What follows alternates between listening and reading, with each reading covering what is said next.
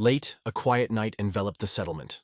Guvi Renji, an elderly man, tried to drink his guest, but he constantly refused and drank only 1 cup. But Guvi Renja was waiting for him for decades. Gem Mugug did not react to the old man's attempts to joke. His clothes were battered, all in blood. He went through a lot. When they met for the first time, both were still young. It was about 40 years ago, and a lot of water flowed since then. Now the old one, but then the young warrior came to Gfii Renja to use the great technique of regression and send him to the past. The great technique of regression is one of the greatest achievements of the GVI family, the technique that was studied for centuries and was inherited. But this technique was almost impossible to use. Renja could complete her, but he had no other choice but to abandon it. There were 5 materials that were required for this technique, but it was almost impossible to assemble them. Therefore then, 40 years ago, he told Mugek that he would conduct this technique if he collects all the materials for him. The first was a thunderous bell, the sacred artifact of the cult of the heavenly wind. The second is a sacred roasting for incense, the sacred artifact of the family of divine dragons. Then the main essence is the carp, which was 10,000 years old. And the last is the secret demonic soul of a demonic cult. And the warrior really went in search of all 5 artifacts. To get the last material, a secret demonic soul, it disappeared from the world for a long time. Renja was already thinking that the guy died in a nameless valley. But now he has returned and spent almost his whole life to get the necessary materials. He wanted to quit all this many times. He even examined the option to just kill Mr. GVI, but still stubbornly went to the goal. Renja was very young when he first met a young man, but now he turned into an old man whose hair was gray and his eyes were extinct. Now that they were really going to conduct a ritual, Renja asked why the guy was trying to return to the past. Mugak's eyes were immediately filled with rage, and he answered frighteningly that he was going to return for revenge. Renja could not understand who the guy was trying to take revenge on, even if his skills were not enough, and now he was going to return to the past. He said that he was going to take revenge on enough Mugi. All the leaders of the 3 strongest groups supporting Murim fell from his hands. The leader of the alliance Murim and the leader of the non-control alliance were killed, and the same fate befell the heavenly demon.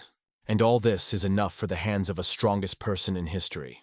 Mr. Guy tried to convince a man, because most likely even if he returned to the past, he will not be able to defeat this powerful person. But he did not abandon his plan. He was going to kill this man whatever he should. After all, the heavenly demon, who died at the hands of this man, was the father of Mr. Gem. He longs for revenge not because enough Mugi killed his father, and not even because he killed his fool. He believed that there is nothing terrible in the fact that people who gave the soul to the demon are killed.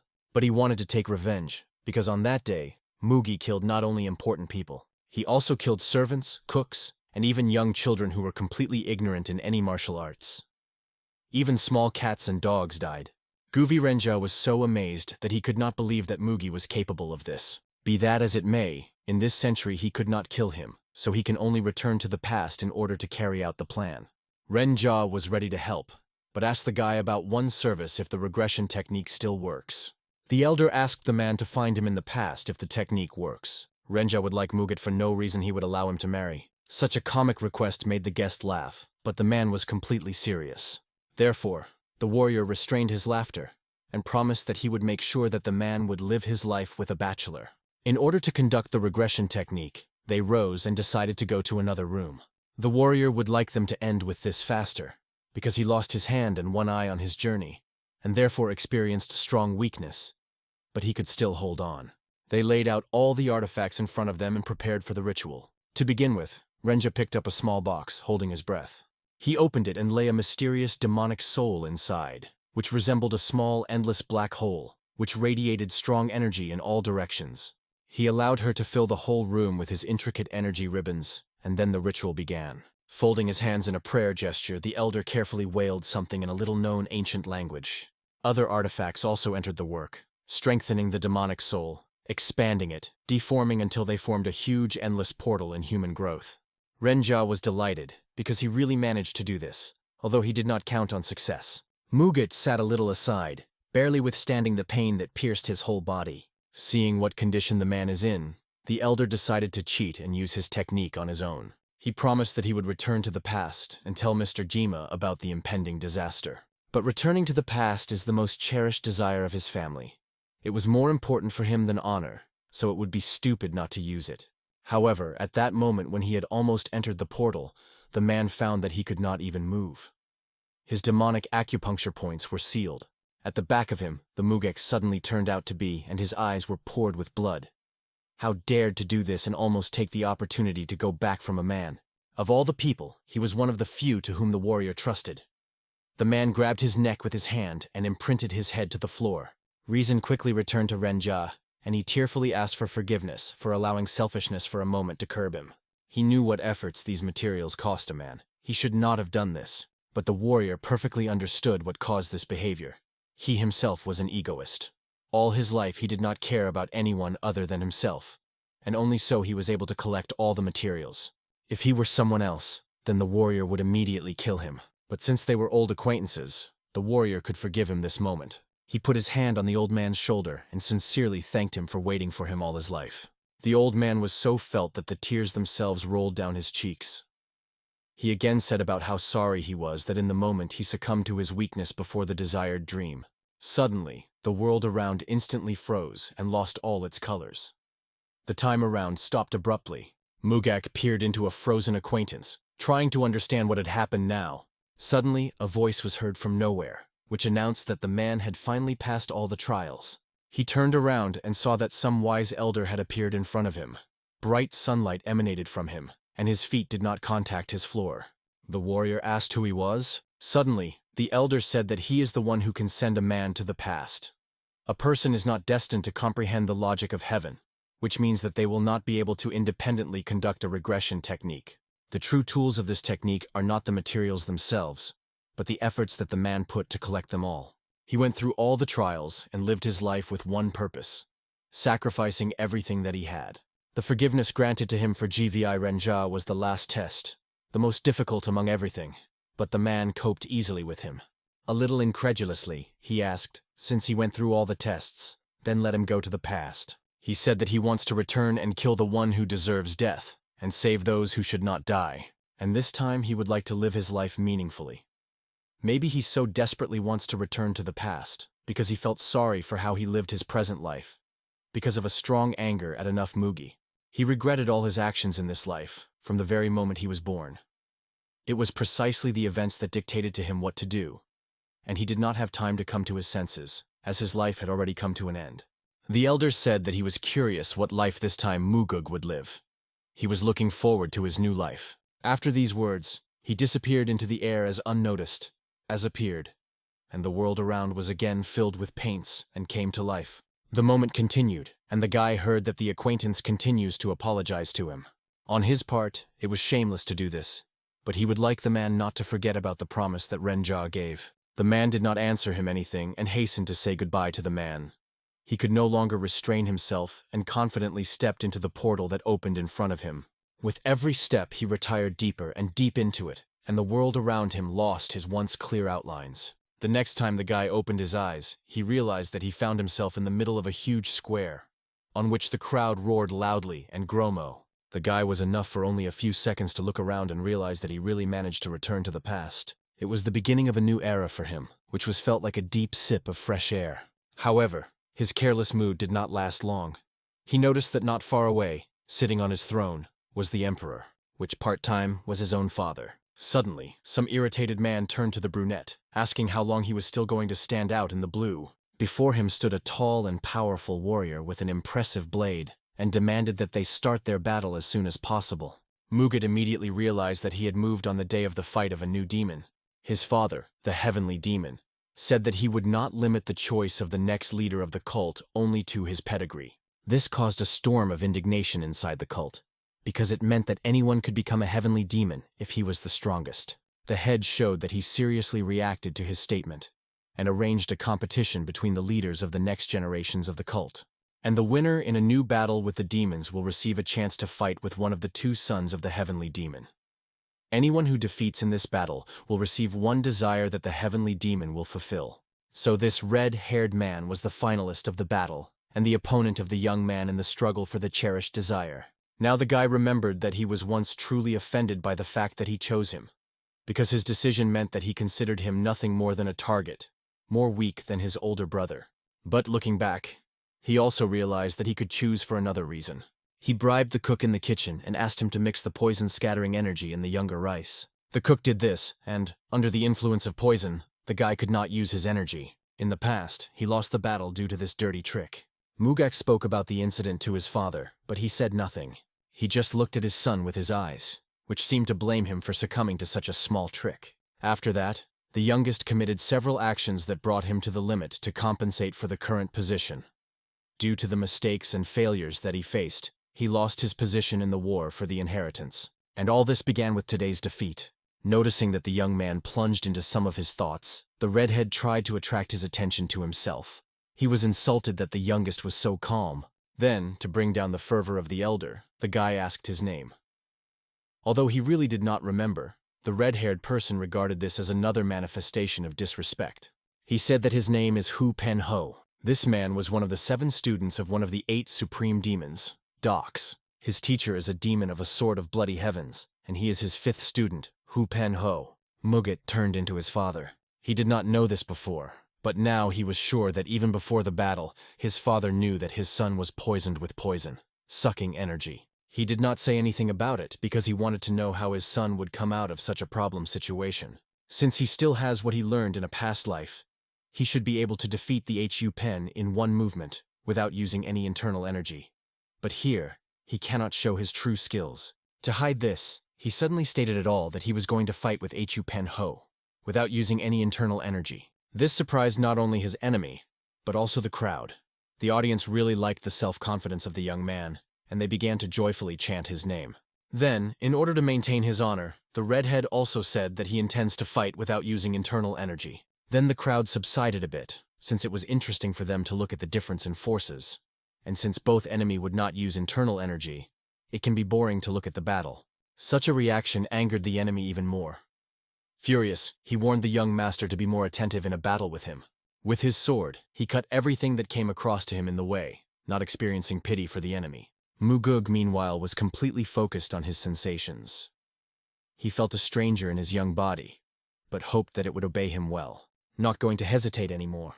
The red-haired prepared for battle and demanded the young man to do the same.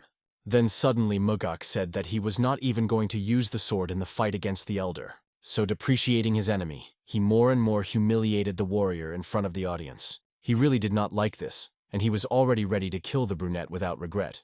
But he could not do this with the son of the leader of the cult. However, he intended to chop off his hand, so he immediately rushed to the attack. Muget quickly realized that his body, fortunately, was able to react instantly, which means there will be no problems with controlling himself. When the enemy's blade was almost overtaking him, the guy suddenly pushed his feet from the ground, dodging, and making a breathtaking sweatshirt back. Then he confidently landed on his feet. His heart was pleasantly pounding in his chest with extraordinary power. It was nice to feel young again. The angry opponent did not stand still. Disappointed with the first failure, he instantly set about a new attack. Mugak was not at a loss and attacked him in response. I did not have time to wound him, when suddenly he received a strong blow to the elbow in the chest, which knocked out of it. And until he had time to come to his senses, he immediately felt the next powerful blow with his fist in his face. In addition to the fact that this knocked him down and forced him to lose a fighting attitude, he also had a broken nose. But the warrior did not get off so easily. Mugak lifted him to his feet and waved it again. A whole wave that crushes blows on the shoulders and chest of the opponent. He literally flew back from these attacks and was unreasonably spitting blood. Then, Mugak decided to make a final blow. Suddenly he grabbed the man by the wrist and squeezed tightly. Having jumped, he sarcastically clarified whether the redhead handed the poison to the cook to poison him with this hand. Penho did not have time to answer anything, since at the next moment, Muget had already broken his hand in edification. Why it was impossible to use such dirty techniques in battle. This meant a crushing victory. Now his opponent could not even move, and would not continue this unequal struggle with the invulnerable young master. Now that Mugug has returned to the past, he will no longer allow strangers to influence his lives. By decree of the leader of the cult, the battle was stopped. He greeted the winners and recalled that he was ready to fulfill any of his desires. Muget remembered that usually the winners asked his father manually a sword or a secret guide for martial arts. The crowd expected the same from him, but the guy did not want to make the luggage unnecessary to him. This time he will follow his instincts. Therefore, quite unexpectedly for everyone, the brunette smiled and said that he wanted to go with his father to hunt. He heard that in his youth the man liked to hunt, so he would like to learn this from him. The leader of the cult was in a slight confusion, but did not show in public.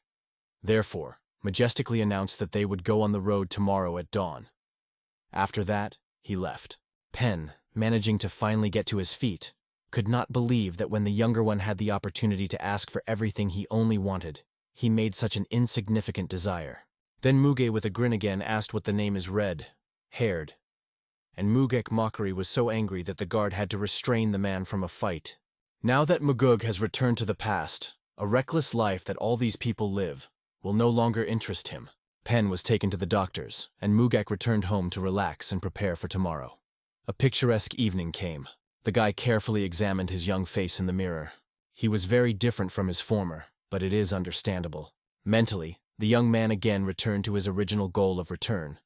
Enough for Mugi. What can he do right now? If he finds him and kills him before he becomes strong, he can easily solve this issue.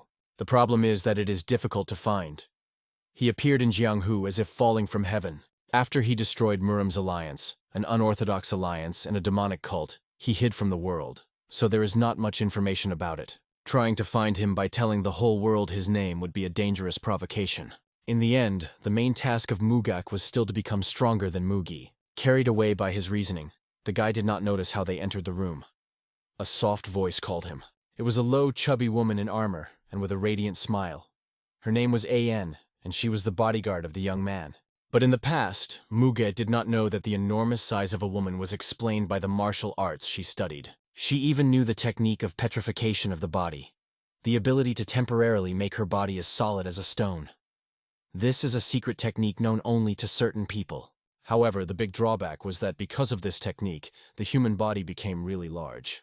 But in the future, it was very useful to the An to protect the young master. She rushed around Mugek to block the aura of the sword, which he sent towards Mr. Different Mugi, and thanks to her self-sacrifice, he survived. Suddenly, the girl asked him why Muge looked at her so strangely, due to the fact that the guy fell into his thoughts again. He forgot about what a good voice has a girlfriend. She was ready to sacrifice her life for him, but he thought about the girl only as the next bodyguard.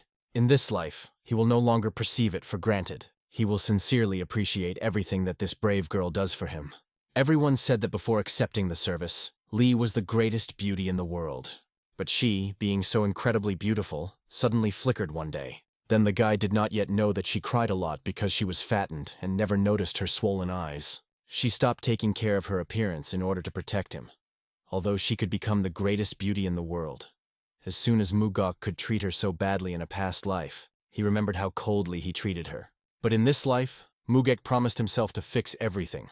It will save An from the side effects of body petrification technique. Lee, and again asked whether the young master was in order. He fell down and smiled, and the girls remarked that he was behaving strangely today, replied that he was fine. As expected from Lee An, a bodyguard who protects him every day, she noticed that Mugak had changed. The brunette headed towards the door and said that he wanted to show if something was even more strange. She asked where they were going, and the guy replied that they were going to turn the dining table to turn over.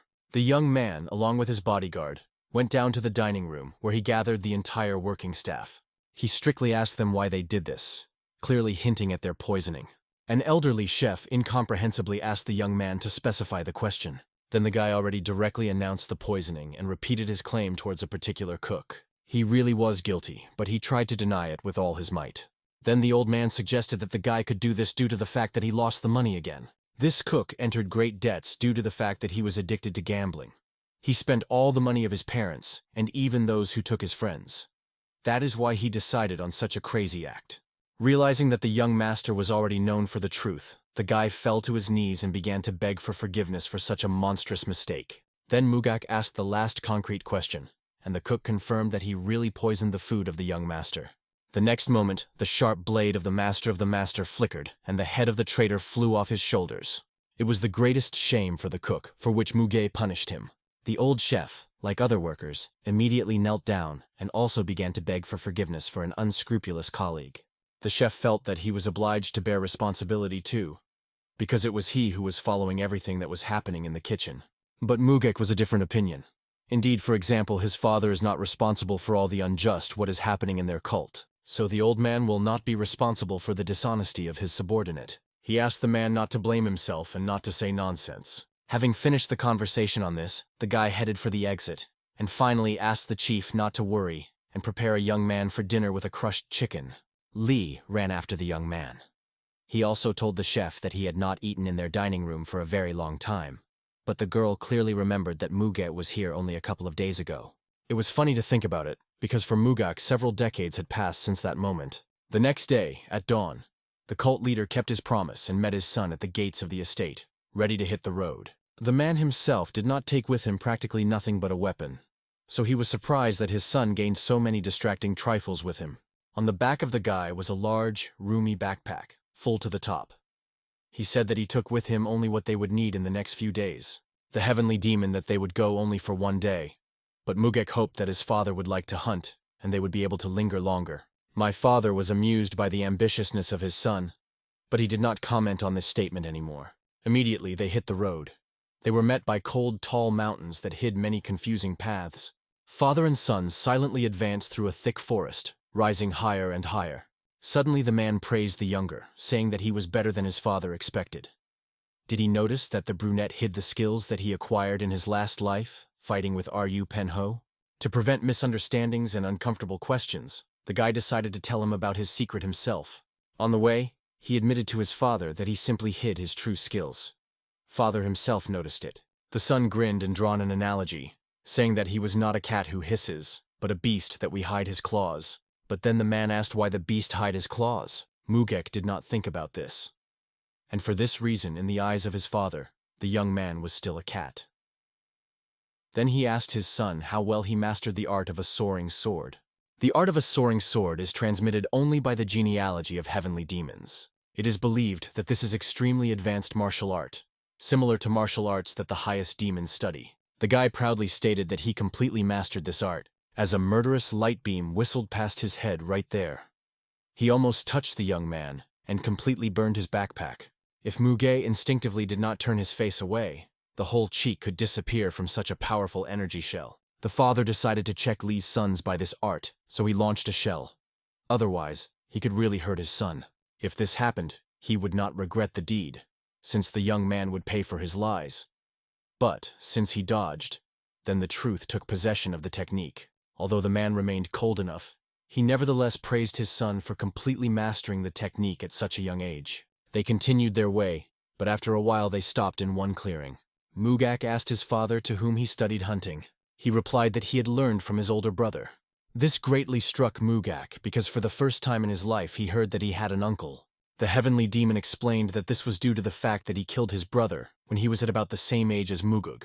Suddenly, for a man, his son praised his father and said that he was well done. If the father had not done this, then Mugug would not be born into the light. Mugug knew that even his father was painful to fight his own family. He saw it many times in his past life. The stronger a person seems externally, the deeper the wounds. Then the heavenly demon simply could not find other solutions. He could not find a way to win the war for the successor without killing his own brother. Mugak ended that his father would not think that his son is able to do the same. He cannot do what his father could not do, and there is no need to do this to Mugwek, because the leader already knows what his eldest child is vicious and cruel.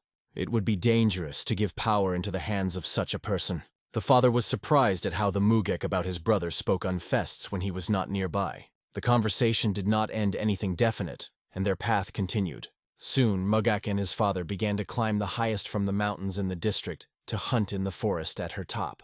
In his last life, Mugug was not married, so he actually does not imagine what it was like to have children. So he was always curious what his father felt in relation to him. The eldest and younger gems simply reached the very top. Before them opened a wonderful view of the majestic, with a note of mystery, forest. Father said that there was now their dinner in the forest, and Muge could no longer endure when they finally start to hunt. Mr. Gem told his son not to rush and to start closing his eyes, to feel that he was surrounded. The guy obeyed. When masters of martial arts try to calculate their enemy, they feel the vibrations of the surrounding air. People usually call this an energy stream of creature. Initially, Mugug felt only one flow of energy in the environment, the stream of father's energy. Then the man told his son to direct a little energy into one line. The guy launched a thin stream of energy forward, but the man ordered him to make the line thinner. The son obeyed. He seemed to unwind a skein of yarn, making the thread thinner and longer. He slowly released and directed energy, as if pulling a skein by the thread. Soon, the guy felt something stumbled upon something. Father asked what it feels like, and the guy simply determined that he came across a tall tree. Then he followed the next direction and sent the energy to study the surroundings. Making his way further, deep into the forest, he felt the energy of a wild boar. At least he thought so. The creature had hard wool and a long body. In general, it could be a bear. But his father confirmed his first guess. The heavenly demon said that at first he also could not guess the boar at such a distance. The young man smiled. In the end, he had such a body that he quickly mastered martial arts, so he will soon learn to determine correctly. The hunt was successful. So by the time when it was already dark, men caught a boar, divorced a bonfire, and prepared his meat on fire. The heavenly demon was surprised that the son had so skillfully prepared a hunting animal. Before Regression, Mugak hunted wild boars for food too many times, so he already had experience. But he told his father that he had just read the instructions in the book. He prepared this dinner to win his father's location. No wonder he dragged on himself so many things all the way. The father insulted this statement a little, since he decided that Mugek wanted to hunt together only to impress his father and become a successor. But Mugek denied this guess. Even if it were so, a similar plan would not have acted on a man. Muguger knows that he can become a successor himself without the help of his father. This spoke of his great self-confidence. Then the man asked why, in fact, his son wanted to hunt with him.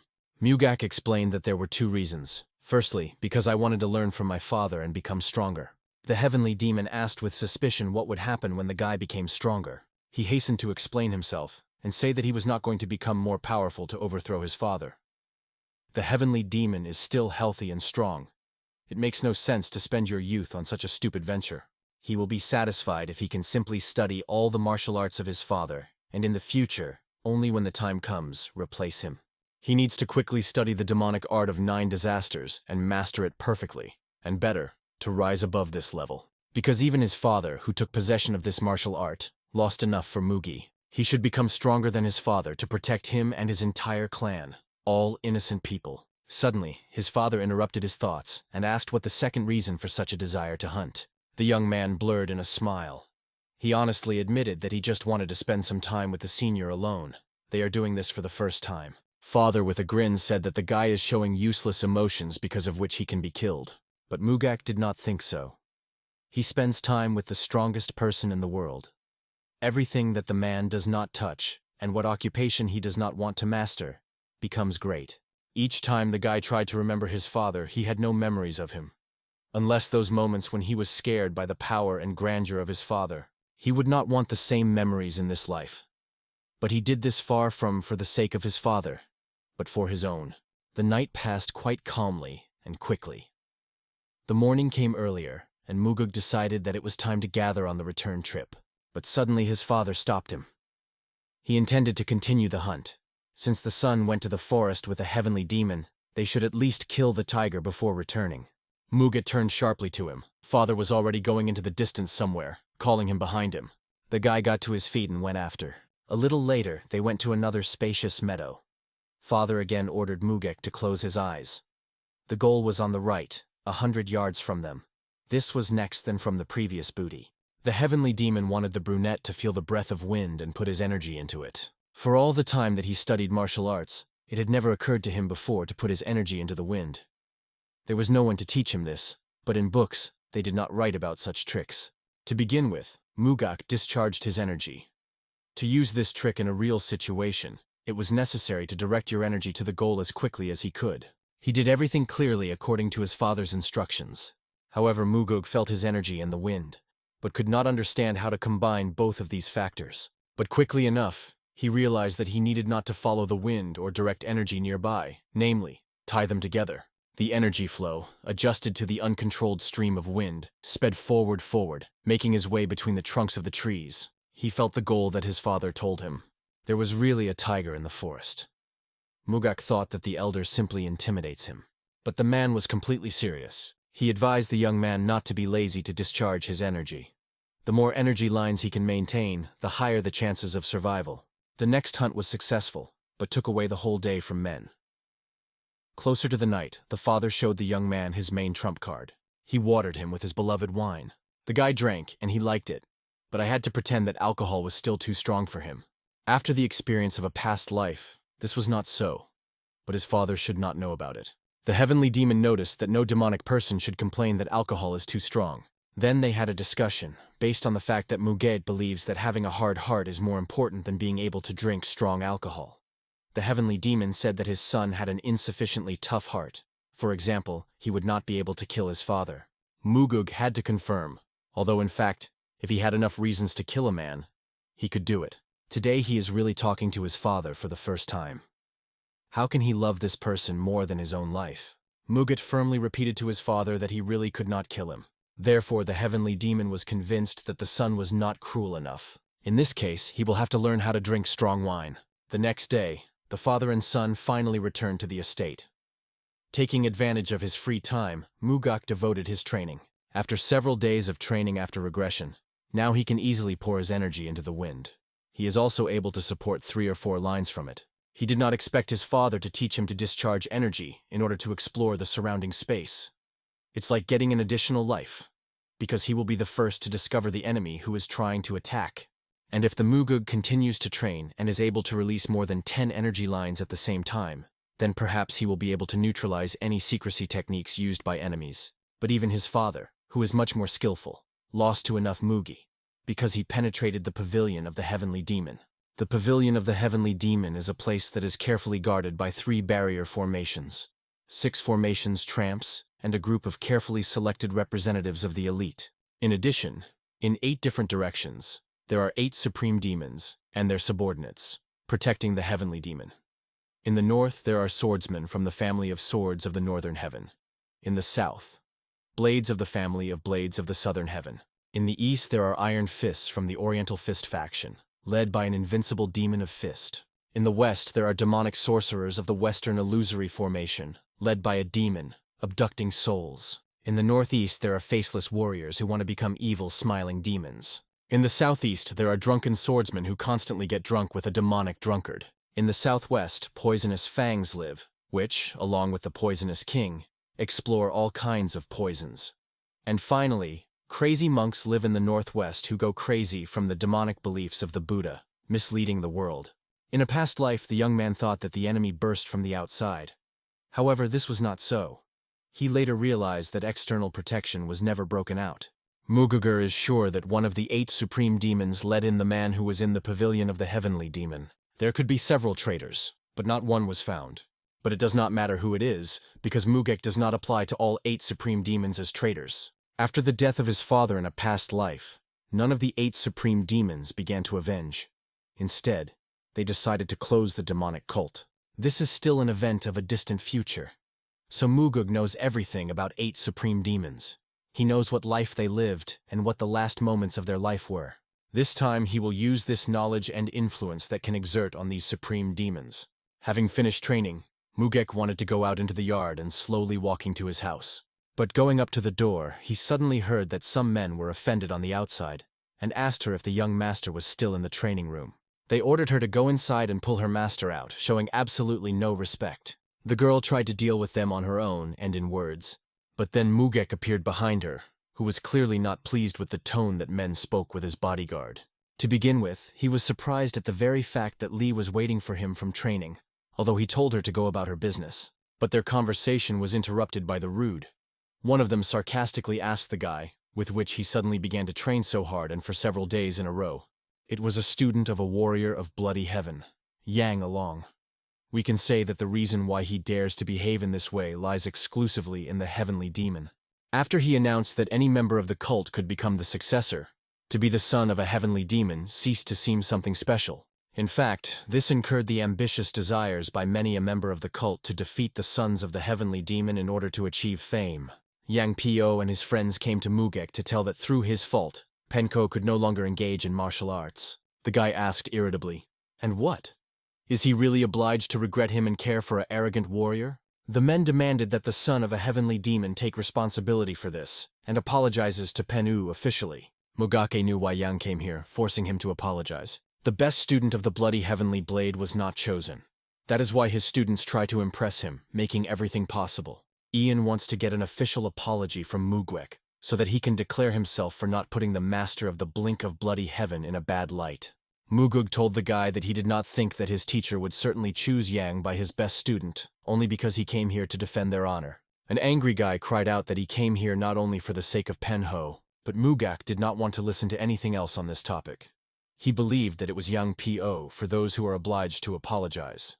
The guy, expectedly, did not understand why he needs to apologize. Mugak said that the warrior is obliged to apologize to Li An. He was not going to endure such a rude attitude to his subordinate. Li An tried to reassure her master, but he did not think this with the guy. He took a step towards the opponent. For such gross insults, the girl Mugoki wanted John to kneel down and apologize to her. But Yang refused to kneel in front of the girl, while also calling her a fat woman again. Brunette really did not like that he again dissolves his tongue. Ian even said that he would die better than kneeling before her. That is what Mugug wanted to hear about him. It was the last drop. Since he is so categorically abandoning apologies, let him take his death for this. Therefore, the guy calmly took out his sword. Ian thought that the dark-haired woman was joking, intimidating him, or completely crazy. But he was serious. Muget gave him a choice for the last time. Either he knelt down and asks for forgiveness before, or let him fight with a young man. I could not refuse, as it would be a strong blow to his image, and his teacher would not be pleased with this outcome. Mugek did not care if they humiliated him, spit that a man was eager for revenge. But he will never allow such an appeal to his subordinate. Ian could not believe that this fat girl means so much for the young man. This awareness even made him laugh.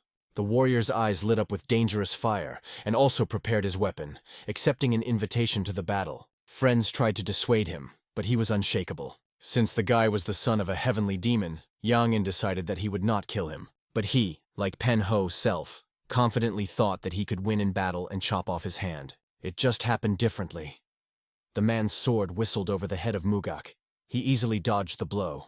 No one even managed to figure out what happened, as Muge inserted the blade of his sword directly into the enemy's throat. In just a moment, depriving him of his life. Mugak believed that only his dirty mouth was to blame for the death of a warrior, so he aimed at him. With this mouth, the warrior insulted his subordinate. The same mouth refused to ask for forgiveness, for which he paid. With one confident movement, Mugug closerly took out his sword, releasing an already lifeless body. Friends of John ran to the guy, naively hoping that he could still be alive. But death overtook him instantly. They began to threaten Mugek, to say that it would not get away with him. But the guy did not regret the deed. And he was still angry, so friends Yang should be more accurate in their expressions. Muget warned them that if they began to let untruthful gossip about this incident, he would find them, and the guys will repeat the fate of his comrade. After that, they did not experience fate anymore, raised the body of a friend, and went away. Then, frightened by Li, suddenly asked the master why he went so far for her. The guy was a little even delighted with the fact that the bodyguard continued to worry about him, although she was caused much more pain. She was afraid that the demon of the blade of bloody heaven would not close her eyes to what happened. Mugek believed that there was no guilt and that he killed the one who deserved death. It is not surprising that AN scare the consequences. In the demonic sect, there are 8 masters of martial arts with influence. They not only excellently own military techniques, but also have subordinates that even the heavenly demon is not able to ignore. The demon of the blood of bloody heaven is one of the 8 supreme demons. Mugek crippled one of his students, and the second was completely killed. But this man is unlikely to do something, because there is no benefit from this. And what will he get from this? He will only overtake criticism for the poor education of students. But Lian thought that he could create problems, because his pride would be frozen. Muget suddenly stated that their teacher, so there is no pride. He soothingly patted the girl on the shoulder and asked whatever happened, not to worry about him so much. Mugug himself, unlike the demon of the blink of bloody heaven, could get some benefit from death by Yang along. His victory over Penho and the murder of Yang will attract universal attention to the sect. If during the struggle for the inheritance they gave out points, then Muget would have just earned his first. He was already about to go into his room to rest. He heard sincere gratitude, which was a little embarrassed to him Li An. She was insanely happy that the Lord had sided with her. This was also very pleased with the guy, but in order not to lose the appearance of a strict master, he did not show this. In his soul, he was happy that he could help.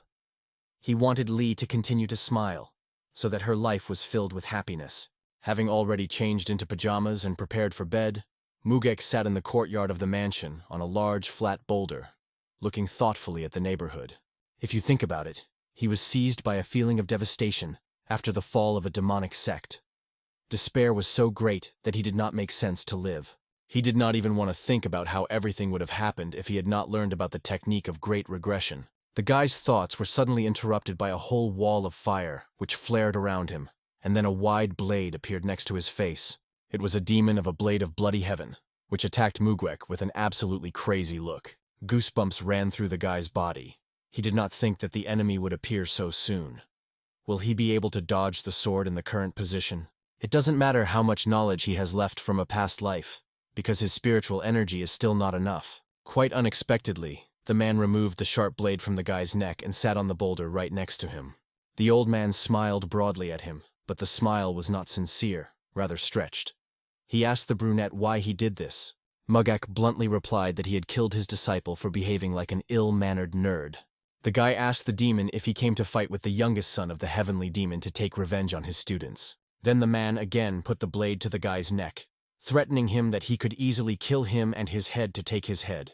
But Mugak did not show a drop of interest. He did not think that the demon's blade could chop off his head if a man remembers the terrifying gaze of the heavenly demon. Surprisingly, it worked. Having settled the threats, the man again removed the weapon, but drew something in front of them. Mugak asked him what it was. A small cross was drawn on the ground. The man said that this is a visual image of how much the heavenly demon will be concerned. The short feature of the cross was personified by Mugwek, and the long one, an old man. Then Mugak drew another feature on a long strip. This increased the value of Mugak in the drawing. He believed that since he is the son of a heavenly demon, he would have much more strong. The demon of the bloody sky suggested checking and arguing whether the heavenly demon would kill him if he brings the man his son's head or not. Mugug, although he was worried and realized that he did not have so many chances to win, lied to them that the demon was underestimated by his father's love of the heavenly demon. However, for this reason, the man suggested checking his guesses with business. He was very angry with the failures of his students and did not want to let the young man so easily. Without losing hope to speak the enemy, the brunette said that there is no point in their dispute, because the sons of the heavenly demon are two, and the demon is one. After that, the man fused a little. He grinned and admitted that Muget would be thoughtful of his disciples, feeling that the enemy had a little relaxed, and the young man himself could exhale. He said that if a warrior's student looked like his teacher, he would have survived. Suddenly the demon became more serious. He gloomily told him that, so, a life full of misfortunes lives. Therefore, he hopes that they will never meet again.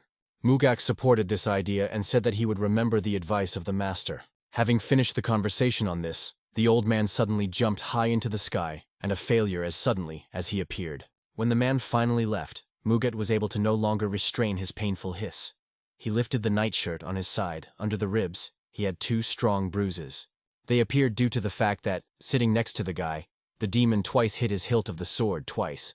But Muget could not show that he was painful. The demon of the bloody skies of blood looked as if everything was allowed to him, but everything was not so. The master carefully considers and makes plans.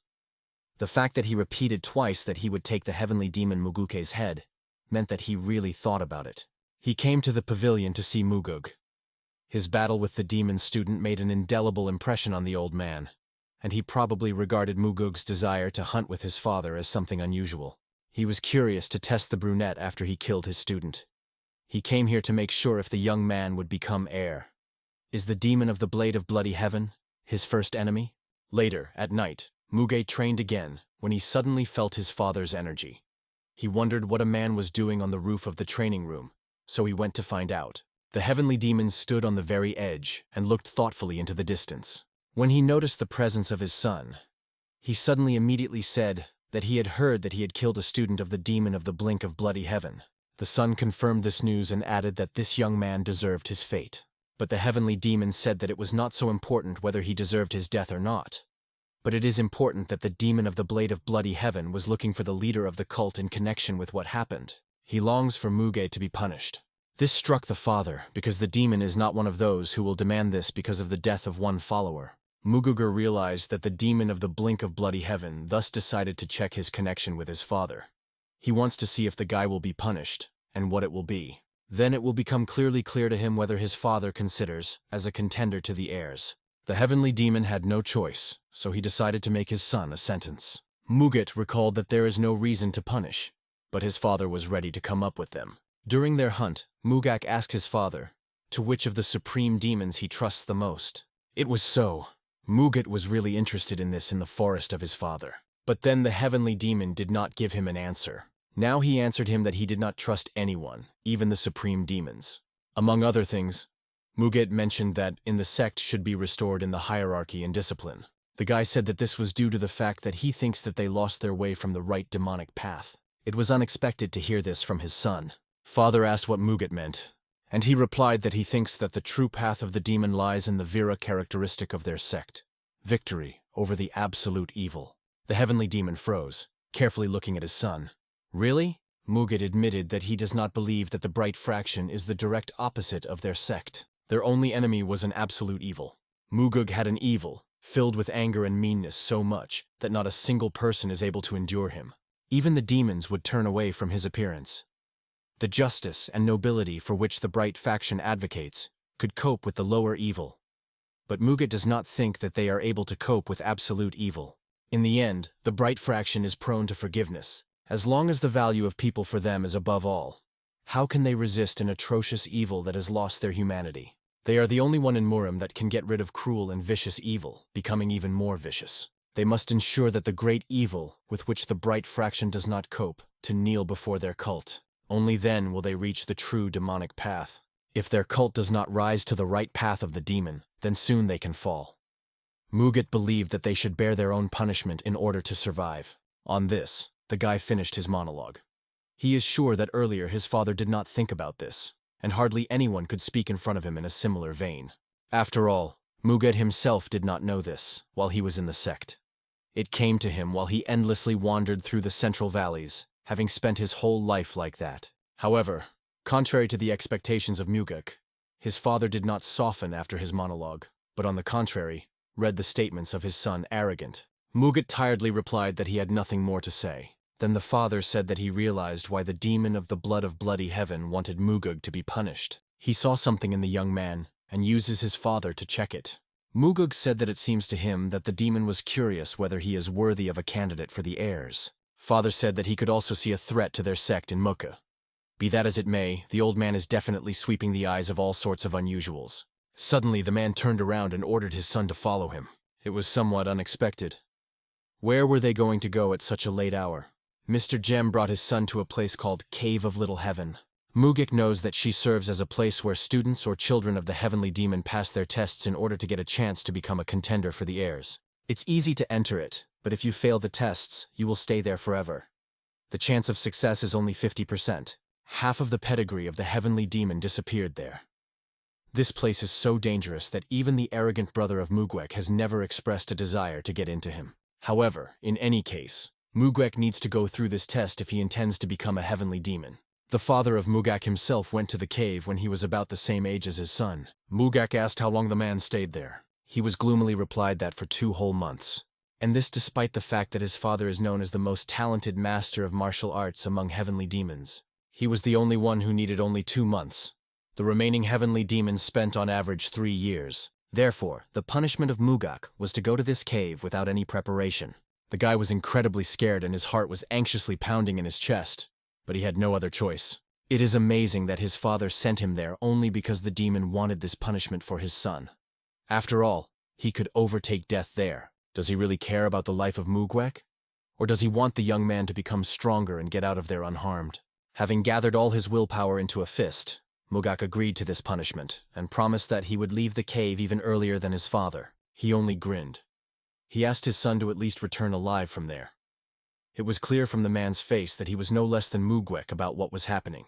Without wasting more time, Muge went inside, and the heavy door slammed shut behind him. Passing along the spacious corridor, which was lit by neon stones, Mugek thought that in this terrible place, such that it became a cemetery for many people. Next to him, the guy suddenly noticed a stone on which the instruction was written. Clause 1. Destroy all opponents without using an aura of a sword or its strengthening. Clause 2. If you cannot succeed in the established time, you will be given another chance in 10 days. Point 3. In case of readiness, enter the Scarlet Circle. Near the stone there were several deep, large pots. From food there were only grain balls. Since there was no need to waste time, Mugat immediately headed for the Scarlet Circle and got inside, as said in the instructions. At the same moment, many combat mannequins appeared from the ground, which were the first opponents of Mugak. There were red lines on their trunk, so everything looked like a guy should cut them on these red marks. The young man began to attack with lightning speed. He skillfully cut the bodies of mannequins exactly in the place that was indicated. They turned out to be stronger than Muga thought. Suddenly he noticed that one of the mannequins suddenly began to fall back underground, but he was not yet cut. Mugak rushed in his direction and cracked masterfully, preventing him from leaving. After that, other opponents began to go underground one by one. Mugak rushed around the hall trying to catch each of them. A tense situation arose with one mannequin. He almost went down completely. But even in this case, Mugak managed to run to him and at the last moment to demolish the enemy's head. He almost had to spend the extra 10 days in this place, and all due to the fact that he weakened vigilance for a second. Before his regression, he would not have enough skills to pass the first test. After that, a passage appeared in one of the walls, the guy leading the next task. On the stone slab, which stood at the exit from the first test, the notes of Mugak predecessors were left. Someone wrote that he needed 9 attempts to go through a test, some 17, even more. Only the last inscription ridiculed all the previous ones, because a brief idiots were written there. Muguga realized that this was the record left by his father, and he was very amused. So he was right, but Mugak mixed that he so proudly scolded their ancestors. In the middle of the next hall, a scarlet luminous circle was again. The most different weapons were hung on the walls. If we take into account its diversity, we can conclude that in this test, they will definitely be useful to him. Clause 1 instructions. Use swords hanging on the wall to split the stone in half for 2 hours. You can use an aura of a sword or strengthen it. Clause 2. If you cannot succeed in the prescribed time, you will be given another chance in 20 days. Mugug entered the scarlet circle, and at the same moment a stone stand appeared in front of him, on which lay a perfectly smooth stone ball. He had 2 hours, but this was too much to cut just one ball in half. If he uses the aura of the sword, he will cut 100 such in the allotted time. The guy leaned closer and began to carefully examine him. Something was wrong here. Then he waved his sword and that there was strength to hit the stone ball. The blade simply crashed against him. As Muge thought, it will not work out just so to cut the stone. He took the next sword and decided that he was now using the reinforced aura of the sword and cut the stone in half. The guy put incredibly strong energy into his next blow, counting on success. But suddenly he stopped and thought that such a solution to the problem would be too simple for him. I wonder what others were doing here. The record said that it was impossible to cut the ball without using the reinforced aura of the sword. There was only one person who succeeded, but everyone considered him a clear liar. Then Mugak looked at his father's record. He said that everything that past people wrote is complete nonsense. If you cut the stone, the defeat will follow. The guy could not understand why his father wrote something so strange, if he could just offend the others, as he did in the last test. Suddenly, the young man reached that the instructions were written not to use the aura of the sword to complete the task, but you can apply it. This means that in fact there is some way to split the stone without the help of an enhanced aura. What the father said was a kind of warning that you should not use the reinforced aura of the sword, because heat is released when it is used. Then Mugug began to grab the most different weapons from the wall, and in every possible way, try to break the stone ball. However, he could not leave even a scratch on the ball. How then to cut it without using an aura? Time is running out. Should he just use the reinforced aura and go further?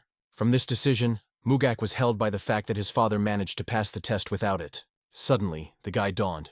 He suddenly put down his weapon and closed his eyes. The guy used the method of discharge of the energy that his father taught. The guy let the flow of energy to the ball and felt something. It was a line inaccessible to the eye with ordinary vision. It was not an illusion. A barely noticeable line forms an ideal circle around him. The young man concentrated and hit the sword exactly along this line that there is strength. At the same moment, the ball suddenly scattered into 2 perfectly even halves. Surprisingly, there was something else inside the ball. A hole was made in the very middle, in which there was a pill of demonic essence. If the one who studies demonic martial arts will absorb this pill, he will receive an incredible volume of energy. If Mugek chopped the ball using an enhanced aura of the sword, then this pill would come to an end due to high temperature. This is a reward for those who use only a sword. Muget with a satisfied smile swallowed her, waiting for the action. He stopped for a while, sat on the floor and controlling his body with the help of meditation, felt how an incredible stream of energy and strength pierced his body. Now he felt that now he gained the right amount of energy, thanks to which he could easily finish the rest of the tests. In the next room, the first point of the instruction read, "Divide life and death." The second point stated that in case of failure to fulfill the assignment within the prescribed time, the participant will be given another chance in 50 days. Mugak entered the scarlet circle, and a stone stand appeared in front of him, on which all kinds of herbs were laid out. The herbs on it were medicinal and poisonous. Mugak needed to divide them into 2 correct groups. The guy was lucky because in a past life he was everywhere sought out the ingredients that were required by GVI Renja. Therefore, he is known for the varieties of all medicinal herbs and toxic plants, as well as their effects. Mugug accurately determined that only one plant was not poisonous, and took it in his hand. This turned out to be the correct answer, but in order to avoid the likelihood of ordinary guessing, he was given a second task. The guy again removed the correct answer from the stone slab. Then the plate went underground, but nothing more happened. Was it the end of the test? On the plate of passing, it was written that those who do not understand herbs had to try each in order to determine the excess. Mugat was glad that neither he nor his father had to take this risk. It was still impossible to guess, and his father in his message also wrote about this. The next test was the last. The instruction read, "You must survive in the illusory trap of life and death. If the death in the illusion overtakes you, you will die in reality." All reviews said that this test is terrible, complex, and frightening. Even the father of Mugak in his message advised everyone who goes through not to relax. Mugak confidently stepped into the last scarlet circle. At this moment, everything that surrounded him began to slowly dissolve in the air and change. When the immersion in the illusion ended, the young man was in the middle of a huge desert. He was surprised that everything around looked so real. Even the sensations from touching sand and other elements were felt very believable. It is unthinkable that there is something that is like recreating such realistic things. As soon as Mugek was thinking about it for a moment, a whole army of hungry walking dead appeared around him. Let these are illusions, but for Mugak they were felt absolutely real.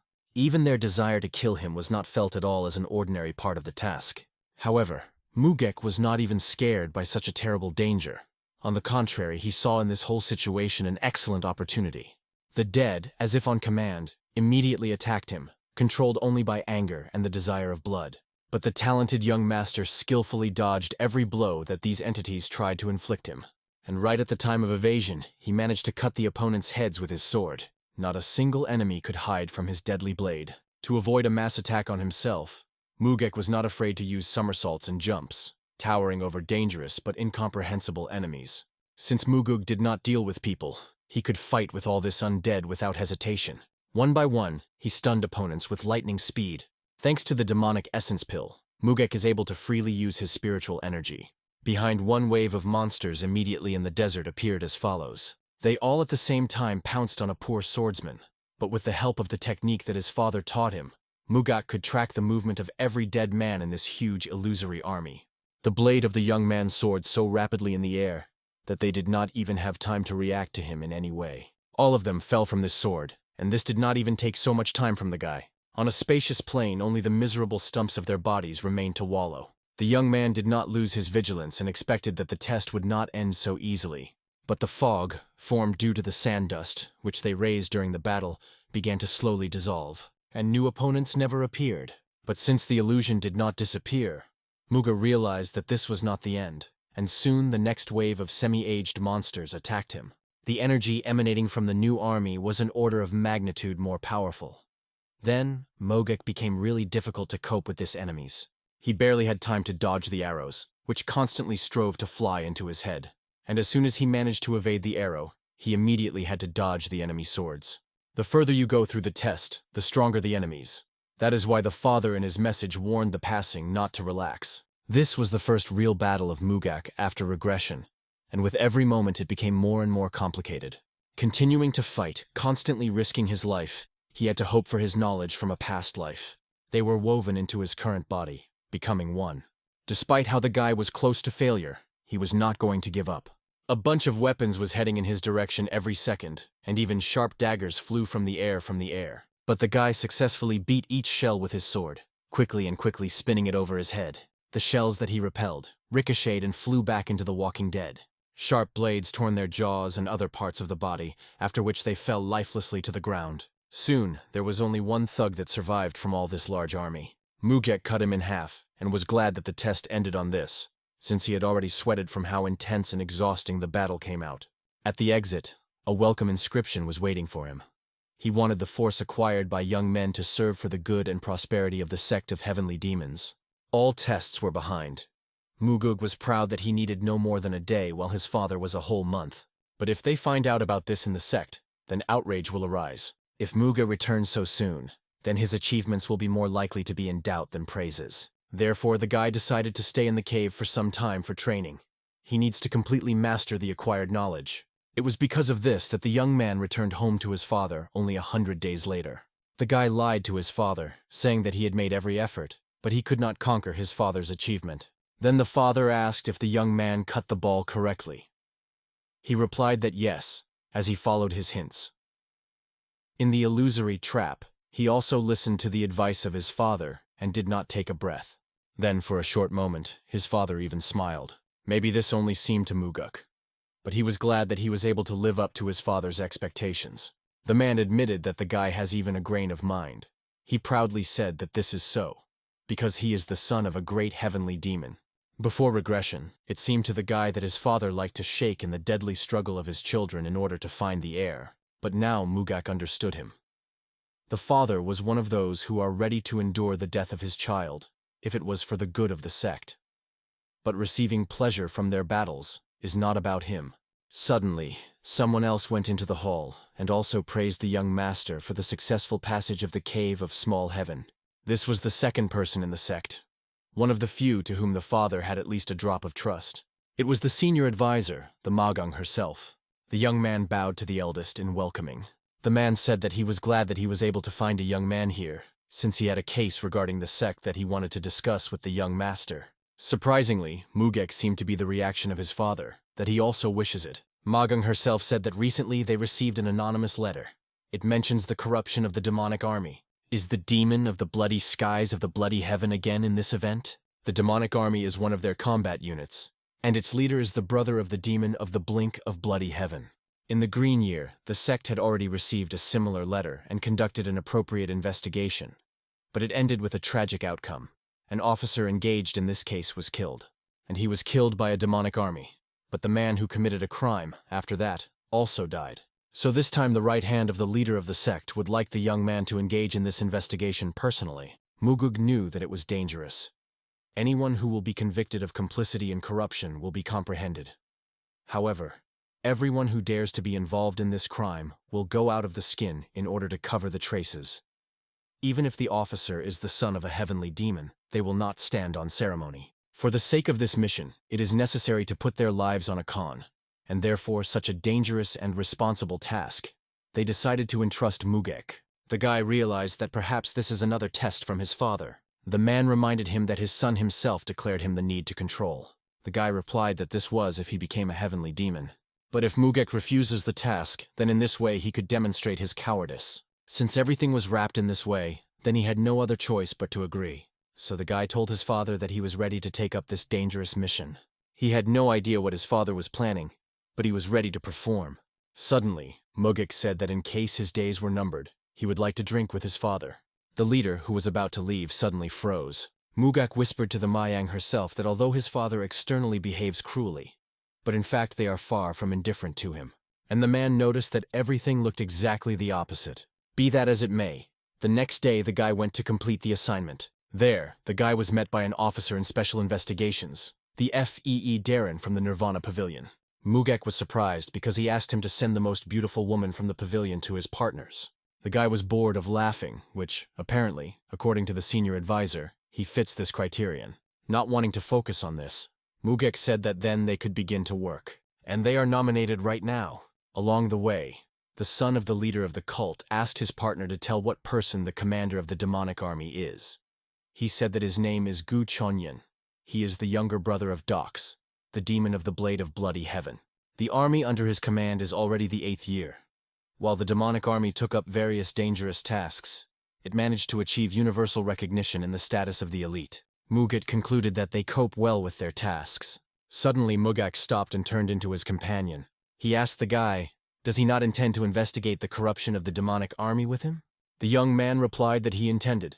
But Mugak was worried that the appearance and manner of the Feo Darren did not correspond to the situation. He did not feel enthusiasm from him. The red-haired said that this was because he thinks that the disclosure of corruption would not lead to anything.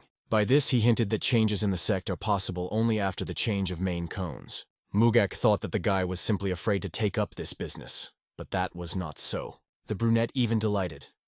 It is good that the young man is not afraid, even though the last officer was killed. However, the young man said that, it turns out, the last officer for special investigations was also his boss, as well as the person who taught him everything. At the entrance to the pavilion of the demonic army stood two broad-shouldered guards who controlled the main gates of the estate. The FEO Darren introduced himself to him, and said that he had a business to the commander of the demonic army. Mugak has amused it. The young man looked bold enough, which looked surprising, with his fragile physique. The guards did not want to let them inward, as this was possible only with the resolution of higher ones. Then Darren rummaged in the papers and showed them an order to investigate the highest officials. The guards asked them to wait in the courtyard, since they needed to report on the visit to the authorities, but the SEO did not want to wait. He was extremely outraged by the fact that the guards intend to impede the investigation if there was an appropriate order. But since the officers were on the territory of the demonic army, they had to follow their rules. Darren has already begun to boil slowly. How did they dare to behave so arrogantly and carelessly? They even said that everything that the redhead says is complete nonsense, and the only thing he could poke his title, although otherwise is a complete insignificance. Then, noticing that the assistant is in a difficult situation, Mugek decided to intervene. He asked the guards if they knew who he was. They knew. How? Do not know the son of the leader of their cult. But Mugek did not understand then how, knowing his personality, they allowed themselves to talk to them like that. The guy did not lead an eyebrow when he went to the guards and with all his might hit both of them with his fist in his stomach. An unexpected blow knocked out of them the whole spirit. So much so that even the faces turned red. The men bent in half, falling to the ground. Now no one prevented them from going through, and Muge called his partner, going inside.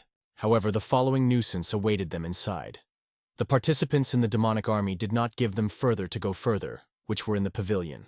The FEO again showed his permission, threatening them with the fact that he could put them in prison if they continue to block the path of an official investigation. Suddenly, among the crowd, the highest and, apparently, a strong warrior of the army appeared.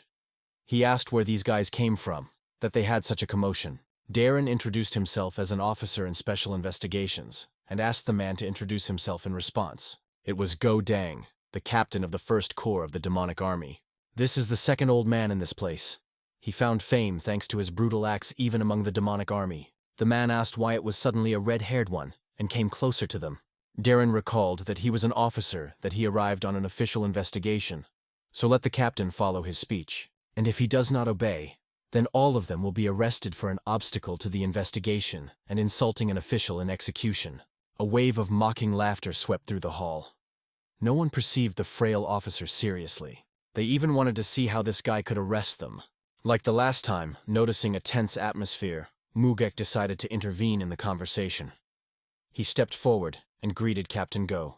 They had not seen each other for a long time, the last time it seemed at the past feast.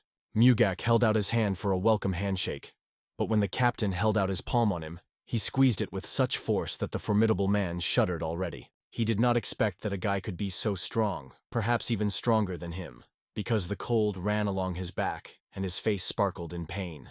Mugug said that they had a business commander, so he proposed to finish with mockery and leave the road. Otherwise, the captain could lose his hands. But Captain Go did not want to give up so easy. There are individuals who do not understand anything, hoping that a noble origin will save them from a spreading sword. Mugak asked if the man was sure that he could operate with this sword with only one hand. The captain accepted his call and wanted to check which of them two would be stronger. However, Mugak had no time. He walked past the army, leaving an officer behind himself, and finally promised that the next time he would certainly treat the captain with a drink. When they went far enough, the redhead asked the partner, how did he know Ganga? Mugak replied that he saw him today for the first time in his life, and the captain retreated due to the fact that Mugak deliberately broke his hand when he shook her. Thanks to this, they were able to go further and headed right to the head of the army. The commander's office was on the 7th floor, so they leaned down the high stairs. However, there was a guard at the office input. They said the guys would be able to see the commander only by preliminary recording. Mugak sighed heavily. And how are they not yet tired of scaring all visitors to the same phrase? The guy ordered the guards to leave the road as they conducted an official investigation. Trying to stop the official in the performance, they directly interfered with the very leader of the sect. Seeing the order, the confidence of the guards staggered a little. Mugug said that they, of course, can continue to look down on them, but they do not dare to treat the order just as spent. Suddenly, a loud voice was heard from the office that ordered the guards to let the young master inside. It was the captain of the demonic army. He greeted a young master with a sly smile. He apologized for treating his officers not very politely, but at the same time, a drop of remorse was not heard in his voice. Mugat carefully looked at Gu Chonyan. He felt an incredible level of force emanating from the usual captain's body. This energy even forced the SEO of Doran to tremble. Mugat sarcastically noted that the demonic army seemed to have quite a lot of free time, since everyone tried to get into a fight with him, and he advised them to better take himself to read at least a couple of books. And the commander with a grin quoted a saying, which states that the ignoramuses are brave. However, Mugat is sure that courage in their time consists in knowledge. Thanks to them, you can develop a strategy and build an action plan. The man smiled again. He was amused that the son of the leader of the cult grew up and became wiser. He asked why the investigation was entrusted to the young man. Muga replied that this was the punishment from his father, allegedly for making a mistake while they were hunting together. Although it was a lie, Gu Chonyan believed, and this version has amused him. Muguga realized that the army apparently broke her head, reflecting on his presence in the investigation. Therefore, it was not worth revealing the whole truth. The man asked if it was true that the Pavilion of the Heavenly Demon began the investigation again due to an anonymous letter. Darren wanted to say that they could not disclose such information, but Mugak confidently replied that yes. This was very contrary to the officer's code. He did not understand what tactics Mugat was going to use. Gu Chonyan knew that the matter was in a letter. Being as the head of the demonic army, consisting entirely of ignorant and cheeky warriors, he is forced to become a victim of all kinds of slander. Mugat promised that they would complete the investigation as soon as possible. Therefore, he apologized in advance for the inconvenience. But the head said that you should not apologize. It seemed to him that he and the youngest son of the head of the cult were in a warmer relationship. Mugat could not say this. After all, the brother of the head of the army is a demon of the blade of bloody heaven, supported his older brother. However, Gu Chonyan said that he and his brother are completely different people, and he himself supports Mugwek and the heavenly demon. This pleased the young man, so he hoped for cooperation with the head within the next few days. The chapter shared his joy. He said that he would prepare for the officers a place where they can stop for the night. However, when Muge was about to leave, the chapter warned him about something else. He asked the guy to be more careful here. He was worried about him. Mugak asked if a man hinted at this warning to kill the last officer. The head smiled falsely again and said that this was not so. The heavenly demon would not have sent his son to death. Gu Chonyan assured that this was ordinary anxiety. After that, Mugek took apart, and he and the officer left the hall. But the atmosphere between them and the head became incredibly tense. The head of the army had hidden motives, and Mugek understood this. All his hospitality and concern are just a performance, pretense. It seems like the true reason for the sending of Mugak was his intention to make sure that one of them was finding his death here. In the evening, the assistant to the head of the cult reported to the man about everything that happened to his son for today. That evening, Mr. Jem told his deputy that his son had expressed his opinion that they had lost on the demonic path. Did this mean that the man sent his son to such a dangerous place only because he said something similar to the heavenly demon? However, the real reason was that the heavenly demon wanted his son to prove his loud statements with actions and not just in words. The next day, the officers hung a dead raven at the entrance to the pavilion. Everyone believed that this bust, and Mugwek was annoyed that those who also treated him also screamed loudly and wanted to leave the officers at the entrance. They believed that everything was allowed to them, but did not suffer the same attitude towards themselves in response. The commander of the 3rd Corps of the demonic army decided to take the initiative and to speak out in the entire army. His name was Yang Ho, and he was not in the Nemno than the rest. The presence of strangers on their territory was outraged. The FEO quietly told Mugek that among all the commanders of the Yang Ho Corps, there were no equal in martial arts. In addition, he is hot-tempered. But Mugek did not retreat, but on the contrary, he resolutely got involved in an increasing argument. The commander asked the guy what they achieve, hanging on the show of a dead raven. Mugak said that someone from the demonic army threw it on his bed, so he allegedly decided that it was in the spirit of the traditions of the army. The commander said that instead of such a trick, it was better to simply punish the offender. The young master agreed and said that in this case he would begin with Young Ho. The man did not immediately understand what was at stake. Therefore, Mugak specified that he is talking about the investigation. This, expected, made the man immediately strain. Mugak demanded that he be provided with all the records of the Commander Yang, everything related to finances and its movements. However, the commander believed that even to him as an officer, it was not allowed to educate this in relation to him. The warrior came closer to the bold young man and stomped menacingly. This did not make any impression on Mugwek. He said that Yang was allowed to be indignant, but he had no right to impede the investigation, otherwise he would be accused of treason. This greatly tied the hands of a displeased man, so the soldiers of his army began to persuade the commander to leave these officers alone. Mugak again said that he intends to start an investigation with the commander, that is, Young Ho. Realizing that it is pointless to argue, the commander had to agree to conduct an audit. To do this, they retired to a separate room, where they sat down at the table and began to disassemble the presented entries about the commander. However, Mugat was dissatisfied with the fact that Young Ho joined the process and acted on his nerves. The commander believed that he had every right to do so, but most of all, Mugwek was not even indignant at that. It turns out he just knew that it was Young Ho who sent something anonymous letter. At this moment, not only the commander was surprised, but also the FEE. How did Muguk know such information? Has anyone told him about this, or is it his own conclusions? Young Ho also pretended not to understand what the brunette was talking about, but I quickly realized that it makes no sense to lie, so I admitted that it was. But he was interested in how Muge came to this conclusion. Mugak explained that Young got involved in the incident yesterday, although it did not concern him. He did this to avoid suspicions from the commander of the demonic army. In addition, members of the third building are most controlled. When Muge hung a raven, only from the subordinates, Yang was neither laughter nor a battle. And just a couple of minutes ago, the subordinates of Mr. Ho, out of concern about the commander, tried to stop him. The conclusion suggested itself, based on the behavior of the commander. A person who guides the detachment in this way could not help but notice the corruption of the organization, part of which he himself is. But the basis for the assumption of Mugek was not only that. He did not voice the next reason, but at the moment when Muget he heard from the FEE Deren the words that the commander was quick, tempered, memories from a past life surfaced in his head.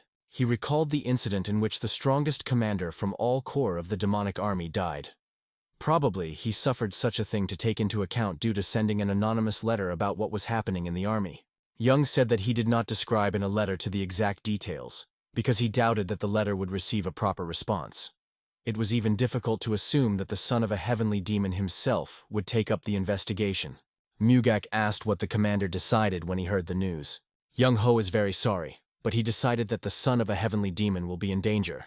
Mugat was even surprised that the man was so honest with him. Is it in fashion for youth now? The SEO only boredly reminded that this is what Mugek was younger than them. In any case, the guy wanted to know more details what is happening inside the army. Young wanted said that the commander uses the army for his personal purposes. He does not disdain to take orders for the murder and forces his subordinates to fulfill them. Mugak thought that only one of the groups bribed the commander, but this kind of discovery went beyond his ideas. The freedom of movement of martial arts masters is already a serious problem for the army. And now they use this for personal enrichment. But how is it possible? Mugat suggested that, if we proceed from the number of people in the demonic army, then, probably, it is the first corps that is engaged in this.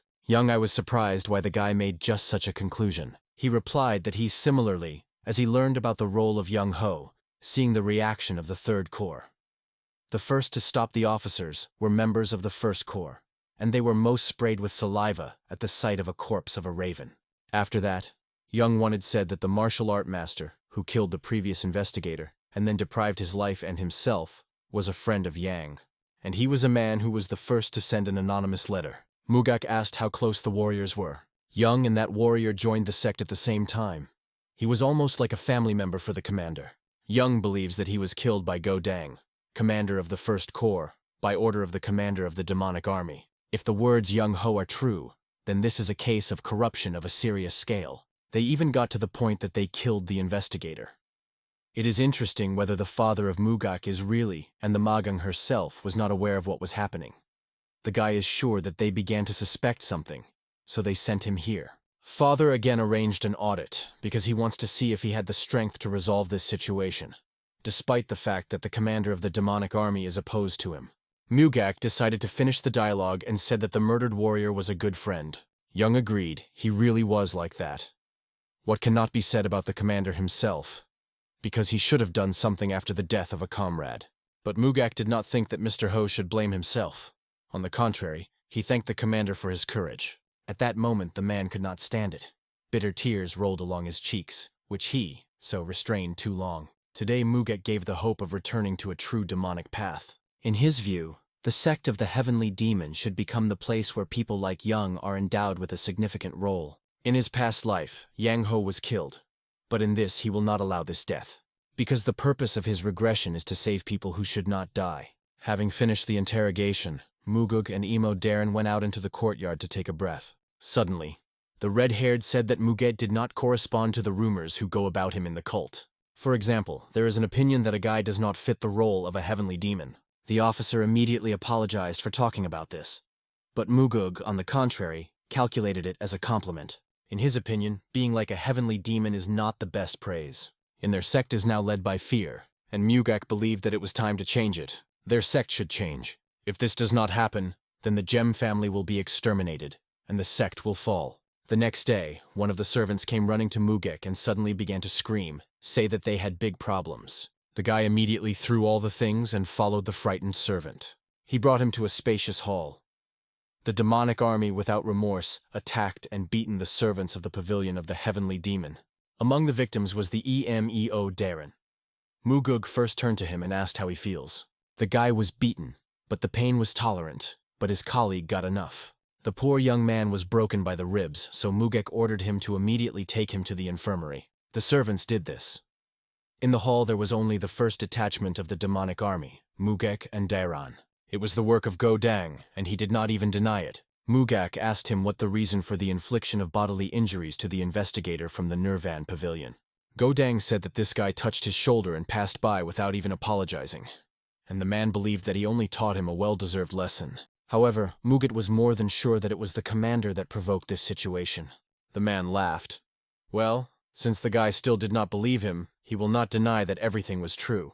Suddenly, Mugak interrupted the fun of the elder and told him that the first building was actually emitting poison. Mugug knew that the subordinates of Godang was poison for him, but the man not only did not understand what the young man leads to, but he also considered that he was completely nonsense.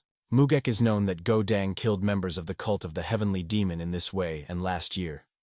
And 2 years ago he completely killed 3 after a brawl in the bar. All his victims were masters of low rank, so the army hesitated. Go Dang proudly replied that this was due to the fact that there are too many idiots in the world who did not honor the demonic army. Muget reminded the interlocutor that he, like the son of a heavenly demon, had the right to execute. The commander suddenly fell silent, realizing the situation, and then he asked relaxed, "And what?" He believed that the guy's gut is thin to do something similar, but he was very mistaken. This was the poison that Mugek spoke of. The fools behave in a similar way so as not to fall in the eyes of others. In such a situation, it should be nervous, but he restrains the subordinates. He does not even understand what path he got on. As soon as Mugek took a step towards the detachment, and they all, as one, grabbed their swords. The commander broke into a smug grin and said that contacting them is the same as going against the entire demonic army. Mugug proudly replied that he, unlike the Go, at least does not hide behind his people. Go Dung waved his broken hand and said that he was wounded because of one coward, so that Mugek was lucky that he could not fight with a young man. Then Mugek suggested holding a battle and not to use his right hands, since she was broken by a man. But in his soul, the man was afraid to join the battle, so he was hiding behind jokes and threats, in every possible way avoiding a real clash. Mugak continued to insist on his own, and the EMO completely lost the essence of the conversation. What does the brunette achieve? Provoking the elder to the battle. Ultimately, he succeeded in this, and Godang exposed his sword, accepting a challenge. Darren told his partner that the man is an ambidexter. He owns the sword with his left hand as skillfully as the right. Therefore, the commander was so self-confident. He also struck the first blow, but the blade flashed past the Mugek, who easily evaded. From such a stroke force, the sword crushed the stone floor, but Mugek jumped to the side in time. The warrior tried to strike Mugek, who had not yet had time to land on the ground, but the guy pushed his feet from the wall and made a somersault, dodging the next blow. Then he scrolled his sword in his palm and decided that now his turn is to answer. With one powerful movement, he chopped off the man his left hand in which he squeezed his sword. and the next blow fell on the face of the commander, who immediately collapsed to the ground. Dang wards immediately attacked the guy from behind, wanting to avenge their commander. But the talented Muge, with the same ease and elusive speed, cut the throat at once by several attackers. Both the FEO and the other participants in the detachment froze in a dumb horror. Then Mugugi said importantly that each of the dead is accused of treason. Go Dang, who was on the verge of death, called Mugek to him. He prayed for mercy plaintively, but Mugek was adamant. He asked the man if he knows what happened to the families of the people whom he killed then in the bar. He had no doubt that Dung had never thought about it, but these families lost their father, son, and husband. They will no longer be able to live a normal life. Dang repented, said that he was wrong, but this infuriated Mugek even more. He waved his foot and struck her a lying man in the face. Who did he imagine himself, deciding that he has the right to kill innocent members of the sect? On this, his punishment ended. The commander died of wounds that are not compatible with life. After that, Mugak went back to the office of the head of the demonic army. He impotently sat at the table, watching how girls' services dance in front of him, entertaining the master. He offered the guy tea and shared that he had a rumor that Mugek had to face some difficulties. Muget confirmed that, albeit unintentional, but the skirmish took place. The man said that the commander of the first building was appointed due to the lack of other candidates. His personality initially caused deep doubts. Mugwek was infuriated that the chapter was so false and vile. Instead of taking revenge on the person who worked for him, Gu Chonyan decided to simply hang all the dogs on him. He said that, let the death of Dang and occurred during the investigation. Nevertheless, he was one of the commanders of the demonic army. Therefore, this trick can cost Muguk expensive if they decide to create a problem from this. The head led all this to peacefully end the investigation on this. Is the death of one commander and 3 subordinates are not enough? Mugak thanked the chapter for participation. Undoubtedly, he would like to complete the case on a positive note, but there is a problem. Namely, there is no evidence base. He came here for an official investigation, but he has nothing to report to the authorities. The head said that evidence can always be created, but Muget mentioned that the letter mentioned requests for which a monetary reward followed. This is not so easy to hide. To complete the investigation, evidence is needed. He hoped to bring the elder to clean water with such a provocation. Chogonyan needs to provide evidence if he wants to finish with everything. After some time, Muget graduated from the conversation and came to the infirmary, where the FEO was still. He wanted to know about the condition of the victims. The FEO thanked his partner for inviting a demonic healer to the infirmary, and said that he was just engaged in a patient with broken ribs. The youngest said that you should not thank him. Although he acts temporarily the duties of the investigator, they are still colleagues. Suddenly, a demonic healer came out to them. He was a very old man who was the best doctor in the whole sect. And he provides his services not by mere mortals, but only to important persons. He reported that fortunately, the young man's life does not threaten anything, but it will take time to restore strength before he could return to work. Mugug told the man that the people who are injured are devoted to sex affairs, so let him not spare medicines for their treatment. The servants gratefully looked at the young master. It was very pleasant for them that he appreciates their efforts. Having finished this, the guy left the infirmary, and the SEO went after him. Mugak said that the commander of the demonic army wants them to stop the investigation and accuse the first corps commander of the first. Darren was indignant. How he can make such decisions, despite the death of one of his most valuable subordinates. But Dang was not such a large bump. Just a 6th commander at the post. His place will not be empty for a long time. Mugak abandoned the head of the bait and was now about to see what he would do. The FEO asked more specifics, but Mugak said that he would explain everything only when the chapter pecks. And at the moment he proposed to go and drink together, waiting for the news. The young man smiled and decided to trust his partner. The next day, the demonic army issued some magazines officers. These were records of murder applications and banknotes worth 1,000 nannies. They were found in the house of the commander of the First Corps. As the brunette expected, Chonyan swallowed the bait. The guy asked his colleague to find the most brain-stable person from the First Corps. He was convinced that it was this wise guy who forged all these notes, and the guy himself at that time will meet with the commander of the demonic army.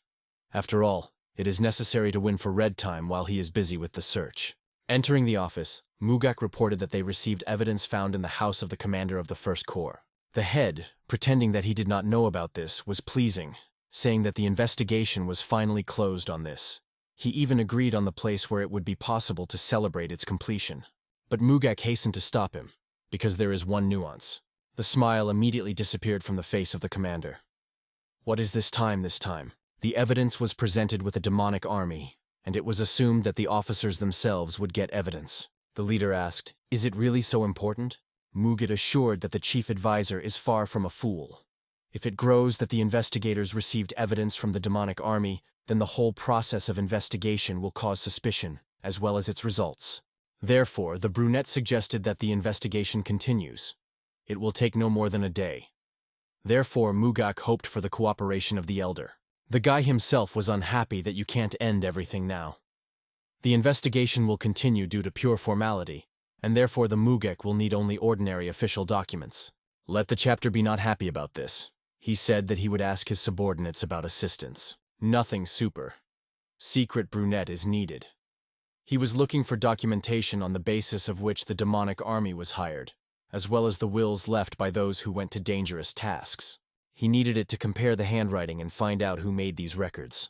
And the end of the investigation led him to a guy named Young Gu from the First Corps.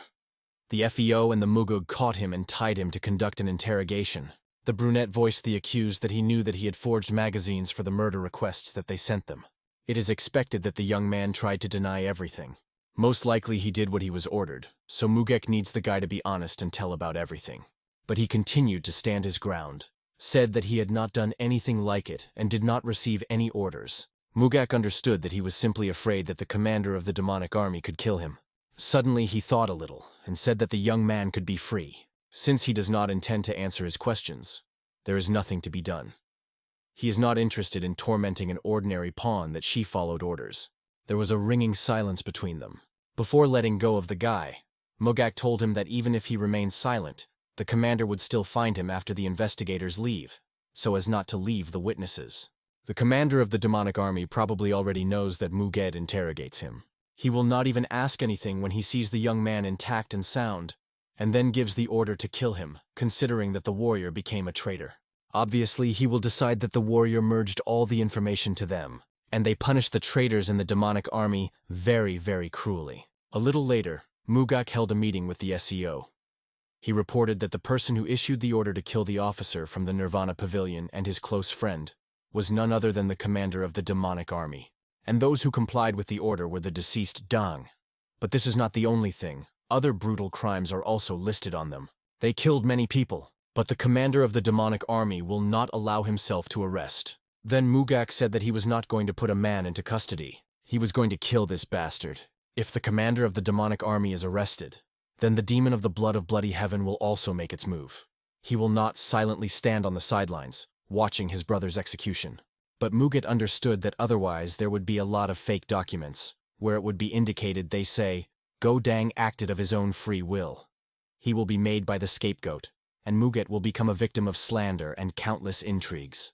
If they leave the commander alive, then he will interrupt all those aware of his deeds so that they shut up forever. Even Young Ho will befall this fate. Even the FEO Darren will be included in this list. In the event of the death of the army commander during the detention, the situation will fundamentally change. It remains only to prove his crimes. Darren understood this, but was very worried about taking into account his colleagues in this incident. The demon of the blade of bloody heaven will be eager for revenge. However, Mugug knows that not everyone will take revenge for the death of a loved one. In particular, this applies to the demon of the blade of bloody heaven. He is not one of those who spend time on revenge. After these words, Mugak got up and headed for the exit from the room. As he said, he intends to kill the commander. Darren asked in surprise, "Really right now?" It was so. Already in the near future, Muge was sitting in the commander's office and insincerely thanked him for his help in the end of the investigation. The man was glad that all this was over. Although relief was felt on his heart, he was sad that it was time to say goodbye to the young man. Mugek said that if he became an heir, he would surely repay the man for his assistance. The commander will never forget about this case. Make such losses because of your greed. It is difficult to forget. Mugek invited the man to drink in honor of the end of this investigation, and he happily agreed. Muget poured a full cup of alcohol to a man, when suddenly he became very gloomy and serious. He suddenly asked the commander why he went to this. His condition would be enough to live in complete prosperity to a very old age.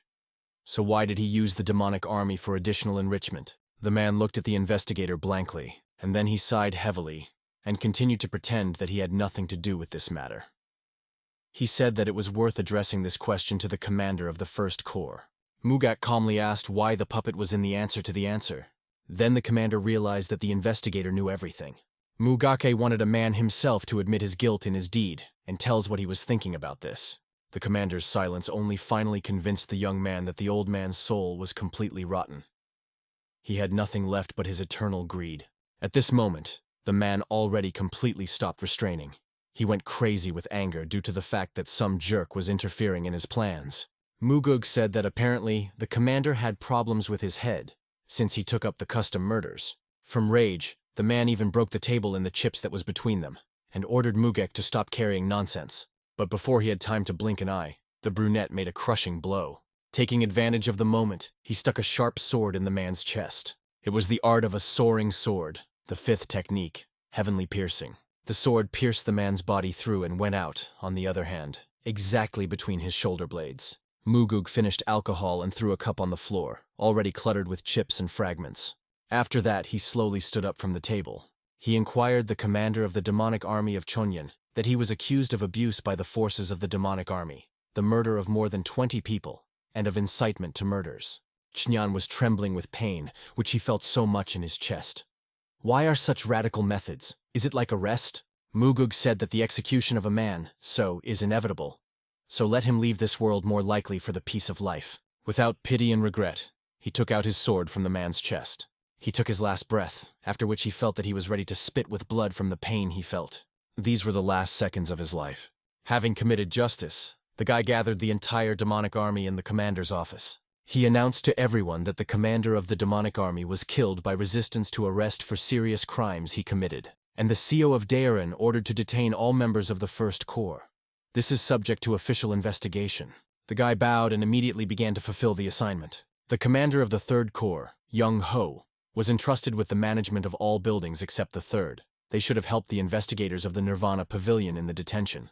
The responsibility for this investigation is completely entrusted to Mugwek, and therefore his orders were equated with orders of the leader of the sect. Therefore, everyone immediately began their implementation. Soon, after the closure of the investigation, Mugek returned to the pavilion of the heavenly demon. There he was already waiting for his father, his advisor, and a demon of the blade of bloody heaven. Mugek leisurely entered the hall, realizing that now he may not have to be sweet. The demon of the blood of bloody heaven looked at him with an unread look and was silent. Mugek calmly greeted him, saying that he was glad to see the man again. He coldly asked him how he was doing, if he was all right. He would like to know the details about what happened in his brother's pavilion. Muget only restrainedly replied that he had already described everything in the report. If he wants so, he can read. But the demon of the blood sky wanted to hear the details from Mugwek. Father and assistant were silent. If they just decided to observe, then, apparently, they intend to hear how the youngest will keep an answer. Then he reported that, after conducting an investigation, he with the investigators found out that the demon's brother was traded with dirty affairs. During the detention, he resisted, trying to kill him. He apologized to the man for the death of his brother. Oddly enough, the demon said that everything was in order. Since the commander sank to this, then the punishment was inevitable. However, something did not give him rest. Undoubtedly, his brother lacked his mind, but not to the extent to attack when his atrocities were disclosed. Probably, the commander turned for help to the demon of the blade of bloody heaven when he realized that he was driven into a corner. And now he guesses that Mugak killed the commander and tried to stop the origin of the conflict. The brunette skillfully kept himself in his hands. He said that he was not aware of the reason for such an act, but dared to suggest that it was difficult for a man to come to terms with reality when some young man dared to detain him. The demon saw a frozen body before appearing in the pavilion. It seemed that his brother's chest was pierced from one blow. Probably, the martial art of the young man is much more outstanding than it might seem at first glance.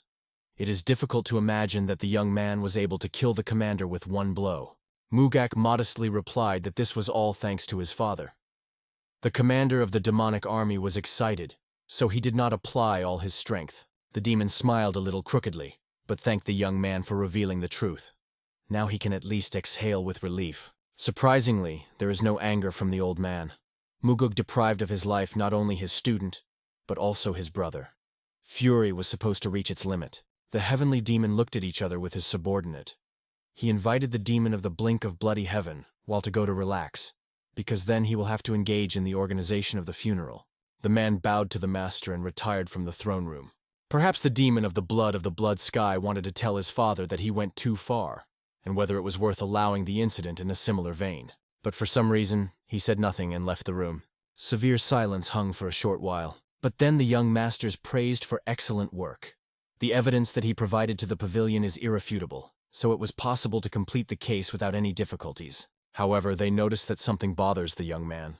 Mugak hastened to assure them that he was in order. The assistant to his father wanted to say something else, but pulled himself at the last moment. When Muge asked what he wanted to say, the man only dismissed. After that, one of the servants carried a long box with a sword into the hall. It was a reward from the leader of the sect for excellent work.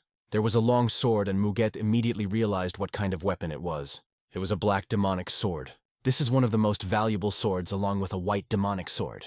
The guy proudly took him in his hands and broke into a smile. Mugug told his father that if he wanted to reward him, then a white demonic sword would rather come under the character of his son. But the eldest was convinced that it was the black sword that was most harmoniously combined with his son. The guy exposed the sword, and with a smile said that his father must have known him badly. The sword emits such a cold aura, although the guy has not even entered the stream with him. It was pleasantly pleased. The sword was really a legendary weapon. Although the heavenly demon cannot be said, but he was clearly pleased with the work done by his son. His right hand thought about whether the leader of the sect was proud, seeing how happy the young master is. Having finished looking at his sword, Mugak suddenly said that, to be honest, his father went too far with a reward. The deputy believed that this was not so. The problem arising from the demonic army commander was one of the most serious in the sect, so for them it was a surprise to such a quick completion of the investigation. The heavenly demon also did not expect this at all. He believed that even the survival of Mugak would become a great success, while he fulfills his role. Mugug realized that his father was cunning. He sent his son to that place, because he believed in a positive outcome. Father knew that the son comprehended the art of a soaring sword, and also the fact that he absorbed the pill of demonic essence. However, he did not expect that the commander of the demonic army would die. Now it became clear to him why he was given this sword. This act was a statement towards the demon of the blade of bloody heaven. He seemed to say that he admits that he did a lot for the sect, but he did not dare to defame his son because of this incident. Mugak bowed to his father, and sincerely thanked him for such a generous reward. And then he quietly added that he thanks for what this reward means, so that his father realizes that his son understood. The man did not expect that his son would be so smart. After that, he said that Mugak could be free. The guy went out into the courtyard of the pavilion, and immediately heard his name. A demon of the bloody heaven blade was sitting on a stone ledge. He asked the guy to make him a company and sit next to him before leaving.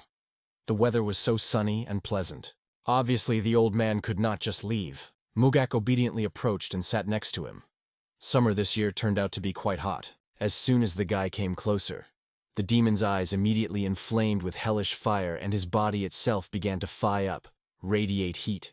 He shouted at Mugak and asked how he dared to ambush his brother and deprive him of his life. From this destructive fire, even the flowers that were at their feet dried up and wilted. The man promised that he would tear the young man to pieces and bring his pieces to the grave of his brother. The man hissed, breathed heavily, and could not manage his anger. And then also abruptly, as he began to get angry, suddenly calmed down and smiled broadly. He asked, wasn't he so to tell him there, in the throne room? Suddenly the Magogi turned the same, but the flame around him was a saturated blue color. How dare someone like him to destroy order inside the sect for his personal desires? The guy warned that if the demon dared to do at least something for his corrupted brother, then Mugat would turn him into minced meat. And then he suddenly smiled sweetly and said that he would be his answer to the old man in the hall. Such a reaction caused a wave of sincere laughter in the demon, so he could not resist. The question was exhausted, but the demon said that for his sake, Mugak could get by with the commander and a little softer. Mugak said that he was struggling to complete the case delicately. He tried to end everything, sending a man to resign, but the commander too often crossed the boundaries of the permitted. Rather, they did not exist for him at all. The demon nodded tiredly. Mugak asked, he knew about corruption in the demonic army. Why then he let everything on his own? The demon of the bloody sky said that he was trying to talk with his brother, but they did not listen to him. Well, he himself was not so clean. When he heard the news of his brother's death, he honestly felt even some relief. In his head, the thought flashed that now his brother would not stand in his way. Mugak held his breath. He could not believe that the demon openly spoke to him about his relationship with his brother. Suddenly, Mugak replied that he realizes what the old man feels. He thought that he would feel the same if he found out that his brother had rested. I would have felt relief from the fact that he would not have to kill him himself. In response to this statement, the demon only said nothing. Mugak was interesting. What did the man think about looking at him?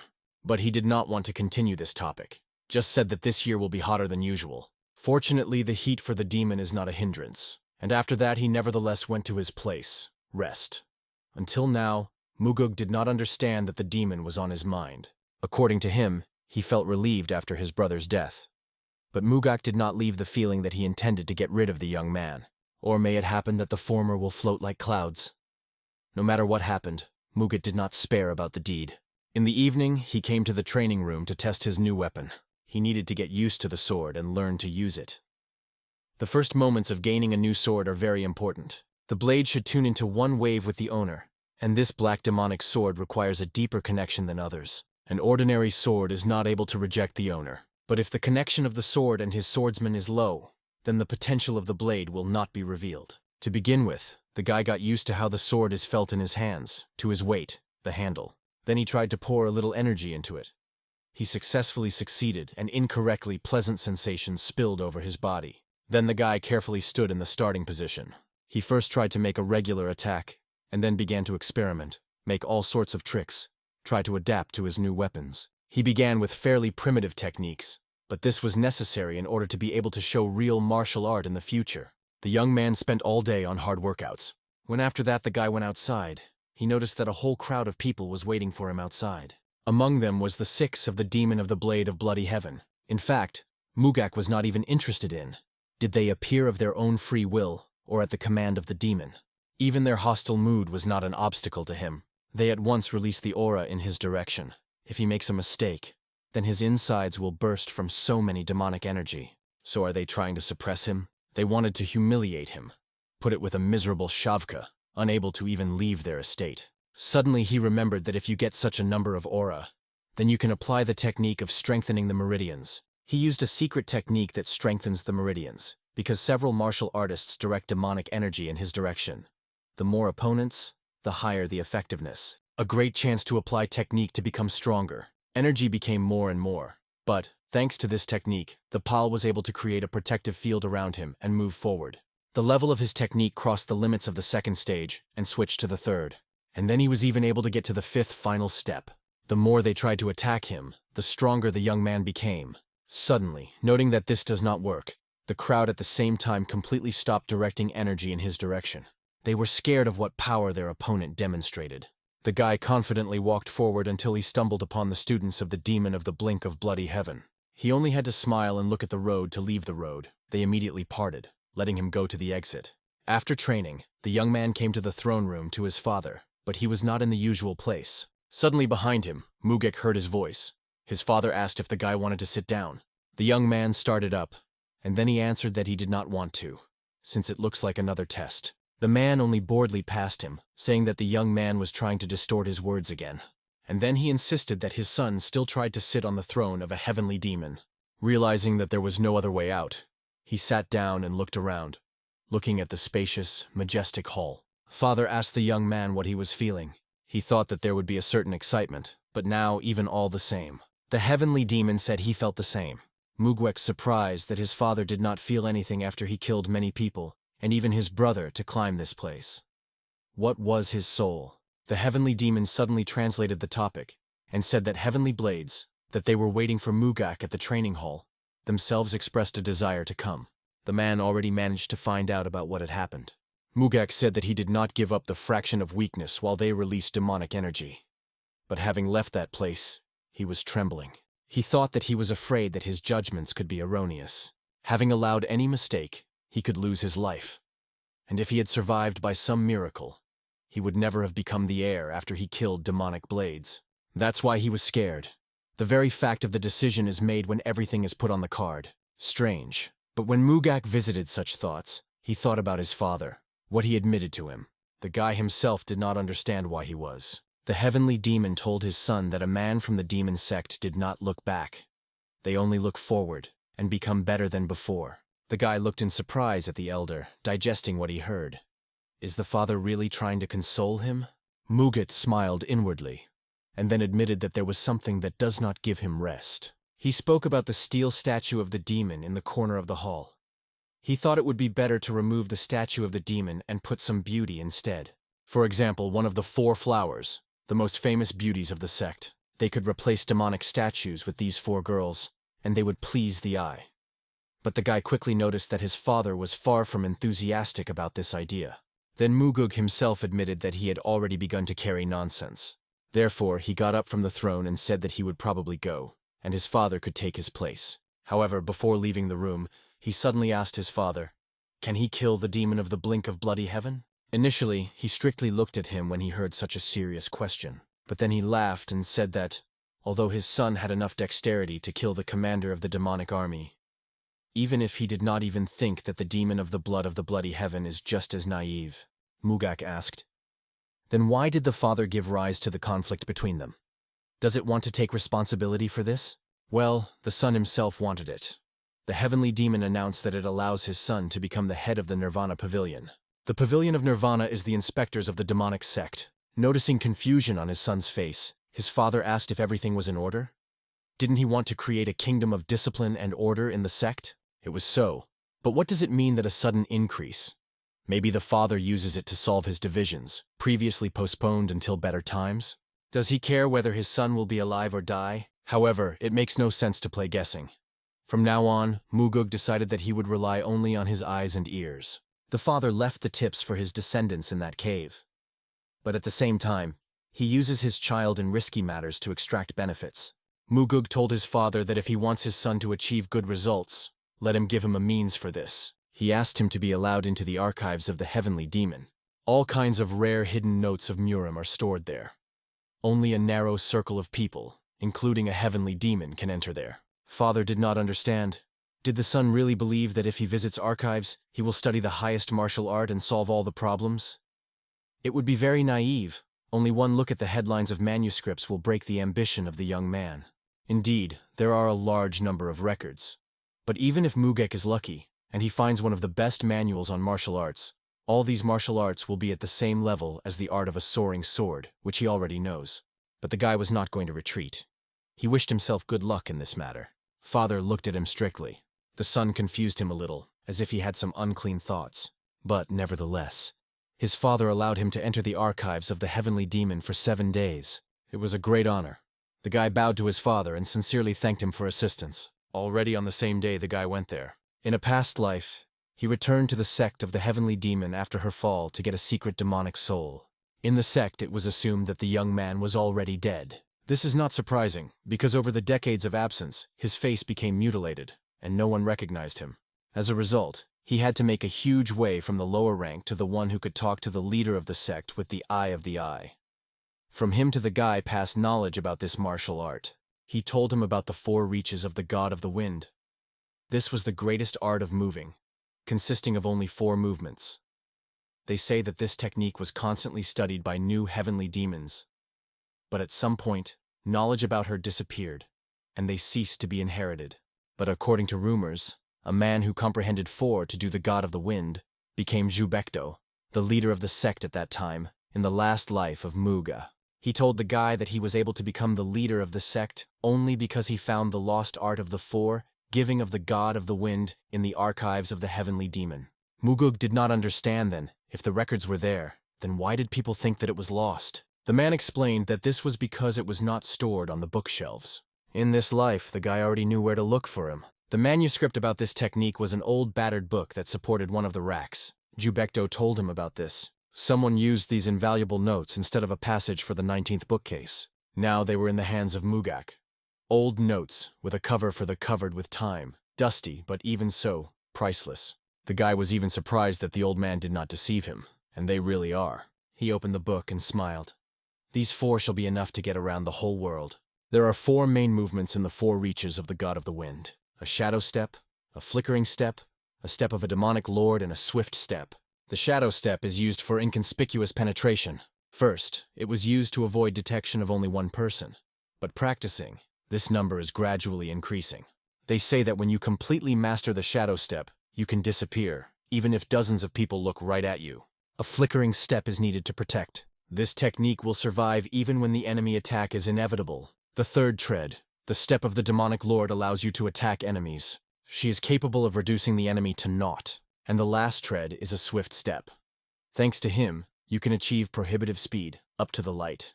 Mugek studied each of them. So, 7 days have passed since the moment he first entered the archive. Mugak returned from him and reported this to his father.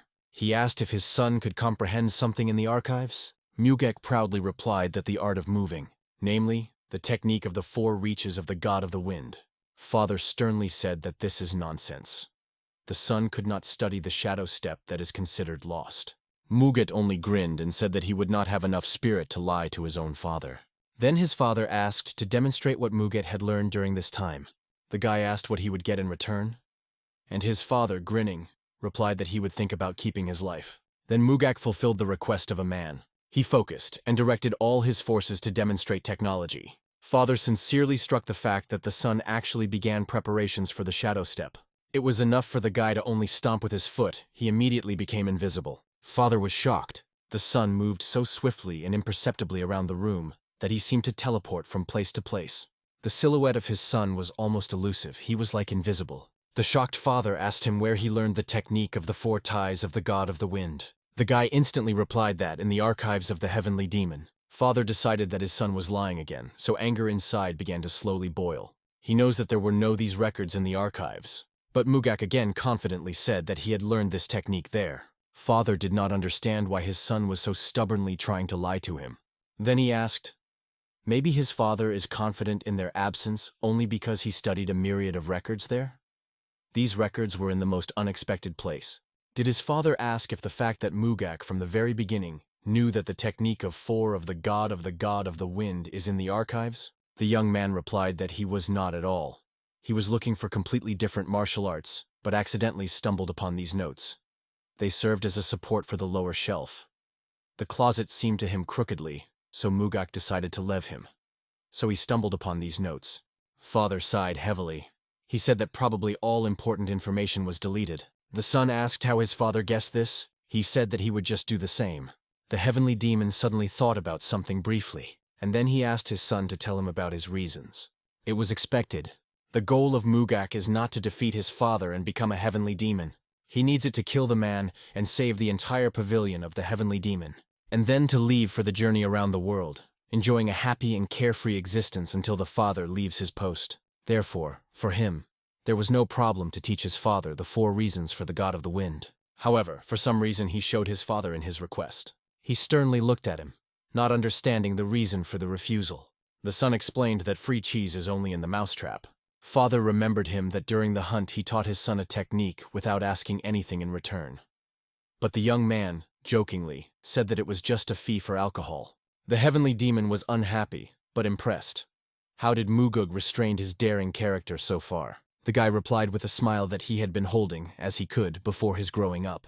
Then the father asked what the son wishes in exchange for teaching his father this technique. The young man said that only if his father in exchange teaches his art to protect the heavenly demon.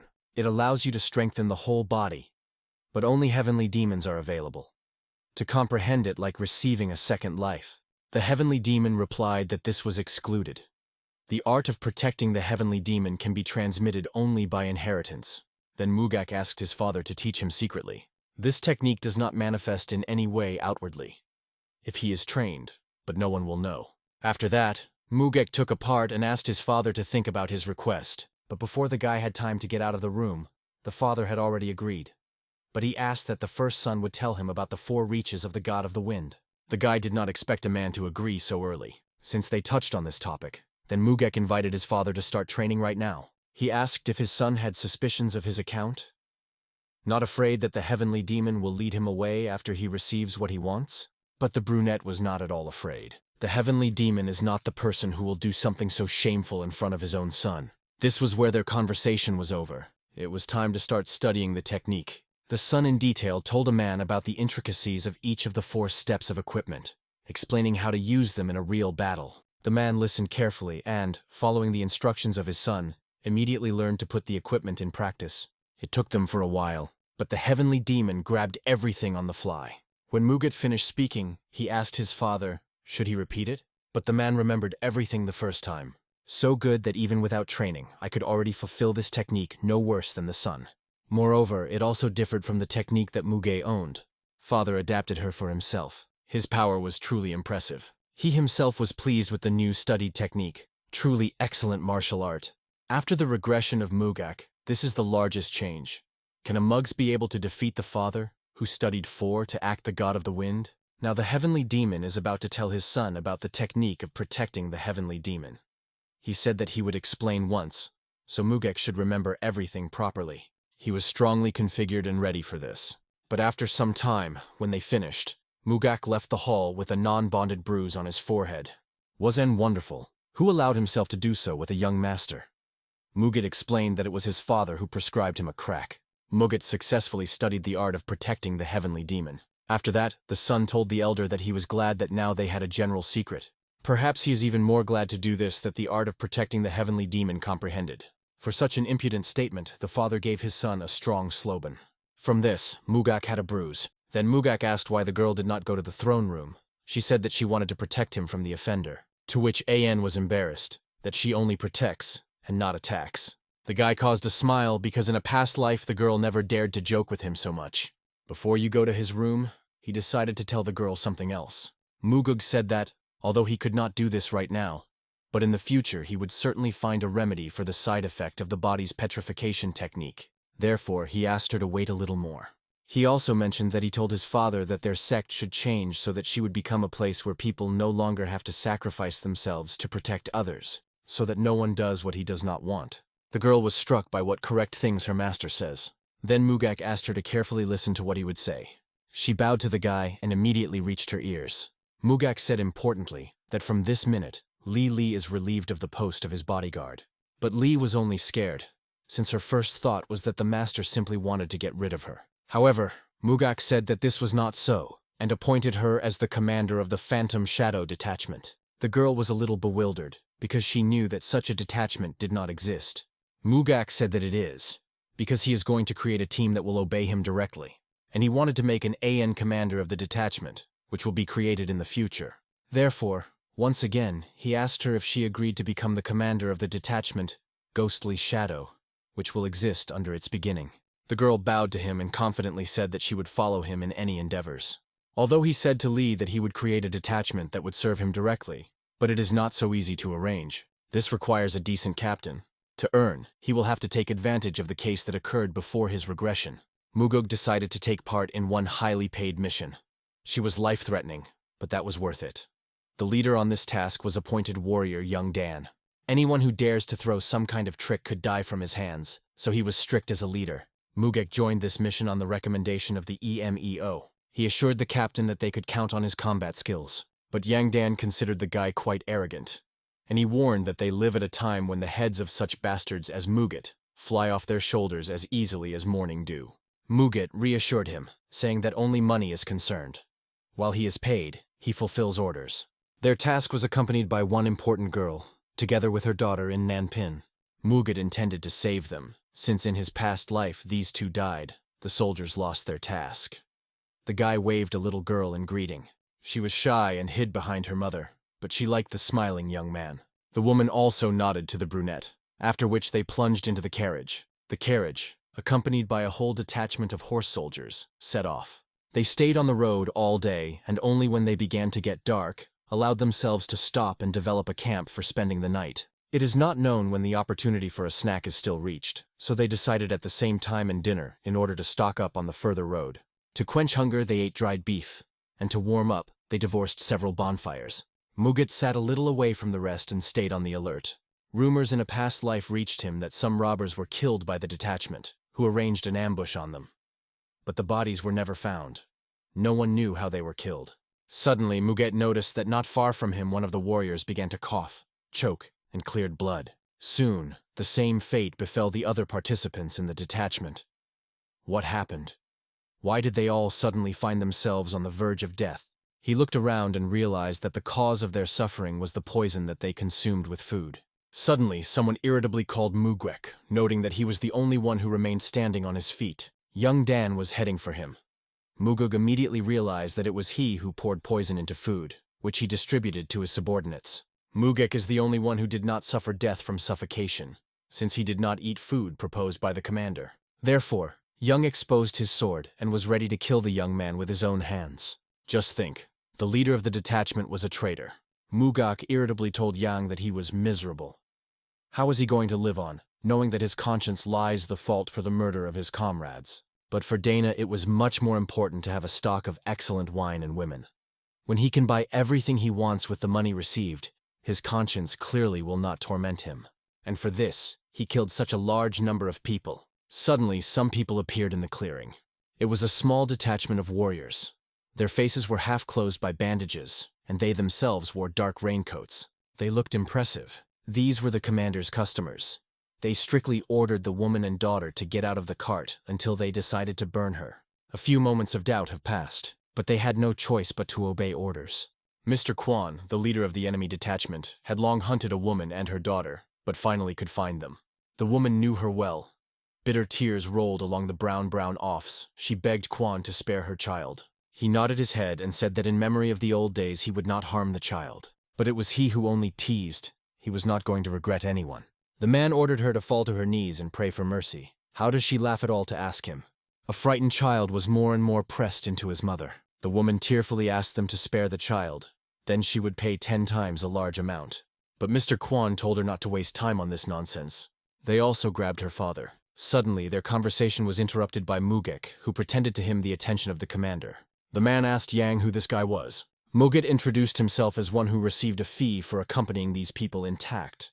Young said that this is just a mercenary boy who could not get rid of. Therefore, he said that he would quickly deal with him now. Mugug said that they, apparently, were just a gang of villains who betrayed their master.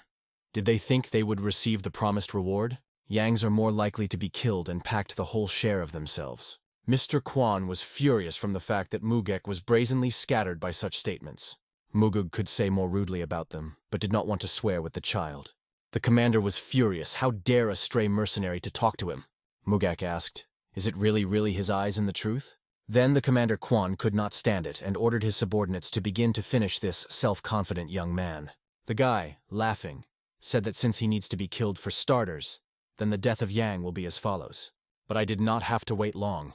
Already at that moment, Mr. Quan's dagger flew into the man's back. Now Yang was useless garbage for him. He did not manage to cope even with his task of poisoning the detachment, since Muge remained to live.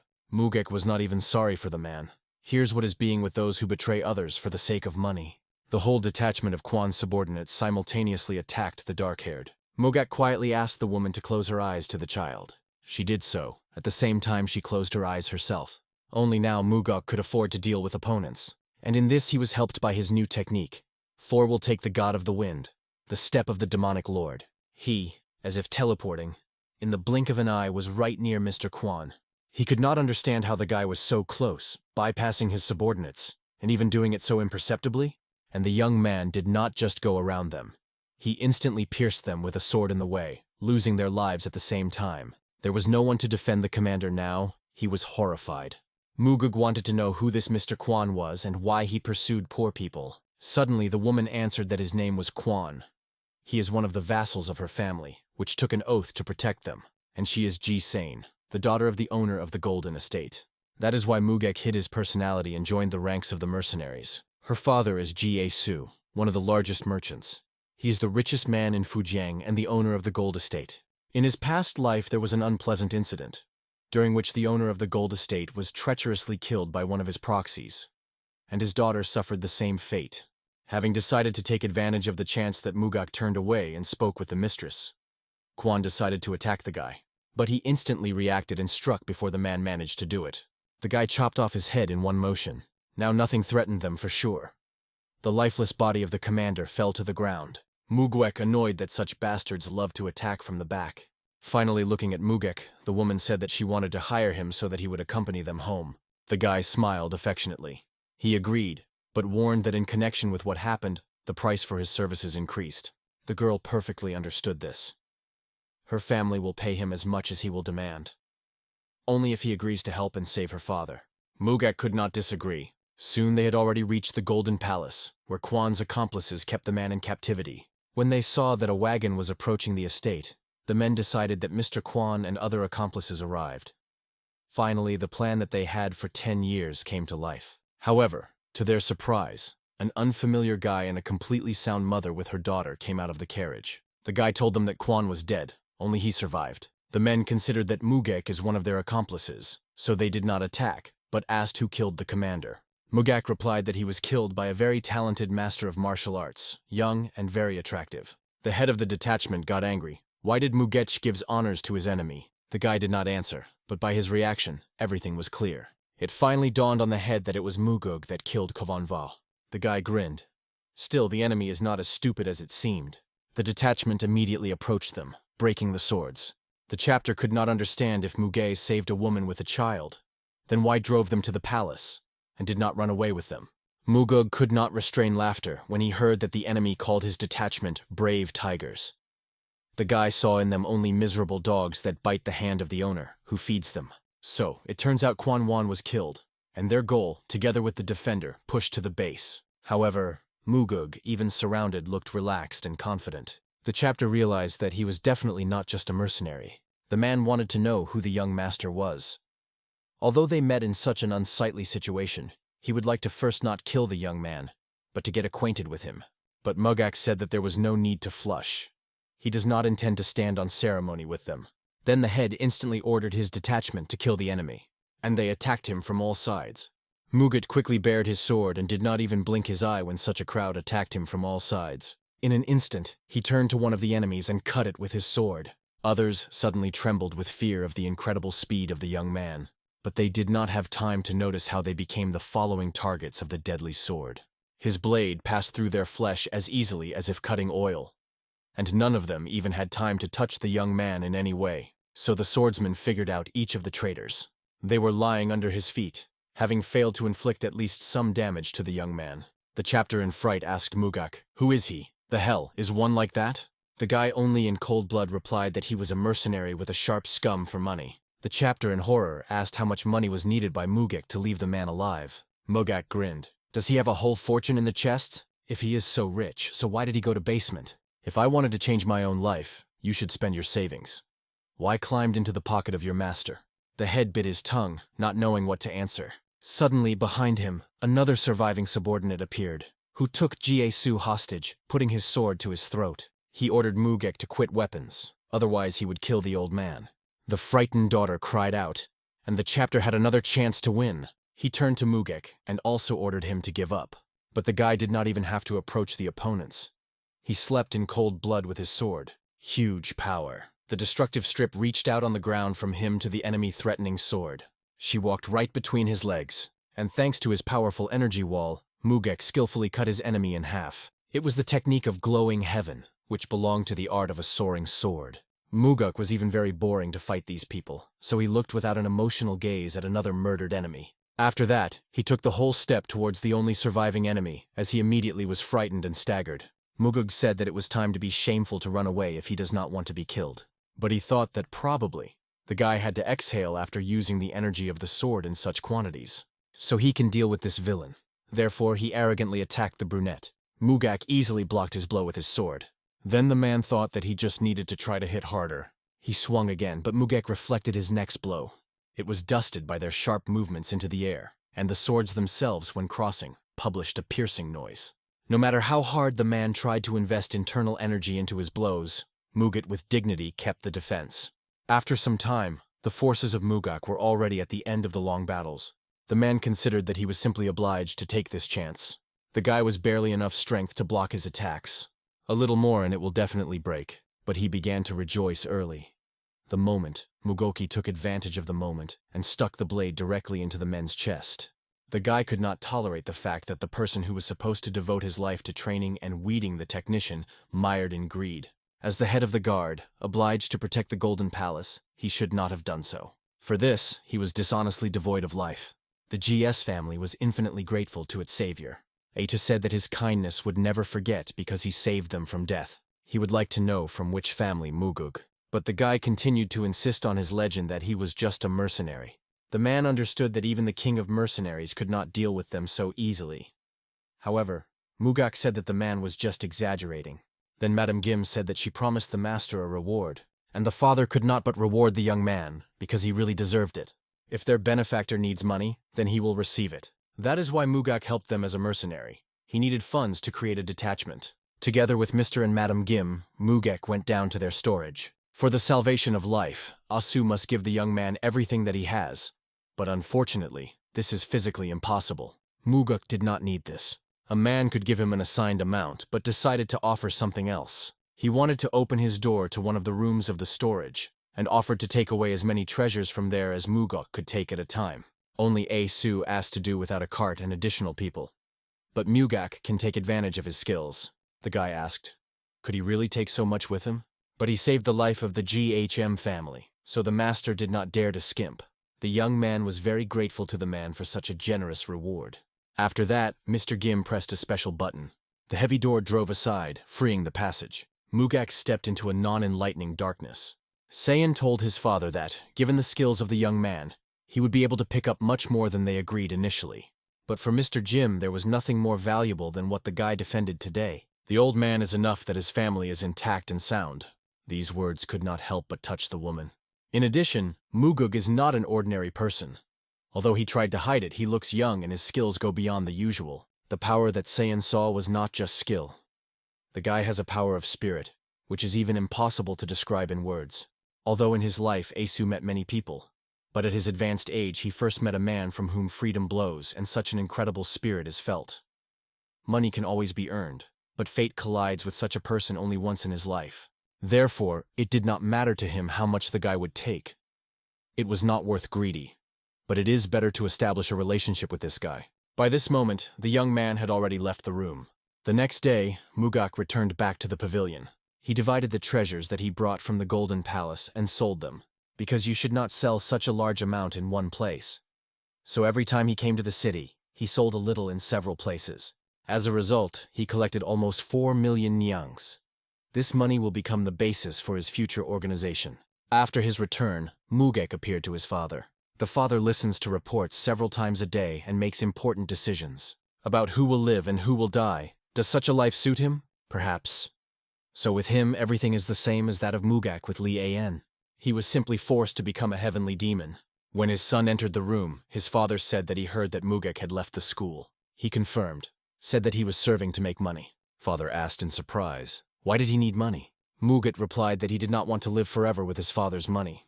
He will need much more money in the future. He said that he wants to create his organization. Supreme demons have followers.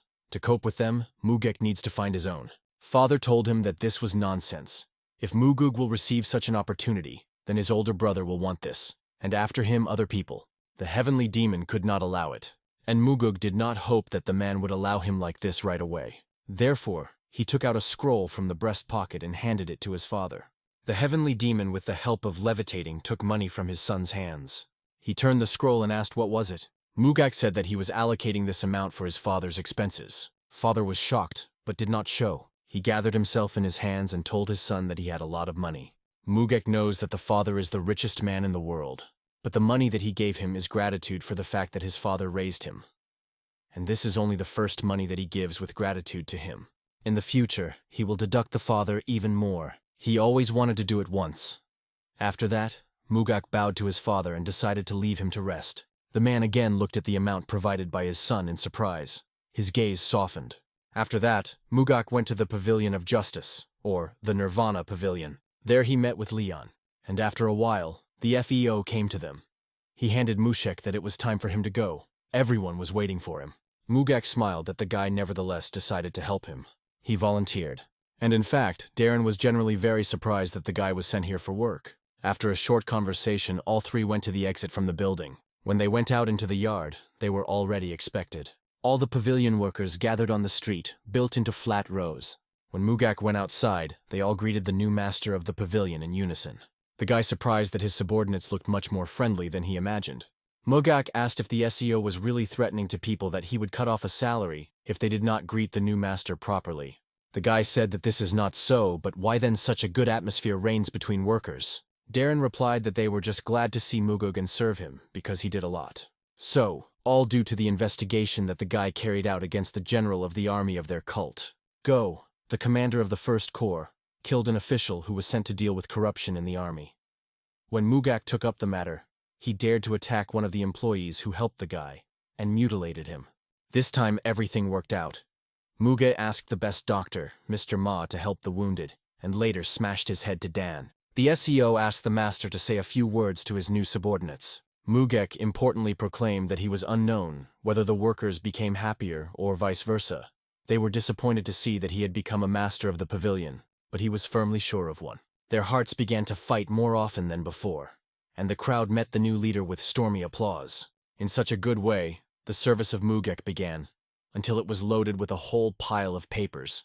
Dare, who brought them, said that the guy himself requested information about all incidents that were unfairly covered. Mugak asked why they all, like a selection, concerned the demon of the blade of bloody heaven.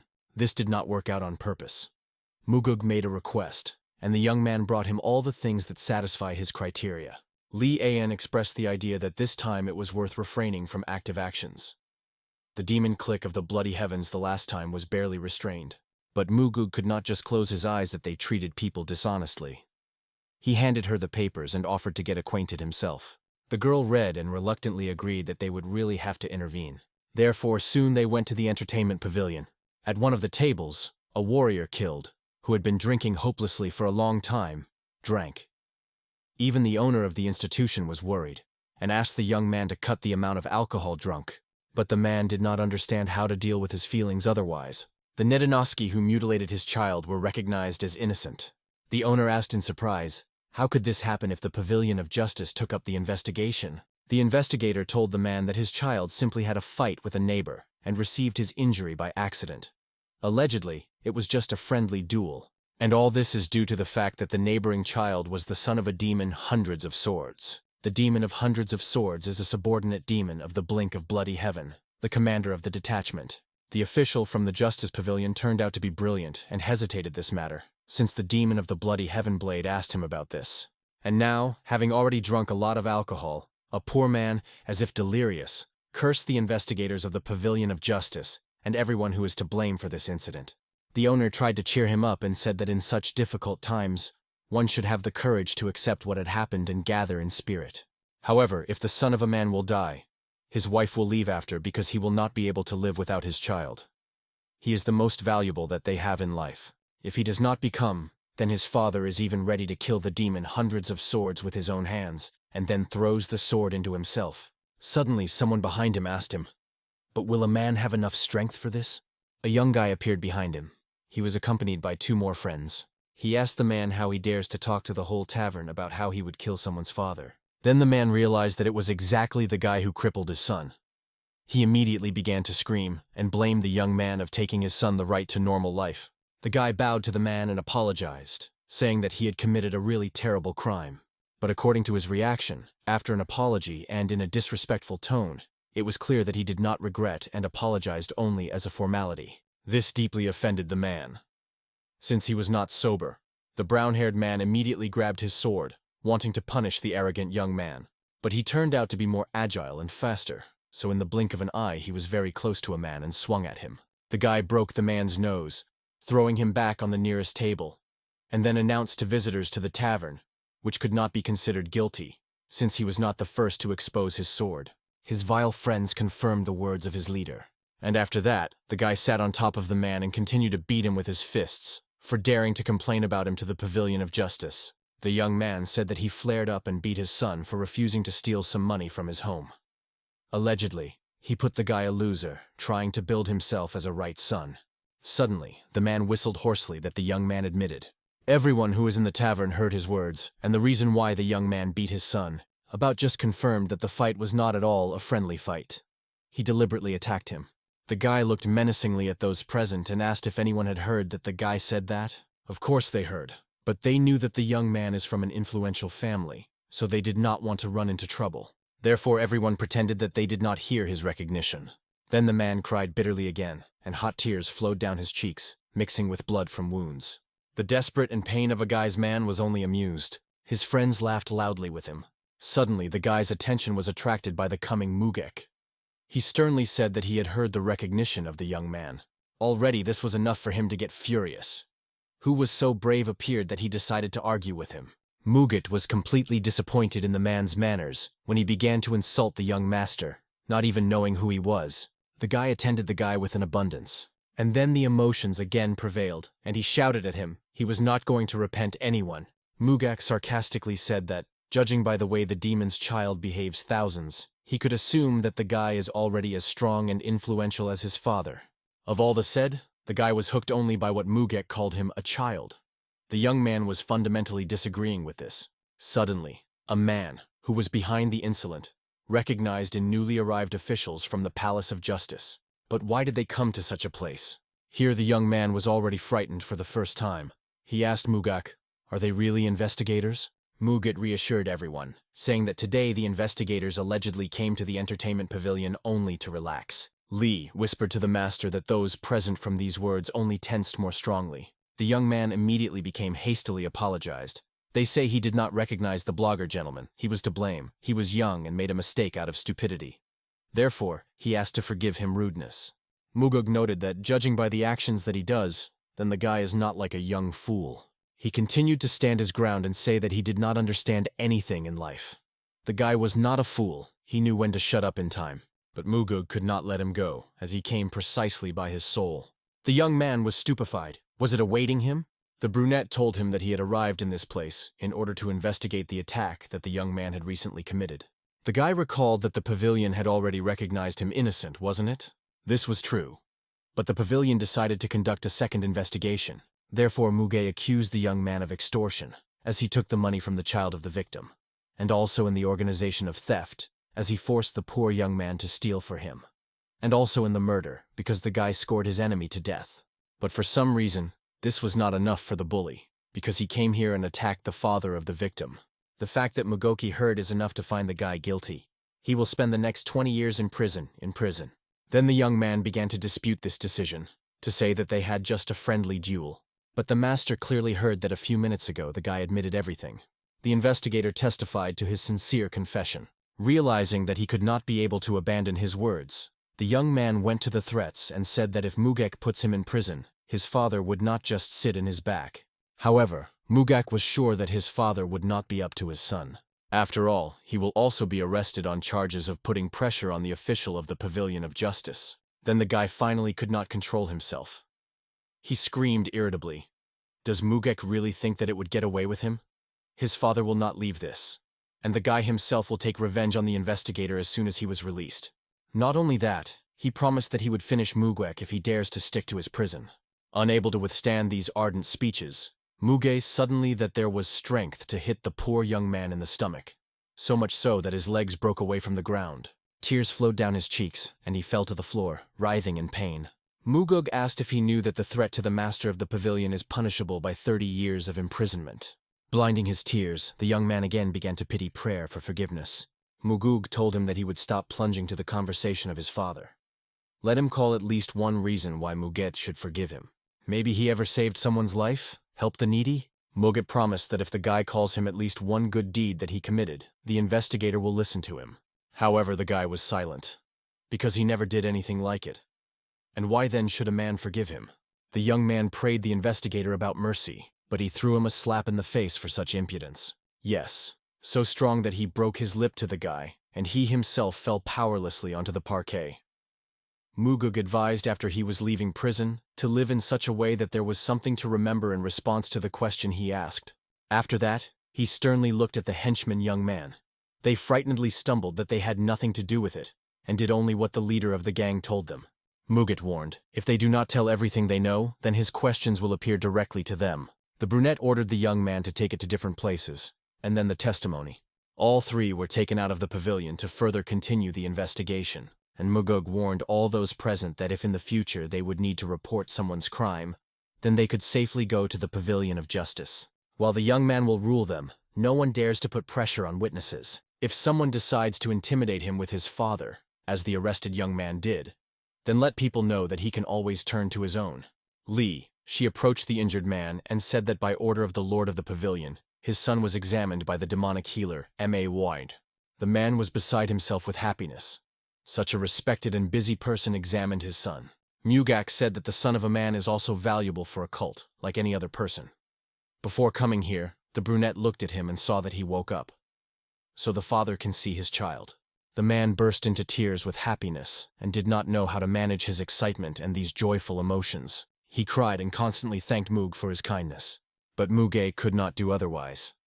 After all, a man devoted his whole life to the service to the cult. Should the cult, in response to this, should not protect and take care of its people? He squeezed Mugak's hands in his palms and did not stop crying for a long time.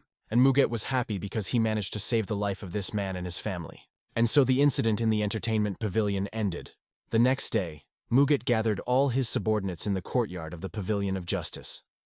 Honestly, he expected that the first blow would receive from the side of the faction of the demon of the blood sky. But, to his surprise, the officials of his pavilion showed dissatisfaction. One of the soldiers said that he wanted to visit the chapter personally. However, in view of the fact that there were a lot of officials sharing his point of view, they asked to talk to all of them at the same time. A special investigator, Mr. Givak Gokman, said that they learned that Mugek decided to resume the investigation of a previously closed case, whose verdict was already issued, and the defendant was recognized as innocent. The Gokman and his comrades believed that such actions undermined the authority of the investigators of the pavilion, and almost everyone in his pavilion thought so. But Muget saw the situation in a slightly different light. In his opinion, the decision made by chief investigators undermines their authority. Givak Gokman asked what the head meant. Then he asked them if they heard that at the time of the arrest, Yang Ho admitted to all the atrocities committed by him publicly. They heard about it. Then Muget expressed his indignation. Why then they still arranged this booth? The men said that they were not indignant at this, and the fact that the case, the decision on which has already been made, was again returned to consideration. So it was more likely in the principles. The investigator's decision is the law, and this is the basic principle. In addition, in the entire history of the pavilion, there has never been such a precedent. Things have never been reviewed. Mugak strictly stopped the speech of the investigator Gvak. The innocent child was forced to theft and then scored to death. The criminal who committed this confessed everything and was arrested. Doesn't they become obvious after these events that a previously open business requires a review? Mugak asked how, according to Gvak, investigators will look, even if in such a situation they continue to insist on observing old principles. The guy suggested solving the discussion peacefully. He asked all officials who believe that a second consideration of the case is the right decision, to become to the right of him. Investigators looked at each other uncertainly. The first master supported the SEO. He believed that the case should be revised, since the investigation was carried out poorly. In addition, there is a possibility that the investigator was put from the outside, which he simply could not resist. Mugak agreed with the words of the young man. After he asked if there are still people among those present who agree with this point of view, then another young man spoke forward. His name was Iko. He greatly appreciated what the Vladika managed to do in the last days. This was the same guy who, after a trip to the pavilion of the demonic army, helped to heal the fracture of the ribs. Muget asked if he was in order, and the guy replied that yes. Then Mugek turned to the investigator Chunchi. As far as he knew, he was responsible for this matter. He wanted to know what his opinion was about what happened. The man assured him that he carefully investigated this matter. But then Mugek suggested that the investigator took a bribe for making the right decision, since the result was like that. Gvak Gokman was furious. How could a guy say that? But Muk looked menacingly at him, ordering to be silent, directing his demonic energy in his direction. He should not have a voice without the permission of the master. After that, he again asked the guy to answer him the question, whether he received money from his father of the accused, a demon of hundreds of swords, Beka Prima. But the man swore with his life that there was nothing like that. If the chapter does not believe him, then let him conduct an appropriate investigation against him. But Muget actually already spent him, and he knew that Chunhu did not take the money. The guy made an appropriate request, and received a direct indication from the leader of the cult to conduct a full external investigation. At that moment Gvak Gokman suddenly strained. Mugak asked Chunchi, why did he cover such a thing if he did not even take the money? But the man did not cover the case based on the conclusions of the investigation he conducted. He was blackmailed by his younger sister, and Mugek was known about this. In the course of his own investigation, Mugek found out that Chunchi is an extremely fundamental and the next letter of the law. However, Mugak did not believe the collected data, and continued to dig. Mugak did not find the facts of bribery. And then did he think that this should happen so that the official in all respects, the official would eventually betray his principles and hesitated the matter. And here he found the main weakness of the investigator. It's all about his family. Because of all his relatives, he had only a younger sister. Jivak directly asked if it was true that the man was blackmailed by his sister, and he was very angry when he could not answer him. Mugak understood the feelings and actions of Gokman. He intercepted the initiative because Chunhwa is his favorite student. Now he tried to make Chunchi as little as possible from the circumstances. Mugak interrupted them and said Chunchi that if he was silent, because he was worried about the fate of his sister, he could speak freely. The master had already sent his warriors to take his sister to a safe place. She is guaranteed to protect the cult until the investigation of Mugak is completely completed. It was such a generous act that it was not believed that it was true. Then the investigator fell to his knees and admitted that this is true. He committed an unforgivable sin. Mugat carefully told him that the guy, even under threat of blackmail, did not dare to close the matter. He himself understood this. Therefore, he was ready to be punished for his crime. Mugak asked him to shut up and get up. If this happened after he became the Lord of the Pavilion of Justice, then the guy would not forgive Chunwei by his act. But since this happened before the beginning of his reign here, Mugak forgave him. The man could not stop crying with shame. Does he really forgive this crime? Mugug said that this is so, but the investigator should remember that it was not a young master, but his former righteous life and serviceable service. Now everything that Chunhe had previously achieved has turned into nothing. He will have to start a new life from the very beginning.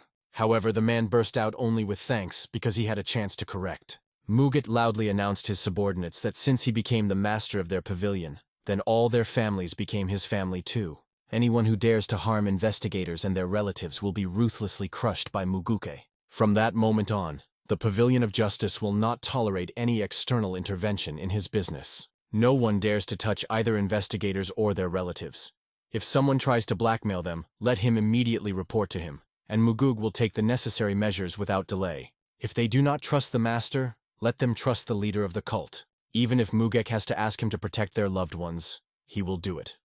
From this moment on, they need to report to Mugek about any external intervention.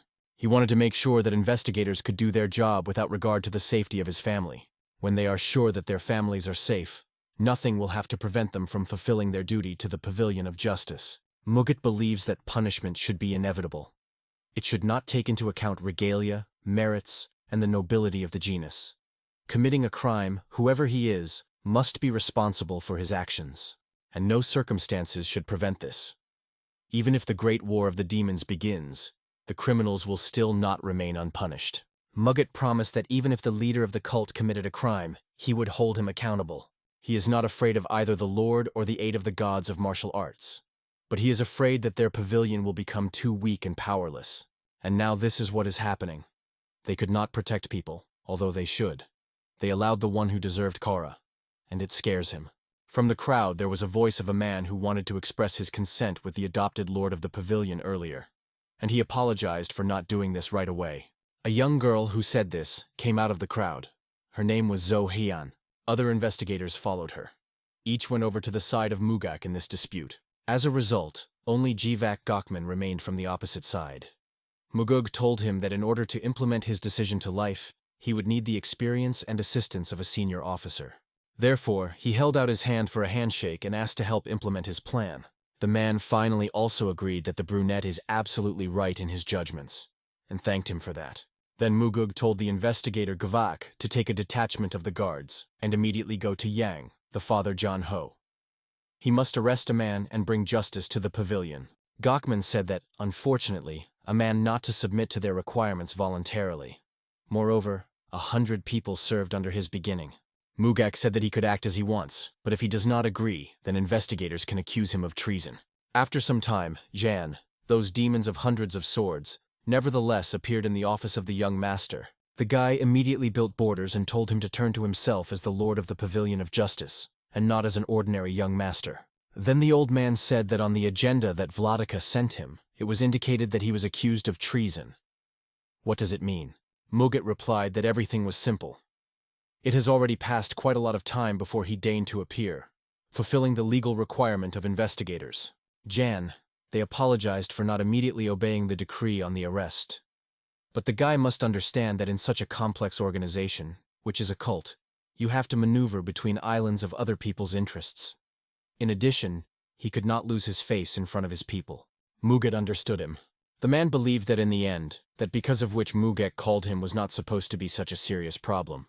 After all, there is nothing unusual in what happened, just children's showdowns. He thought that they would be able to agree with Mugug, because the pavilion management in the future would require external support and additional money. Although the man embellished, but nevertheless veiledly offered Mugek a bribe. The old man also said that if the brunette wants to become an heir, then he will definitely need their support. He knows that the majority supports his older brother. Muget told him that if he helps him, then the guy would be happy to support him. They promised that he would serve the guy a good service, and he was preparing to collect his people to tell them about it. But Mugak suddenly stopped him. The guy asked, didn't the old man hint at what would help him after he left prison? He correctly understood his words, but intentionally played Ulzil. The man told the master of the pavilion that he had a kind of sense of humor, but the guy was not joking. They talk about such a serious crime as intimidation by the murder of a family member of the investigator. They clearly indicated that he had never threatened any investigator, but his own words had nothing to do with business. And the investigator, who was threatened, has already given his testimony. The rules of the cult establish the words of the official of the Pavilion of Justice, with priority testimonies when making a decision on punishment. After all, these rules were created specifically in order to maintain the power and authority of the pavilion among other cult organizations. Probably, John did not know about the situation, because the Muget himself only recently plunged into the legislative basis of his new position. Too many now believe that everything will get away with them if they simply deny all the accusations. For such cases, this law was created. Therefore, Mugug invited a man to write sincere confession, and he promised to reduce the term of imprisonment to 10 years for this. And if he continues to deny everything, then his term, on the contrary, will increase to 20. The man decided that the investigator was clearly crazy, but Muge simply wanted to achieve justice by any means. Yan asked him why the young man was doing this. The guy recalled that Yang Wo attacked his peer and almost scored him to death. And this was not a one-time action. Torture and bullying continued regularly, years. And Yan Those, his parent, threatened the investigator by the murder of his relative in order to make the case against his son closed. And after that, he still dares to ask the master, why is he doing this? The man flared up. Does Mugek really think that there are no general concepts because he is not a miserable guardian of the warehouse like a victim? This was a sad and at the same time that possessed the terror statement. Since the man had already gone to the threats, Muget decided to speak differently with him. But Jan warned, if the master dares to touch him, then the demon of the blood sky will not stand aside. Muget was sure what else would remain. When the guy executed the army general, who was his brother, he did not intervene, so why would he intervene in the fate of his subordinate? From anger and hopelessness, a man broke a wooden table that was between them, a fist. And again, he moved to the threats. The master of the pavilion sarcastically asked if the man would really begin to threaten him to kill a family member. His time has passed. Mugak left the room and told the man to write a confession so as not to bury himself in the grave even more. When he left, he heard a piercing cry of a man who was trapped, but there was not a drop of pity in the soul of Mugek. It seems that the cult in a past life fell not only because of the enough of Mugi. If a miserable mercenary threatens the investigator of the Pavilion of Justice, then they have serious problems. He even tried to influence him. Their cult had to be urgently changed. Outside the pavilion of Mugek, a demon of the Blade of Bloody Heaven was already waiting. He sat in the middle of the courtyard and calmly drank his filing. Noticing the announced young master, he greeted, and then he suggested that the young man sit next to him and drink with him. The guy got a job opposite the demon without saying a word. The demon said that he warned Mugek that nothing good would come of their meetings. Mugek noted that it was the demon that was constantly looking for private meetings with him. The old man drained his glass with one sip, and after that he said that he recently recognized Mugek from the other side. When he won the martial art tournament and made his desire to the leader of the cult, the man mentally shouted to himself that the guy did everything right. Such a desire is the choice of a smart person. It also seemed to Brunet that it was an excellent solution. But as it turned out, this was only the beginning. He forced the demon's sword to cry. Mugak asked if a man thinks that his sword is crying because of him. It seemed to him that these tears were caused by deep sorrow.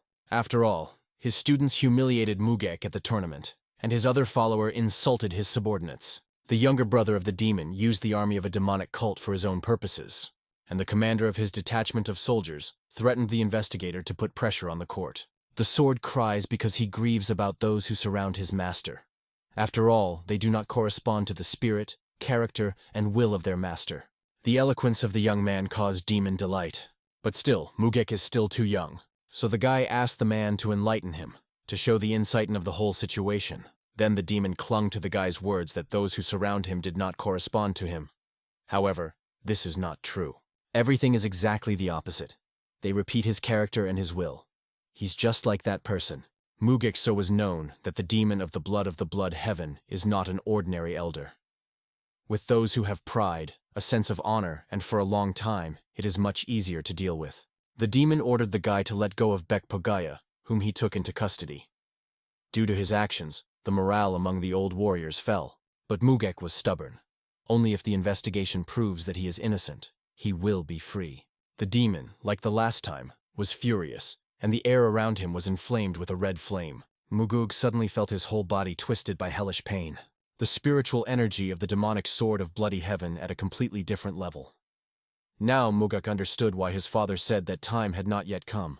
The demon decided to give the young man one advice, but Muguk immediately refused. If the old man came to him to apply for justice in the work of the hall, then please. However, he should not give advice on how to better understand this case, or try to warn him about something in another way. The demon, although he remained annoyed, but still let go of the young man. And suddenly he noticed that the young man is absolutely right. In their days, you rarely meet a person who can speak so bluntly. Mugug said that the old man should remain vigilant. Calm waters sooner or later become stagnant, and no one in their time wants to be in muddy water. When we plunge into something, we are attached to this, and then we miss the opportunity to give things to go our own way, trying to influence them all the time, frowning his affection. But Mugug and a demon are not one of those who can afford to enter stagnant muddy water and stay in it. Therefore Mugug advised the man to take the opportunity. Let dirty water leave and clean in its place. These people are not worthy of the protection of the elder.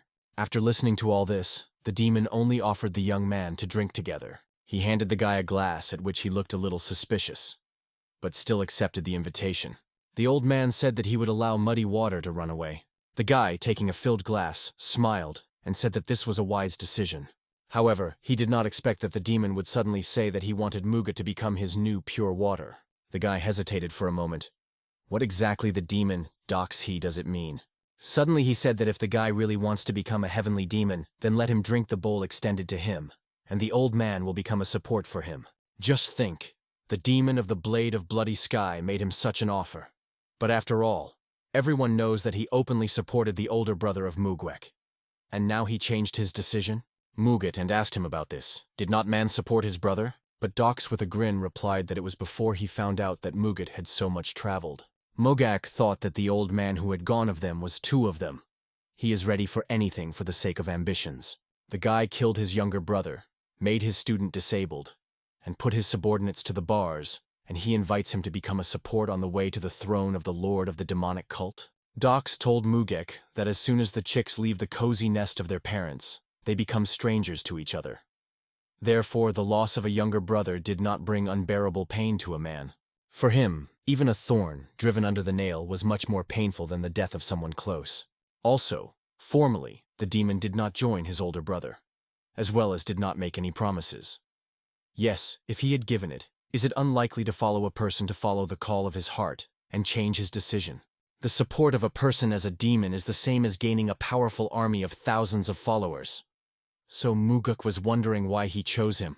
Dox replied that the madness of the young man gives him confidence that he could entrust him with his fate. With such a prisoner, Muget can achieve everything that he wants. Perhaps, for a moment, Mugek succumbed to his own arrogance to be chosen by such an important person. But he completely trusted his words.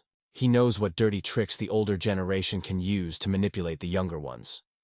Does he want to become a heavenly demon? Everything that Dox said sounds as if it is worth trusting him. And the Mugkek will definitely achieve what he desired, having ascended to the throne. He appreciated a high appreciation of his actions, but told the demon that right now the guy is burdened by the duties that should strictly fulfill. He did not want his father to be disappointed in his behavior. If he finds out that Mugat has neglected his position in favor of political games for his own benefit, he will say that the guy unscrupulously fulfills his assignment, and will be right. Then Dox asked, what would happen after Mugoki fulfills the Vladika's assignment? And if the heavenly demon will always keep Mugek in this position, will he slowly rot in the pavilion for the rest of his life? The path that the Mugek chooses can be only one. Either he goes the road to the heir to the Lord, or not. In the matter, the heavenly demon will take into account what docs will follow his son. Because even the fact that he chose Mugek is enough to attract the attention of the yard to him. Mugek understood that the old man was right, but there was one thing that he overlooked: the need to maintain discipline and order in the sect. This is the desire not only of the leader of the cult, but also of Mugek himself. He carefully examined his glass and said that he needed time to think about the offer. The demon agreed, because at least Mugek was honest with him. This is the right way out of the situation. After all, only a fool will drink only because he is asked. Dox took out his sword, which until that moment was stuck in the ground, and suddenly he waved to him at Mugek. He barely managed to react and block the attacking blow. The swords crossed so abruptly that even the sparks of the demon's energy rained from blades in different directions. He said that he wanted to hear the answer to the young man tomorrow. But Mugek insisted that he would give his answer 5 days later. The last word of the demon was, "Shaking days, he does not intend to wait anymore." And after that, the man, without saying anything else, left the yard, leaving Mugek alone. The next day came, and Mugek decided to conduct training for the investigators of the pavilion. He forced men to stand in a bar on his fists, while a large and heavy log lies on their shoulders. None other than Young Ho was engaged in their training. He did not spare the guys, because despite the fact that the task was difficult, it was a basic exercise for the warriors of the demonic army, and they, like the guards of the Palace of Justice, should be able to withstand it. It was a very important point in their preparation, since the power that they will gain during these classes will remain with them forever. The FEO, who watched this along with Mugam, noticed that it looks very funny that Yang tries to do his job. His too responsible attitude and really at some points could look funny. But the FEO was interesting differently. Darren asked, as soon as Mugek managed to so successfully complete the last investigation. The perpetrators not only pleaded guilty, but also apologized publicly. Mugek, laughing, invited the guy to ask them on his own how they agreed to this. But the FEO was afraid that if it seemed to them, then he could not return from these two. Mugek did not answer, but said that Darren should contact the prison. Let Yang, those and his son be sent to the camera with the most stringent and difficult conditions of all available. They must bear punishment and face with the consequences of their actions. The FEO bowed and said that he would follow, if Mugek had not intervened, but the perpetrators would continue to enjoy a good life, while the victims, the Gvax family, would have suffered a sad fate. Because of such as Yang, those and his son, in the demonic cult there are hundreds of families like Gvax, and Mugek does not even know anything about them, and every day there are only more of them. Mugek is obliged to prevent this Sran to grow up. The actions of criminals like Jan should not remain unpunished. In the evening, Mugek went to Magashon. There was the opening of the new department of the Pavilion of Justice. Mugek announced the residents that from that moment anyone could come there if the followers of the cult committed a crime against them. The guy asked the inhabitants where they turned if they had a conflict with the masters of martial arts. They did not answer anything, because they did not even know that something could be done about it. All this time, they simply suffered such an attitude towards themselves and continued to live on. Most likely, even those who knew about the Pavilion of Justice never went there. Indeed, in order to get into the inside of the pavilion, the first to announce the purpose of his visit, to go through the personality test and search by the guards. And this procedure was repeated several more times until the petitioner reaches the Palace of Justice. But from now on, the Pavilion of Justice opens the door in the Magashon specifically for civilians. If they were subjected to criminal actions on the part of the martial arts of their cult, now they can immediately report this to the department. Mugek asked the innkeeper to smash the news of this all over the settlement, to tell the people of Magashon that they could freely contact officers without fear of consequences. After all, if someone tries to take any actions against the petitioner who has filed a complaint, only death awaits such a fool. People could not believe that this young master of the palace really did something for them. The innkeeper gave the floor that he would spread this news. And on the heart of Mugek, it became easier that now people will be able to fight problems, and not put up with the fact that they are oppressed. And this is just the beginning. He will protect the ordinary people of Magashon, novice masters of martial arts of low ranks, and indeed everyone who is weaker and suffers from injustice. He will make people understand that the lives of members of the cult are equivalent. He will adhere to this principle to the very end. Already closer to the night, the young man returned back to the pavilion. And there, as unexpectedly, a demon of a blade of bloody heaven was waiting for him. He asked the master of the pavilion, Is he ready to drink with him? Mugak said that he was ready and raised a glass from the ground, which he left in the yard during their last conversation. The demon filled it with new alcohol and ordered the young man to drink. But Mugak said that he needed a snack, namely, the army. Mugug said that he would drink only if Dox fed him an army of demons. He irritably asked if the young man understands that there was a natural order of things. Mugak asked if the snack for drinking is not a natural order. Dox recalled that, so he gave the guy 3 days. Does he have the impudence to set such absurd conditions? The patience of the demon at that moment ended. He promised that he would demolish the head of Mugak from his shoulders, and he himself would take her to the hall of the heavenly demon. Opponents grabbed their swords and prepared for battle, looking irritably at each other. Dox understood that it would not be so simple to kill Mugug, but it only started him even more. The demon immediately moved to the attack. Mugek managed to stop the fiery sword and not let him in his face. The forces of 2 incredibly powerful masters collided in a single battle, burning everything around, leading a terrible mess. Their swords were constantly crossed, but not one could conduct a successful attack. Opponents blocked all the blows. At some point, the Dox managed to hit so much that Muge could not resist his feet and flew off in the opposite direction. But the guy quickly grouped and continued the battle. This licked genuine interest in the heart of the elder. Maguga realized that he could not cope with the inner strength of a man, so he decided to try to use the tread of the god of the wind. He was interested to know if the demon of the bloody heaven blade could reflect his technique of the highest demon. But suddenly, Mugak thought that was still early. Time is on his side. It makes no sense to get involved in a risky battle without having a sufficient amount of energy. He repeated his demand, to provide him with an army of demons. The old man asked who Muget sees the demonic army at the head of the demonic army. Obviously not himself, because he already holds the position of master of the pavilion. Mugug said that he wanted to put Hanho at the head of the army. The demon was surprised that the guy was able to attract Ganho to his side. He sarcastically replied that the greed of Mugwek could lead him to the indigestion of the stomach. Then he said that it was the demon himself pushed the guy to this, and decided to stand on his side. In the end, the path that the madman goes is never simple. Then suddenly the demon relaxed a little. Madly, Mugak said that for someone else, everything could have developed differently. But would a person in his right mind decide to join Mugek in the struggle for the heritage of the head of the cult?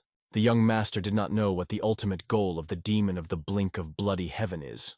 He died before he declared something like that. An amazing fact.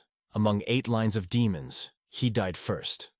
But how did such meticulous and cunning snakes manage to die at the very beginning of the conflict? Ultimately, the Dox became furious and said that the greed of Mugeka ruined the whole holiday. Therefore, he jumped up and took off, not wanting to continue this conversation. Muget already knew that the demon would not give up his request. Because he is better than anyone else, he realizes, in addition to him, there are still 7 demons. 2 days later, Muget called Mr. Yang to his office. Ganyo asked the master, because of him, did the demon of the blood of bloody heaven put forward his candidacy for the post of head of the army?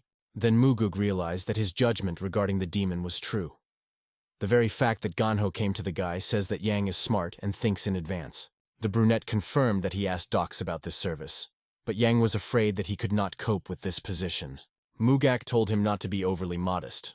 Even a bastard coped with this position in his memory. Yang has a role model. He was sure that Yang would become the greatest commander of the demonic army in history. The man still believed that the young master overestimates him.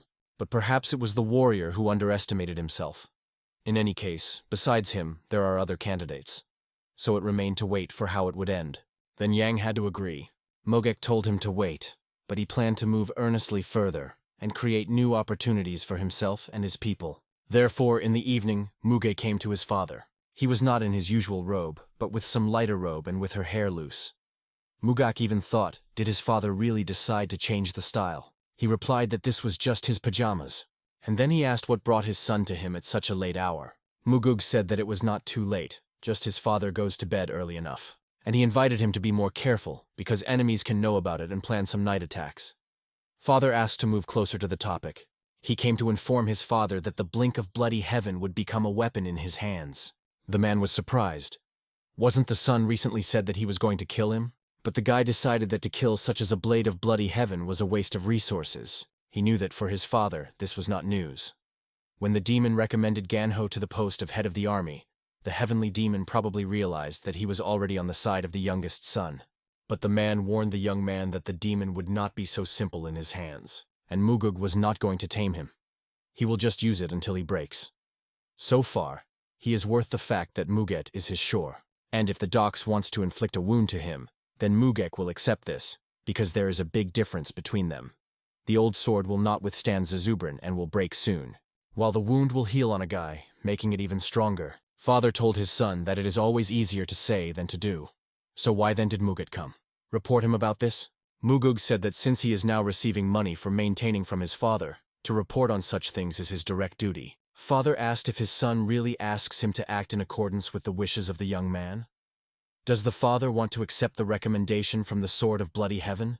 But Muget just opposite to ask him not to support the recommendation of the demon. The heavenly demon was confused. Do not support? The brunette said that he wanted to take advantage of the chance and break the spirit of a blade of bloody heaven. It is so proud of itself, and is full of superiority that sometimes behaves as if stronger than the leader of the cult. The son wanted to crush this pride and tame his arrogance.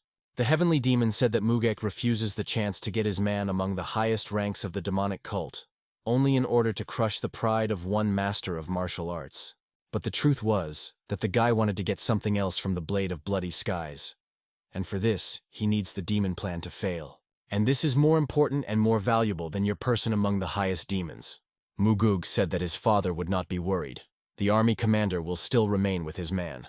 The son intended to pick up everything. Father told his son to stop carrying nonsense and leaving. The guy only thought to himself that not one of his jokes, uttered this evening, would not be funnier than his father's pajamas. The next day, a blade of bloody heaven came to the heavenly demon and said that, no matter how much this was contradicting the leader's desires, it is worth noting that the young master has recently attracted attention inside the cult.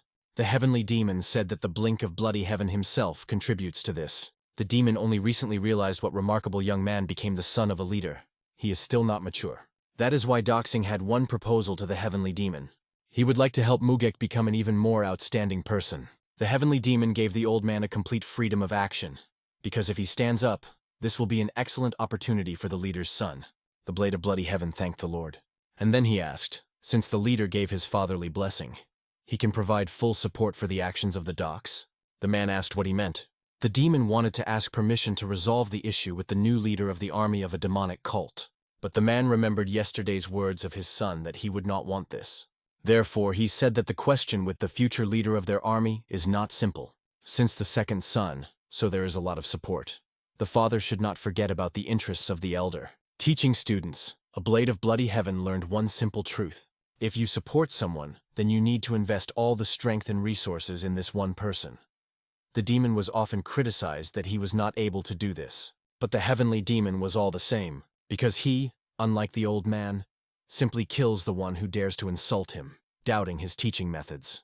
After that, he asked, would I want to discuss doxing something else, or is it all? The demon said that now he would probably be left. He did not tell the heavenly demon anything, but vague doubts crept into his head. What is actually hiding behind this strange indecision?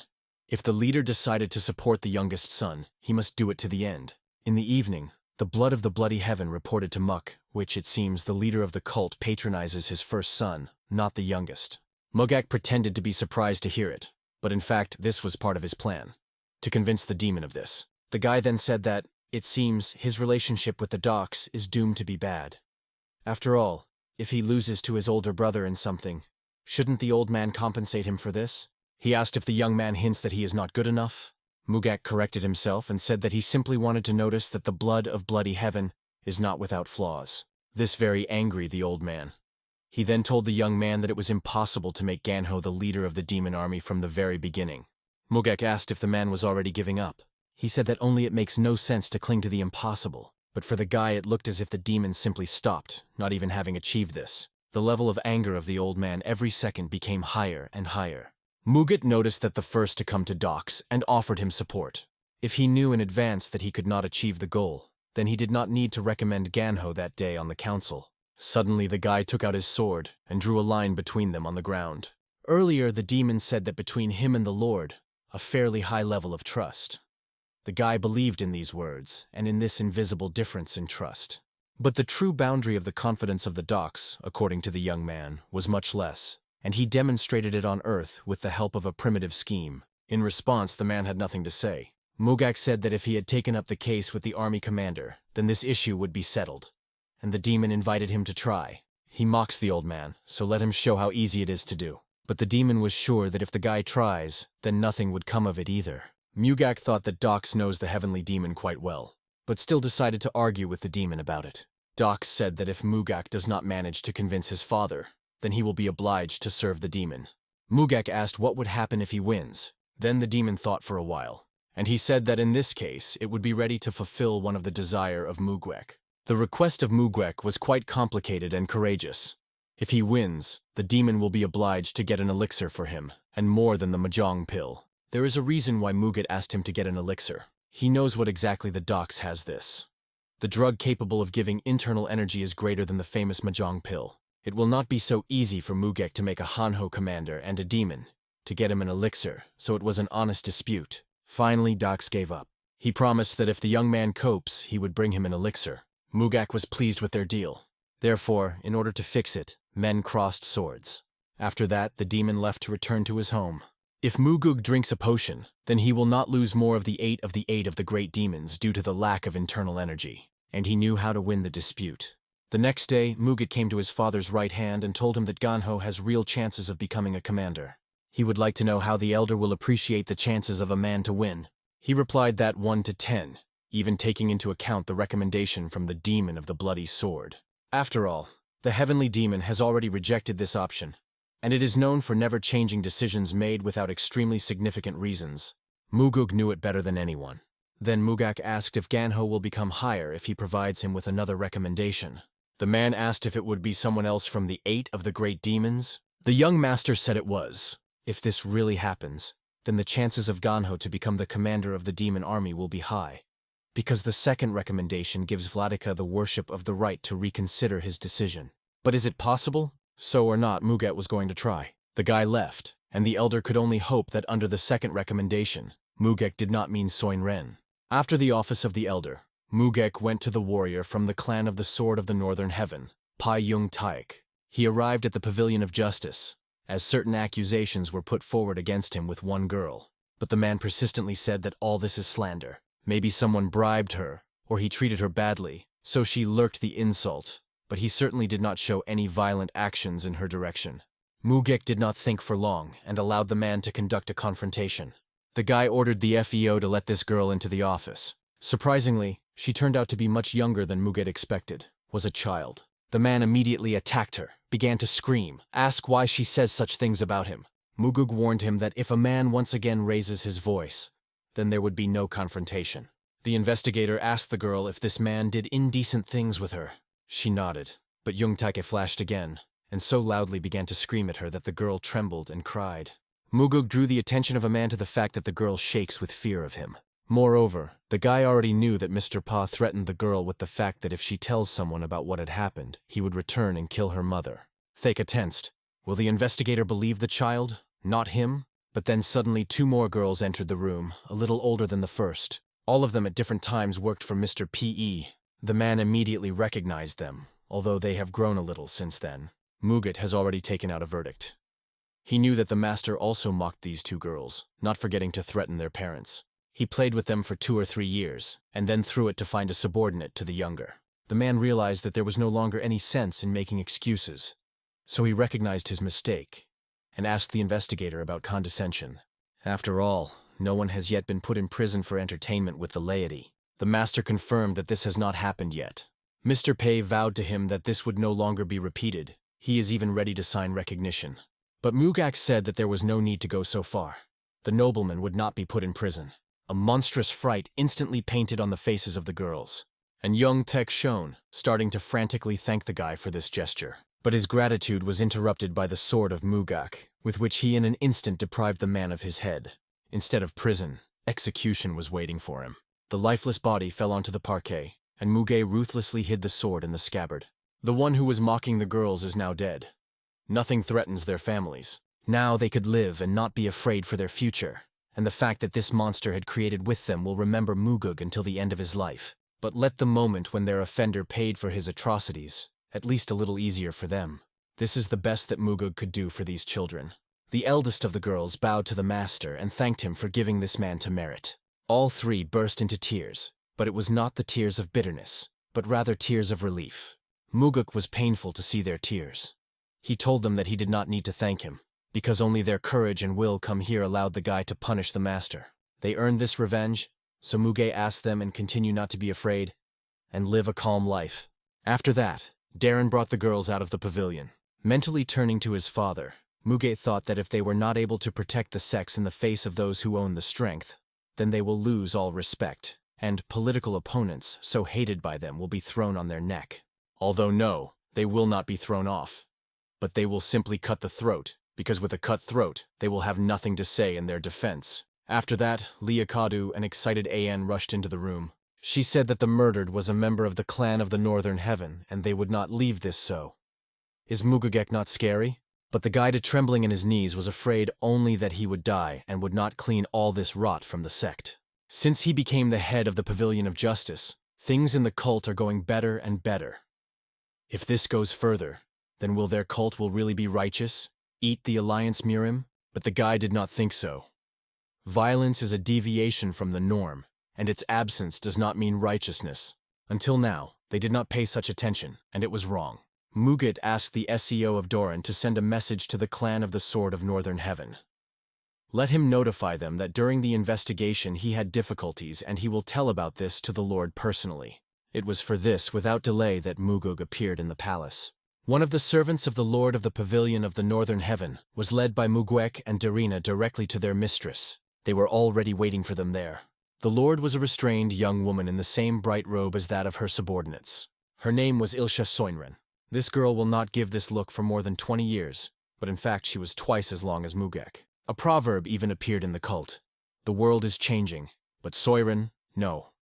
Moreover, it seemed to many that every year she was only getting younger. Muguk had not had the honor to talk with the elder for a long time, so he was very happy about their meeting. The woman could not get used to the appeal of the elder, so she asked to call her just older.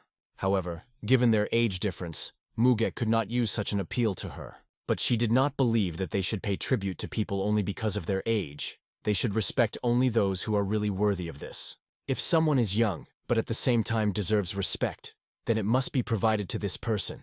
Therefore Mugug said that he would turn to the woman the way she wanted, and hoped that she would call him by name. After that, he introduced Darren and said that this is a special investigator who was engaged in the investigation of the crime known to her. But the girl did not even want to hear any details. If the Pavilion of Justice considered that a crime occurred in the cult, then it was so. She believed that anyone who dares to harm the health of a young servant deserves death. And their sect will not ask any questions to the investigator in this case. Mugek and Darren looked at each other. So the Seo realized that he should leave Mr. and Madame alone. Then she shared with the young master that she heard that thanks to the stubborn work of one modest person, their cult underwent changes. Mugak did a huge job. This became possible only due to the fact that the great demons were an unshakable support for him. The woman said that the young man may not bother herself with flattery in her direction. Mugek was struck that she also called herself an old woman, although she hardly looked 20, but she believed that it was absurd. Soon it will be time for her to retreat and devote the rest of her life to the search for enlightenment. But Soenrin lived a life that completely does not correspond to these words.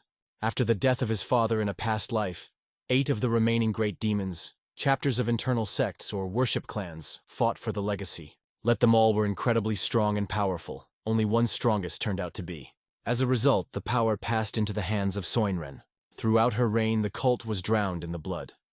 Perhaps if it were more skillful in politics, all this might not have been. As a result, she could not hold out in power even for 3 years. She was killed by the next leader of the cult. Mugak admitted to her that when he was given the case of Mr. Pei, he experienced a huge pressure. She must have heard that his pavilion had recently had quite a lot of friction with the Docks and a clan of the Bloody Heaven. He deliberately mentioned Docks to evaluate her reaction. After all, everyone knows that among the 8 lords she has the most bad relationship with him. Because of this, 2 fractions were constantly conflicting, like a cat with a dog. Mugak said that he was trying to influence the decisions made by Mugek. And now, again, a loud business, a new conflict. But now with a clan of a Sword of Northern Heaven. But Soinren was not at all a man like him.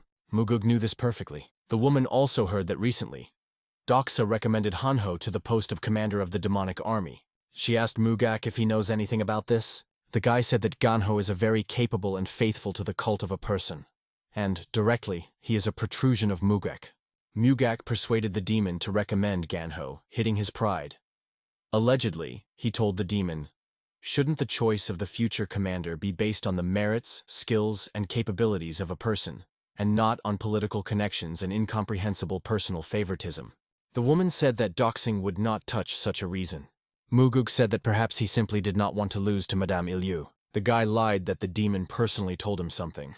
Allegedly, among all 8 great demons, a blade of bloody heaven is more devoted to the sect. However, even for him it turned out to be impossible to make Ganho the commander. The great strategist proposed one way to fix this, but Mugek cannot call him simple. The woman asked what he suggested. Muge replied that he said that this decision could be made if a similar recommendation came from another sect of their cult. But the problem lies in the fact that no one is interested in cooperation. But Soinren did not agree with him. Does he think that Dox is the only person faithful to cult?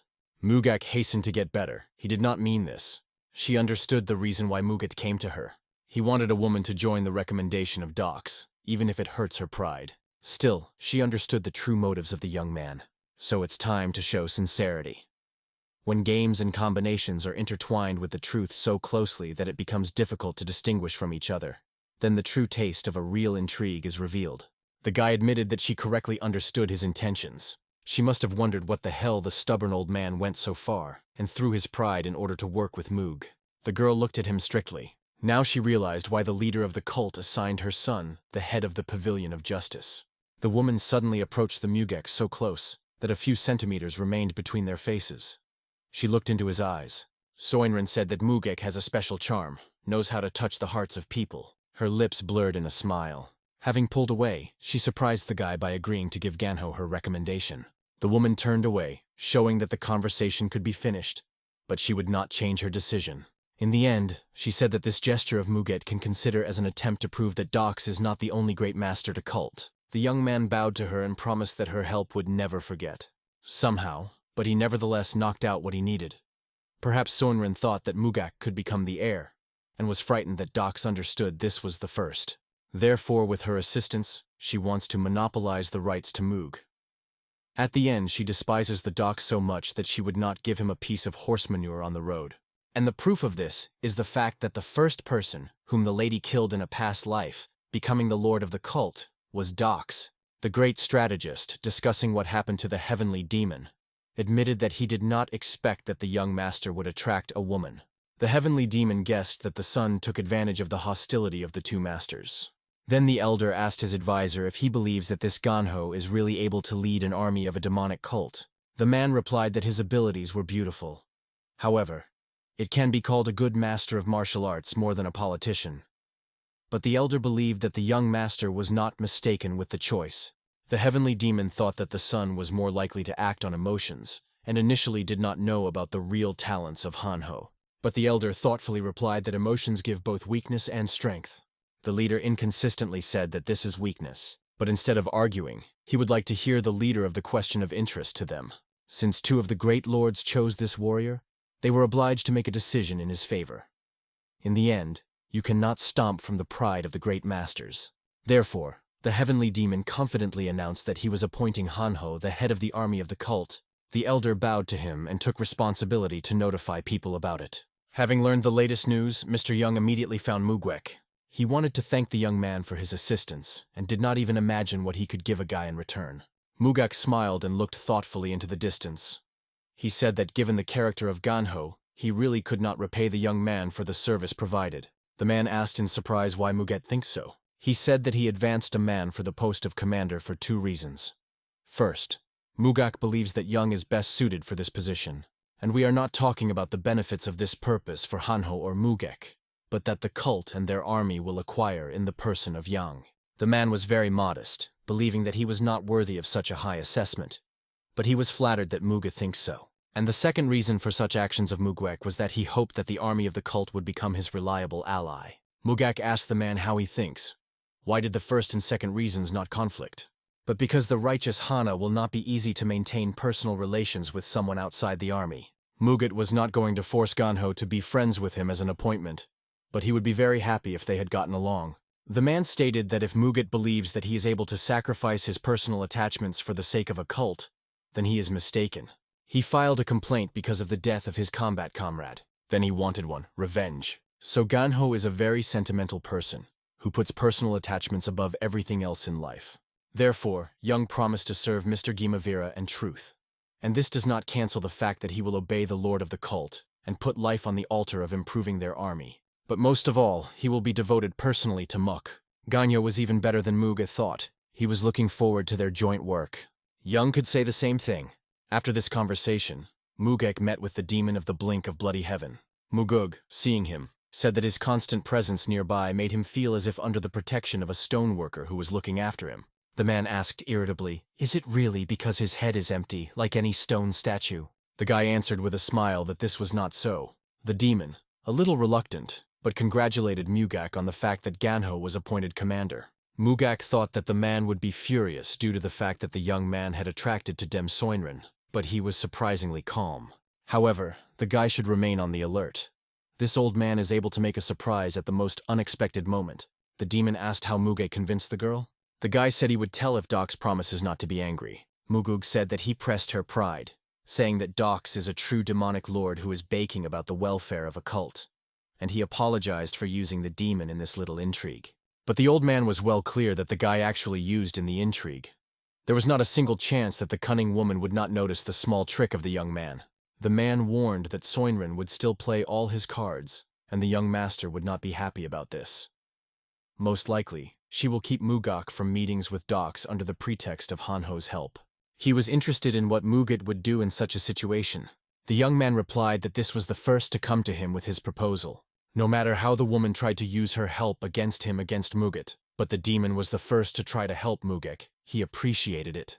Then the demon decided to make the guy an offer, which he could not refuse. And he handed the young man a small wooden box. Inside her lay an elixir promised by a man. He looked like a small, bluish, muddy ball. It was a heavenly elixir, the one that Muget asked. The guy was shocked. Is the warrior just so ready to give it to the young man? He was sure that the demon of the blood of bloody heaven would get off with an excuse that he had nothing suitable, or uses any other excuse to leave the jewel at home. Dox kept this thing for a very long time. He limited himself without taking the elixir, and now he really gave it to the young man. His honor was higher than to abandon the previously given promise. The man irritably threw his sword, sticking it into the ground, and then he drank alcohol so as not to worry so much because of what was done. He sat on a stone block, putting his legs under himself, and turned to Mugek. The old man honestly admitted that he wants to devote the rest of his life to service. The blade of bloody heaven laid out his trump cards on the table. He did not even try to cunning or make some new plans to play with Moog. He said everything without hesitation, without a doubt. Once Mugug told his father that the blood of bloody heaven is unworthy. Now he was ready to refute his words. If a man went so far, then the young man is obliged to take care of him properly. Mugug sincerely thanked the old man for the trust rendered. The guy said that he was going to absorb the elixir here and now, and asked the demon to protect him while he would meditate. The demon was outraged that Muget was about to drink an elixir right with him. But the guy believed that since Doxa was given to him this elixir, the guy was right to accept him only in the presence of the old man, to ensure the protection of another person while he is engaged in the circulation of energy, more than just a service. Believing yourself in this way to another person is the highest degree of trust among martial arts. Therefore, the demon was very surprised that the young man trusts him so much. If the poison was mixed in the elixir to protect, he would patiently expect an antidote from the old man, but he was sure that the elixir was clean, since the old man would not use such low methods. The blade of bloody heaven caused a defiantly and suddenly, but what if the instincts of the young master deceive him? In this case, he would be going to reflect on this when the right moment had come. After these words, the guy immediately brought the elixir to his lips and swallowed him. He fell inside and instantly disappeared into a youthful body. He began to split slowly, directing his particles along the guy's veins. He slowly mixed with blood, filling the guy's body with such a sharp influx of energy that he, closing his eyes, barely restrained her so that she would not harm his body. He could barely direct her evenly, otherwise such a large sudden volume of force could tear it into pieces. Thanks to the elixir, the amount of its internal energy has increased many times. When the guy finished meditation, the demon asked him what the elixir tasted. The guy answered pretty much worthy. He has not tried anything so beautiful in his whole life. This made the man repent of the fact that he had been waiting for so many years and did not absorb him many years ago. Mugug told him not to be upset, and dared to assure that he had absorbed the elixir about 10 times more efficiently than the old man could do. Now, even if the young man will have to encounter a blade of bloody heaven in a battle with a demon, he would not lose due to a lack of internal energy. Noticing that Muge was thinking about something, the old man came closer to him. He looked suspiciously at the young man. Who was this arrogant insolent? How could he make the demon's mind turn everything upside down? Moreover, he got into confidence so much that he led the man to give him an elixir. Then the young man decided to demonstrate in his eyes the power that he found today. He is the one who is ready to lead the cult with himself to the new peaks. Unless, of course, the old man lives up to this point. The atmosphere around the young man was heated, and his internal energy began to uncontrolledly emit into the air. There was a lot of it. The power of such a young guy scared even a blade of bloody heaven. The guy asked the elder if there is something in this world that he wishes with all his soul. The man thought about it. What desires can an old man have his age? He simply continued to go with the flow. He was forwarded by the river of his past. But Muka noticed that it was painfully restless for the one who says such things. The man opened his mouth in a dumb indignation. Mugek said that when the old man makes him give all his way to the full, at times, the guy seems to be dropping an old man from his shoulders for a dozen or 2 years. And at such moments, the guy felt a furious flame that rises from the depths of the soul of the demon. He really looked like that from the side. It was a relief for the old man.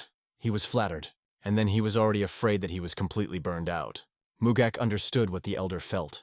No matter how much ambitions, desires, and aspirations you have, time will take part of them. The young man closed his eyes and sighed heavily.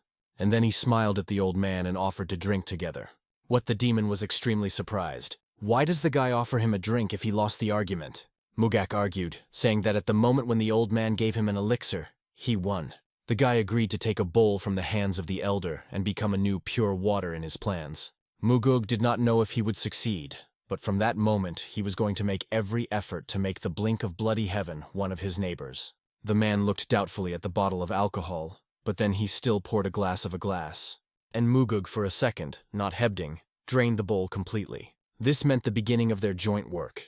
Mugug said that if a blade of bloody heavens in the future is gathering to arrange something out of the ordinary, then let him make sure that the guy can figure it out. The man thought about the words of the young man, and then he laughed loudly, pleased with his mood and determination. The guy asked the man to pour him to him, and he did it with joy. Mugat understood that even though the old man laughed sincerely, he still did not fully discover his heart.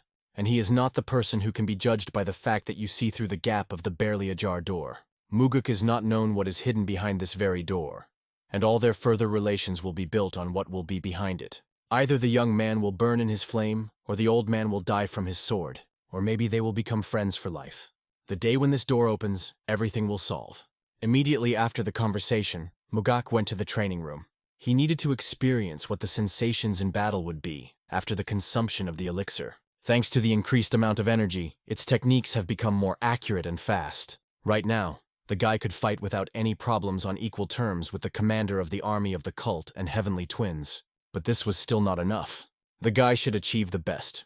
The stronger it becomes, the better. Suddenly, someone went into the training and told the guy that his energy was felt at a completely different level. It was the heavenly demon itself. Mugug rather told his father that the blink of bloody heaven gave him his elixir. The man was not even surprised, because he knew very well that the old man had such an elixir. Because the heavenly demon himself gave it to the old man, a long time ago. Then Mugug realized that the large scale of trust that the demon was demonstrated by the young man at their first meeting meant. The demon did not lie to the guy. He really was in good standing at the heavenly demon. Father asked his son that he put as a bet against the demon when he argued on the elixir. Mugek replied that himself. In this case, the father had to admit that the deal for the old man was losing. Muget reported that he had just begun to embody his plan. The next he plans to revenge heavenly twins. Father did not even react in any way. It was strange. He would have called the plan of his son nonsense earlier. But now, he just listens. Mugek asked why his father was silent, and he admitted that he simply thinks that his son could do it. He finally recognized the value of the young man. Before leaving, the man only advised the guy to train harder, and Mugak thanked him for appointing Hanho commander. But this decision was made not because of the request of Mugak, but because it was recommended by 2 demonic lords. The guy suddenly told his father that if he is happy, then all those who surround him will also be happy, and the cult will flourish.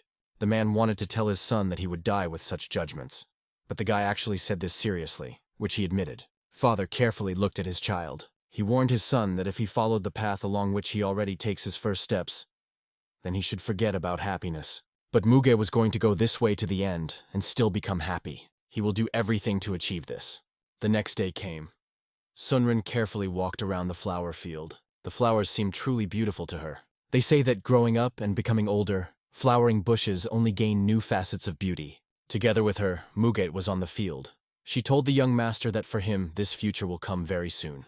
But Mugug knew that even if he became older, then it would not have any meaning for him. The guy came to sincerely thank the woman for her help and, in the sign of his appreciation, brought her the liquor. She appreciated his attention, but did not drink alcohol, ceased for a very long time. Mugak apologized for his ignorance. In fact, Mugug knew that she did not drink alcohol.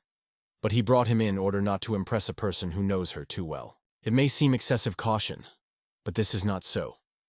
You need to move gradually, step by step. This is how trusting relationships with people are building. Mugak said that he was taught that you should always repay for the help you received. Therefore, the guy would like to know if something he can do for a woman. She thought a little, and said that the younger one better burst with the connection with the blade of bloody heavens. It was exactly the answer that he expected to hear.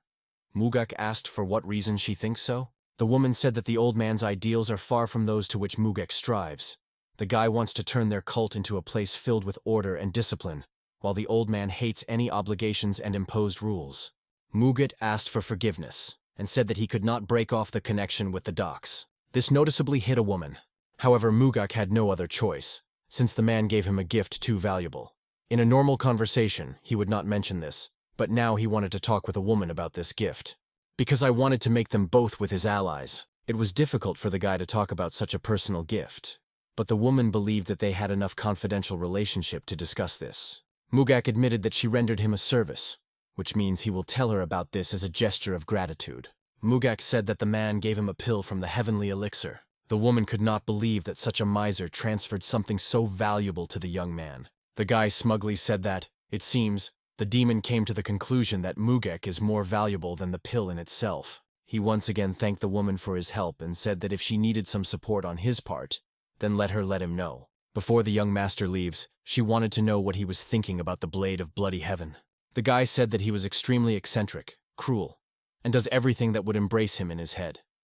His first impression of a meeting with a man was terrible, but the closer he recognized him, the more from the better side he opened to him. The woman asked, didn't the guy's opinion changed from the pill presented to him? He did not deny this fact. She said that even if so, then a bet on a blade of bloody heaven is a wrong choice. If the young man wants to continue to receive support from a woman, then he will have to abandon the old man. Mugug said that in this case a woman should prove it to him. I must prove that it can be more useful than docs. He gave the guy a pill of heavenly elixir. If he must break his ties with such a person, then this should be very good reasons and appropriate justification. Sunrin asked, is the fact that such a decision will be made for the good of the cult is not a sufficient excuse for this? Dreams, ideals, loyalty. Mugek believed that those who offered nothing in return are trying to attract people with these words, and the brunette despises such people. Then the woman got angry in earnest. Muget stupidly withstood the influx of her inner energy, and said that he did not know what her opinion was about him, but he intends to commit something grandiose and great. In the future, he will meet many people and masters, and he is sure that he will not always be able to make the right decisions and make the right judgments. Therefore, he asked the woman to show him something that he could easily evaluate, something more valuable than that pill that the old man gave him. He wanted the lady to leave her opinion to herself. Without a doubt, a blade of bloody heaven is the one he needs. And that is why Seinrin is now hesitation. Suddenly she thought, and stopped scaring the young man with her energy. She asked him what he wanted. He replied that he did not want anything right now. For Seinrin, this sounded as a statement that she has no chance, because the guy already has a blade of bloody heaven. He said that he was sure that they would still meet with the mistress more than once, but now he should leave. The guy turned his back to her and a cunning smile appeared on his face. Due to the fact that he told her that he did not need anything, impatience would settle in her soul. In the evening, Mugek, familiar to him, met with a demon of a blade of bloody heaven. The guy said that he met with Seinrin, and she told him to cut off his ties with the old man, doxing as he knew that she would demand this. He asked if the woman called the reason why Mugek should do this. The young man said that according to the woman, they have two different ideals with the dox. The demon is too self-heated and undisciplined, Then the demon asked what Muget was going to do. Mugak jokingly said that he would unite with someone who would offer him the best conditions.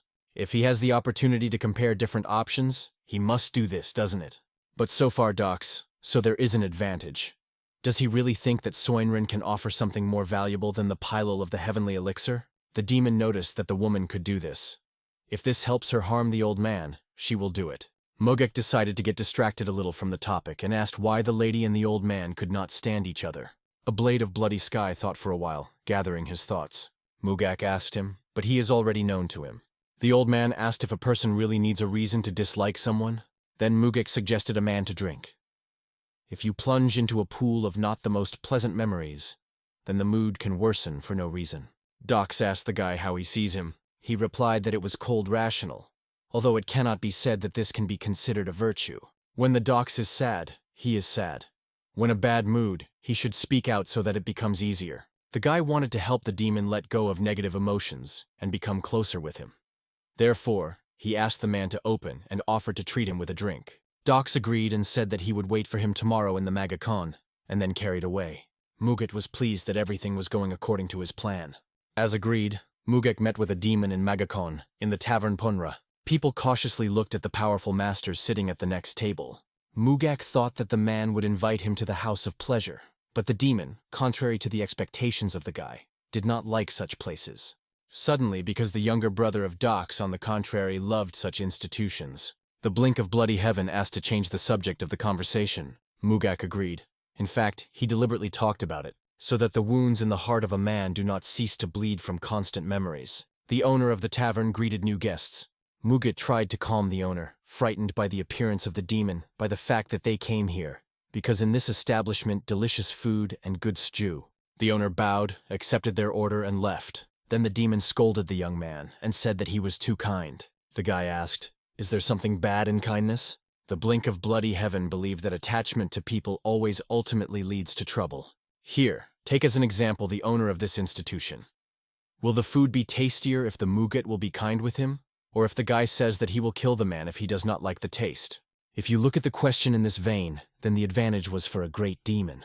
Muget admitted that heartlessness helps to survive, but he would prefer does not get into the carriage, which follows such a route, because he believed that food prepared by a person in a good mood and joy in the heart would be tastier than the one that is prepared in fear and awe.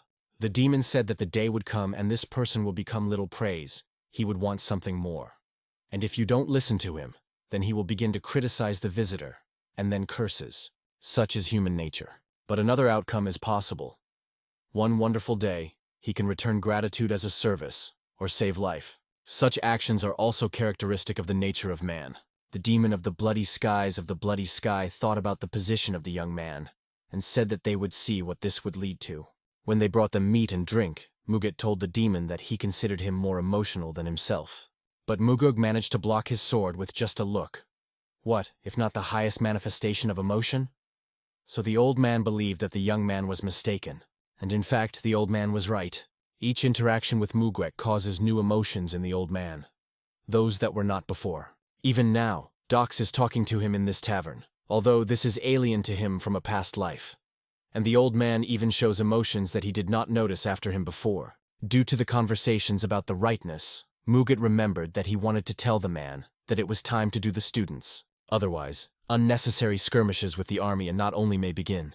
The guy replied that the elder was showing arrogance to the demon's statement that Mugek was arrogant. And then he was indignant even more. But did you leave things to go on as usual? Did the blood of bloody heaven show not disrespect for the leader of the cult and the rules? After all, the demon considered himself great. What does he care about what is happening to his students? The elder rose sharply from the table and tore him into chips. How did the young man blame him for something like that? People in the tavern were scared by the mess that the masters arranged, and Doc shouted everything in a full voice at Mugwek. How did he dare an old man? Now he really wanted to beat the young man to death. Shouting at him, he began to break into the glancing people around him. But this situation should be resolved wrong. Mugek did not like that the Docs on emotions rude the owner of the institution, so the guy left a stack of gold coins on the next table. He apologized for the inconvenience and said that this money was compensation for the damage caused to the institution. The owner, stuttering, began to convince Mugwek that in fact everything was in order. But Mugak insisted and paid a little more money to the man, asking them to bring them a new food and a drink. The demon asked irritably, "Does the young man really want him to behave the same?" Mugug said that if the old man does not want to do this, he may simply not break someone else's furniture. The path of the demon, which Mugug moves, did not provide for the fact that they could create nonsense in a fit of anger. Dox was again indignant due to the fact that some young man tried to teach his life. But the brunette only restrainedly asked him to stop screaming and transferring to the next table. The demon boiled with rage, but this time he tried to restrain himself. Mugek was a brazen boy, and according to the demon, truly crazy. Therefore he decided to warn, if the young man betrays him, the demon will kill him. The frightened owner, meanwhile, brought them a new tray with an order. Mugak asked if Dox really intends to kill him in case of something. The man said that he was serious as ever before. Then the young master asked the elder to swear infidelity. Because this threat makes sense only when it passes for some time. First, the demon should show its devotion in practice. And if after that Mugek betrays him and leaves him, only then the demon will have the right to stick a sword into his heart. The man looked at him coldly but did not answer. Mugak filled his cup first, and then he poured it into the cup of the demon. And then he handed it to the old man. If he accepts it and drinks the contents, then this will designate an oath to them infidelity. With noticeable irritation, the Dox accepted the stretched bowl. Mugak smiled. He was sure of one. Now the demon did not clock with him with a glass, did not fully fix the oath. But in his mind he did this, and will certainly become an ally of Mugak in the future. At night, Seinren again came to the flower field to admire her favorite place in the light of the moon.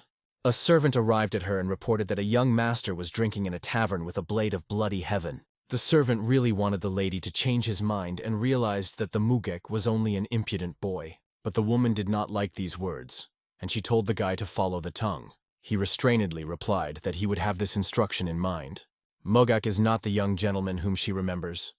The servant said that only a storm in the bowl, but the woman asked, "What if this bowl is large enough to accommodate the whole Murim?"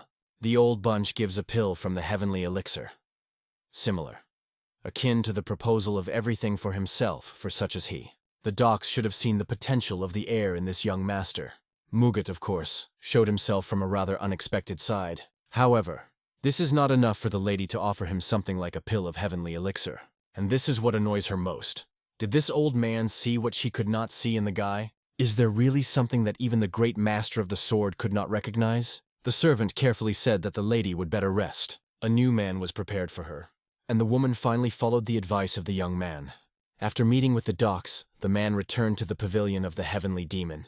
For the first time in his life, he was led into his father's personal training hall. A huge iron plate was suspended in the middle of the room. A lot of holes were burned on it. Apparently, the father used it as a target. But it was not even ordinary iron, but 1,000-year cold iron. Leaving dents on it is very difficult. Mugak never saw this iron to be used for practice. Suddenly, a heavenly demon entered the hall. He told Mugak to stop turning his head and show him the tread of the god of the wind. The guy began to demonstrate. The tread of the god of the wind consists of 4 main techniques, with more than 900 variations. The way you understand these techniques determines your movements and the power that this martial art can give you. And the guy showed his father several of his combinations. But for some reason, his father looked at him strictly. He did something wrong? The father, on the contrary, was surprised that the son had already managed to achieve such a level in mastering this art. Perhaps due to the fact that his father recognized him, they spent time talking about martial arts. He shared his insight with his son, and even silently listened to Mugek. Moreover, he accepted them. Mugug would never have thought that his father would be so open and rational when it came to the use of techniques. During the conversation, he asked his son to close his eyes to share the insights that he comprehended. Mugak obediently did what he was asked. In his knowledge, he seemed to be deeper with the surface of the knowledge of technology every second. Thanks to the discussion of the art of acting wind with his father, his understanding of this technique has improved. The guy bowed the heads of we. He thanked his father for the instructions. Mugat promised that he would definitely return this good attitude. Or perhaps just make another contribution in favor of his father's pension. Tom did not really like the joke, as his son entered again, so he offered to finish and go together until the young man left. Mugat in amazement opened his mouth. The man noticed the confusion of his son and asked him what was wrong. He replied that his father had never invited him to dinner together. But the man considered that this was a strange reason for surprise. For him, it was not something out of the ordinary. Soon a beautiful table was set for them. Father said that if this is not enough, then the servants can bring more. Mugak obediently nodded and began food. Soon he noticed a slight tension of his father. Probably, he was embarrassed by the fact that today Mugek is not joking about and without. His father is simply unknown that right now he is sitting in front of him, the same Moog before the rebirth. In the past, he never strove for this, but now. When this happens to him, Muget finally began to understand something. In the most hidden depths of his heart, Mugek always wanted such a relationship with his father. Soon the man asked if his son had food to the taste. The guy jokingly asked if his father wants to exchange cooks. He finally exhaled, getting rid of tension, and politely refused. Mugak told his father that he has one request for him. He would like to introduce a person into their family. Father asked, "Does Mugek want to marry?" The guy replied, "Not. He wants to convey the art of a heavenly sword, Lee, his bodyguard. He was going to teach her the full version of the art of a heavenly sword. Only by studying the flying heavenly sword can she defend the position of the Lord of the Ghosts. But this technique is transmitted only to members of the family of the heavenly demon, and no one else." Father strictly noticed that Muge always looked down at his lord brother, and now he wants to introduce his 7 bodyguards into his 7. Mugug said that Li An means much for him, much more than the blood flowing in her veins, and with this technique it will achieve a lot. Father asked if Mugoke really wants to do this. After all, the heavenly sword is the personal technique of the sun. But Mugak said that his personal technique will be the demonic art of 9 flowers. This is a special student. It is inaccessible to all family members, because it is transmitted only to the heir. Mugwek's words sounded confident. Suddenly the man approved the request of his son. Mugug did not think that his father would just agree. But, despite the permission, there was one thing that Mugek had to remember. The guy said he agreed to anything. He said that if someday Mugek wants to kill one of the demonic lord, then he will have to first notify his father, and it doesn't matter who exactly this will be. Muget, of course, agreed. Having finished dinner, Mugek called Li An to his training room. She came quickly enough. Muget turned to her officially enough, saying that there was a serious conversation. He announced that from that moment he would begin to teach her new martial art. The girl was extremely surprised by this, and then Mugug said that he would give her the technique of heavenly sword, and her surprise became even more. She knew that this art is available only to members of the Vladika family. Muget smiled affectionately at her and asked if this is the only reason she refuses. The girl said it was. She's not going to teach this art. She does not need trouble. But then Mugug said that he has permission from his father. He received permission to ensure that Leon become a member of their family. Then the girl asked if Mugoki really wants her to study his personal technique. He said that the girl needs to master the technique at least such a level to become a lord of ghostly shadows. And Mugug has long been perceiving it as a family member. The girl was torn by the most diverse and strongest emotions. She continued to doubt how the right decision was. She never experienced anything like this. No one appreciated her as high as Mugek now. Then the guy came closer and acquired the girl by the shoulders. For him, she has always been an invaluable treasure. The girl completely could not stand it and burst into tears, hugging the master. It was an incredibly important day in her life. For some time, the Mugug focused only on Li An and several more things. He also responsible for his work in the management of the Pavilion of Justice, and also did not forget to engage in my own development. Li An, absorbing the teaching, like a sponge of water. It turned out that she was even more talented than Muget expected. Her iron will, constant training, and a thirst for development allowed her to progress in the knowledge of technology so quickly that even he was surprised. He also realized something. Teaching another person allows you to learn yourself. In his past life, he never taught anyone. Therefore, the mentoring of Li gave him an invaluable experience. Once, a general meeting took place in the Pavilion of Justice. Muget organized it for the first time in a long time. The subordinates confidently welcomed their leader, and Mugek liked their mood. He collected them in order to add oil into the fire of their glowing hearts. Next to Mugek, on a small table, stood a painted chest. He ordered the FEO to open it. He raised the lid and his face was distorted in confusion. The chest was scored to the top with money. Muget ordered Derain to transfer 1 pack of banknotes to each investigator. He obediently completed it. Mugak said that this was his special gift to his employees. Of course, everyone was delighted and thanked the masters for such generosity. He gave them this money so that they realized that the Pavilion of Justice should not succumb to any external pressure. In other words, they should not take bribes. If they need money, they can come to Mugek and he will give them a salary for a month in advance. If this is not enough, then he can also help. All employees nodded at once and agreed with their commander. After that, Mugak released them and sent them to work further.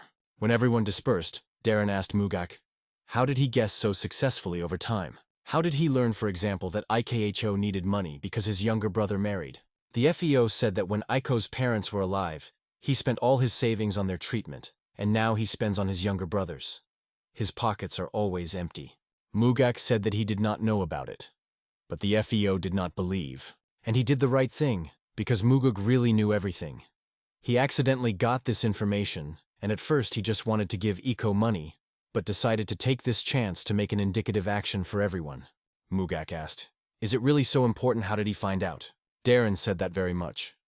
Fidelity does not appear out of nowhere. But the young gentleman told the SEO not to rack his head. This is just a trick, so that it is better to look in the eyes of subordinates. You can't fool the young man like that, because in a world where even such tricks are not used, people will still try to get hold of money at the expense of the young master. Mugak thought, but did not answer. And after that, the SEO stepped on. Soon Mugak headed for Dojon. There he decided to visit a blade of bloody heaven. He sarcastically asked if the master of the Pavilion of Justice appeared to arrest him. Then Muge answered the question with the question. Was the demon, for the time that they had not seen, managed to create a crime? In any case, the young man did not come to him for this. The blade of bloody heavens asked the true reason. The guy handed the man a small box and said that he wanted to give her to the old man. He took her in his hands and looked at a small object with a little suspicion. He asked, "What if this box bursts into his face with poisonous gas?" Mugek was angry with a strange joke, which was on the verge with a real accusation. He suggested that the man just open the box and not pull. The old man did so. Inside lay a small red ball. It was a poisonous wine of the highest quality. Mugug said that this was his gift for the old man's birthday. He even opened his mouth in surprise and his eyes widened. The guy was not mistaken. Today was the birthday of the demon. The man himself did not even remember this fact. He stopped worrying about such things for a very long time. But how did Mugak learn about this day? Mugug said that he, as a mother of the Pavilion of Justice, can find out any information about a person. Even how many trials of underwear have. He suddenly seriously asked how much. Mugak embarrassedly replied that it was just a metaphor. And once again I congratulated the elder on my birthday. On this he said goodbye. A blade of bloody sky asked the guy, did he really come to give him a gift? The guy said it was. A man should not feel obligated or look for hidden meanings. Dox asked if the young man would really leave that way. He said with a smile that he was a busy person, but he would be glad to meet in the evening in the tavern Punra. And after that he really left. And the man for some time thoughtfully examined the bizarre box. The evening came, and the picturesque sunset poured the sky with paints. Mugat was just returning home. But to his surprise, Swinren was waiting for him in the courtyard. She greeted Mugak and invited him to drink with her, relax after a hard day. The guy was not enjoyed by this idea, but still sat next to him. However, he recalled that the last time the woman told him that he had not touched alcohol for a long time. But she brought the drink not for herself, but for the young master. She poured him a full bowl, and he quickly drained it. The girl was surprised that he drank without even checking the drink. Suddenly, there was poison? But Mugak said that he did not check, as he was ready even for the poisoning version. He took out the same pill from his mouth that he gave and the demon. This pill not only prevents the spread of poison, but also helps to quickly remove toxin if it is in the drink. The woman looked with interest at the ball in the palm of the guy and said that, judging by the size, this is a pill in the highest grade. Mugak apologized for his tactlessness, but explained, saying that he knew that a woman did not feel good feelings for him. In such a situation, he simply could not drink what she prepared without taking precautions. She was hurt that the guy did this despite the fact that they drink he with Doka. He without any problems. Sunren asked Mugek, does he really not trust her so much? The guy said that before drinking the first bowl filled with the hand of Dox, they went through a lot together. There was no such thing between them with Soinren, despite the fact that she recommended Ganho Vladika. Muget also noticed that this choice of a woman was rather made not because of him. She supported Ganho, but this was not done for Mugak, but so that he would tear his relationship with the elder Dox he. Mugug would like to go with the eldest through a lot, and he wants to drink a she, poured with her hand without an antidote under his tongue.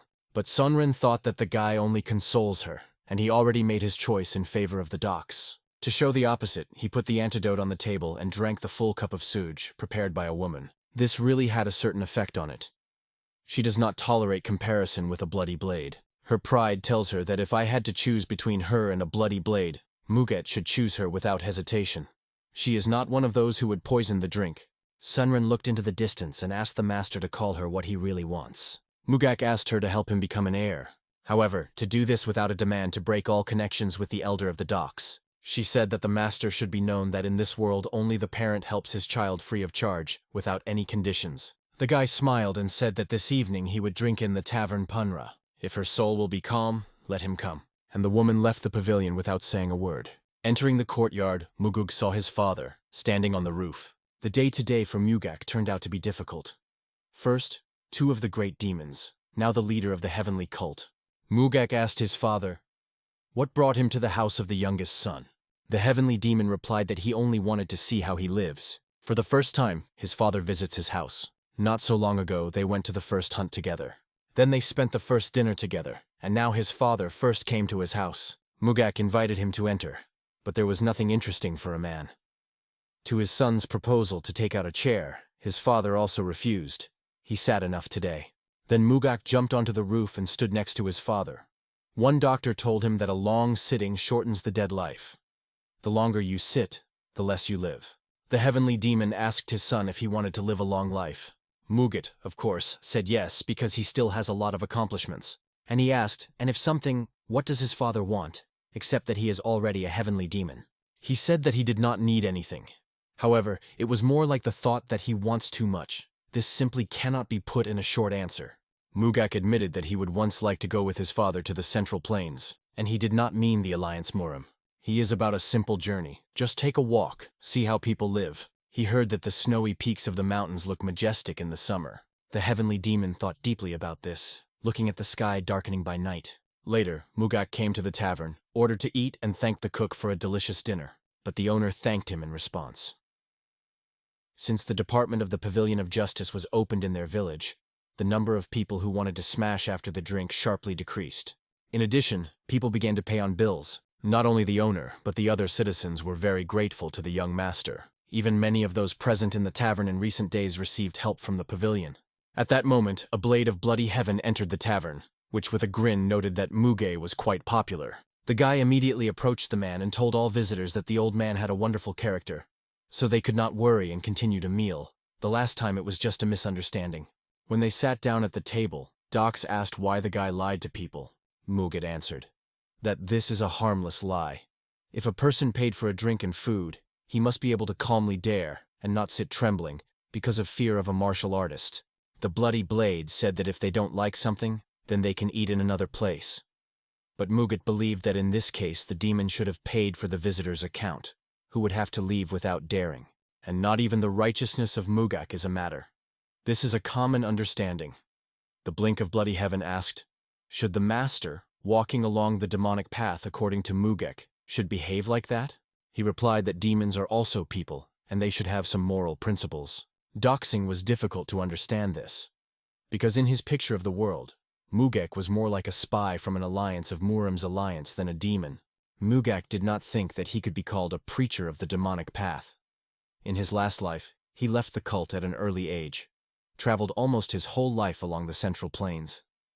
He met many people and saw different fates. The guy raised his cup of koju and offered to drink the elder for his birthday. He looked around in fright and told Mukka to be quieter. What is the good thing that it has become a year older? Does it need to somehow celebrate this? Mugek affably said that this is just an occasion to drink and have fun. A blade of bloody heaven noted that the youngest liked to drink more than it might seem at first glance. Previously, he himself enjoyed a drink, but now he almost does not drink. Suddenly, behind his back there was a cold female voice, which noticed that, nevertheless, the demon did not quit drinking completely. Both men synchronously looked at the girl who came. It was Sunarin. Mogak immediately caught himself, got up from his chair, and invited the woman to sit down for the neighboring one. She held on to rather proudly, but accepted the invitation. All three were silent until Swenren asked why Muge called her to this place. He replied that today is the birthday of the Elder of Dox. In childhood, he was taught that it doesn't matter how much you do not like, you are obliged to congratulate him on this holiday. And it seemed to him a good reason, so he invited the mistress that they could celebrate the three of them. In this case, the woman said that she could not join in the evening. Suddenly, a blade of bloody sky asked what exactly so upset her. She looked at the old man with a strict, icy gaze and asked, did he really not understand? He endowed her with the same unfriendly brilliance of his eyes. The woman began to scream irritably and accused the old man of something. He jumped up and began to blame her in response, but in the end, nothing of their dispute was clear. Sunrin got angry and called the man a selfish idiot. He shouted at her, and she began to provoke him, saying that then let him get drunk and begin to create again that he would like to. But Mugak knew that they would not dare to pick up weapons. Because the Iron Rule acts in the cult, the lords of the demons do not fight among themselves. Mugak tried to defuse the situation. He said that until midnight there is still a long time, so they can stay and see what would come out of this evening. But the woman did not even think to calm down. She was infuriated by such an attitude of the young master to herself. How much does he despise her, since he decided to crank this? He asked her to sit down, and he will explain why he brought her to this tavern today. He hoped that two great demons would make peace, as Mugek needed the help of both of them. Moget found the behavior of the elders very stupid. He believed that it was possible if you talk more than once, then arrange a number of meetings and resolve the conflict. It is much better than curse each other, fight and hate. They said that the youngest was asking for too much from them. On the first day, Seinrin told him that he could not go with the same way with the docks. The woman headed for the exit, and the demon drank the last cup of suj. He was very angry at Mugek and that everything happened like that. In order to throw out negative emotions somewhere, he broke the table in the tavern, and then left it after Soinren. Mugek had to pay the owner again for the damage. He joked in front of the owner that it was time to get rid of the docks to break the habit of breaking furniture, and soon he himself left the institution. Mugek expected about such an outcome from their first meeting, but he will have to continue to bend his line and arrange such evenings for them. He must tear to the surface from the darkest depths of their hearts those emotions that they hid. Make them argue, blame each other. So far, a long, accurate resentment that corrodes them from the inside will not become a small trifle, from which they can easily get rid of. At night, Mugek could not sleep. He lay in bed, not opening his eyes, and then he suddenly felt someone else's energy outside his house. The guy went out into the courtyard and saw Soinren there. But what did she do in his yard so late? She was impressed by the fact that she, without showing her presence, still attracted the attention of Mugak. The guy smiled and said that he was just sleeping very sensitively. She reminded the guy that once he told her that he was despising people who are trying to buy fidelity with beautiful phrases and unrealizable dreams. She also despised one type of people. Sonren could not stand people who say beautiful words, but cannot confirm them with their skills. She came here to find out whether Muge applies to this type of people. The sword of the northern heaven called him to the duel. As Muge was expected, the woman stood her back to him, but Muge did not see a single zone open to attack. Mugak suddenly told her that there is another type of people whom he does not like. She was interested to hear which one. The guy was annoyed by people who are strong, but at the same time do not look at others. He despised those who use their strength in order to manipulate people and their relationships for the benefit of themselves. I could not see how people suffer because of the limitations of the powers that be. The guy with his statements increasingly angry a woman. Dust and sand with a whirlwind spun around her, and the earth was loosened by her rampant power. She only once praised Mugek, but now his pride ascended above heaven. The woman turned to face him.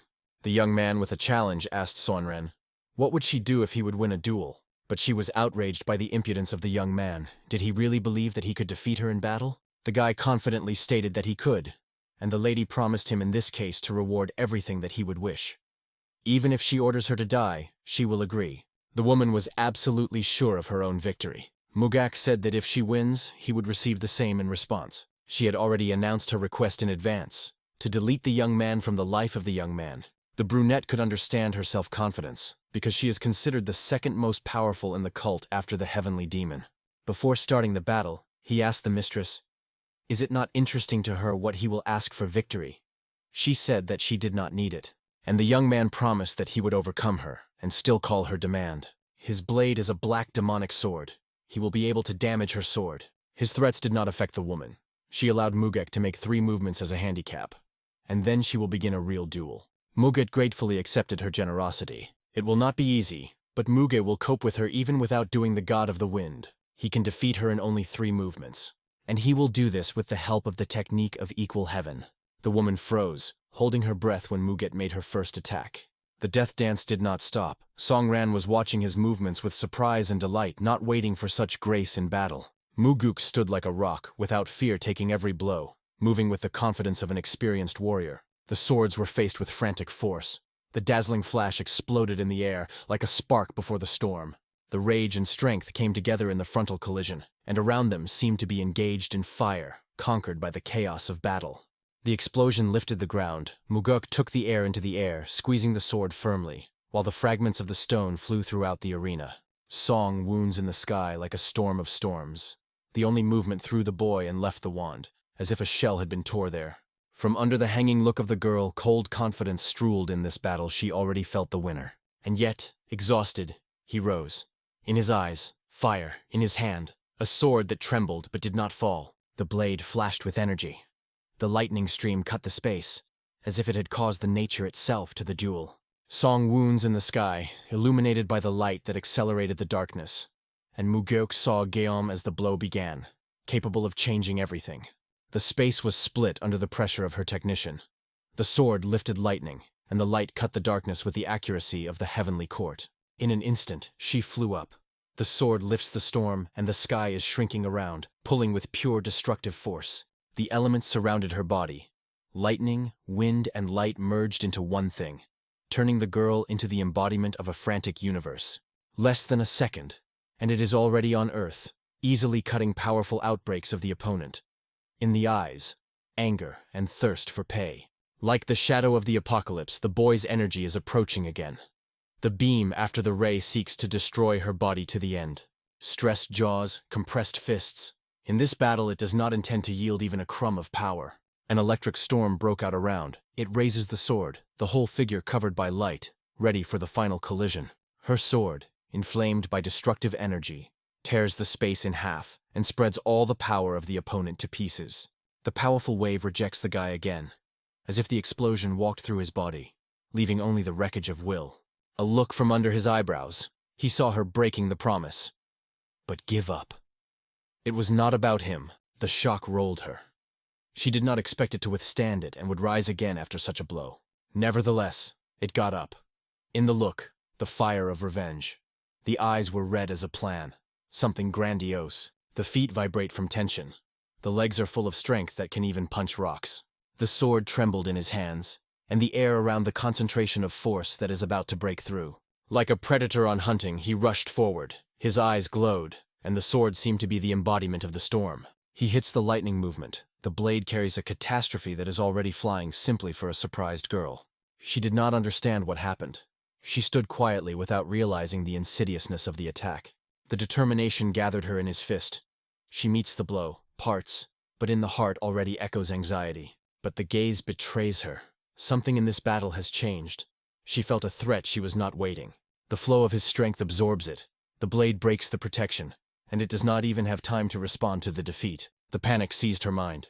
In the pupils she froze, and the belief in the victory had disappeared, as if it had never been.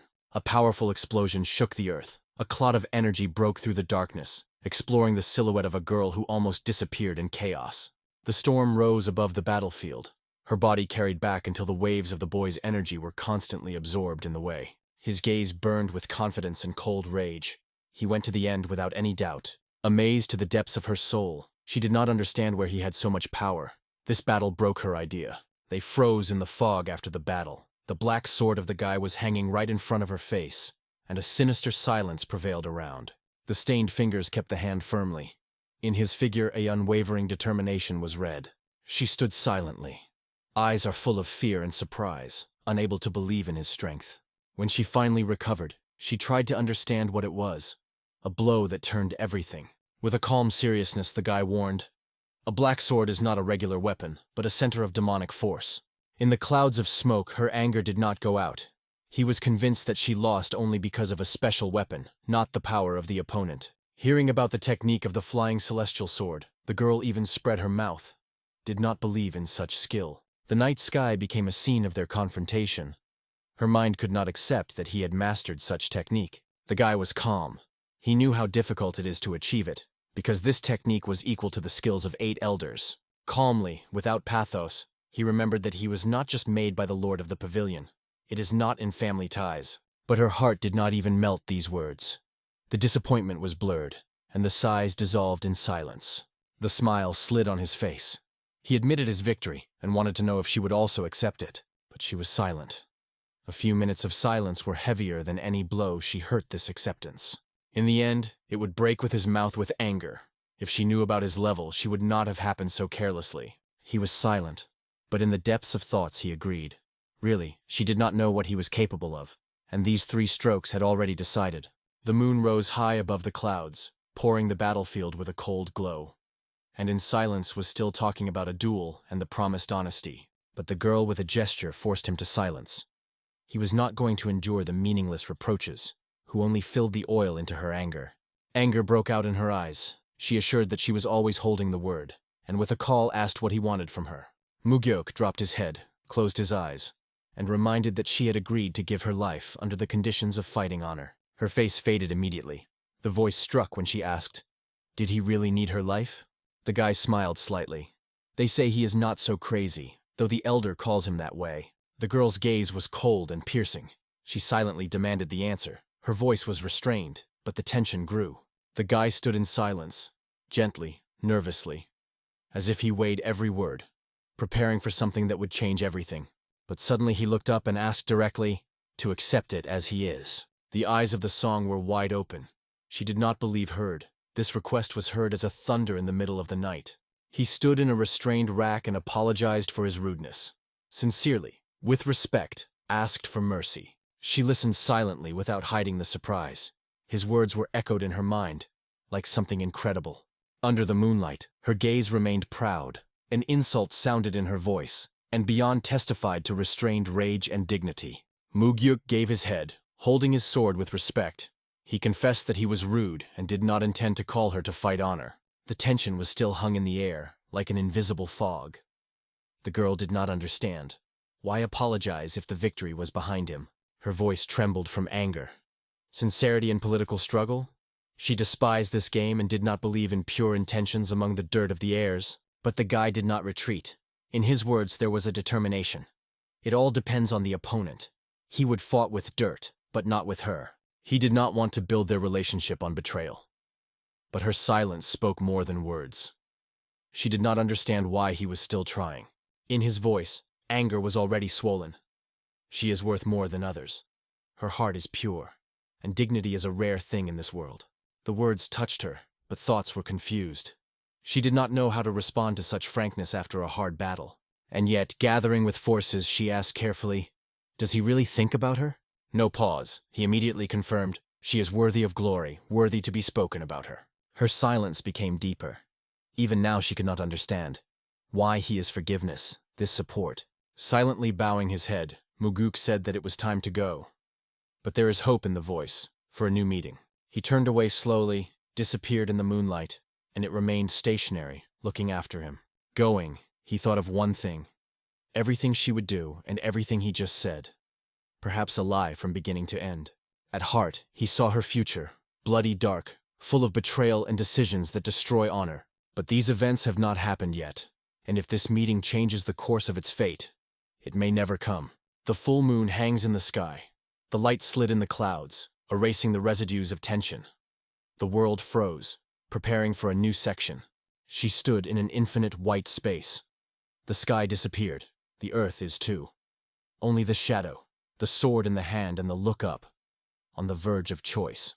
And somewhere in the depths of the heart, the guy still believed that even in the desert of her look, flowers can sprout. Hope lived. The moon climbed over the clouds again, pouring the world with cold light. Only a day passed, and they stood again in front of each other. Songwound appeared unexpectedly to recognize the changes in it. Something in it became softer, although the stress was still growing. His eyes froze. His appearance was exhausted, almost broken. Did yesterday the defeat awakened in her inner demons? They stood on the verge of silence. She found defeat and forgive him. He thanked without hiding. But the biggest shock was waiting ahead. She wanted to fight again. His face frozen in misunderstanding. A confused Mugyuk shouted that it is impossible. How can she strive for revenge? But so did not realize the causes of his objections. In her eyes, wonder; in her voice, determination. He closed his eyes, bowed his head, and confessed he could no longer win. Her eyes were filled with sadness. Why is such confidence in her defeat? But he explained. If she did not allow him 3 blows, he would have fallen first. The voltage increased. The girl stood on the edge of the sky. He was sure that with such power and technique he could win again, but in his voice there was a bitter disappointment. What happened is a case. A happy combination of circumstances, not true skills. Putting her hand on her heart, she offered a new duel. No conditions. If he loses, he will give everything he wants. He looked at her with misunderstanding. Why does she do it? Covered eyes did not hide thoughts. Now he understood why her path ended in bloody. Pride destroyed her when he was pushing forward now. Deciding in advance, he answered calmly. He would not tell anyone about yesterday's battle. She should rest, because she looked extremely exhausted. In her eyes, disappointment. In her mouth, silence. She was silent, not knowing how to perceive his refusal. The guy turned around, not wanting to waste time, but he stopped, hearing a quiet back. I'm ashamed. He looked around and replied coldly that this shame was senseless. The victory was only through good luck. But she was not silent. Her voice trembled.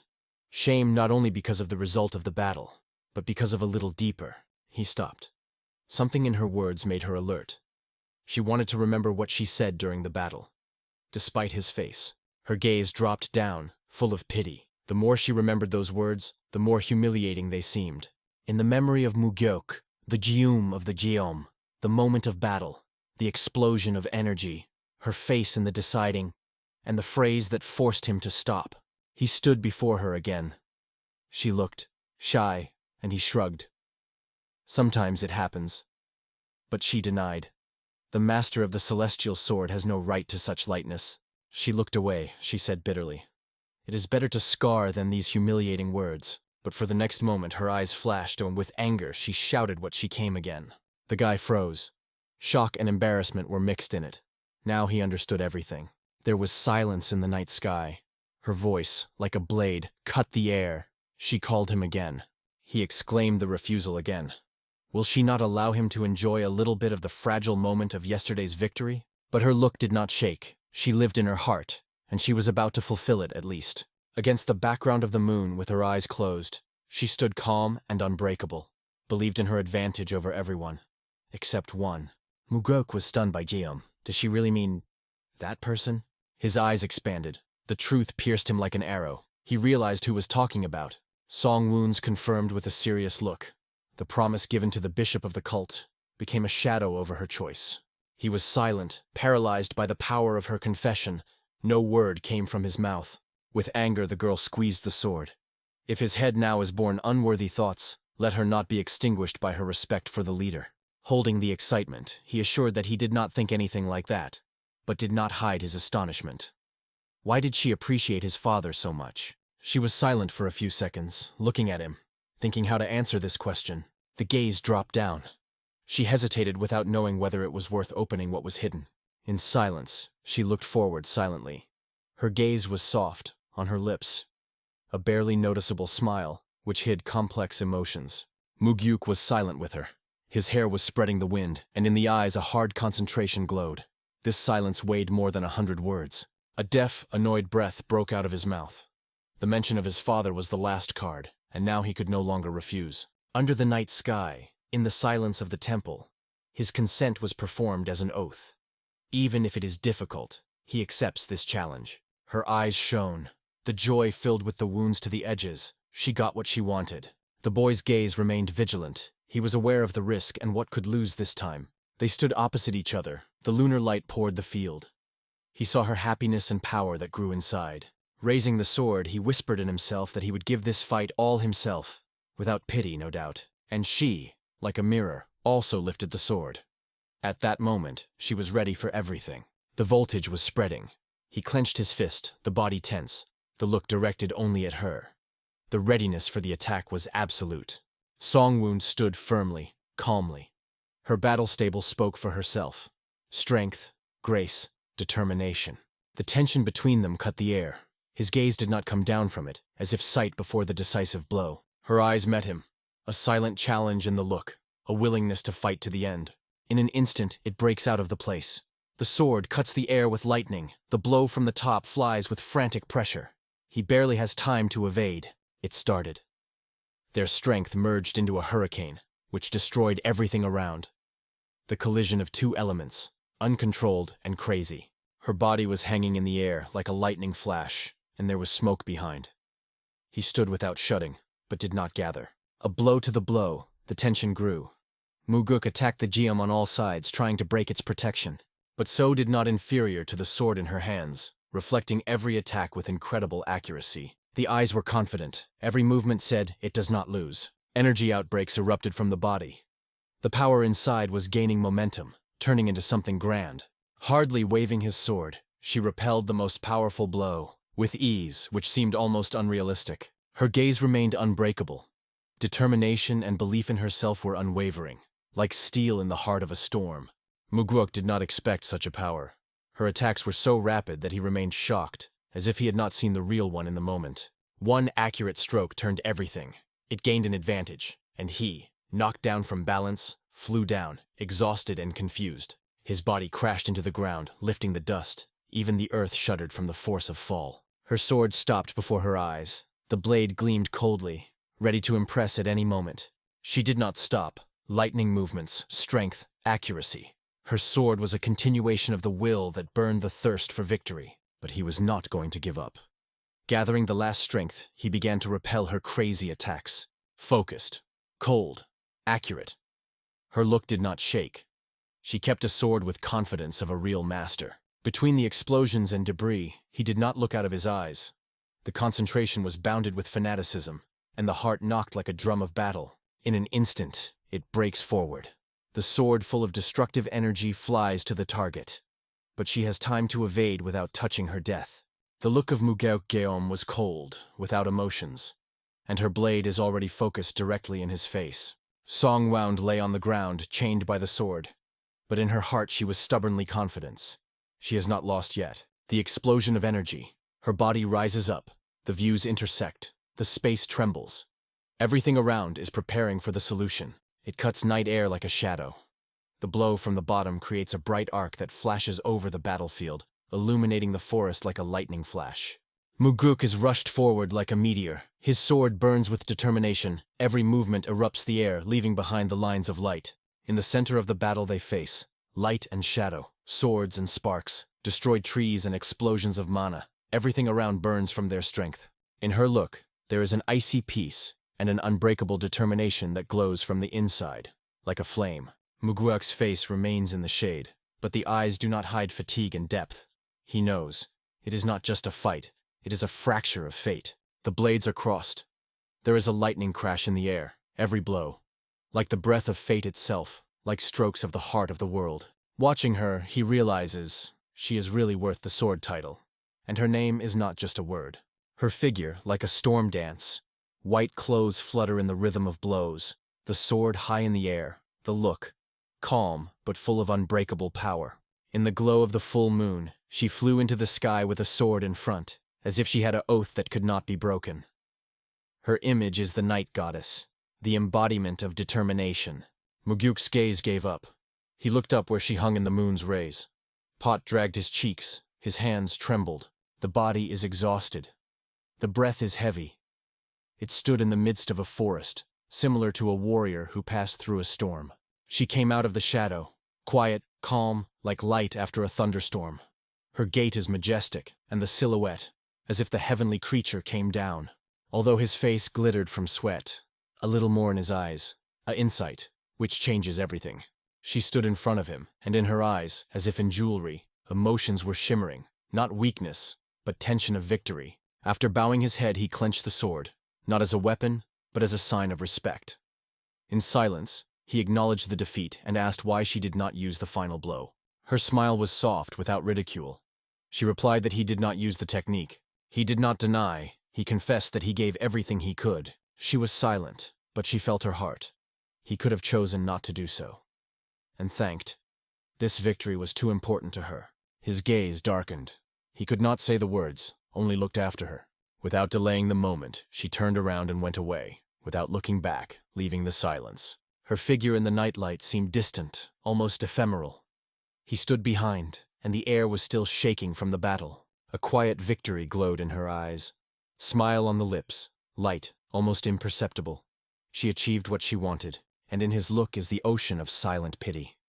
He knew he could more, but let go of the moment. With a heavy heart he accepted the defeat. The words lost meaning, only silence remained. The day has passed. They met under the same sky again.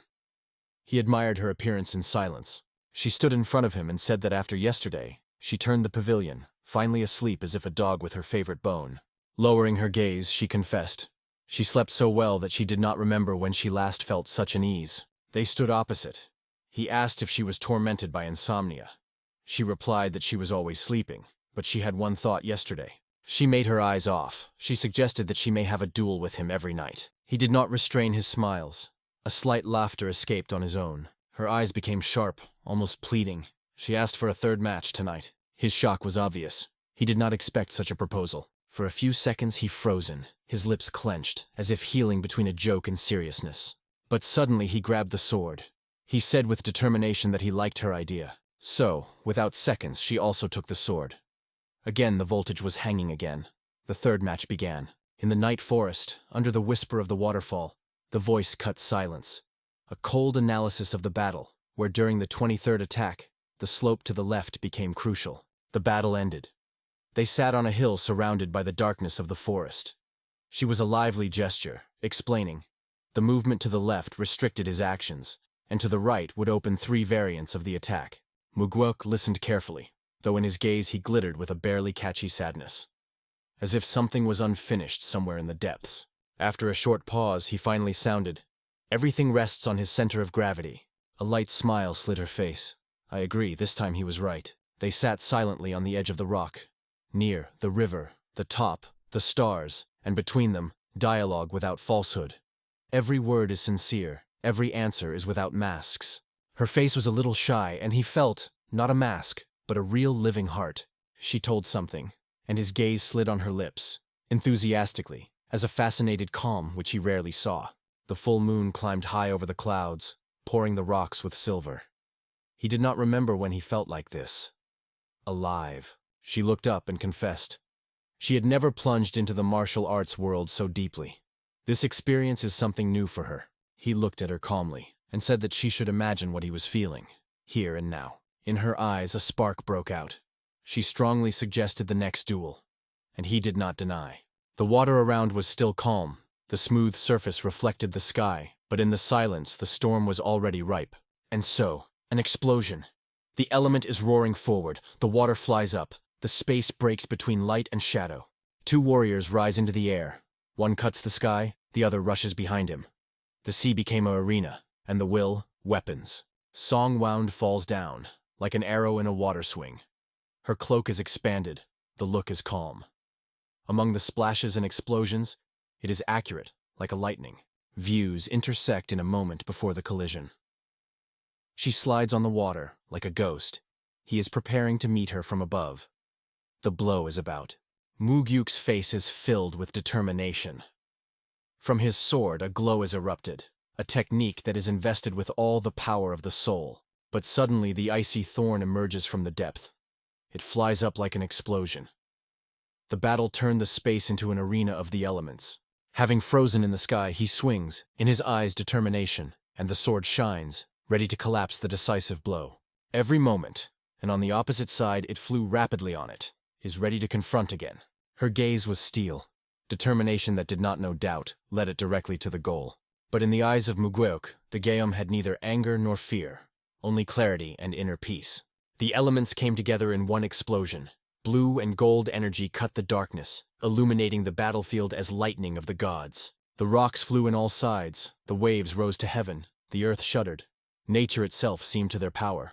The flash of light broke the sky. The stones were cracking, exploding, and even gravity seemed powerless before this technique. The opponents raced between the rocks. The blows left the traces of light, and the water stream washed away everything on the way. The battle to the limit. Muguk's gaze pierced the space.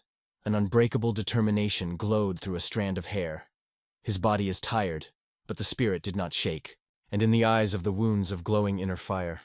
A barely noticeable smile shaded her peace like silence before dawn. The swords touched the land. The battle is completed. Only silence remained ahead, and a deep silent understanding. Between them is a space filled with respect. The forest froze, recognizing the priesthood of this moment. They were silent, but they said everything. Standing in the forest silence, the girl was the first. She wondered if there would be something stronger than a tired lady. The guy froze in silence. as if he did not immediately realize her joking tone. But then, with a light smile, he replied that of course, there would always be something special for her. The clouds were slowly floating over the temple, the night wrapped them with mild peace. In this silence, a conversation was born that did not need swords. They sat side by side, mounted with a moonlight, drank sake and remained silent. In this silence it sounded more than in any battle. Songwoon was holding a jug in her hands, the look lowered. Thoughts blurred her more than wine. But she confessed. The taste is good.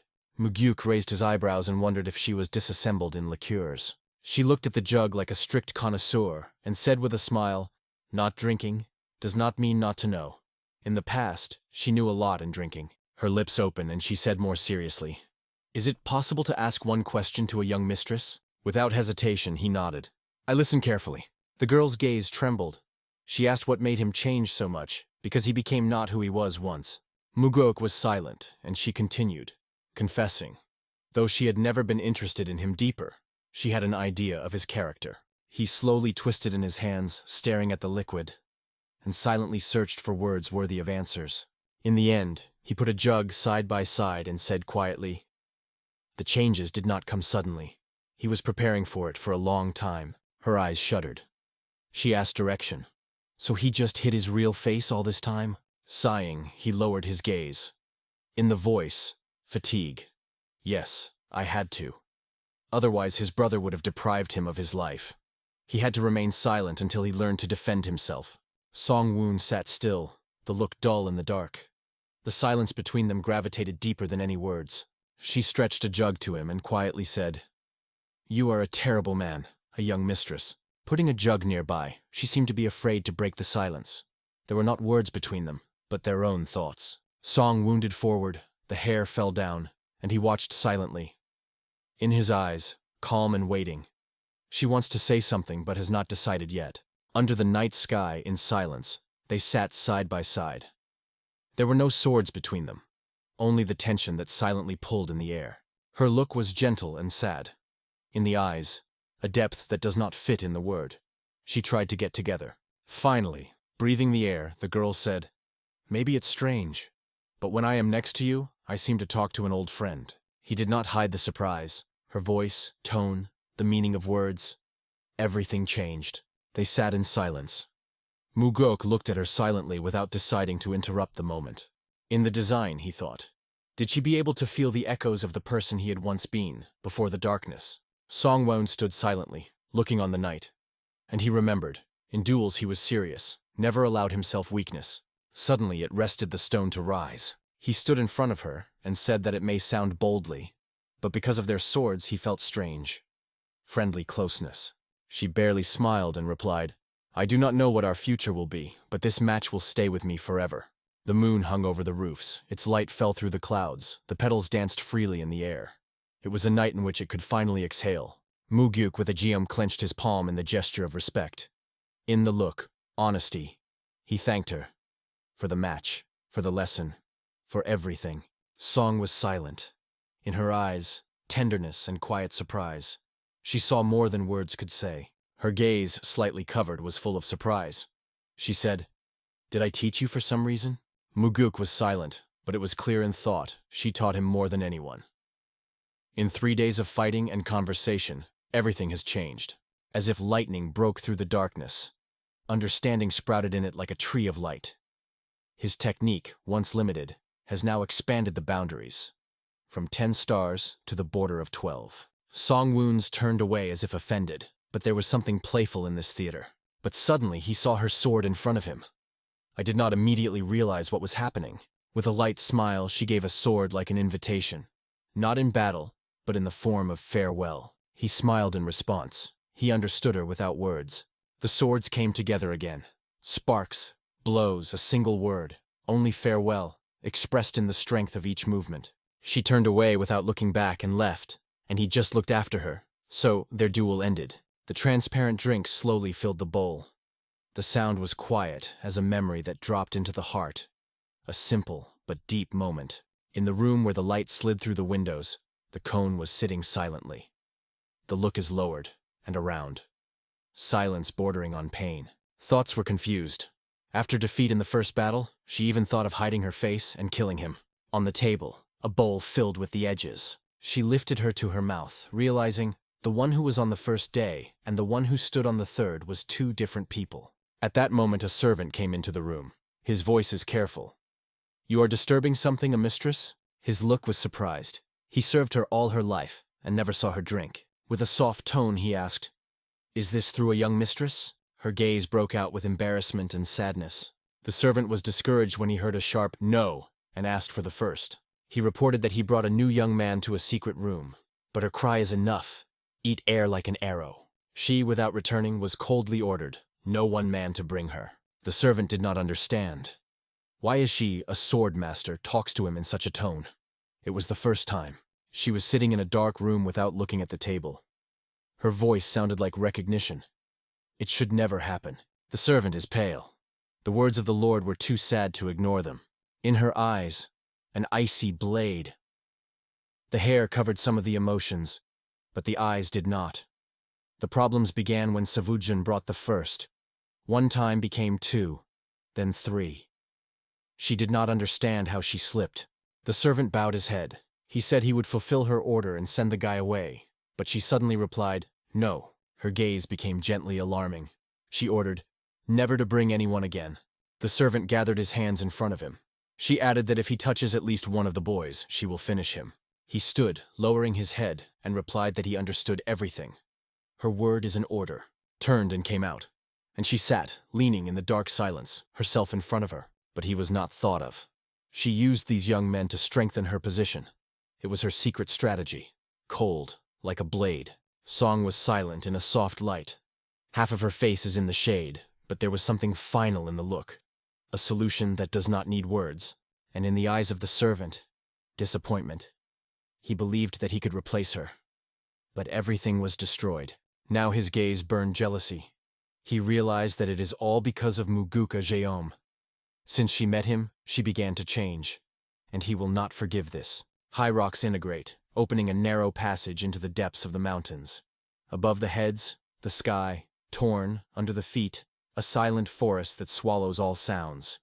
At the foot, a group of warriors, stunned in the thicket. The glances froze in horror. What they saw did not fit in their heads. Someone was sick. The scene was so creepy that even the hardened warriors could not withstand. In front of them, a bunch of breathless bodies. Everyone was killed recently. Muguk came from the thicket. The head of the detachment immediately came out to meet him with a detailed report. The report was terrible. More than 10 bodies, all recently buried, and everyone has a heart. Hearing this, Muguk did not even move Geom. But in his eyes he flashed a real shock. The thoughts were buried. He knew the consequences of the use of prohibited technique of soul and heart. It is the highest level technique that allows you to absorb vital force from the heart of a person. In their cult, only one creature was entitled to it, a demon stealing the soul. In his past life, when Mugaok returned to the cult in search of Bimahun, rumored that this demon used a large technique to accumulate demonic energy, his gaze became narrowed. Was he not the truth? Another warrior approached the report. The bodies did not belong to the martial arts. Jeom turned and clarified. Were there peace people? The soldier confirmed. Civilian. All, without parsing. Among the dead were even children. The look of the Gyum was almost hiding behind the strands of hair, but a dark shadow was erupted from it, a mixture of pain, fierce, and old memories. He did not say a word. The scene in front of him overshadowed everything around. Only his figure was distinguished in darkness, exactly as the state of his soul. In this world, there will always be someone who will destroy everything for the sake of power. And he has repeatedly had to be near. The hand squeezed into his fist. The anger squeezed everything inside, ready to explode. For a real warrior, an attack on children is not just a crime. It's madness. In an instant, he is no longer a young man, but an adult. Cold, experienced. If the rumors are true, the demon steals the soul for years, and did it before his return. In his gaze, the thirst for revenge flashed. He knew. If he did not stop it, thousands would suffer. The look of Mugok Geom was like a blade. Silence before the storm, without words, no doubt. It's not just a concentration. It's a sentence. Suddenly, a translucent figure appears in front of him, shrouded in golden streams of energy, majestic and calm, as if the spirit of the past. In the yellow glow appears the old man, with closed eyes, clenched with his mouth. It is a vision that appeared in a decisive moment. The GM's eyes are wide open. They have surprise, anxiety, pain. He closes his eyes. Revenge is important. New life is also. But it is more important to stop meaningless murders. One of the older warriors holds a mysterious thing and calls everyone to look. This is the spiritual fan of the necromantists of the Western Hall of Illusions. An extremely rare and dangerous artifact that is related to dark magic. He was found near the body. Muguk looks into a fan. This confirmation of his guesses is the stealing soul of the demon is involved. Standing silently with a fan in his hand, he doubts. Everything looks too obvious. It is a trap someone planned. Meanwhile, there is a confusion. A herbalist who was the first to find the body. Investigators can't find it. His disappearance only exacerbated the suspicion. He may have known more than he should. Mugyuk takes a fan and orders to clean the place. He takes on everything else. Among the warriors there is anxiety. Does he really want to get out on the steady soul of the demon? He lifts the fan up and says, "We need to know more." Going out of the forest, the Geom was immersed in thought. Felt that everything looks too artificial. He remembers a demon who was afraid of everyone. Careful, careful. He would never have left the artifact at the crime scene. The conclusion is obvious. Someone deliberately substitutes a demon and wants to mislead the Geom. And suddenly, an outbreak of memory.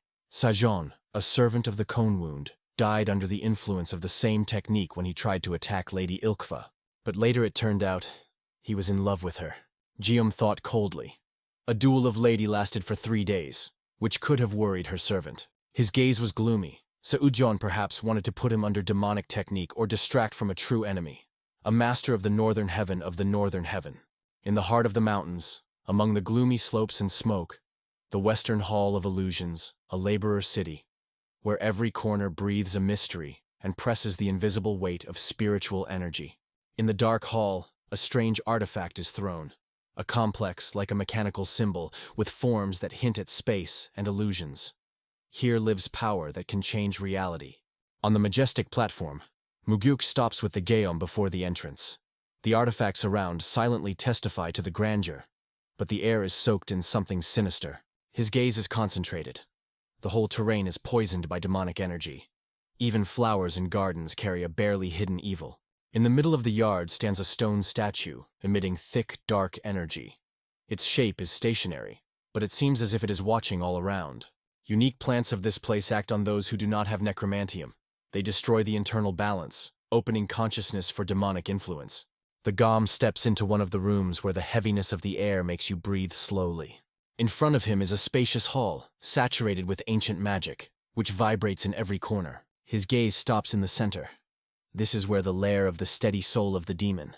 Among the bizarre illusions at the table, sitting in dark clothes, hands are folded, next to magical mechanisms. It is Yasa, the most steady soul of the demon.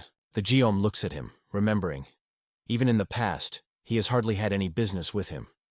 Even when looking for ritual ingredients in the sect, the mysterious demon is one of the oldest, lived for centuries, and this antiquity gives rise to both respect and fear. The Geom bows with cold respect. His movements are weighted as the one who came not as an enemy but as a negotiator. Yasa barely opens his lips, allowing the guy to enter, like a master who watches the player on the board. With caution, Mugyuk comes on. Every step is conscious and cautious. Standing in the middle of the room, he hears the question of the demon. What led him to this forgotten, dangerous place? The boy's eyes are alarming. The technique of theft of the soul has already started acting. Its influence is invisible but noticeable. The voice of the Geom is equal but solid. It came to investigate. Everything here is on the verge of truth and threat. The demon looks into him with a cold look, penetrating into the soul. Before answering, he must appreciate who he is dealing with. The purple eye of the demon glowed, like a portal in the abyss. It had nothing human, only a long-standing power and cold knowledge. From the depths of the hall, a loud question came from whether the Geom is feeling well. The space was distorted by magic, testing the will and consciousness. Casting, the guy stated that he is supported not only by the unbreakable spirit, but also by the technique of the heavenly demon, which protects the mind from distortion. The investigation began. Dozens of bodies without a soul next to a strange artifact, and it all looked like a sophisticated necromancy. The demon asked about this item. Without hesitation, he pulled a spiritual fan out of his pocket and showed his yes. The gaze of the demon flared. Only one order is to call immediately. The guy froze, not understanding anything. waiting for the following actions in silence. In his gaze, there was a confusion. The demon was silent about the corpses, though he obviously knew what had happened to them. One of the ministers entered, stating that he had come at the behest of his ruler. Yasa with purple eyes calmly, but strictly asked where it was Fan. I was bent his head. He was aware that he had lost him yesterday and looked as if he realized how serious it was. Without saying a word, the GM throws a fan. It flies an arc through the hall, exactly into the hands of the servant. He was confused with the findings and asked where the guy found him. Calm and straight, near a few bodies, all without soul. The servant froze. His face expressed anxiety. The scene is frozen. The demon is watching in silence. The voltage thickens in the air. The illusions are shimmering, and as if he does not say a single word. Jiom is surprised. Even now the servant does not ask any question. It is time for interrogation, and the guy clearly announces it. The servant does not move out of place. Fear paralyzed him, as if the word can condemn. Yasa kept inviolability. The look is calm, but it read a hidden threat. Realizing inevitably, as if silently follows the Geom. He thank you briefly, another meeting ahead no doubt. Together, they leave the hall, bringing with them a shadow of suspicion and the gravity of evidence. Yasa silently escaped them. The atmosphere remained heavy like a storm. In the room, the terrain says that talking to a servant is a futile business. He only murmured about the lost fan. The Guillaume sat silently, the faces tense with barely noticeable anger. But everything was clear to him. One look, and he saw the absolute loyalty of the demon. This will not break either on interrogation or under torture. Sororin sighed. There is no evidence for arrest. Their hands are tied. The gum with a solid face stated that the real guilty is not a subordinate, but the stealing soul of the demon. The terrain warns, Yasas is very influential, care must be taken. The two in the silence of the room, the Geom reminds, it is time to head the pavilion of justice. The promise should be fulfilled. His gaze was stone. Even if his father committed a crime, he would have arrested him. The terrain froze, the eyes expanded, in the face, fear and surprise. And in the eyes of the Geom, only determination and unbreakable belief in justice. The student's gaze dropped. His face froze between surprise and silent awareness. And finally, solid yes. The voice is sure, the face is full of determination. He is ready to follow the teacher. Muguk was barely smiling. At this moment a real trust was born. But at that moment a servant breaks into the door. Something happened and that's urgent. Their views turn to the entrance. The head of the cult came. This is not by chance. The terrain is shocked. The eyes were rounded. And a Geom, like a rock, looks calm. Its posture is control. His smile is confidence. In his own room, Muguk stared at the guest, the head of the cult, which appeared without invitation and without explanation. The father, without removing the seriousness, accepted the solemn pose, and as if by other things, he said that he just passed by and decided to go. Without looking at his son, his hand slowly reached for a glass with a drink. Without saying words, Muguk also took a glass, but did not believe any word. This man did not come for conversation. The views met. The silence was delayed, and the serious expression of the face of his father hinted the conversation would be difficult. Finally, at the table, the head of the cult spoke and stated, "Yet it is not necessary to touch the demon stealing the soul." The tension increased. The gum asked with anger why he should not do it if he had already decided. The father, who understood the scale of the threat, replied, "The usual skill in the martial arts is not enough to defeat it." But he was not going to retreat. He grunted angrily that he was waiting for the moment to attack, or suddenly. But his father was unbreakable. He did not deny that it was easy to attack, but hidden to win a demon would be even harder. The fist clenched in a fist gave out the inner anger of the Geom. He asked distrustfully, "Is the demon really so powerful?" The head of the cult closed his eyes, and silence replaced the answer. This gesture was enough. Opening his eyes, he said with seriousness in his voice, "The demon is both weak and strong, depending on the circumstances." While he was quietly drinking, he analyzed his words with a thoughtful look without turning his eyes. The young man's gaze hid behind strands of hair, but silent gave. He understood everything without unnecessary words. The purple magic of the demon absorbs the soul. The protection of one is martial art, insensitive to witchcraft, or the power that ignores it. Full of determination, he asked his father's help in the fight against a dangerous enemy. But in response, he received only a firm silence and a look that hinted, the path will be long and difficult. High above the clouds, in the silence of the room, Guillaume remembered how quickly he studied earlier. But this is not enough. There are only two ways. The The first is to master the demonic martial art of the Guv. Only by reaching the 5th star will he be able to resist the magic of the souls. Throwing his hands on the table, Muguk shouted sharply that he did not even want to listen to the second option. He would kill a demon in the first way. The father just sighed, looking sad. His stubborn son was deeper than he had hoped. But despite all, he listened to the gum. The second way is the art of the guard of the heavenly demon. But both options are not available yet, and the father pleaded to retreat. The guy clenched his lips. This defeat sounded like an insult. He did not want to take it. In the end, he exclaimed to Jiom with anger, "Does the cult really need technique that it absorbs the soul?" But the parents of the eye became icy. The righteous factions of Murum see the most threaten the demon. Gom flashed even more. Does the bishop know that for his technique he tear his hearts out of living people? With his eyes closed, his father replied, "He learned about it recently. It's really terrible." The boy's indignation grew, but he listened carefully when his father said he would not allow it within the cult. The leader of the cult knew, in the battle with righteous losses were unacceptable. The cult cannot lose the carrier of such power. Mugyuk gave himself from the place, grabbed at the table and shouted he would not leave the problem on his father's shoulders. Scaping his teeth, he proclaimed that he would understand, and let him be warned in advance, if they decide again to kill one of the 8 demons. The father of the immobile did not understand that his son was carrying and what he conceived, but the Jiom stood firmly. He would kill a demon, and he will become the first of the 8 to fall from his hand. In the center of the hall, his father looked silently. It was no longer possible to stop this stubborn young man. In the past life, this freak has survived everyone. Now everything will be different. Muguk spoke without anger. He saw in the enemy not just a monster, but a cold-blooded killer, acting methodically and cruelly. The leader of the cult listened silently as the son explained, "If all this was a higher goal, the victims could be accepted. But the demon only kills for the sake of power." In his eyes, the rage burned. The demon was not human. Guillaume asked his father to leave this case, knowing the complexity of their political relations. The father looked strictly, but in his soul he understood.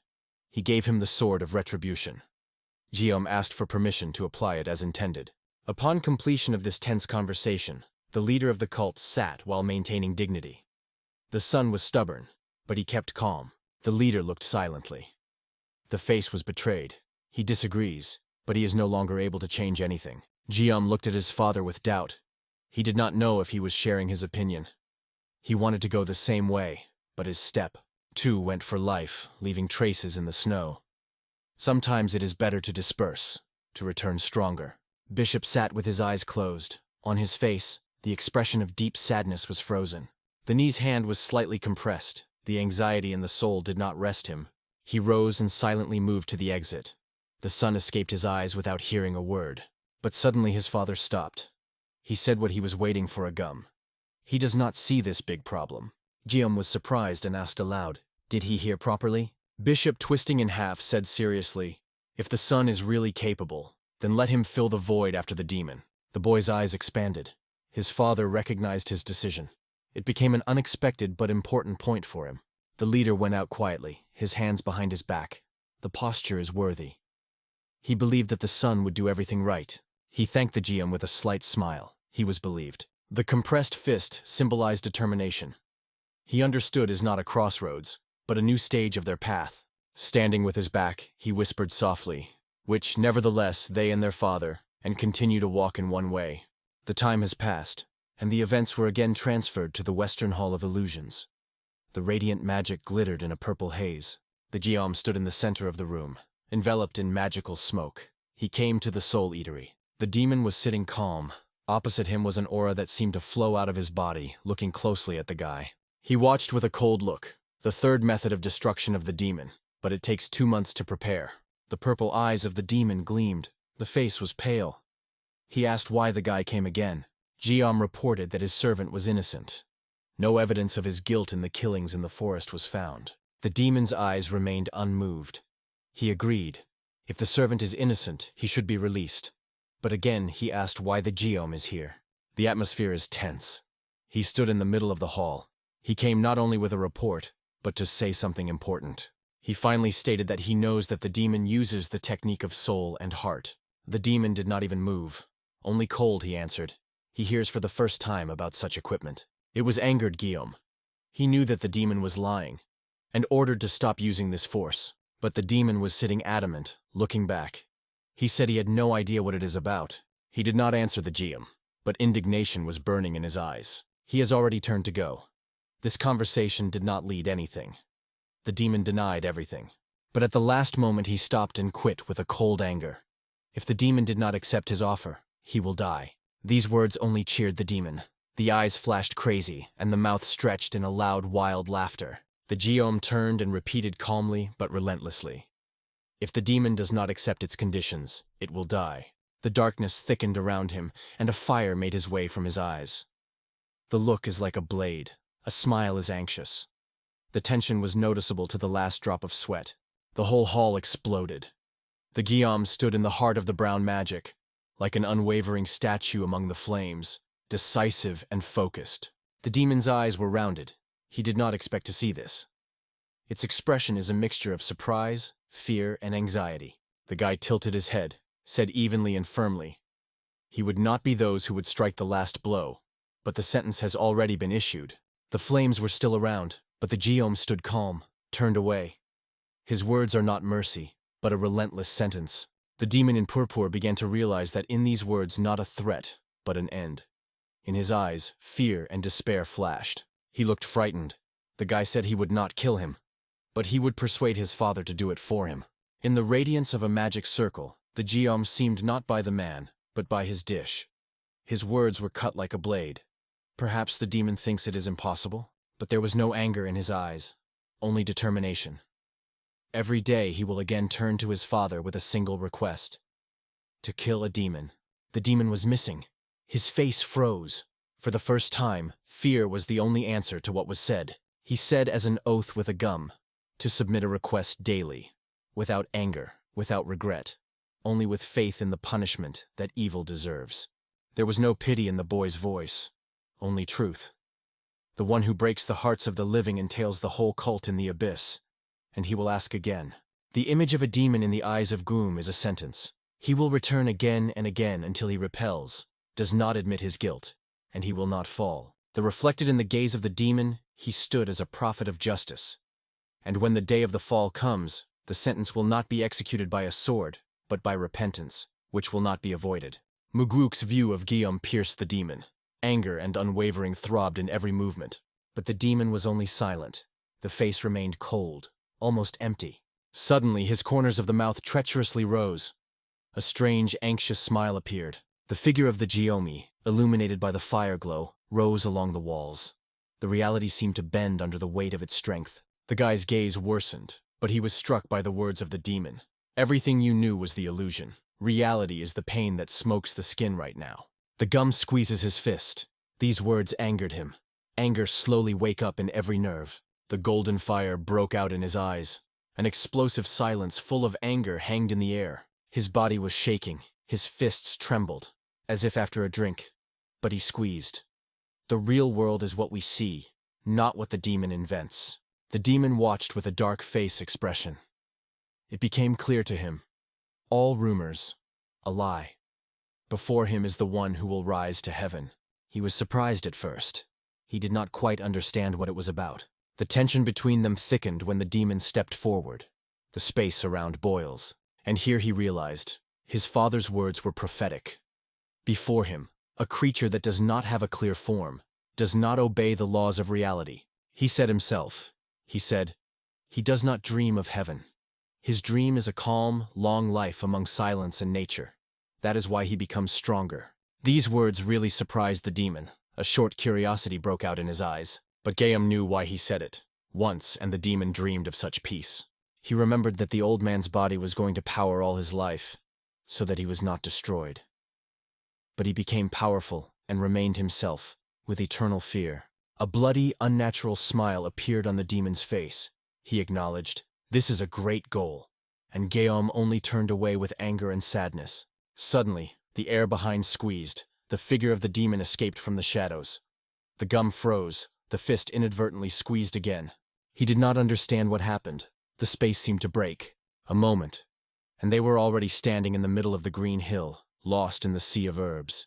The wind was walking the field. lifting the leaves, spreading the strands of the hair of the geom, which shone in the rays of the sun like gold. Slowly led his head, he looked into the horizon. The gaze changed, from rest to cold, decisive clarity. His body emitted peace, and in his gaze, readiness. This silence was a harbinger of a storm, not a rest. The demon stood on the opposite side. His clothes had in the air, and he was like part of the sky. The geom turned a little, the tension was barely red in the shoulders, and the dark leaves flew nearby as a harbinger. The look, like a blade, eyes, focused. He knew that this technique can also use the leader of the heavenly wind. A huge bell was hung above them, decorated with patterns of demons and dragons.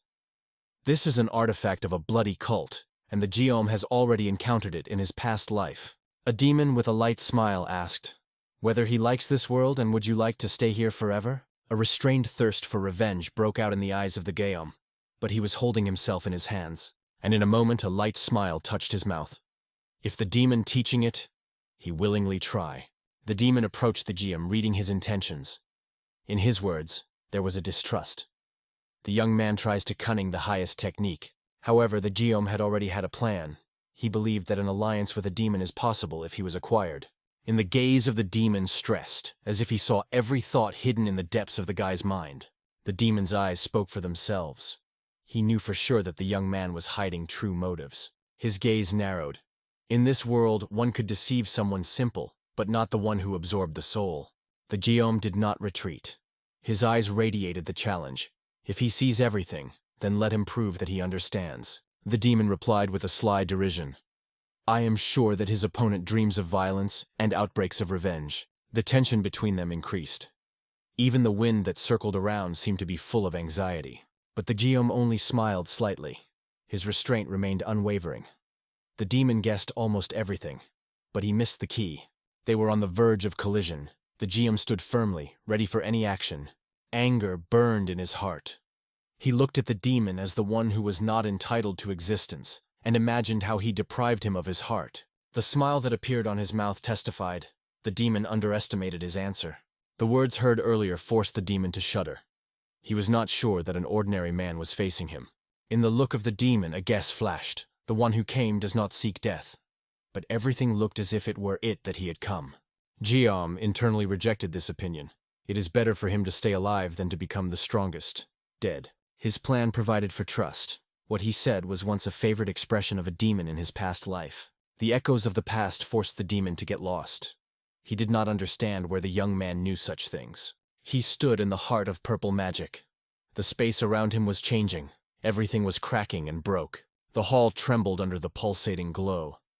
The demon, like the owner of this place, put his condition before the young man.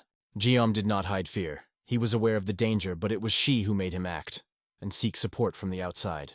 The demon answered, laughing, crazy and distorted. His face was skewed from emotions. The smile faded when he realized why others sought to stand on the side of the geom. The moment of goodbye has come. The demon allowed him to leave that place. He turned the gum, not forgetting to remind his request, not to kill the innocent. When he was already leaving, the voice of the demon cut the silence again. The last phrase was drawn behind him. It hinted at the fate. The next meeting can be fatal for the boy. The geom did not look. He received the said silently, and went out. Outside of this world, between the hills, a tavern punray glowed in the middle of the night, a place where time stops and crosses. Inside, under the warm light of the lamp, the geom and the soarers were quietly dinner. The question about the western hall of the illusions was in the air. Geom did not answer straight. His voice was quiet, devoid of emotions. But in this silence something deeper was hired, the shadow of the past that did not want to open. In the mind of the geom, there was a cold confidence. The mention of his father had to provide him with a few months of rest, sufficient to win time. The Terran, holding a cup with tea, did not hide as a surprise. Even the very fact that he dared to enter the illusions caused him a deep respect. Although the geom looked calm, the light trembling movement of the hand with the cup expressed the excitement. No one before dating for such a step. In the view of Soren, a genuine disappointment was read because of his own powerlessness. He sincerely regretted that he could not help the mentor as he would like. His words touched something deep in the geom. This thin young man, despite everything, surprisingly reassured his fierce soul. In response, geom accepted it as genuine support. For him, A similar devotion was that it distinguishes the true right hand of the ruler. But so thought if he was the right hand, who was the warrior girl who accompanied the Gyoma? Hearing the name of Li Ank, the Guillaume had froze for a moment. He did not expect that it would be mentioned in such a context. His hand frozen halfway to the cup. The memories associated with her absorbed his thoughts. She was answered inside. She was fighting in his chest, a heart leading through chaos. The Terran could not immediately understand the herd. His face froze in the expression of confusion. But in a moment a light smile appeared. Now he envied the girl a little, without a single shadow of jealousy. The Geum laughed slightly from this reaction. So Terran answered him with the same sincerity. A pleasant atmosphere of mutual understanding prevailed in the air. The evening bust boiled around, the jerk of the dishes, the noise of the guests, the drunk exclamations. One of the visitors murmured something about the fact that the left hand, heart, and left wing have not yet come together. So the Terran thought about it. Perhaps the left hand was Lord Doc's he, the heart, Li An. But who was the left wing then? Geum, not looking away from the cup, said that such a person already exists. These words forced the sword to die. In his eyes a shadow of astonishment and expectation flashed in his eyes. It was at this moment that the door opened, and a chunky man with a solid, serious face came into the hall. He bowed low, apologizing for late. He met him with a smile. He expressed his hope that he was not distracted from affairs. However, the warrior sincerely replied that if he was not called, it would be much more upset. Finally, almost everyone gathered at the table. Guillaume noted that this is the first opportunity when he collects his associates to lift the glass together. The Terran frowned a little. He felt small and uncertain about the bold warrior. Their views met, and deep silence prevailed. But suddenly another door opened. A red-haired girl ran into the room. It was Lian. In her eyes, her determination was burning. He did not allow her to apologize. He only pushed the chair and offered to join. Li Ank came with a smile, congratulated all those present, and confidently took her place among the associates. Commander Janho did not hide the surprise. The changes in the girl were too obvious not to notice them. Guillaume, without taking his gaze from the cup, mentally noted that Janho, as expected, immediately caught the changes in the energy of Lian. She has already reached the level of the master in the technique of the celestial sword. Meanwhile, Li Ank shouted a happy smile. Her body went through grueling workouts, leaving behind the extra weight and fatigue. Sitting at the table and taking a peel, she joked the cloudy weather and with a living glitter in her eyes asked to pour something stronger. Guillaume himself took a glass, carefully filled it with half, and noted that she made great efforts to her development. All at the table looked a little amazed, and the Koran looked especially depressed. Although a cheerful atmosphere prevailed, there was no shadow of joy on his face. He lifted a glass and drank eagerly. Emotions raged inside. He felt unnecessary, like an unnecessary detail in a coordinated team mechanism. But Li A quickly noticed it.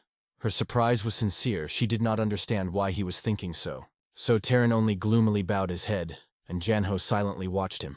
The tension reached the boundaries. Serena was asked if he wanted to learn martial arts. A drop of sweat rolled down his cheek. He was surprised by the proposal itself because she came from the bishop. But when he asked if he was talking about himself, he received a categorical refusal. His reaction was full of shock. He could not understand who could still teach him. But the Geom, concentrated and calm, just said that if there is a master somewhere, ready to teach, then that is enough. So Terran delusted into his own thoughts, not understanding who could take him. Meanwhile, the Geom sat silently, focused. The idea was born in his look, and suddenly the silence of the tavern cut heavy, loud steps. All present froze, rotating, in the eyes of horror and intense expectations. Gunpa appeared in the door. His silhouette, outlined by the moonlight, was anger. The atmosphere trembled. In his words there was a challenge and disregard for the young man, which seemed to consider himself the right to call anyone. In the night silence, the majestic building in the traditional style is shimmering with warm light. The cozy atmosphere prevailed in its walls, but something in the air hinted at the approach of an important moment. The terrain, slightly flushed from the drunk, looked relaxed, but in his behavior was inattention. Control over the situation began to slip. Mukhuk Guillaume, concentrated and serious, suddenly interrupted the conversation. His voice, full of determination, set the pace and set the deadline. The time of choice has come. The Terran did not expect such a turn. His face faded in his look, panic and indecision, as if something important in his soul broke. In the walls of the room, where the comrades were still sitting at the table, he firmly explained, "It is impossible to delay. There are only two ways: to leave everything as is, or take the step into an unknown. Alcohol made the cockroaches more vulnerable, but the words of the mentor crashed into consciousness, forcing them to think about the seriousness of the moment. The tension wrapped the room. The views of all were chained to the guy. Everyone was waiting for what decision he would make. Silence became louder than any words. Muguk Geom, slowly pouring a drink, thought about the future of the terrain. He saw something more than just a student, a potential leader who is not yet ready for his role. The elder also watched with seriousness. One talent is not enough: the force, influence, and internal core, which is not broken under pressure.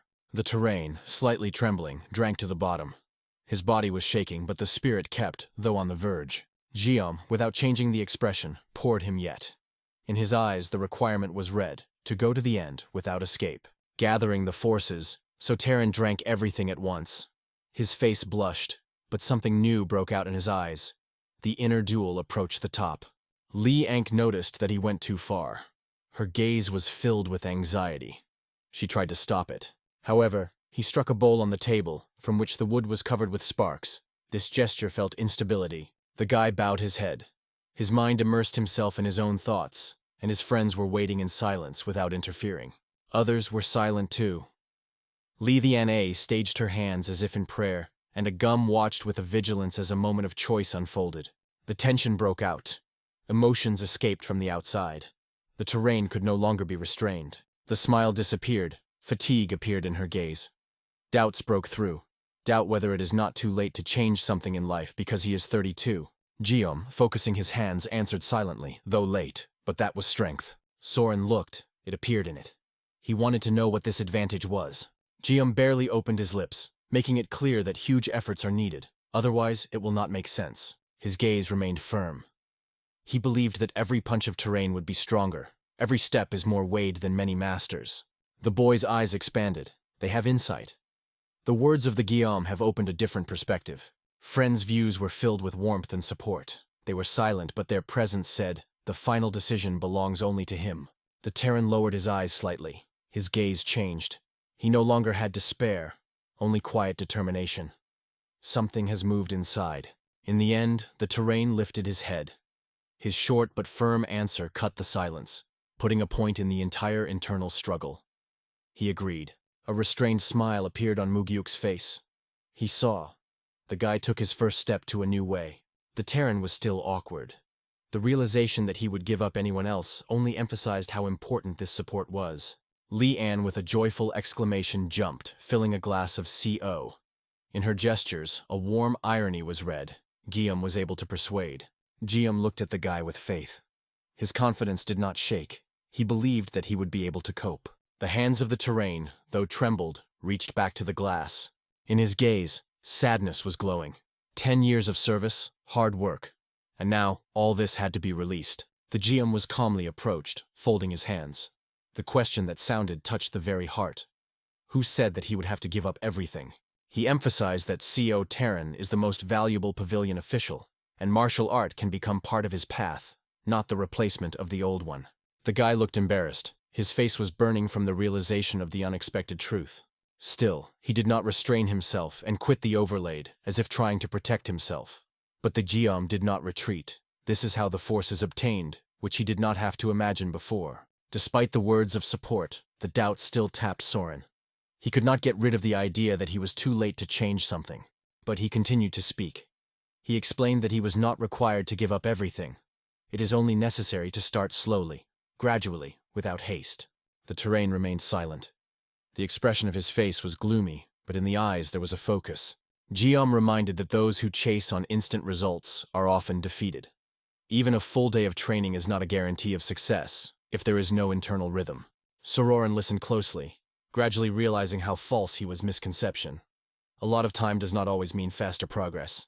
Guillaume spoke inspired with depth. True development is born from a consistent daily work that drips on consciousness, like water on a stone. The guy listened silently. His face still kept a shadow of surprise, but inside something was already beginning to change. He reached for a jug and slowly, with some special focus, began to pour a drink. At this point, the comrades who were sitting nearby suddenly looked around, as if something invisibly disturbed their peace. Silence, saturated with meaning, vibrated in the air. Raising his head, the terrain finally made his decision. He accepted the call and asked to teach him. All that remains is to find out who will become his mentor. Everyone who was sitting at the table suddenly tensed. The glances turned back, as if someone invisible was already approaching the hall. Leanne sat focused.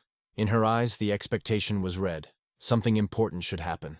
Someone's steps came from the stairs.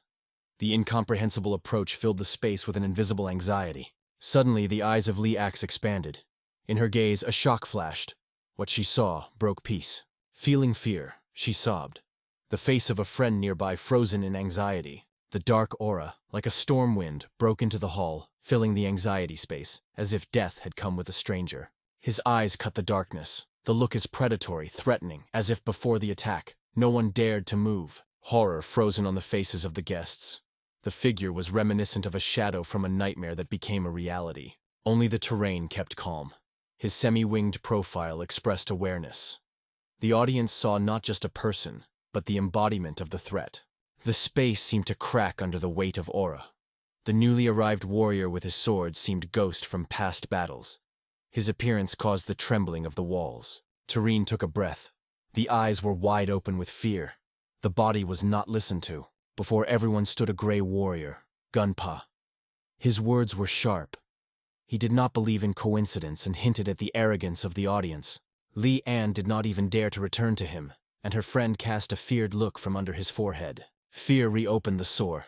His hands trembled, his heart fought death, and breathing became fragmentary. The rest of the guests got up, and Mugurk gave a chair, suggested that the elder join them. The old man looked at him with his eyebrow raised, as if looking at a foolish young man. But despite that, he sat down. His question was repeated, why he was summoned. The Geom remained calm. His glass was raised as if the answer to the question was already in this gesture. In the tavern, they gathered to drink. The old man lifted his glass, and the Geom filled it to the edges, not looking. Then his gaze slid to the soul. In this silence there was a response that did not need to be voiced, and the soar of languages covered with horror. The sweat was running face.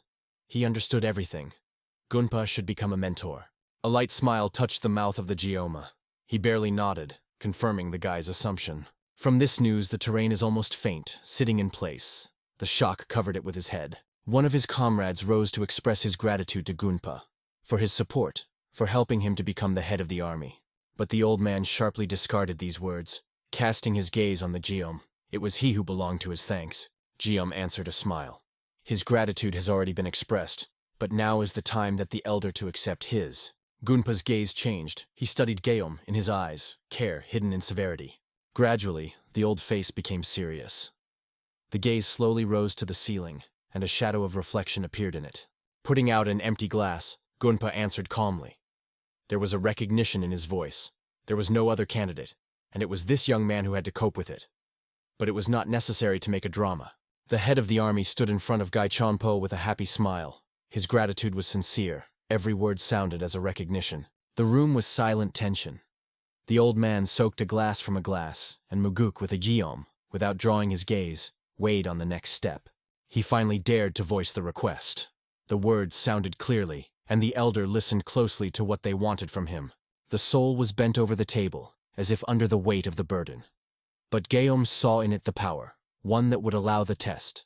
The request was simple, but significant, to teach the soar of martial art. The reaction of Gunpa was expected cold, but not mocking. Looking at the bowed guy, the old man threw his mouse in front of him. These words were lit in the storm of the storm. He broke out with anger, shouting that even the mouse could become a rebel when everyone else was silent. And he is not just a servant, but the right hand of his lord. The face of the Terrene was anger. He emphasized again that he was no mouse. In his voice, he vibrated his determination. But the emotions were exhausted as quickly as they flashed. He lowered his head again, and Gunpa looked at him strictly, as if evaluating from the inside. This scene cheered on the Geoma. A smile appeared in the corners of his mouth. Other comrades were silent, stunned by an emotional explosion. On their faces, fear was frozen, and drops of sweat flowed on the temples. Geom, trying to reduce tension, threw the phrase about the drunkenness of the boy. But Gunpa only scornfully muttered that he should be rejoicing that he was not killed at all. But the Geom did not give up. He insisted. He needed this student, and this teacher needed. The old man looked away and refused coldly. The look of the geom appeared pleading. He still did not let the hope of convincing the mentor. But Gunpa turned sharply and exclaimed with indignation why he should do it at all. Geom answered quietly but sincerely. His words were about trust. It was the old man who trusted more than anyone else. And these words stopped the old man. The geom's view remained firm. He wanted only one thing, so that the terrain learned from the best. There was a deep silence in the hall. Gunpa looked at the young man without hiding the surprise. For the first time, something really moved in his heart. The look of the master burned the harshness of the experience. The yellow eye glittered like a blade, and deep wrinkles on the face spoke about thousands of battles and decisions that cost him sleep. Gunpa turned his head with the same unwavering as the stone in the mountains. His posture testified. He would simply not hand over any power to anyone. In a room filled with comfort and tension, Mugyok made an incredible offer Geom. To make a student from a student. It is a cut of silence like a thunder in the clear sky. In response, the view of the Gyum became even more solid. In his voice there was a cold critic. Current students are unworthy and the legacy requires a real successor. The gaze fell on the sore. The younger student is allegedly capable, but the character is not the same. But this boy is something. But the old man was still tuned. The Gom changed the tone. His words became sharp and the look, a challenge. Throughout his life, the master has always acted as he wanted. So, maybe it's time to do it. Chengpa's eyes flashed cold. The rage broke through the wrinkles. The refusal was like a blow. And again it became difficult to breathe again. A tense dispute began. Geom insisted. The old man refused. One did not understand why the reason was needed. The other is why he should go against will. After all, silence. They looked at each other silently, and a deaf wall of misunderstanding was hanging in the air. Everyone else was stunned. They were afraid to even breathe in order not to interfere with the collision of two giants. The terrain looked at Chonpa silently. There is no shadow of hope in his look. And suddenly, without hesitation, he stated that it was not to the soul. Li-A tried to stop him, as if she felt that everything would explode now, but it was too late. The guy began to shout, sharply and clearly. He does not want to participate in this and no one will force him. The cry was getting louder. He repeated that it would not be. And a point. Everyone was shocked at the table. The traveler had never seen so. The Gum looked at Chonpa silently, and he did not say a word. The terrain, embarrassed, addressed the Geoma with a question. The look of the young owner was firm. He allowed to ask the question, because there is no one to lose. The boy's eyes hid behind strands of hair. He listened silently, trying to understand. Why make you learn from such a cold man? Tears poured out of his eyes continuously. The answer was simple. He cries through him. Gu Hinpa is faded. How did this young man say about him? Geom frozen. His gaze rushed between the student and the master. But the words were calm. He wants only one, so that the terrain learns martial arts. But the guy could not accept such. In his soul, everything rose against coercion. Because of his back, he looked out a friend with a dark look and scars on his face. Silence dropped again on the room. The Gum closed his eyes, exhaled. But his determination did not shake. He was convinced of the correctness of his choice. Leaning slightly forward, he asked the Gum whether the master will learn to teach at least half an hour after work. The old man listened, but did not interrupt. The terrain sat, clamping his head in his palms. He was desperate, and listened to him ask to give a chance, at least for an hour. The look of the Jaem was full of expectation. He looked at Chonpa, waiting for an answer that could change everything. The look of the old master remained rigid and silent, as if he weighed every word of the Jaem, studying not only his request, but also the essence. Finally, he cut off the silence, doubting. Does he really trust this broken drunkard? But Mugok Jiom, without blinking, answered without a shadow of doubt. He trusts him, as he trusts the elder himself. These words forced the old to raise their eyebrows. They sounded unexpectedly sincerely, and he continued to look at him, calm, firm, unwavering. Against the backdrop of white boundlessness, they stood, Gunpa with a massive sword behind his back and exhausted. They are so different and related, alien among their own, but with the flames of power in the heart. And even so, the old master denied cold. He does not want it. The explosion of emotions was swept by Soren. Through tears, he shouted, losing control. In his voice, there was a hatred of hopelessness. Two comrades shuddered like lightning. Their faces froze in horror, and silence became stringy like a storm. The hand with the bandages clenched the sword's arms. The explosion of strength and sound broke the silence like a thunder. The smile of the young warrior was stubborn, bold. Only she stopped the movement of the master, understanding the danger. The terrain fell on the table, as if the body did not withstand the weight of the despair. There are two views above him, one piercing, the other is silently solid. With his face in wine, he muttered the word of hatred again. Not to someone, but to the fate that brought him here. The old man was watching him silently, and silence gained weight. His eyes narrowed. They mixed dissatisfaction and uncertainty. But in the end, he turned to Guillaume and asked coldly, "If he undertook to teach this stars, what would I get instead?" He answered confidently and calmly, "He will help him decide the case that reaches out of the past like a non-healing wound." These words changed everything. The old master fell silent. His eyes flashed, not from anger but from thoughts. The gaze slowly returned to the Guillaume. Something changed in it. The drink poured out of the mug. A drop by a drop is a simple gesture, but in this silence it sounded like a promise or a step towards reconciliation. He gave a bowl without a look. The old man accepted her silently. Between them flashed an understanding without a word. But in the depths of the Gioa again raised doubts. Is the moment you really have to reconcile? Gunpa drank everything to the bottom. One clear sip is without ceremonies as last. The warriors sat on the side. They lifted their bowls without saying a single word this evening. Silence said more than any toast. The Guillaume also bent a glass. In this gesture there was both respect and a shadow of victory. Again and again the warrior was pouring a drink into the bowl of the master. Every wave was like an agreement without confirmation. More empty bottles appeared on the table, traces of tense night. When the drink reached the limit, several of those present fell on the table, devastated not only with wine, but also with emotions. And yet, in the center of this silence there were two, the old master and the gum. Gunpa returned to the topic again. "Isn't it a joke?" And he confirmed the Guillaume without hesitation. He wants him to teach the boy of martial art. The old master slowly looked away, as if he saw something important outside this room.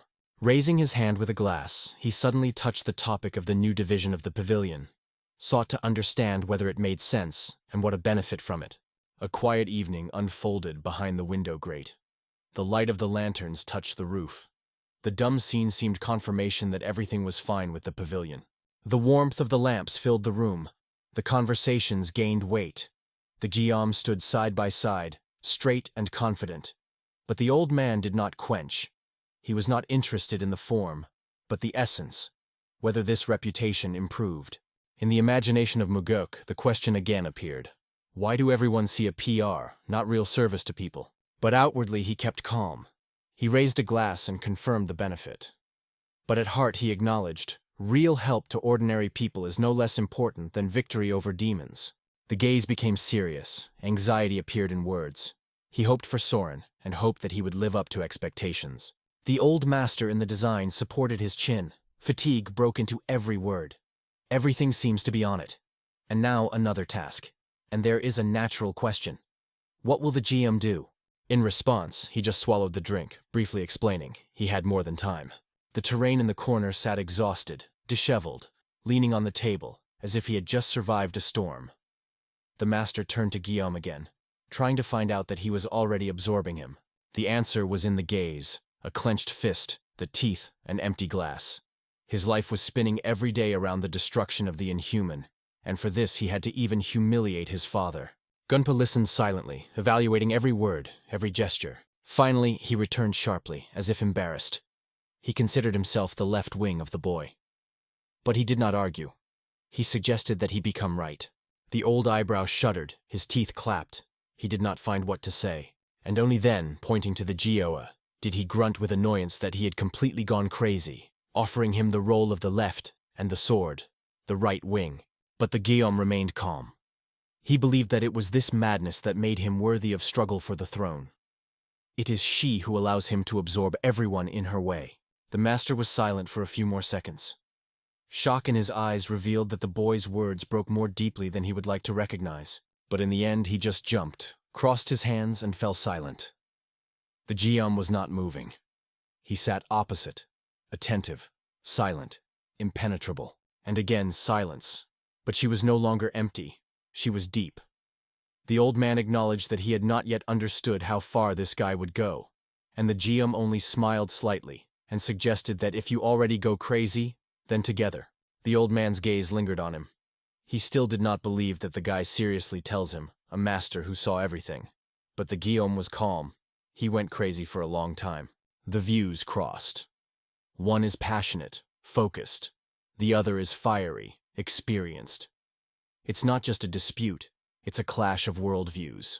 He poured wine with a shining determination, acknowledging he would soon leave the cult. Maybe long. But he asked the master to look at the boys in his absence. The old man was still sitting, looking into the darkness ahead. Silently, but the words perceived. He agreed.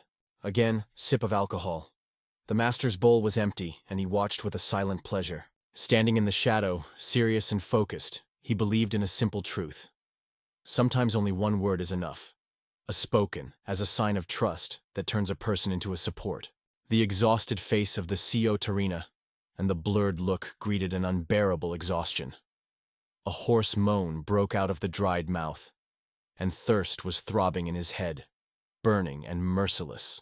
His eyes fell on the table where the kettle with water stood. A trembling hand stretched to him, looking for salvation in every drop.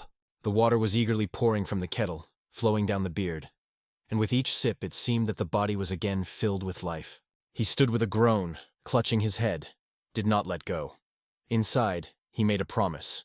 From now on, a single drop of alcohol, but consciousness still wandered in confusion. The eyes were rushing around the room, trying to understand where he found himself. His gaze came across a source of voice that he pointed to the water a few moments, but the guy himself still did not understand who it was. Suddenly the old book was revealed by itself, releasing a bright glow.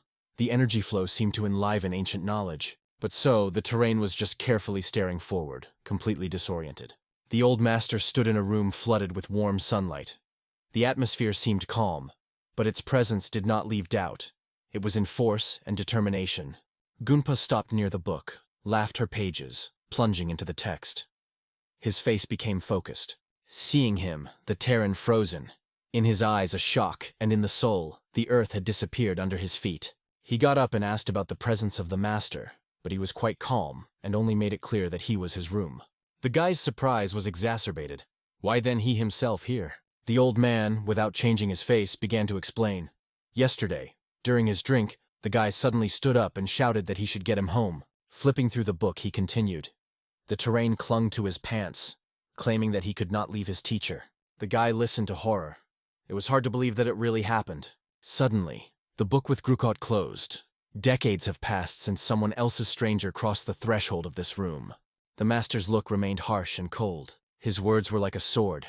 Does this guy really want to die but have no strength to jump off the rock? Fear cried the body of the terrain.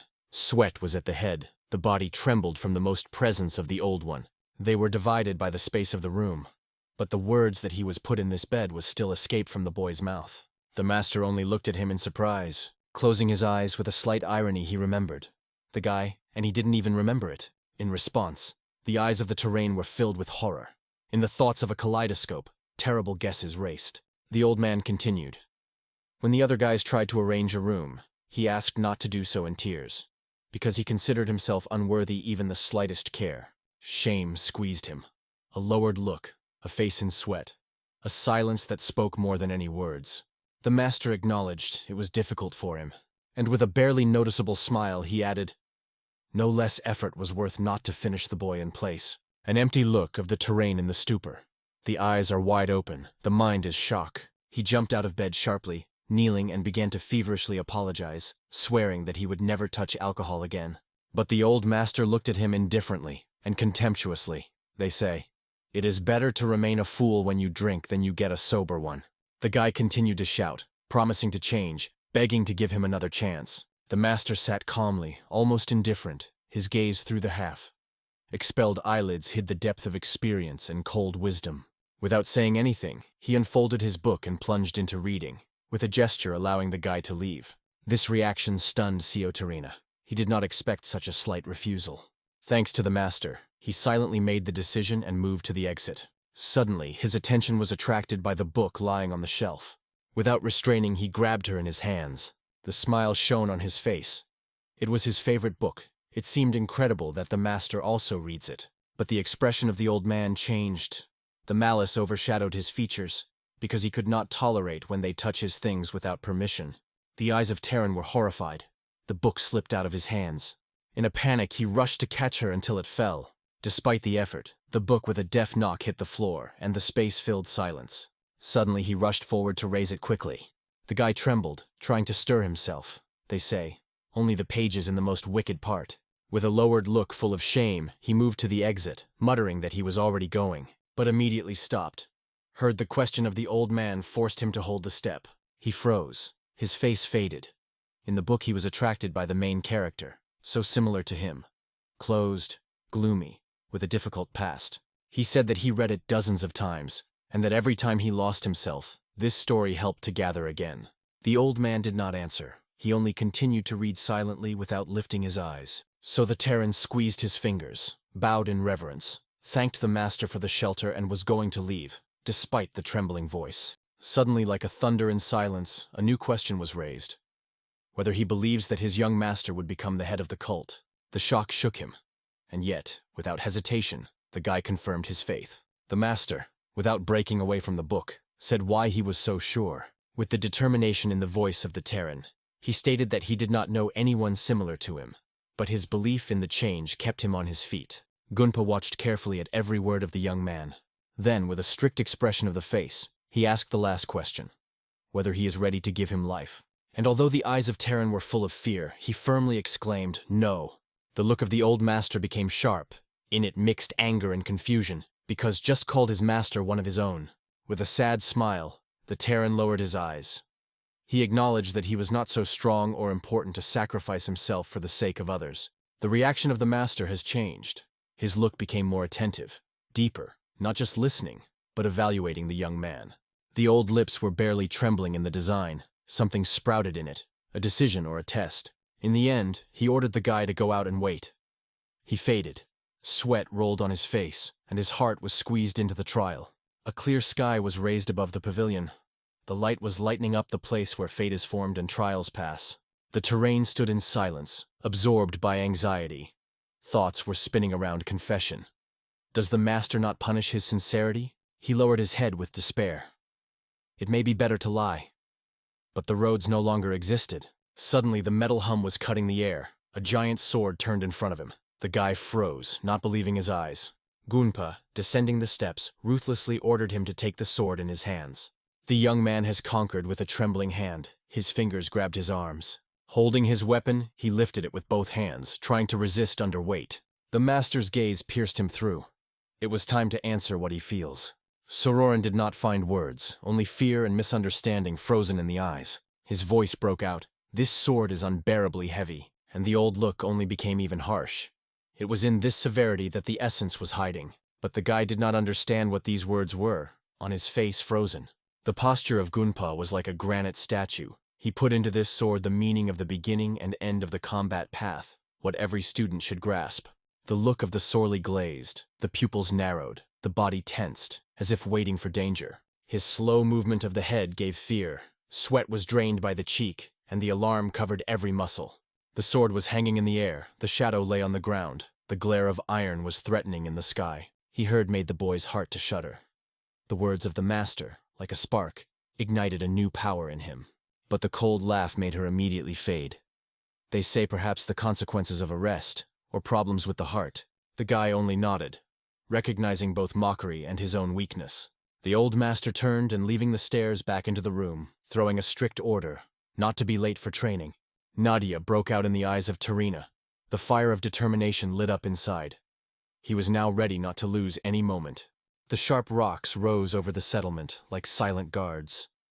The harsh landscape of Hansen was breathing in the expectations of the storm. In the noisy tavern, life raged. The warriors drank, joked, discussed strategies, and the swords rested with them. But the atmosphere suddenly changed. The front door opened, and a figure in the dark cloak appeared in the hole, like a harbinger of a thunderstorm. It was Mugyo Geom. He stepped into the hall. The hat shaded his gaze, and droplets of water drained from wet hair in a cloak. In the hall, silence reigned, moved only by the stupidity of a little girl who fussed between the tables, fulfilling the order. The memories roared on Muhuk Geom. Once, in his past life, he was here when he tried to save the sect, which later died. Then this girl was already an adult. Now she stood in front of him, but still quite young. She greeted and reported that there were no vacancies in the hall. At his request, the rooms also responded with a refusal. All the rooms were busy. In the city they were preparing for the holiday in honor of the blood god. The guy asked the start date. She replied that the festival would begin in 10 days. At the other end of the road there was another treatery, but there was hardly better. She was already called from the hall, and she quickly ran on the order. The girl disappeared in the crowd, and the Geom remains to stand, looking into a space full of memories and reflections. His gaze was calm. 10 days before the beginning. The perfect time to prepare everything. The Blood God Festival is the most important rite of the Heavenly Wind sect. It is on this day that the path to a force capable of curbing the storage of a soul opens. It was the only chance, the day you can gain power over the demon, when it all depends on who is the first to take this opportunity. Only once a year the ancient gates rise, and the leader of the sect leaves its throne. This is when a narrow window for action opens. According to tradition, the head of the order goes to hold a ritual in the small arena, leaving the main holy place unattended. Mugyuk arrived just for this sake, to steal the bell at a crucial moment. The determination in his eyes did not leave room for doubt. In the endless sky, a giant black sword stood, like an arrow of gods that cut the clouds, a threatening and mysterious power frozen over the world. The terrain stood with a tense body, holding a sword that crashed into the ground under its own weight. His hands trembled, and his gaze burned with determination. The dust climbed into the air. With every sweeping movement, the sword swept through the space, leaving behind the torn flow of air. The young man, focused, continued the exercises in the yard, where each wave was echoed as a challenge. The sweat mixed with tears on his face. Pain and exhaustion merged into a single grimace. But the spirit did not give up. The jaws were compressed and the look was not wiping. Gunpa watched silently. His gaze penetrated through the student, as if not only evaluated the movements, but also the inner essence. Sohn crawled the sword with a passion, standing evenly. Readiness for trials and honor to the teacher glowed in his posture. And then the master spoke the task, to work out the technique 1,000 times. His voice was cold like a stone, leaving no space for doubt. The young man's face changed instantly. His eyes expanded from shock and panic skewed. The figure sounded like a sentence. Under the scorching sun, he held a heavy sword, squeezing his lips in irritation. It was impossible to believe that the order was real. Each drop of sweat was mixed with voltage. Breathing was heavy, the body cracks from overload. The hands seemed alien. The pain was becoming more and more. The fingers lost the grip, but the teeth were clenched. He continued. The knees surrendered. The guy dropped, leaning on the sword. His shoulders shuddered, and the eyes of the dulls. Cramps cut the body, breathing became torn. Doubts crawled into thought, whispering that this path is a mistake. Mention of former lives with books at home seemed to sleep, but the words of Mugo Geom thundered in his head. If he stepped late on the battle path, teach on the full. The eyes were determined. Heat flowed through the face. The fingers grabbed the sword again, heavy, massive. Pushing from his knee, he rose, gathering the remnants of strength. Standing on his feet, trembling but unbreakable, he again raised his sword. The hands were burning, but the movements continued. He could not retreat after the first workout. Every movement was a struggle. He knew that if he could withstand it, he could and look into the eyes of the master. The sun slid into the horizon. In the evening silence, 999. He still continued. The red, then faced with the last effort. 1,000th swamp completed this stage. The sword hit the ground deftly, and the young man fell nearby, exhausted to the edge. His hands, interrupted and filled with blood, were evidence of the test. The master approached, looked at him and threw it. If too difficult, you can refuse. The young man looked at him. Then he lowered his eyes again, delving into the silent answer. Although the body was exhausted and the face is covered with torment, it did not step back. He stayed. In the middle of the courtyard, with the last forces on his knees, he said that he would no longer have such a chance in life. Bishop was surprised to look at him. The look of the old master was thoughtful. He silently studied the face of the exhausted guy. From the top of the stairs, Gunpa strictly stated that he never conveys his martial art to outsiders, and he should know it. But the young man suddenly exclaimed that he did not ask for technique. He only believes that the chance to learn from the strongest lord demons is only once. In the eyes of the terrain, a spark flashed. He said that when he has children, he would tell them about this moment. Cutting his bloody hand into his fist, he promised to himself, even if he did not become strong, he would be enough for what he studied at Doha he himself. The master watched him silently, standing against the backdrop of the starry sky. The look was deep and impenetrable. Then he sighed and closed his eyes, murmuring that this guy seems to be planning to marry. The night covered the yard, and their conversation continued in silence. The master did not understand why marriage. Putting a wounded hand on his chest, the terrain confessed. He wants to grow a child and give her what he was deprived of. Parental love. Among the silence of the courtyard continued the conversation, which became more and deeper. Gunpa asked, "What if his child will ever hate him just as he is his own father?" The young man thought for a moment. His gaze was overshadowed. But then, through tears, he lifted his eyes and said that he may then conduct his child through the same trials. In the look of the old master, a warm note appeared for the first time, as if a crumb of hope. However, suddenly the voice of the old thundered, "Another 1,000 blows with a sword!" The Terran looked as if it were about to faint. He barely completed the preliminary trial. The night sky was pouring over the yard, starry and endless, and the rocks rising like frozen waves, creating a picture of eternity. Somewhere in the rocks, tea boiled. A thin pear lifted over the fire, mixing with the aroma of herbs. Mugyuk, sitting at the fire, remembered how he visited several pharmacies before, bought a poisonous pasella, white sandalwood, and a few more herbs. The welded potion could have muted the feeling even in the guard artifact. Without leaving the smell, no master of martial art could be recognized. While the tea was slowly cooking, the guy sat in front of the fire and decided to train in the art of the guard of the heavenly demon. After crossing his legs, he focused.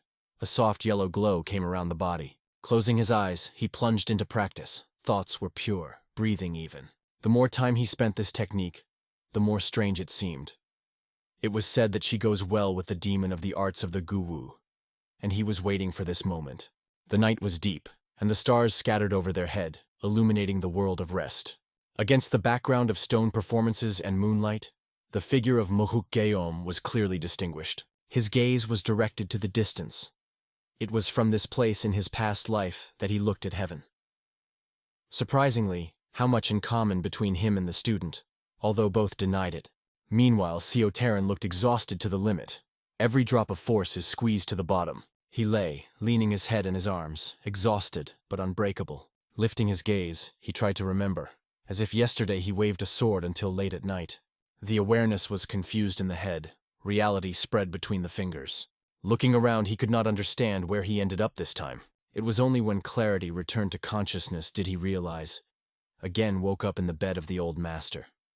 The cold of the horror ran with your back. Behind, from a dissolved window, strange sounds came. Something unexplained was drawn outside. Without hesitation, he hurried to go outside. The steps on the stairs led him to a spectacle that stopped his breathing. Before his eyes, the figure of the old master, who skillfully, with unprecedented ease, wielded a sword. The emitted force around him was almost physically noticeable, as if the air itself was filled with energy. The young man watched every movement, enthusiastically, and fell from shock. The posture in which the master with his sword raised seemed to be familiar. Something in it awakened the memory. Wash the eyes. This is the same stable that he demonstrated the day before. Even the sword grip, the direction of movement, everything coincided with the smallest detail. And then the awareness came. The technique that he was entrusted is exactly what the master began his path. There was a sense in everything. The guy had a cold when the voice of the mentor came. He noted that he should not run, even if the owner of the pavilion was absent. Majestic buildings stood above the city, and the guy himself hurried to the service, feeling that he was already late. Standing on the stairs, he exclaimed that he would go and return after lunch. The master's gaze remained calm, but his surprise was not hidden, as if he did not expect that the young man would really return. A new task was announced in response, 2,000 repetitions. But the guy, instead of despair, accepted the call with a smile, ready to fight. The master surprised such determination, but this stubbornness began to like it. Meanwhile, the dark figure in the long cloak moved through the foggy ruins. Every step was deaf and creepy. It was Muguk with a gum that was approaching the old way. The magical radiance covered the building in front of which it stopped. The night prevailed, but intelligence led him to the throne hall. Sitting near the stone cliff, he froze for a moment. He began to shift the heavy stone with effort. The strength gave the result. An old tunnel opened in front of him. Stepping deep, he remembered how in his past life he was amazed by this hidden design. A magical spherical light glowing in his hand, illuminating the path, slowly poured a special potion, so that the smell does not give it a presence. He passed a narrow stone corridor, and around, like a shield, vibrated a protective aura. Finally stopped in front of familiar doors. They had to be a throne room. Consciousness plunged into the flow of blue energy. The face emitted an ancient force, and in the darkness, the magical discharges pulsed. Its energy has penetrated through the wall, not just a course, but an interdimensional portal cut in a fabric of reality. The gates covered with patterns were guarded by the greatness of knowledge and mysteries. This way could change the course of the fate of the whole world. Muguk closed his eyes, fully plunging into the stream of force. The directional energy moved like an arrow, accurately and relentlessly. It penetrated through the closed gates, opening the inner space. There was a shadow in the dark. He saw him. The leader of the heavenly wind was waiting for the gate. At that moment the hero closed his eyes, feeling powerful vibrations of the aura. He was sure nearby was a person with incredible strength, and it could only be the leader of the heavenly wind sect himself. This discovery left no room for doubt and meant only one thing. The leader of the sect is also near the sacred bell. The hero confirmed his suspicions and realized, during the festival of the bloody god, he would indeed be here. This proved that during the ritual he would personally control everything, being right at the scene. After this, the hero poured cold water over himself, washing away unnecessary thoughts and tension. He sat in the lotus position, immersing himself in his own thoughts and preparing his spirit. Counted every moment, waiting for the moment when the bell would ring 36 times. It is then that the decisive moment of action will come for him. The countdown was steady and relentless, each tick bringing him closer to the intended moment. And now the moment has come when the countdown ended. The hero activated the Wind God's advance, along with the Art of Shadow.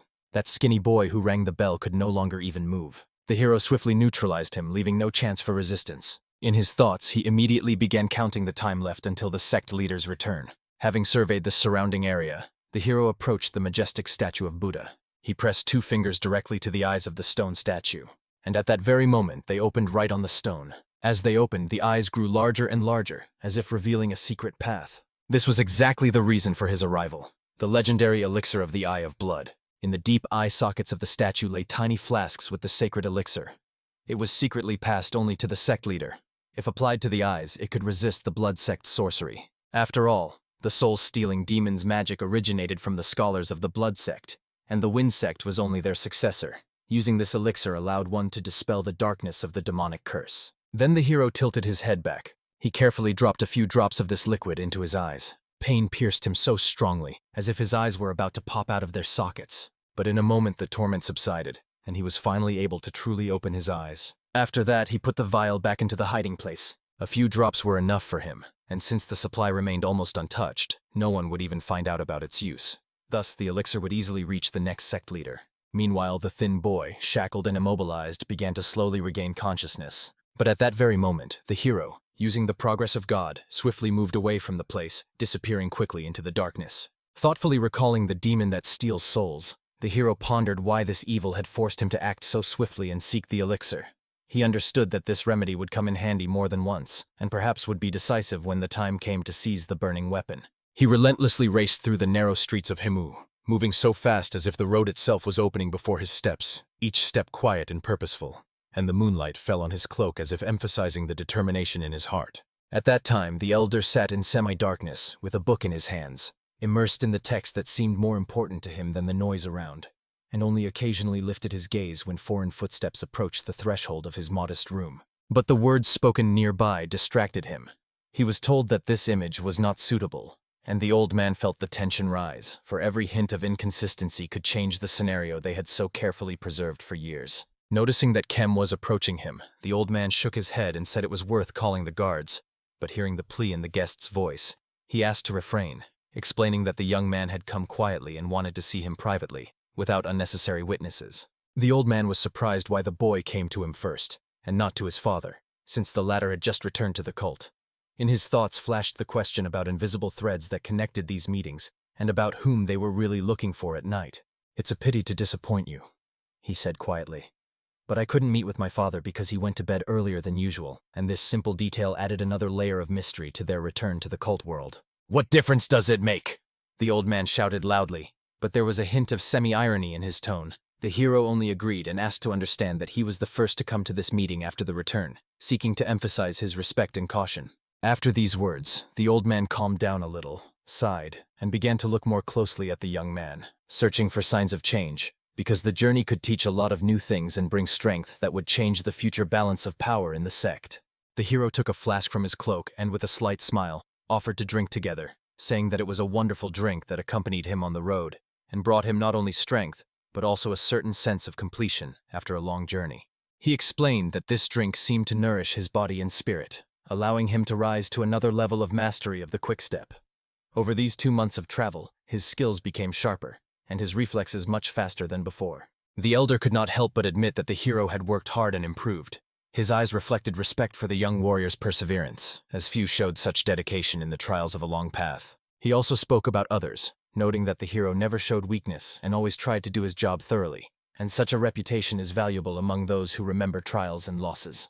The elder was interested in whether the journey was successful, whether the set goals were achieved, and in his voice there was a barely perceptible tremor of hope that the traveler brought news of positive changes. The hero wanted to hear the old man's opinion about the reasons for his departure from the sect, seeking to understand whether he saw this act as a sign of knighthood or, on the contrary, as an escape from responsibility to the teaching.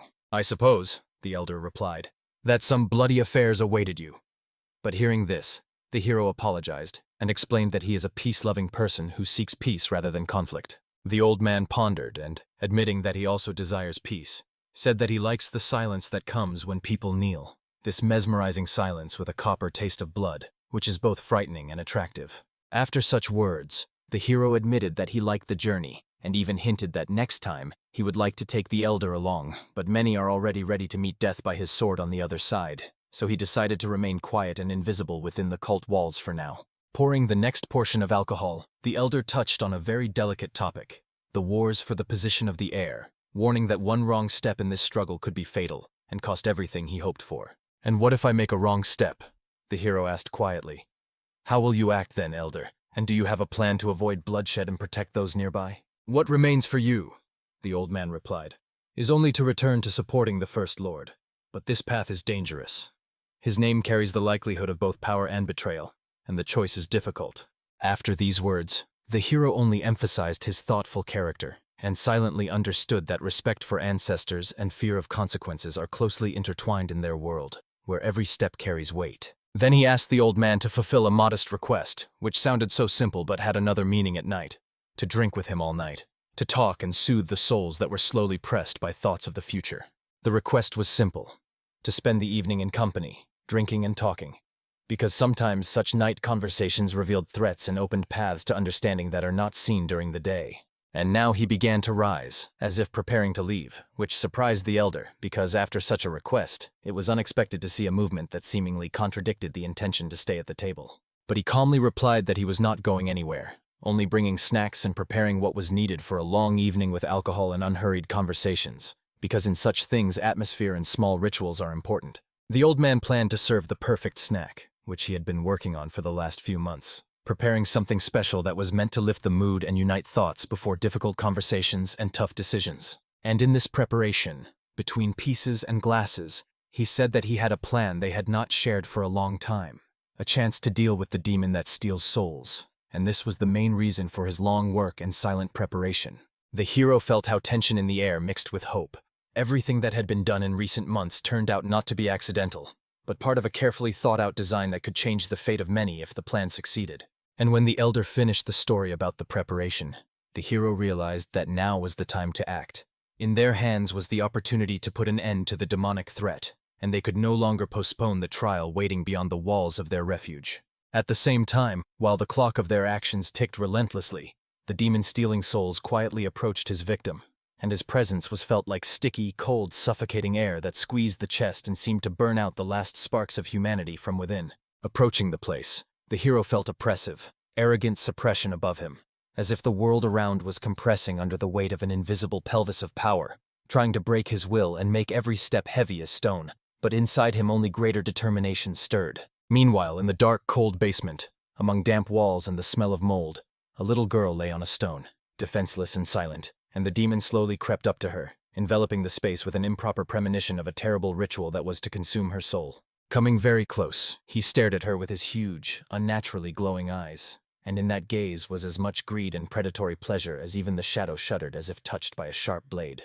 The demon, anticipating the upcoming practice, enjoyed the thought that today he would again apply the great technique of soul and heart, and every drop of fear in the victim's chest seemed to add strength to him, for to him this was a ritual of elevation and confirmation of power. However, at that moment everything went not according to his plan.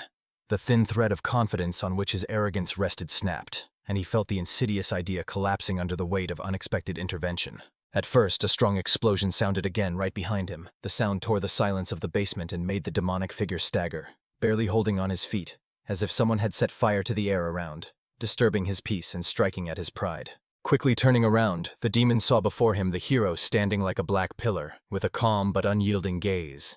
And at that moment a thread of tension exploded between them, capable of breaking both fates. "Did I ask you to refrain from using the great technique of soul and heart?"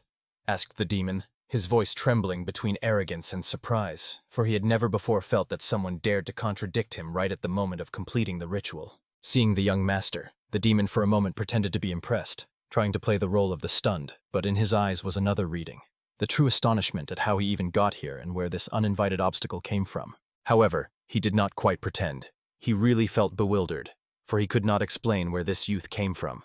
In him was an unpredictable aura of determination that broke the usual scenarios of demonic feasts and made plans unreliable. The hero coolly replied that there was no mystery here. His arrival was not strange or fantastic, but rather a natural step in the chain of events that had long been gaining strength and now demanded completion. The demon, unable to hold back, asked indignantly, "Why did you hit me? Am I guilty of anything? If so, I will accept the punishment, for here is my life, and it belongs to the fate I chose for myself." But his voice sounded strange, familiar, and the hero recognized in it dark intonations that had appeared in illusions before, as if this sound belonged not only to the demon, but also to the echo of someone else hiding behind his mask. Now the hero acknowledged that demon as more like himself than it seemed, and this knowledge eased his task. The awareness of humanity in the enemy made the killing morally easier, because he assumed that inwardly he would not feel complete remorse. What he found in the basement unfolded before him a picture of even greater baseness and filth, and this deeply upset him, because the evil that steals souls was not just an enemy, but an evil that wove chains of despair around the innocent. The demon was sure that the hero was lying about his arrival, because his back was always covered by shadow art, and it was obvious to him that the master of the Wind Sect would not have reached such a level of art to disappear from the senses that eavesdropped on his movements. However, taking the elixir opened the hero's eyes to the lie in the technique. He spotted a mistake in the demonic illusions and used it to sneak up unnoticed, using the enemy's weakness against him. After that, the demon, stunned and humiliated, simply asked to retreat and leave him alone, saying there were no laws forbidding him from minding his own business, as if his actions were ordinary and sinless. He tried to justify himself, insisting that he had not broken any prohibitions and that his deeds were only private actions, but his words sounded hollow against the backdrop of sawdust from destroyed lives lying around. He called that girl simply an unfortunate orphan and claimed she was brought for him, as if she were some kind of gift or trophy. And in that phrase there was so much rot that the hero felt horrified by the ruthless equality of human pain and demonic indifference. However, the hero already knew his true intentions and, without restraint, insulted him with a direct word, calling him a damn coward, because one could not watch him tremble under the cover of his own cruelty. Word by word he repeated this humiliation again and again, each coward falling like a blow to his dignity, and each repetition made the verdict even more undeniable, like a sledgehammer breaking thin ice of lies. And having repeated the word coward several times in a row, the hero forced the demon to feel that even in his fear there was no relief. These words sounded like a verdict and showed that there was no place for excuses anymore. Then he directly asked how much longer he intended to pretend as if he knew nothing about the murders. Does he only have the courage to rip out still beating hearts of the innocent, who are not even on the path of ascension? And after this question, everything around the hero seemed to turn white. The world ceased to be familiar, the contours blurred, and the two of them seemed to have been transported to a space where truth and judgment meet without embellishments or distracting details. They found themselves in a place devoid of cold, but not warm. Rather something neutral and merciless, where even the air seemed thick and tart with the anticipation of a verdict, and in this space one could not hide from their own essence. The hero stood right on the edge of a high peak, where beneath him unfolded an endless fall, and this place was like an arena demanding a final choice from both, to flee or to face the inevitable. The demon, without losing his pride, reminded him of his warning. "I told you that if we meet again, you will never return to the real world." And his voice sounded like the end of an old legend threatening to destroy the bridges back. But even in such threatening silence, the hero answered calmly and sharply. You fear others only because you first fear yourself, and this truth is stronger than all your threats. For the fear that lives inside always betrays the most confident. This truly struck the demon, for he felt in the young man something unexpected, confidence and calm that did not submit to his oppression. His gaze became more attentive for a moment, and his thoughts mixed between distrust and surprise. He was fully aware that before him stood the son of the cult leader himself, but he could not understand how at such a young age he could have such a strong and unwavering spirit that even experienced rulers feared to succumb to his pressure. Then the demon directly asked the boy if he had come here to kill him, and received a clear, unhesitating answer. Yes. This word was decisive, like a shot, and left no doubt about the hero's intent. Next he asked what this young man was counting on and by what power he intended to kill someone like him. And in this question there was both surprise and a desire to understand the limit of confidence standing before him. Without waiting for an answer, the demon threw the next question, whether the cult leader himself had sent him, and in his voice there was fear wrapped in a mask of pride. The hero calmly replied that if his father really wanted to kill the demon, he would have come himself. You know what he is like. Isn't that so? And these words struck deeper than any sword blow. Then the demon's illusion transported them to a new place, to a world created for conversation, where he wanted to move everything to a calmer plane, so to speak, to have a heart-to-heart talk, since their duel had already been determined by fate. Here he began a long speech about himself, confessing that he belonged to the ruling demons, who stand above the others, and that their power gives them the right to decide the fates of those who are weaker. He claimed that their way of life does not allow giving the weak the right to choose, that devouring hearts is the natural path to becoming stronger, and there is nothing wrong with this, because strength always justifies the means. The demon insisted that everything he does is aimed exclusively at the benefit of the heavenly cult, and that his actions supposedly strengthen their might no matter what the cost to others. Having listened to him, the hero understood the main point. If the flaming blade had not intervened and he had remained in the cult, then most likely he himself would have remained blind to all the crimes the demon commits, and would have covered himself with the same words of justification. After all, then he too could have said that the demon's actions make the cult stronger, and probably would have averted his gaze from the horrors. But fate changed, and the current hero is no longer the one who lived in the past. He said directly to this degenerate's face that it was not worth lying, because he knows. Hearts are gathered not for the cult, but exclusively for his own survival and continuation of life. You care only about yourself, he said, and in these words sounded a verdict, cold and unbreakable. For if he truly lived for the future of the sect, he would at least have tried to avenge the death of his father. But instead, the demon simply survived, outliving all the other lords, and there was no honor in that. His endlessly long life was bought at the price of the suffering of thousands of innocents, and the hero said this straight to his face because he knew the truth hurts more than a blow. You lived only for yourself, and your selfishness turned you into a monster. The words sounded like a seal, and the demon could not endure it, stepping closer, refusing to believe. He admitted aloud that he could not believe that a boy barely 20 years old was capable of seeing his true desires so clearly and naming them mercilessly and directly. You could not hide from the shadow arts, he said, and even less could you expose me for what I have done.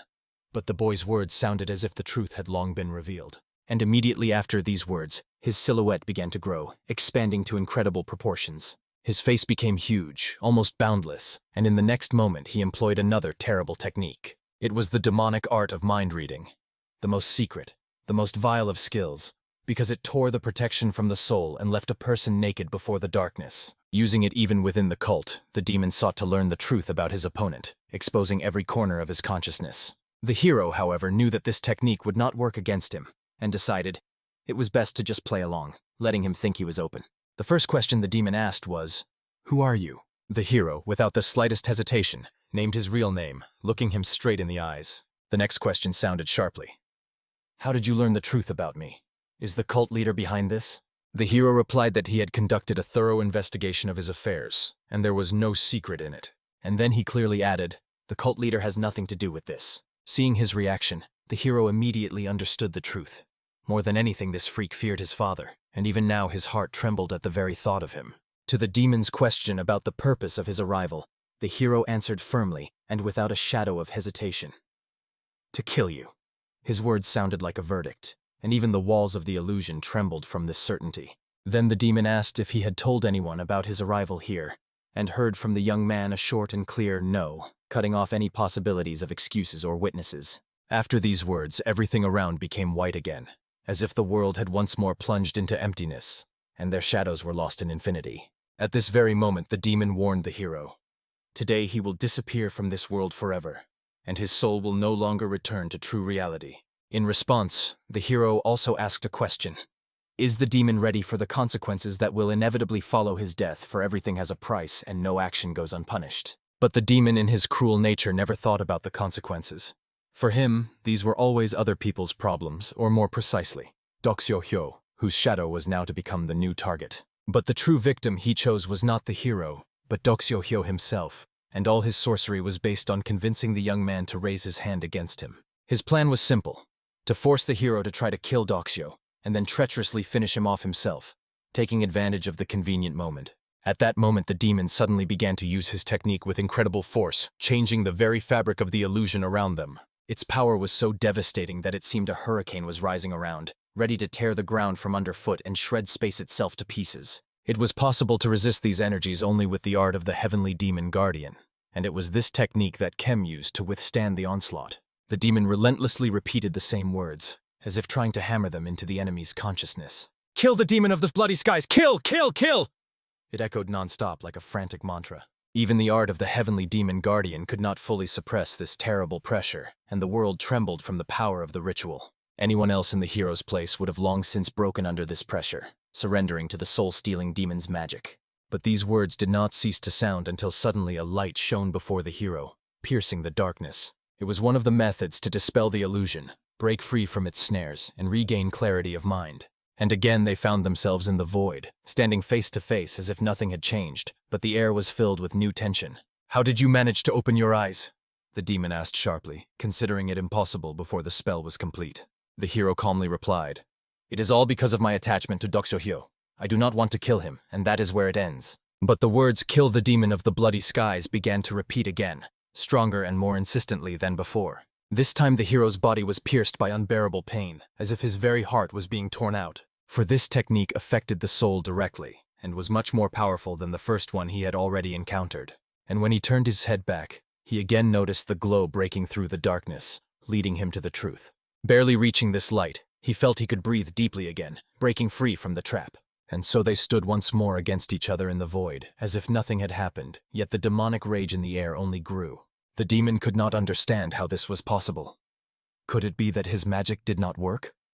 His eyes narrowed with anger and despair. The hero replied calmly, "It is all because of my attachment to the demon of the bloody skies."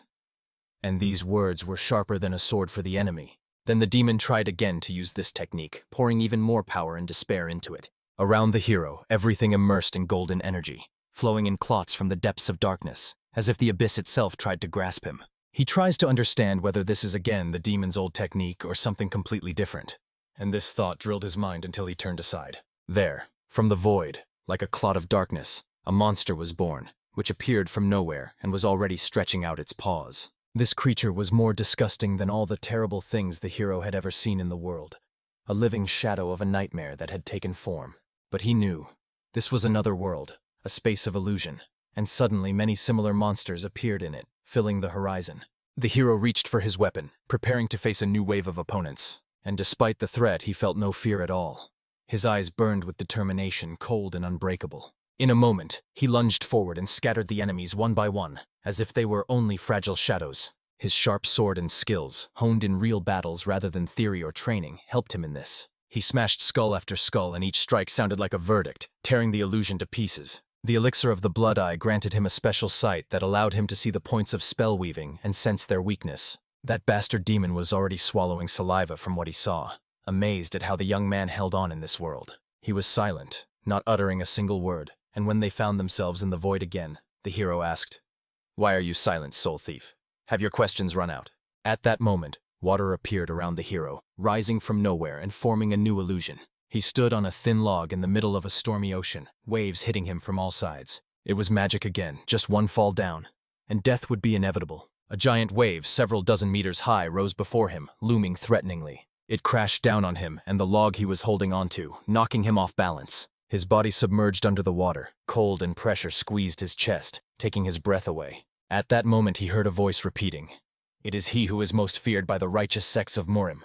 Hearing this, the hero gathered his strength and began to swim upward, not allowing the illusion to drag him into the abyss. Now he truly felt on his own skin why the righteous sects fear the soul-stealing demon so much. Because how can an ordinary person possibly overcome such a powerful illusion? And there is no doubt, any master, even of a high class, would perish inside this spell from exhaustion if they could not quickly find a way to break free.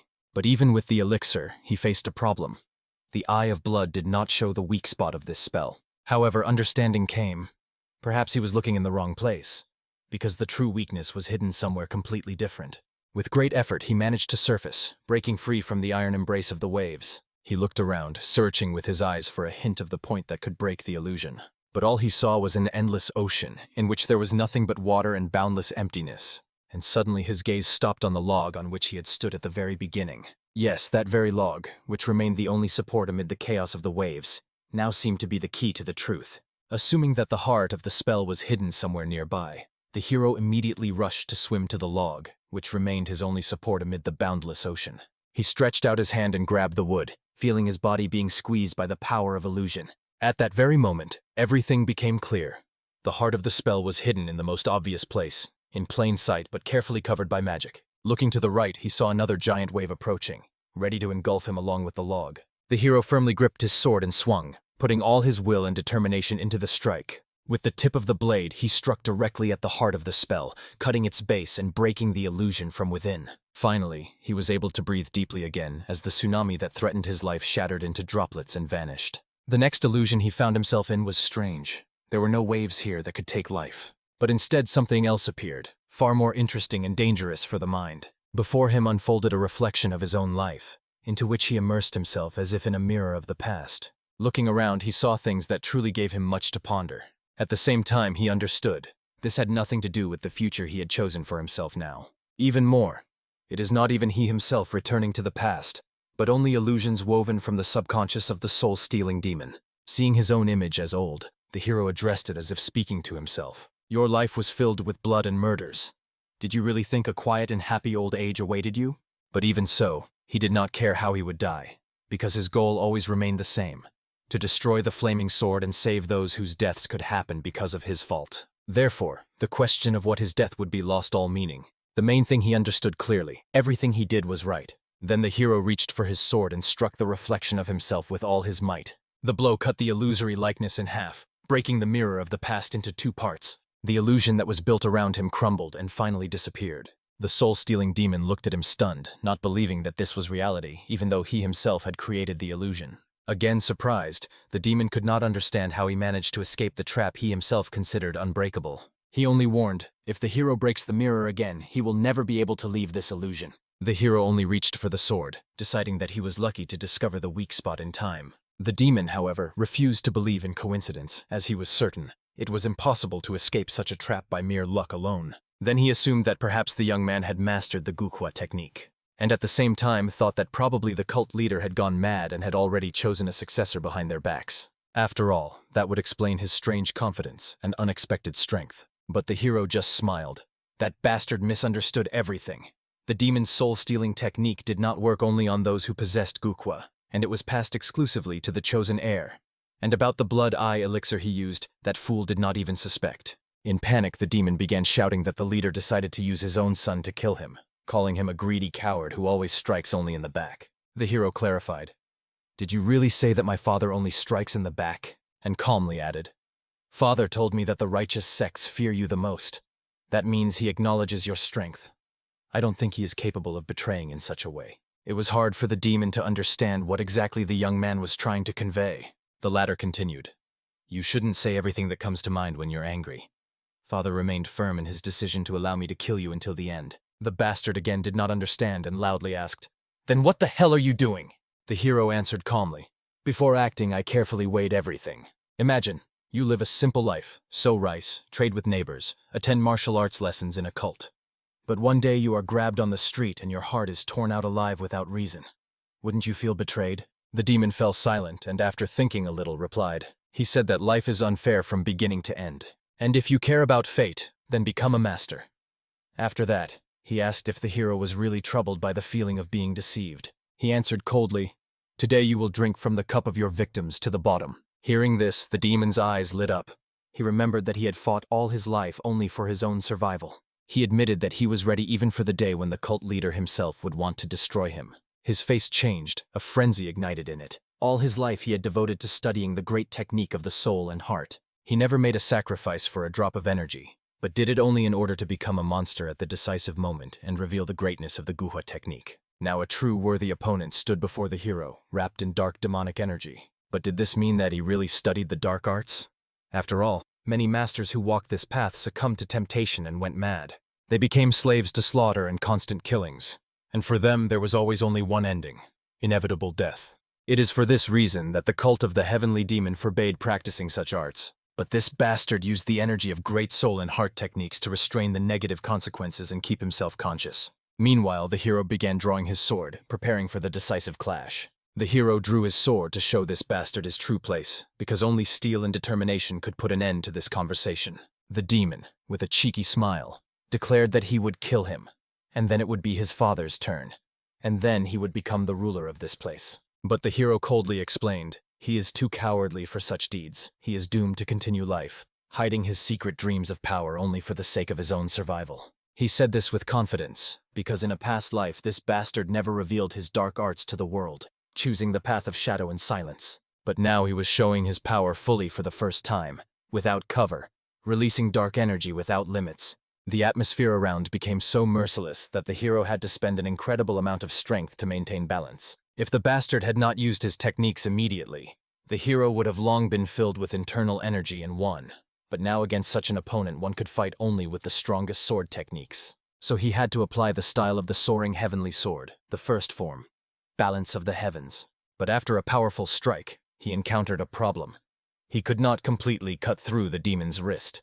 Then the bastard began to use human sacrifice, summoning new terrible powers. Dozens of sharp waves burst toward the hero at insane speed, cutting everything in their path. He barely managed to dodge by using quickstep. But again, the sacrifice technique released deadly threads aimed at him. It was a power that exceeded the level of an ordinary martial arts master.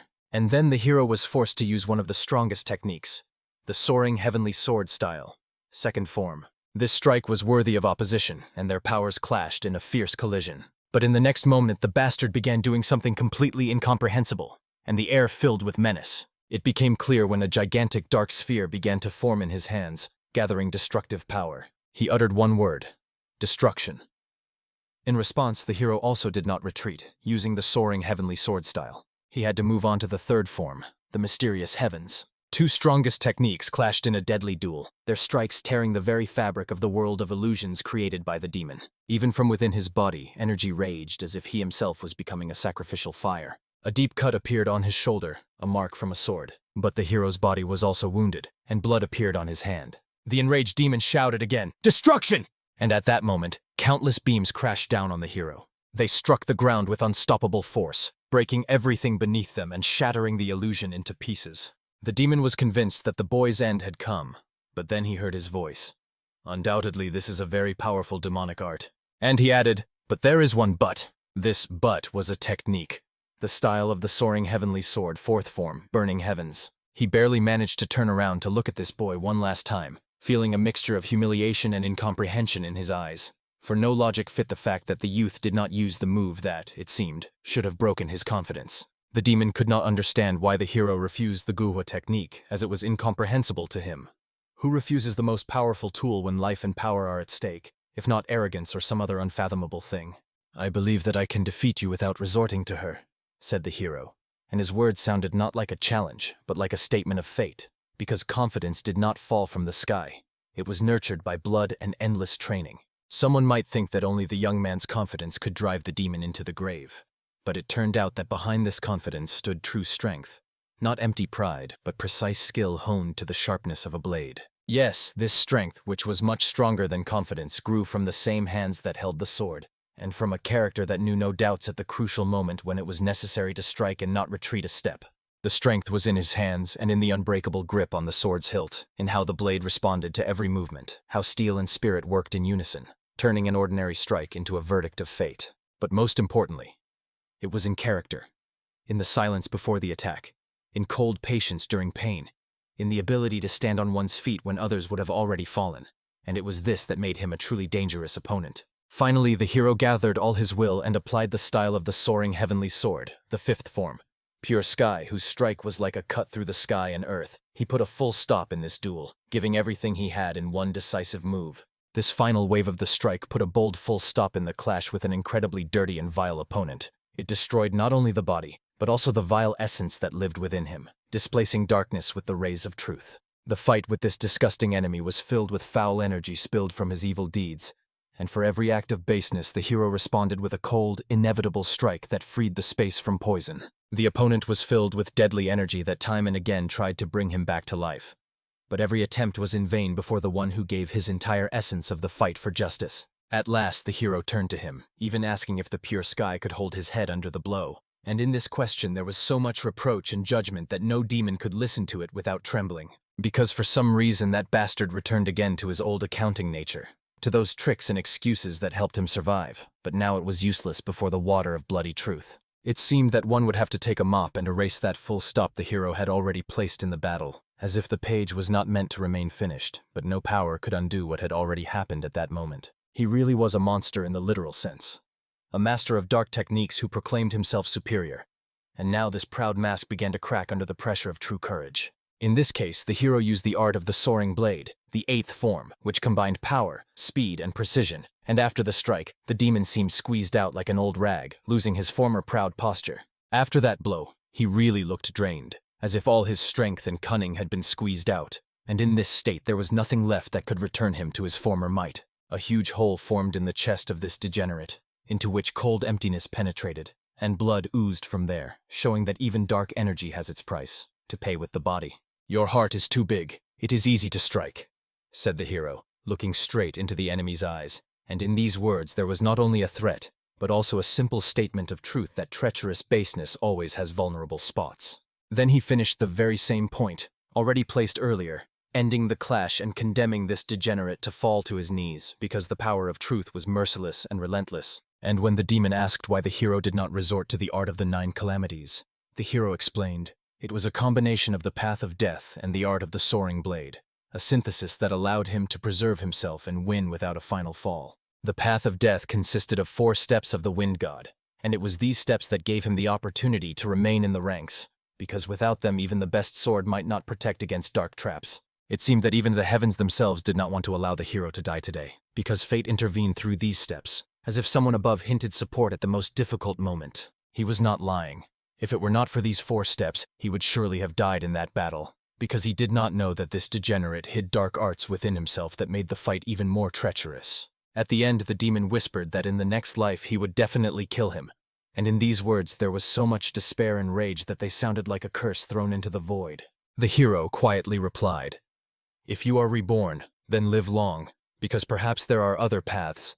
And these words sounded not as kindness, but as desperate favor to a soul that still has a chance. The point is that this hero did not start cursing him, because he was not like that, and did not want to succumb to revenge, which is driven only by hatred and blood, but saw in the other a way of liberation. In that last moment, when the life of the degenerate began to fade, the illusion gradually dissolved like fog under the morning sun, revealing the real world in which their clash took on different contours. Truth slowly restored the space. Shadows were turned off, and sounds returned to their true places, because victory over illusion meant not only the defeat of the enemy but also the liberation of reality itself from poisonous influence. And so they found themselves again in the same place where it all began.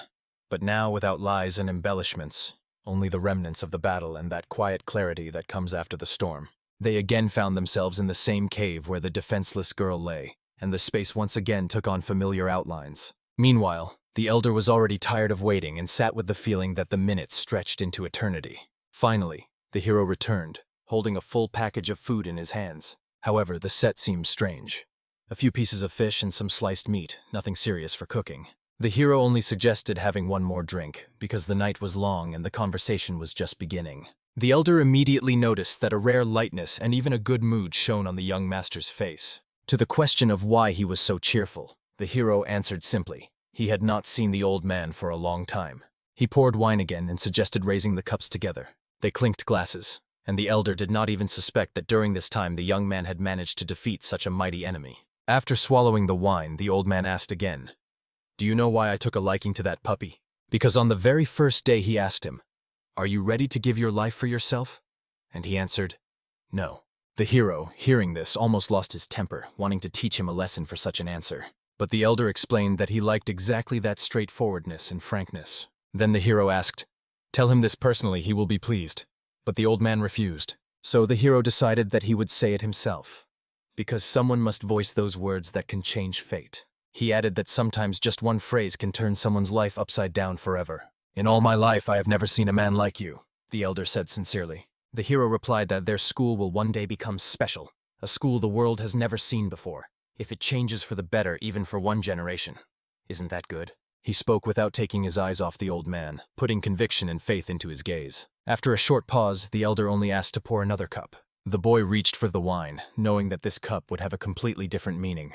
"The first cup is for my left mentor," he said. Having said this, the hero poured it to the very brim. The mentor, without hesitation, took it and drained it to the bottom in one gulp, bowing his head low. For the hero, this was symbolic. Perhaps right now the old man decided to sincerely follow him. Wiping his gray mustache, the elder wanted to say something. More precisely, he asked an unexpected question.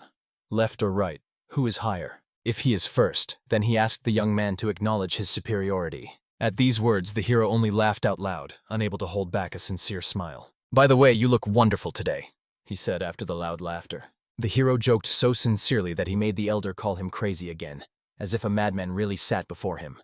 And he even repeated it to him a second time, looking straight into his face, without any shame. This only made the hero laugh even harder, his laughter ringing sincere and contagious. "Why are you laughing? Say it again!" the elder challenged, adding fuel to the fire of their game. The hero replied slyly, "Yes, probably it's better for me when drunk not to talk to girls," to which the old man teased him. "Aha, caught you, sycophant!" The dialogue between them became increasingly emotional, filled with laughter and a light atmosphere they hadn't felt in a long time. The next day, in the hall of the Heavenly Demon, it was time for serious talks. The Heavenly Demon asked the hero how he managed to destroy the Soul Stealer. At that moment, the young master stood before his father. He informed his son that the investigation showed the Soul Stealer died from madness. However, he immediately added that he personally did not intend to believe it. The son replied, "I would also like to tell a good story, as if I desperately fought him and won. But you overestimate me. Yes, I am talented, but not enough to drive the Soul Stealer mad," he said firmly. The hero understood perfectly. If he confessed the truth to his father, it would only bring him unnecessary problems. Therefore, he emphasized that he drank all night yesterday at home with Clinock, and he could confirm it. However, the father thought that the two of them had killed the demon. The hero insisted no, that was not the case. He explained that it was the heavenly punishment, since the Soul Stealer was a monster that tore out human hearts alive. The father wanted to convey the main point. Since this demon was dead, the rest of the Vlads would definitely stir. The hero understood this perfectly.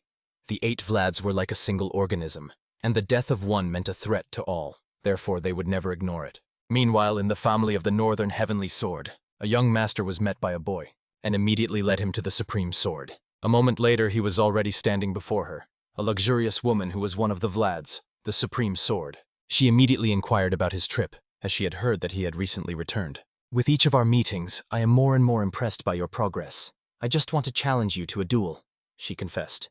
The hero promised that he would definitely arrange it somehow. "I will always be glad about that," she replied with a smile. Then he handed her a small gift, a fragrant flower and seeds that he had brought.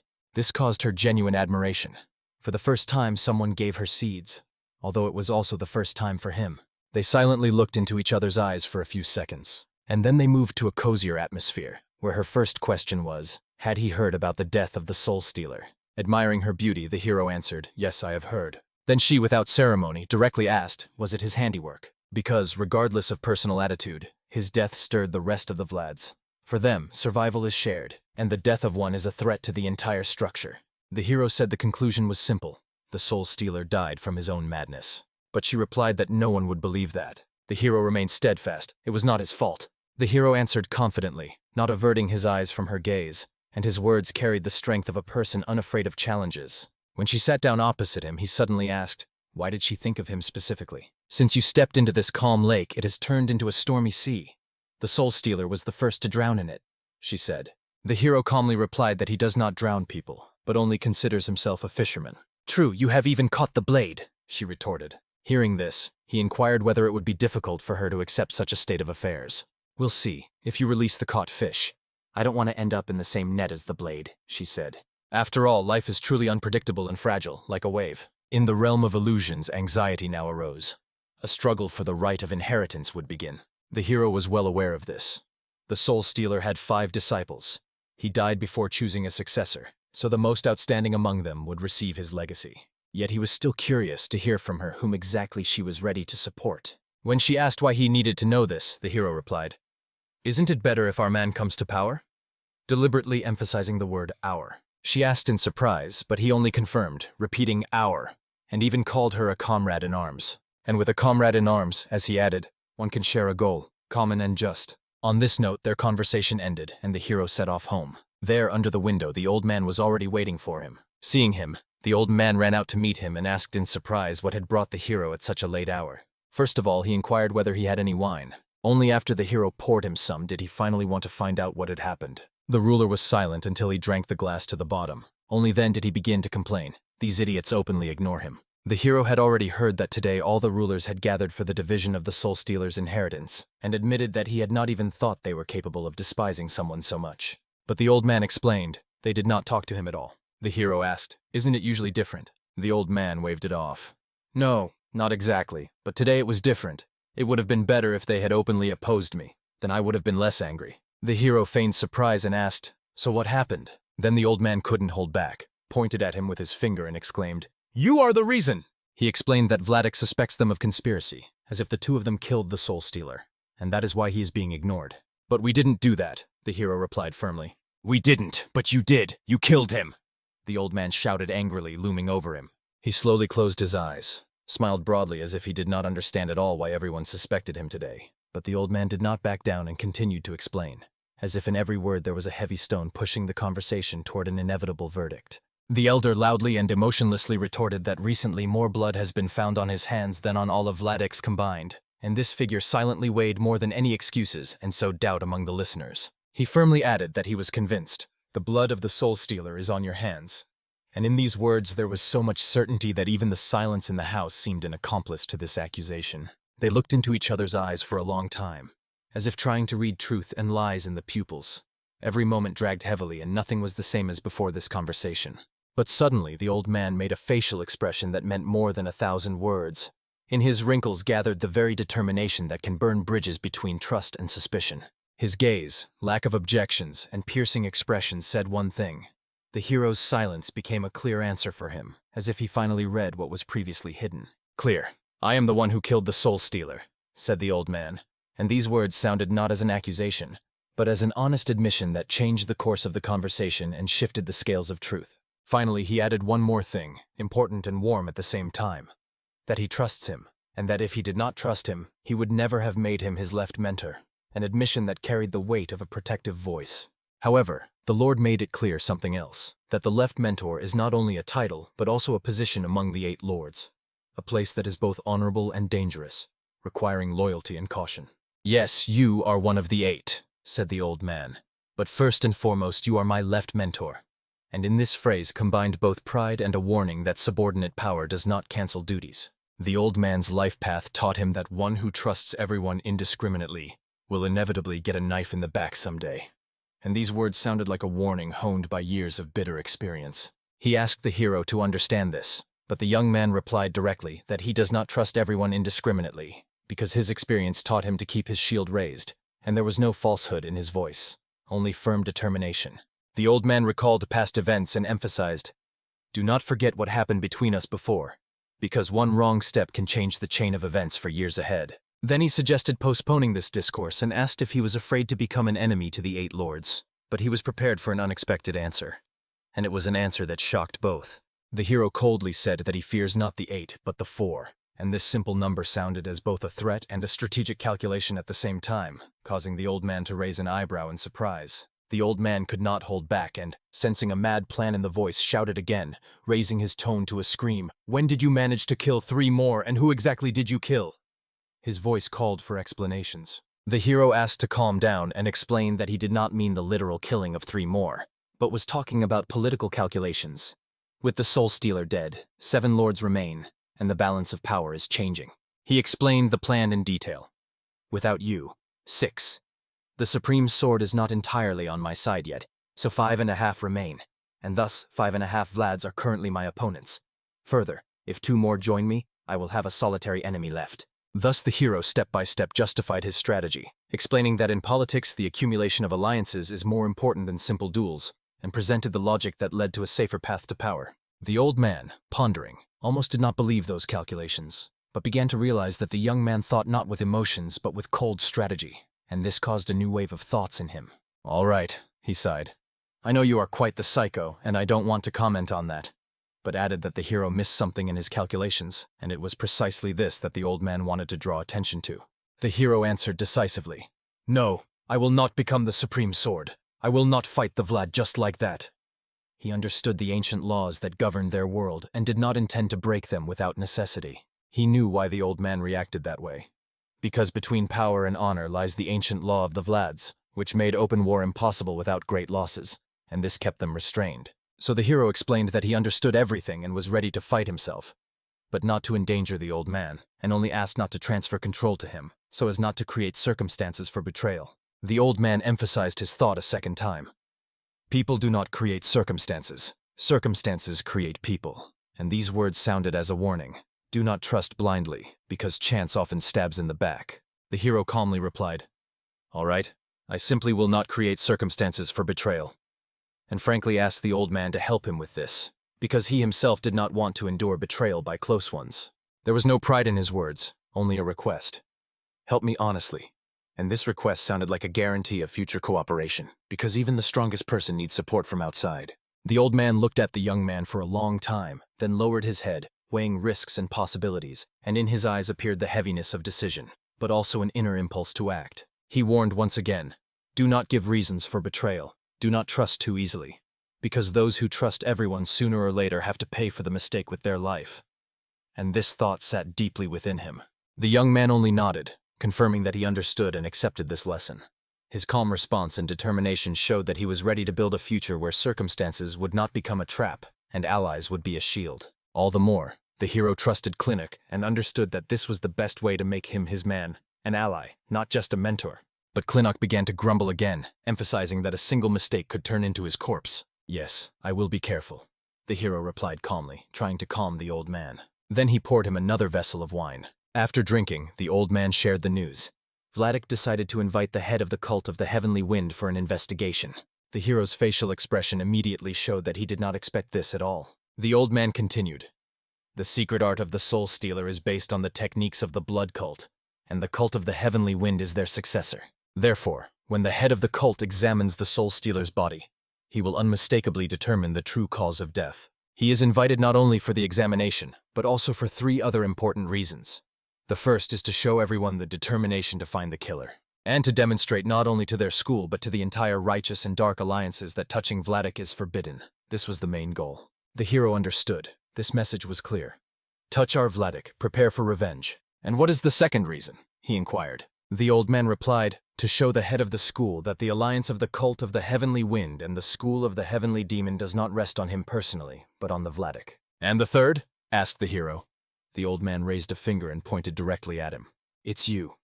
If you really killed the Soul Stealer, they will definitely find out. The head of the cult will study you as an individual and understand exactly how you defeated him." The hero himself understood this well. It might even become known that he used the elixir of the bloody eye. But the very fact of the murder must be hidden at all costs. If the secret is revealed, Vladik's revenge will be only half the trouble. Their furious resistance will simply destroy the hero's chance to become the successor. Realizing this, he decided to change the subject and asked the old man how he himself was doing. The old man looked at him in surprise. "Me? What's wrong with me?" "You are my accomplice. We drank all night, so everyone might decide that we acted together," the hero explained.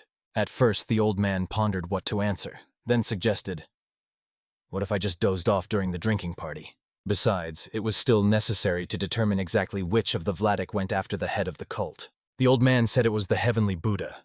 He is the closest to the head of the cult of the Heavenly Wind, and the fact that he was sent indicates an unwavering determination to bring the leader here. Feeling that it was Buddha, the hero even supposed, maybe it would be better to intercept and kill him on the road, or perhaps even the leader himself, or kill them both at once, he muttered. "No," the blade replied sharply.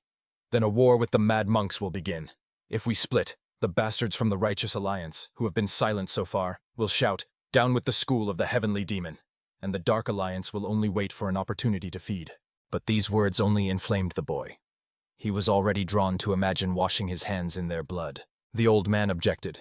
"If you are going to die, then better let only one perish." "But how do we live together, die together?" the hero asked. "I have lived by the principle since birth.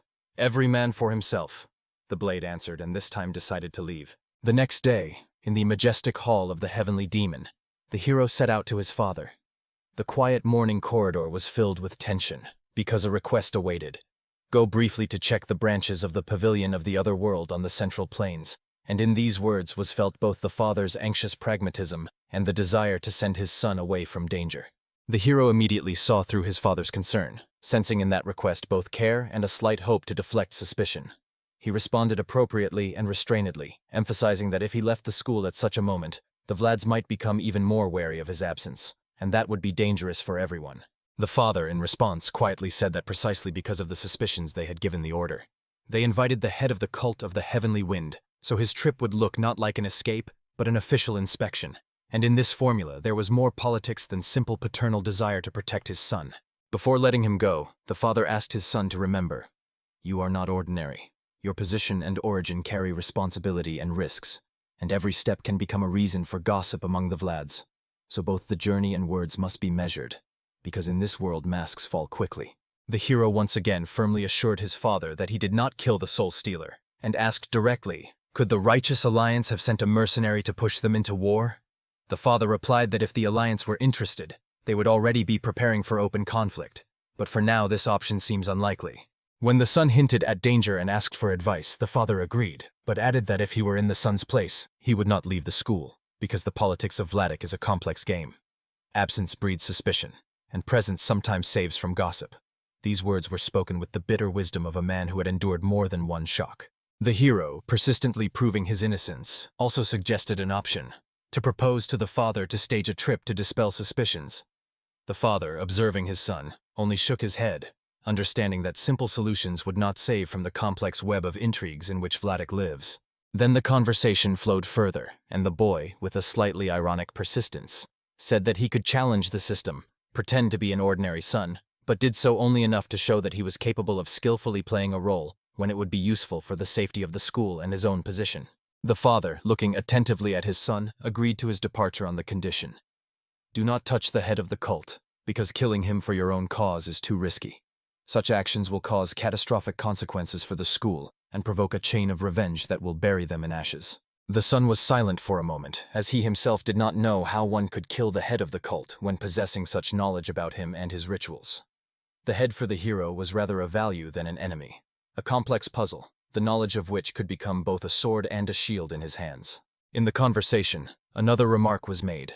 The hero still emphasized that he was his son, and on this basis demanded at least a shadow of trust, because inheritance, duties, and politics are intertwined, and it is this family root that gives him the right to his own position in the game that is going on around Vladik. The father replied briefly and sternly, "Yes, you are my son."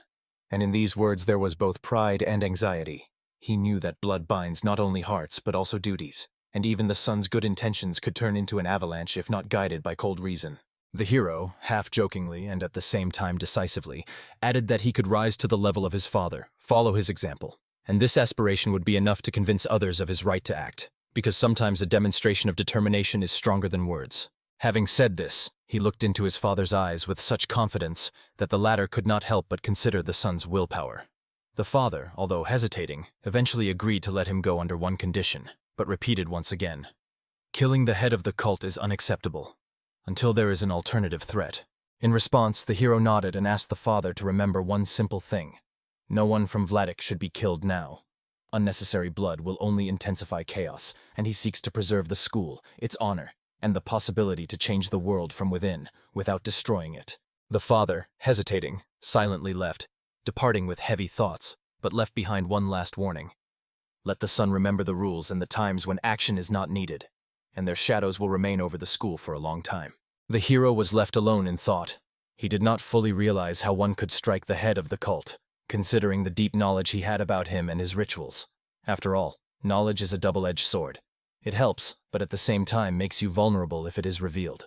Before setting out, he understood one more thing. The cult leader for him was not just a target. It was a certain value, like a treasure that holds dangerous secrets. And although the thought of elimination could excite arrogant zeal, he felt for a moment that he was not ready to destroy what he had studied for so long. So, preparing for the journey, the hero placed his hand on the sword hilt and exhaled slowly, realizing that each of his steps now could change the fates of many. And it was this swing of fate that made him reconsider once more. Was it worth risking everything for a moment of revenge? Leaving home, he held in his heart a complex mix of feelings: duty, fear, and the desire to protect what he loved. And although the cult leader seemed to him a desired source of answers, the hero increasingly felt that not every truth was worth revealing with a sword. On the other side of the door, under the pale rays of morning, he nodded once again to himself. The knowledge he had about the leader and his cult was precious, almost like a treasure, and only one thing would not make him an enemy: if this treasure turned into a cause of a senseless war. Therefore, one must act carefully and wisely, not blindly deciding fates. At that moment, the hero knew only two ways to hide the use of the elixir: complete body transformation or eye color change. Both methods were extremely difficult, but they were the only ones that allowed hiding the traces of this forbidden art. So he asked directly how exactly one could change eye color, since this option seemed to him the most realistic and safe under the given circumstances. However, the hero clearly understood. There was only one person capable of performing such a delicate and dangerous operation, and it was for this reason he had come here. Before him sat a respected demon, a renowned master who possessed a lost art that could make possible even what others considered impossible. The old man, looking at him attentively, asked, "What do you want to talk about? If you brought me such precious herbs, it means you have a serious matter." The hero answered directly. He had a request, and he was not going to beat around the bush. He decided to say everything at once. Without wasting time on unnecessary explanations, he directly asked the master to perform the eye change, since he simply had no other way out. New eyes, a lost art capable of enhancing vision, making it clearer and sharper, expanding motion perception. Moreover, vision ceased to depend on the level of lighting. The venerable demon narrowed his eyes in surprise and immediately asked the hero, where did he get the idea that he was even capable of such an operation, which even most masters do not know about? The hero paused for a moment, for he could not tell the truth. He had learned about it only in the distant future, and any explanations now would only arouse unnecessary suspicion.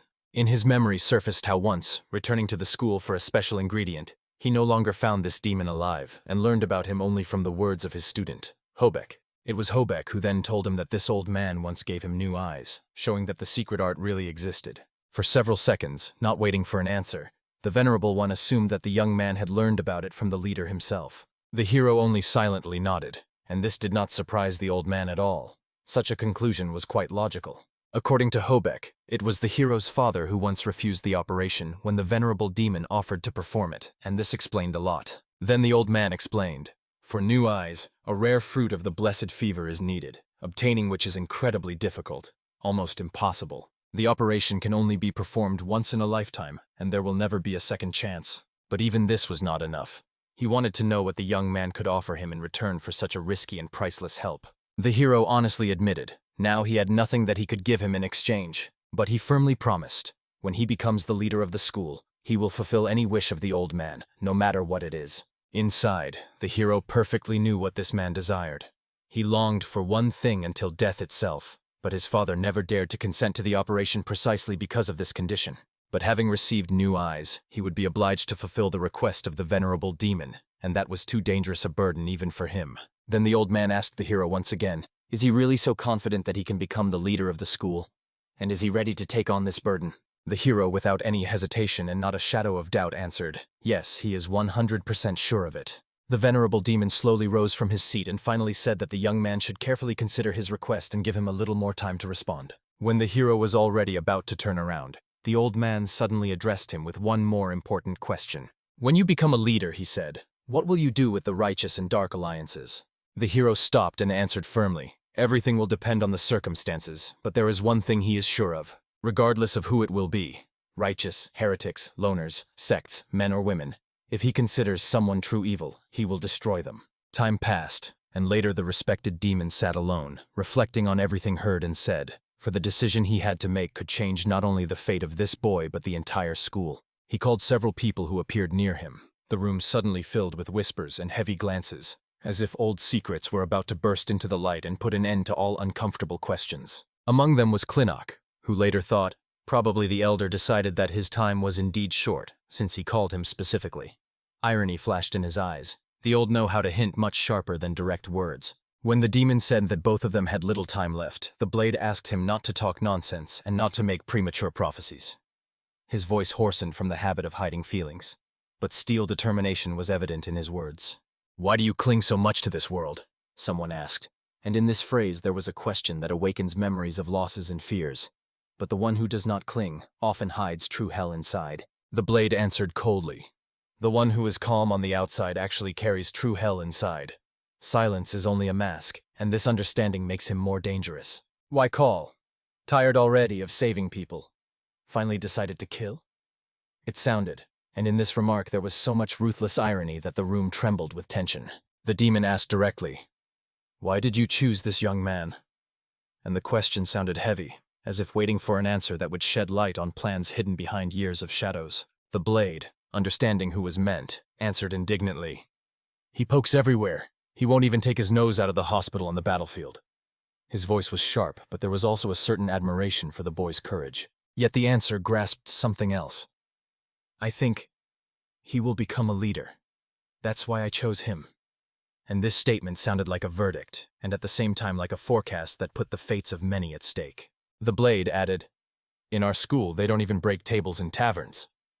And this casual remark sounded like a hint at old rules that keep discipline even in the darkest times. The word awakened the doctor, and he began to rise, as if realizing it was time to make his contribution to the fate created by the young and old together. The blade reproachfully stopped him. "Where are you rushing? We were just about to drink."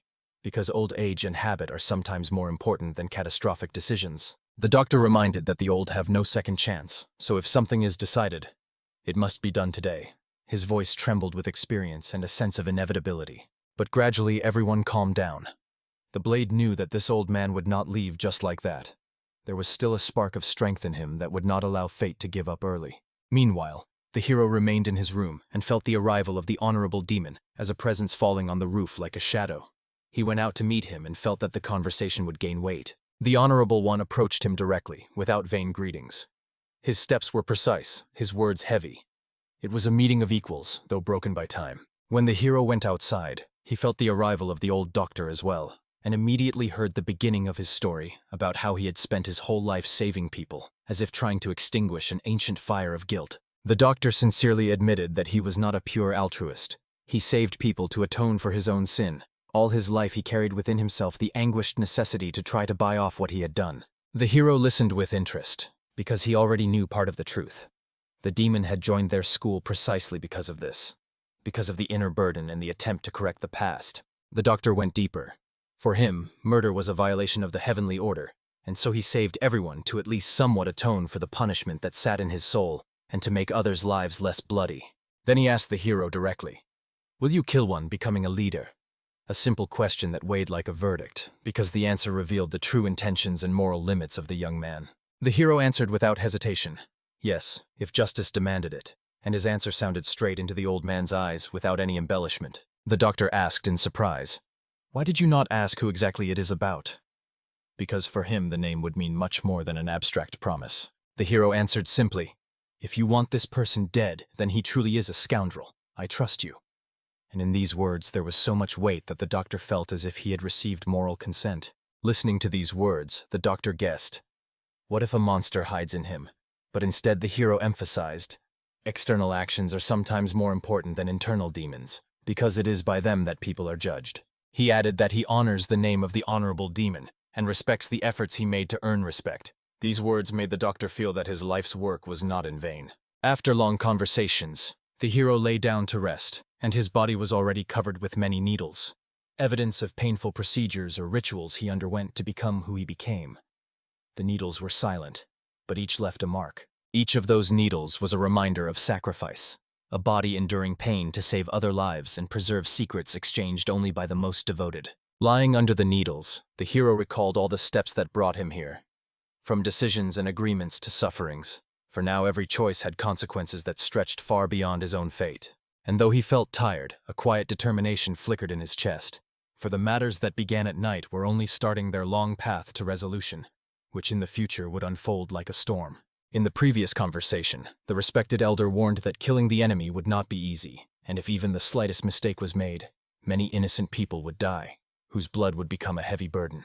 That is why his last wish boiled down to one thing: that the hero strike only him, avoiding unnecessary victims who should not be entangled in another's fate. The elder asked the young man to promise that he would carry this out exactly so, not faltering and not deviating from the path, choosing the single right target among all. He looked into the boy's eyes and asked if he was ready to keep the promise even if he himself died before the appointed hour. "I promise you, demonic doctor, that your will shall be fulfilled. When my blade pierces the enemy's heart, I will tell him that this sword was sent by you." And after these words, the old man was finally able to calm down, feeling that now he could calmly begin the operation, without hesitation and without doubts about the outcome. The next day, the sun rose outside, beginning a new chapter in the boy's fate, who still did not know how it would all end. Waking up, the hero immediately thought about the main thing: whether the difficult procedure was completed and whether the doctor's words had come true. Next to him sat a doctor who carefully monitored his condition and was the first to ask if he was all right after the ordeal he had experienced. Then he asked about the eyes, and the young man, slightly surprised, replied that they had become noticeably better than ever before. It seemed that the heavy veil that had clouded the world for so many years, blocking true vision from him, had disappeared from his gaze. His eyes now shone with clarity, and he felt as if he had previously lived in darkness, walking with closed eyelids, and now for the first time had opened them. The elder made a hand gesture, and instantly all the candles in the room went out, plunging the room into complete darkness. He turned to the boy and asked if he could now see in the dark, proving that the changes had truly occurred. The hero focused, exerted all his strength, and strained his inner sight, testing the new sensation.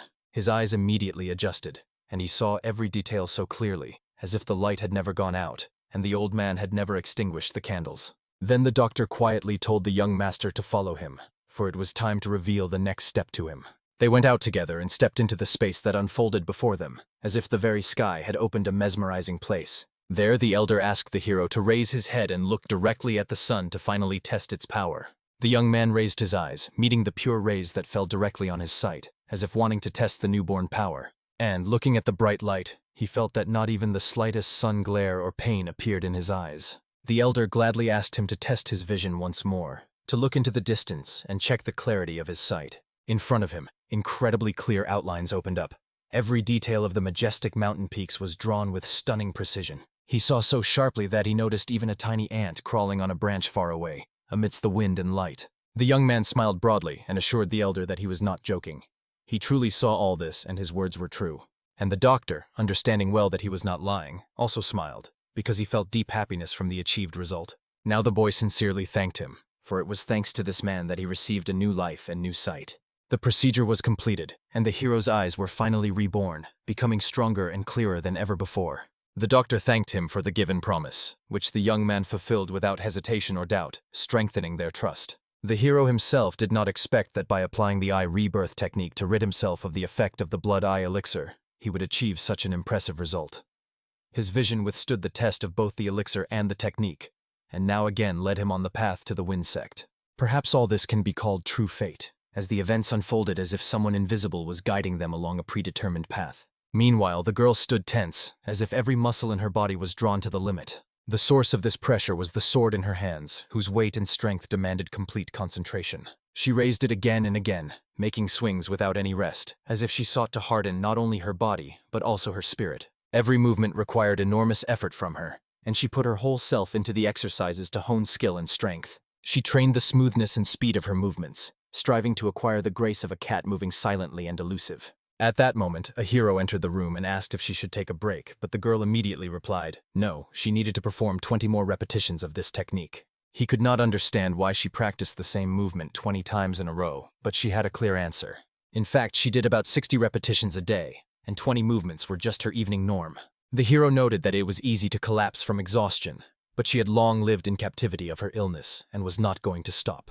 He addressed her again, trying to persuade her, but she continued to hone her strikes, unwilling to be distracted. Without even stopping, the girl asked him not to disturb her, as training was more important than words. Then he cautiously intervened and noted that her wrist was not sufficiently rotated, which reduced the power of the strike. He suggested that she left a weak spot on the left side, exposing herself to a counterattack. Also, the hero noted that this movement should be performed much faster, otherwise the enemy will gain an advantage. Having said all that was necessary, he no longer added any advice and simply sat down, deciding to delve into his own practice. He began to practice the art of the heavenly demon guardian, because he paid the most attention to it before the upcoming battle with the soul-devouring demon. The more he practiced this technique, the deeper he felt its power and the more interesting it became, as if it resonated with his own thoughts. For the hero, this martial art was alive. It breathed and led him forward, like a being with which he shared a single essence. At that moment, Lee approached him, looking attentively at his focused face. The hero asked her if she had finished training, diverting himself from his own practice. She confirmed that 20 sets were completed, and then he suggested going to have dinner together, as he felt hunger exhausting his body. The girl smiled and replied that it was no wonder, since he had not eaten anything for 3 days. The hero was amazed. He had just sat down, but it turned out that a whole 3 days had passed as if in an instant. When he asked again, she explained that he really appeared before her 3 days ago, but looked as if he was in a deep trance, so she did not dare to disturb him. He did not know what to answer, because by his own feelings not even an hour had passed, let alone 3 days. Could it be that he had immersed himself so deeply in meditation that he did not remember a single moment? Then the hero decided to check it and tried to repeat the circulation of energy, immersing himself in the technique again. He concentrated, and his inner flow became denser, more even, and smoother than ever before. The girl wondered if it was really worth such a trial and a 3-day immersion. The hero, without hesitation for a moment, answered confidently, yes, without a doubt it was worth it. The hero believed that all this deserved an excellent dinner, as his efforts in the experience trial could not remain unrewarded. Meanwhile, in the hall of the heavenly demon gathered those whom fate had brought here for a new meeting. Greetings to the leader of the sacred teaching, the ruler of the world of martial arts. Thank you for the invitation, said Lin Paisu, the head of the cult of the heavenly wind. The heavenly demon himself asked how many years had passed since their last meeting. Probably no less than 10, replied Lin, slightly bowing his head. Then he asked how he had lived all this time, and Lin answered that thanks to him his life had been wonderful. Next to them was the demonic Buddha, attentively listening to the conversation. The heavenly demon understood that it was already late, and the travelers were tired from the journey, so he suggested resting, leaving the new meeting for tomorrow. Tomorrow will be a new day and new strength, he said, releasing the guests. When they went outside, Buddha noticed that such hospitality was too simple. After all, when meeting a ruler, one should at least offer him a cup of tea. But the bearded man replied briefly. It was already too late for such ceremonies. They set off further, heading to inspect the body of the dead man. Lin insisted on this, although the bald man thought it better to postpone the matter, as he was extremely exhausted. However, the bearded man replied coldly, I will rest in the afterlife. Meanwhile, the hero was informed that the leader of the heavenly wind cult had just arrived, accompanied by 10 great demons and 100 elite bloodmasters. The hero knew perfectly well who this person was and understood the danger he posed. The leader of the heavenly wind cult was the one who had achieved perfection in the art of boundless breath of death, the ruler of the external world of martial arts. Once the blood cult competed with the heavenly wind school, but now, having become the heavenly wind cult, it had significantly weakened. The hero also heard that the cult leader had already managed to greet the heavenly demon, and after that he immediately went to inspect the body of the soul shaker, wasting no time. At that very moment a heavy silence fell over the dead body. Lin placed his palm on the chest of the deceased, looking closely at the hidden traces. It immediately became clear. 8 odd meridians were damaged. The heart had suffered severe losses. All this was the result of continuous use of the soul absorption art. Lin clearly identified the real cause. Death occurred from madness caused by that forbidden technique. However, there was a detail. He died in a world created by his own illusions, fighting someone unknown. It was a murder. The problem was that he died using the soul absorption art, and that changed everything. To the bald man, this seemed incredible. Who could penetrate someone else's illusions, kill him there unnoticed, and leave without a trace? Lin suggested that it could have been the heavenly demon himself. But Buddha had a different opinion. He believed the cause was entirely different. After all, the soul stealer was indispensable in restraining the righteous, and the leader always highly valued his role. Then Lin asked if there was anyone else who could be suspected in such a case. The bald monk answered affirmatively. The second suspect is the leader's son, his own heir. When Lin looked him in the eyes, he understood that he had suspected him from the very beginning.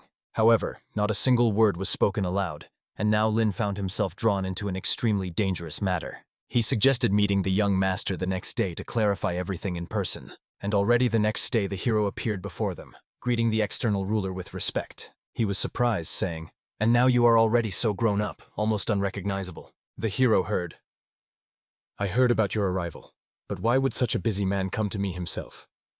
To which Lin replied that recently rumors about the hero had even reached them.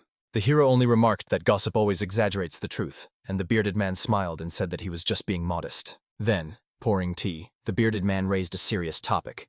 The death of the Soul Stealer probably greatly limited the leader of the school's capabilities. The hero confirmed, as he was indeed one of his most valuable lords and comrades. Then who killed him? The interlocutor asked directly, looking intently at the hero. The young man pretended to be genuinely surprised and answered that he had only heard one thing. He died from his own madness. At that moment, one could see how serious Lin's gaze became, as if he wanted to penetrate through the very soul. Energy emanated from his eyes, which had been felt earlier, but now became completely visible. What could only be felt before was now clearly seen, like a current of power emanating from the cult leader. This energy gradually enveloped the hero's entire body, as if trying to reveal a hidden truth. It focused right at his pupils, attempting to detect traces of the use of the forbidden blood eye elixir. But in the hero's new eyes, nothing could be found. They were pure and flawless. After that, the leader suddenly stood up and said he was leaving, surprising the hero with his quick refusal to stay. "We have already met, and that is enough. You are a busy person too," he explained calmly. The hero understood the hint and thanked him for the visit itself, even though it was brief. Lin asked in response, "What is there to thank for?" The meeting was quick and without substance, but the hero sincerely said that he still felt gratitude, as it was his duty to appreciate such moments. "All right, until we meet again," the leader replied at last and calmly left. Since the time of his return until this day, the leader of the heavenly demon cult generously bestowed gifts upon the hero. Even if not always of his own will, fate again handed the young man his treasures. It was precisely for these reasons that the hero did not feel hostility towards him, even if their paths had crossed more than once in battle. Meanwhile, outside, Buddha was already waiting for Lin, and as soon as he came out, immediately asked, "So, what do you say?" Lin replied that the young master could by no means resist the art of soul absorption. To overcome him in the world of illusions, one must fully master Buddhist or Taoist arts, or the art of killing at the same level. No traces of struggle remained. The conclusion was unequivocal: the young master is not a killer. But Buddha asked again if he was really so sure about this. Lin responded with a question. "If you do not trust me, then why did you call me here?" The bald man asked him not to be offended, explaining that the matter was too important, and that was why he could not help but show concern. However, Lin repeated, he was absolutely confident in his conclusion. Then the bald man said he would summon the 7 lords and tell them everything so that the matter could be resolved collectively. But Lin refused. "No need, just convey my words." He did not even show a desire to be personally present at this meeting, avoiding unnecessary explanations. However, a deep pensiveness remained in his eyes, as if an unresolved question was smoldering inside. He looked back, thinking only of one, the young master who stood at the center of this mystery. And addressing himself in thought, he seemed to whisper, "Young master, how could you kill the Soul Stealer?" The blade, which had long since become not just a tool, but a silent witness to events, whispered to the hero that the elders no longer suspected him. And this news affected the youth like a quiet relief spreading down the back after a night watch. The hero told him in detail about all the small details that came together that night, described the sequence of events and the feelings accompanying each strike, as if opening the pages of a still unhealed story. After a long conversation, when the words were already falling to the ground and finding their order, the blade asked directly and coldly whether the hero would kill that person if circumstances were such that fate itself pushed toward an irreparable act. To this, the youth stepped closer and, feeling the weight of the question, calmly and decisively emphasized that he stands on the side of friendship and loyalty, and his actions are guided not by a desire to exterminate, but by a desire to protect those nearby. From the old man's lips came a loud, effortless smile that seemed synchronous with years and memory, and in it was more understanding than judgment, as if former shadows had finally receded. He said he had one more important story to tell the hero, and in his voice was felt the same calm strength that earlier inspired respect and trembling. At first, the old man reminded whether the youth remembered his story about how the elder's life was soaked with disappointments and failures, and this request sounded softly, like a memory check that holds the thread of conversation. Then, unfolding another side of his tale, he summarized as if changing a corner of an old canvas, and said that it seemed everything turned out differently than he once thought, and this revelation reached to the very soul. The old man emphasized the value of the hero himself, as if pointing to a precious stone among a pile of small pebbles, and said that the appearance of this youth in his life changed many small lines in the great pattern of fate. And at that very moment, when the words still vibrated in the air, doors opened before the hero that led seemingly to the very heart of the blade, opening not just a space, but a symbolic path inside the truth. This discovery turned out to be incredibly pleasant, like a ray of light on a gloomy day, and the hero felt that something in his chest softened from this unexpected gift of fate. He hoped that in the future such cherished sounds, the open hearts of other people, echoes of gratitude or recognition, would ring more often. becoming no less powerful a weapon in his hands than the demonic mastery of the nine heavens itself. Looking at the beautiful night sky, he could not get rid of the thought that he would also like to hear approving shouts and the hum of support. Those yogurtny sounds, huamugi, which lift the spirit and give confidence before the upcoming battle. In the late hours, the boy remained in his cell, sitting in silence and reflecting on the path traveled, feeling both fatigue and elation at the same time, as if after training that makes the heart beat faster. Suddenly he felt a powerful aura rising around him and went outside, where the leader was already waiting, his figure emerging in the dim light as a sign of the upcoming conversation that had to shed light on the past. The leader did not come just like that. He had something important to say to the young master, and his steps were confident, as if every word had already been weighed and polished. He invited the hero to come in but immediately emphasized that the matter was urgent and did not tolerate delay, asking him to restrain himself and not postpone the answer. And at that very moment, something strange happened. The thin thread of reality wavered, and the whole space seemed to hold its breath, anticipating that something important and unpredictable was about to emerge. The young master instantly understood that before him was not just a conversation but a trial, and the feeling served as a warning that did not allow him to take his eyes off the leader's face. After that, the leader directly asked if he was familiar with the martial art that caused so much fear and respect among those who knew its true power. When the hero answered that he was encountering it for the first time, the leader did not hide his doubt, and directly asked if he had not seen that technique before when killing the demon that steals souls, as if trying to catch a lie in the light of truth. The young man answered honestly that he did not understand at all what was being talked about, and his voice sounded candid, without a hint of cunning or evasion, like a clean sheet of paper under the open sky. But the leader insisted, claiming that his eyes could not be deceived, because they had seen much more than the memory of an ordinary witness suggests, and he was not going to back down. "Do you have at least some evidence?"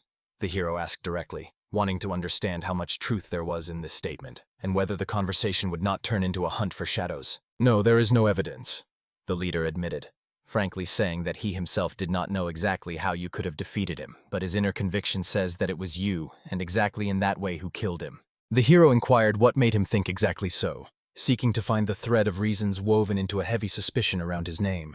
To this, the leader replied that the reason was that he could not read him, and it was this impossibility that awakened fear, like an empty space before the unknown, which frightens more than obvious evidence. "You killed him, and if I cannot read you, then perhaps now I myself will be in danger from your hand," the leader said, admitting that the unknown undermines any sense of security. Then he exhaled deeply, feeling how subtly and precisely he had read the situation, and a look of satisfaction flashed in his eyes from the intuition matching the premonition. And, finishing, the hero coldly and without irony replied to the leader that he was not going to do foolish things and that someone who made such a mistake would quickly pay for it, because he was not the kind to act blindly. "Well, if you are so sure that I killed Yaso, then why did you not tell the elders? After all, such an accusation would mean only one thing, that my father secretly passed on to me the demonic art of the nine heavens." But the leader coldly replied that to believe that true friends exist in Murim is a big mistake, because everything comes down only to temporary interests that intersect briefly. Then the young man asked simply and directly what exactly he wanted from him, since the conversation had already turned to suspicions and trust.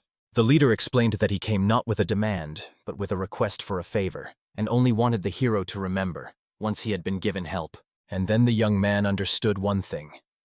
Either there was a serious split between the leader of the Wind Cult and the Seven Elders, or they had never been as close as previously thought.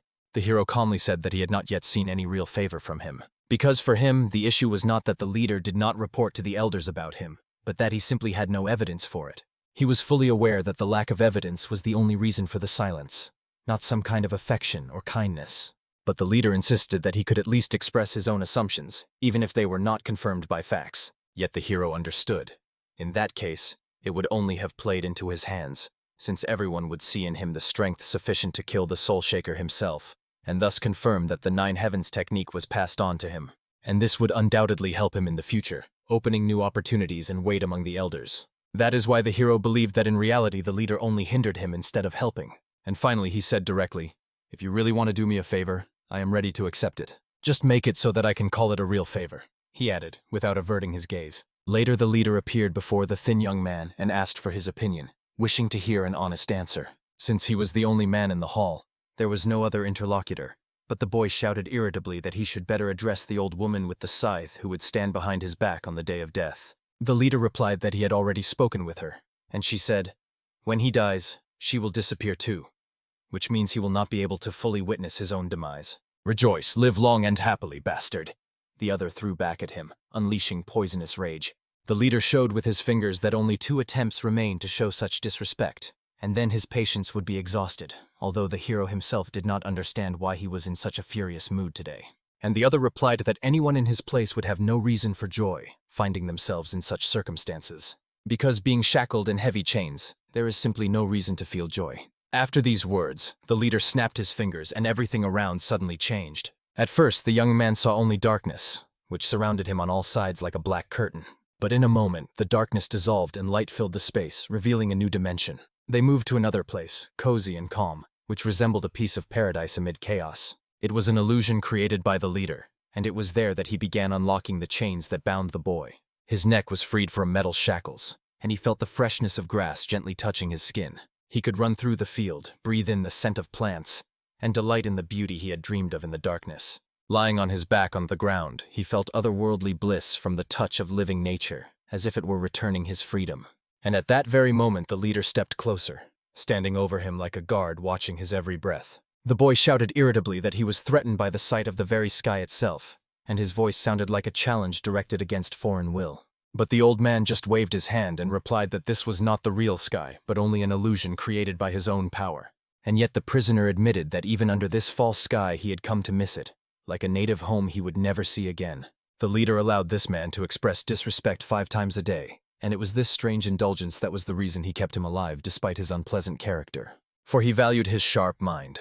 That was why he entrusted him with the cult's army. Always listened to his advice, ignoring insults, because each of his recommendations benefited both him and the entire sect.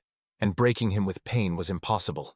This man would rather choose death. Surprisingly, despite everything, he still had not tried to kill himself, though he had many opportunities. And every time the leader asked him the reason, he never answered, leaving the mystery unsolved. Now he asked him his opinion about the young hero, whether he was truly capable of becoming the successor to the head of the demonic cult. The prisoner replied that if such a master did not become the heir, then who could possibly become one?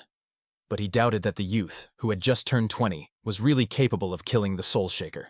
After that, he directly asked the cult leader if he feared that the young master would come for his soul. The leader admitted honestly. He would have lied if he said he was not afraid, because if someone is capable of killing the rulers of the demonic cult, then is there even a person in the world whom he could not kill? Then the prisoner noted that there is another reason why this young man deserves special attention, and he said that the leader probably knows who really killed the Soul Stealer, even if he remains silent about it. He emphasized that the current cult ruler is an outstanding personality in every sense. Moreover, he is extremely ambitious, and ambitions of such a level never remain without action. The prisoner asked him to think carefully.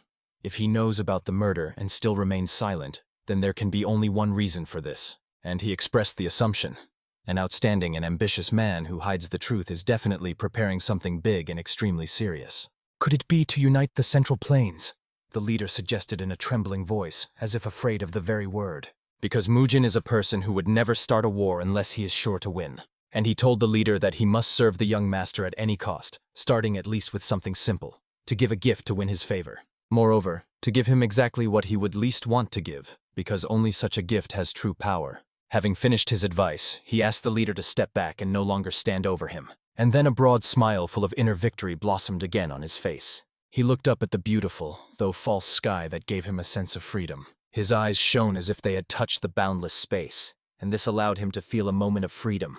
But as soon as the leader snapped his fingers again, the sky dissolved instantly as if it had never existed. And here he was again, sitting in a gloomy, eerie cave where shadows and cold strangled any dreams. Meanwhile, the hero met before him the leader of the Vizara sect, who was waiting for his answer. But instead of entering, he refused and instead invited the hero to go further with him.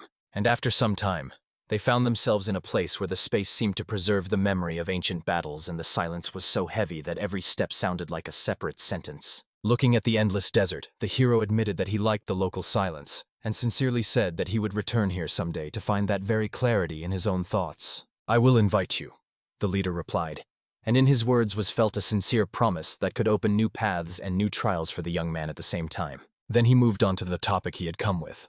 Reflecting on their conversation, he admitted that he was right in many things and acknowledged that he had not done a true, serious favor for the hero. And indeed, he obtained an ancient book of martial arts, encrypted knowledge capable of creating such places in this world, accessible only to those who have mastered the true demonic arts of the blood cult. This technique was called transfer in time and space, and its power was such that one wrong move could change the fates of many peoples. The leader also added that after the death of the Soul Shaker, only one person would truly be able to use this art, and this circumstance gave the whole process even greater weight and danger.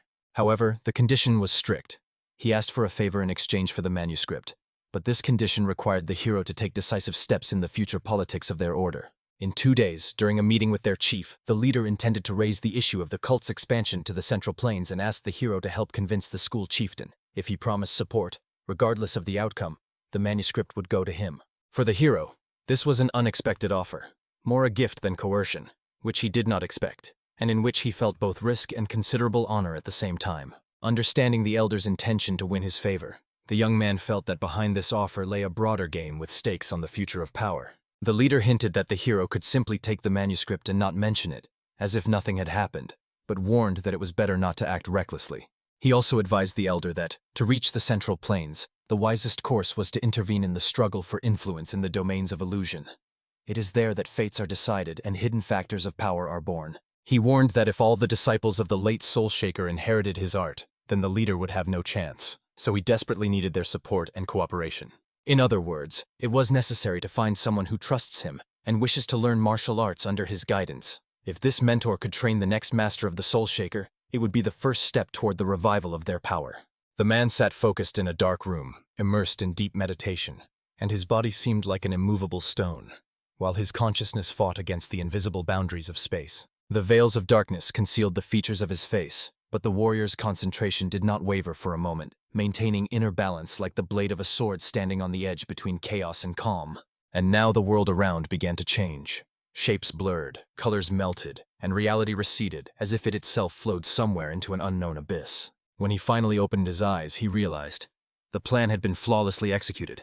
After 8 hours of intense practice, he had for the first time realized the technique of transfer in time and space. Even the leader of the Wind Sect claimed that for the most talented masters mastering this art took days, yet he managed to create his own isolated place much faster. He did not intend to stop, deciding to hone the method until he learned to move into this dimension with just a desire, just as the demon who stole souls once masterfully did. For now, his space was empty, while in the Soul Reaper's realm, a majestic cliff rose, and the leader of the Wind Cult created an entire endless desert. However, the practitioner firmly believed, over time he would fill this world with his own symbols and power, and the space would become a reflection of his will. Events moved forward. 2 guests arrived in the dark hall, their footsteps echoing loudly like the approach of a verdict. The monk looked intently at the exhausted youth, bound in heavy iron shackles that gripped his hands and feet as if they had become part of his flesh. He tried to wave before his eyes, but the prisoner did not react, remaining indifferent to the provocation as if lifeless. The accompanying man stopped his movement, not allowing him to touch the prisoner's head, and calmly asked what had caused the guest to appear in his abode so late. The reason was rumors. It was said that the master had met with the young ruler of the empire, and this stirred many questions. Such a thing was not surprising, for an influential man had to see the one who might one day lead an entire cult. But the monk with a sly smile declared that the heir of the Lord would be the elder son. And yet the events unfolded differently, as if fate itself was rewriting the laws of inheritance. Because quite recently the younger son was appointed master of the Pavilion of Justice, and for most this looked like a sign that the Lord was preparing him as a successor. The monk laughed loudly and mockingly, believing that his interlocutor had lived too long in foreign lands and lost the sharpness of judgment. For him everything was obvious. The heir would be the elder son, and the younger was doomed to a completely different role. This appointment was rather a hint. The Lord wished the younger to be content with the assigned place and not claim more. He did not contradict the lady, but a sadness flashed in his eyes, for he never got to meet the elder heir. And yet curiosity made him ask directly why the monk supported the elder son. He answered simply, precisely because he must become the heir, although he immediately added that he was not completely certain, only guided by intuition. But the master understood perfectly well. This man was not one to rely solely on intuition in such matters. This meant only one thing. The monk was hiding important information about the elder son from him, and they were definitely no longer friends. The servant, on the other hand, asked the sect leader to refrain from rash actions, as too many eyes were already watching him. And yet he was curious, why the master was in no hurry to return to the outer lands, since all matters here were already settled. This question sounded harsh, almost like a hint that it was time for him to leave, like an uninvited guest. But in reality, the monk meant something else. In a stranger's house one must be quiet and know one's limits.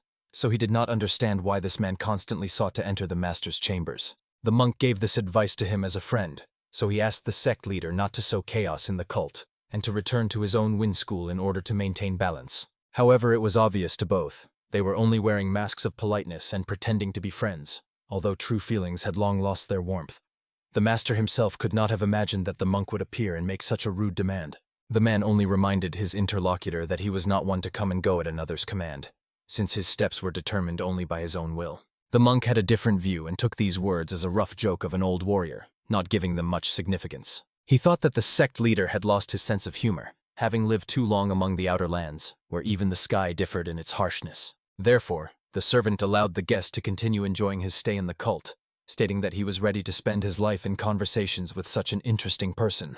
The leader tried to smooth the sharp edges and admitted that after numerous sandstorms in the outer lands, he had begun to flinch even under the clear sky, because the conditions there were too sharply different from the rest of the world. Feeling this, the monk suggested continuing the conversation over a strong drink and changing the atmosphere to a more pleasant one. The master agreed, promising to join him a little later to finish his own affairs. When the servant left, the man decided to find out from the prisoner what he thought about the monk and his intentions. He made it clear that the monk was furious, and this anger in his eyes burned with an open flame. The man shackled in chains knew.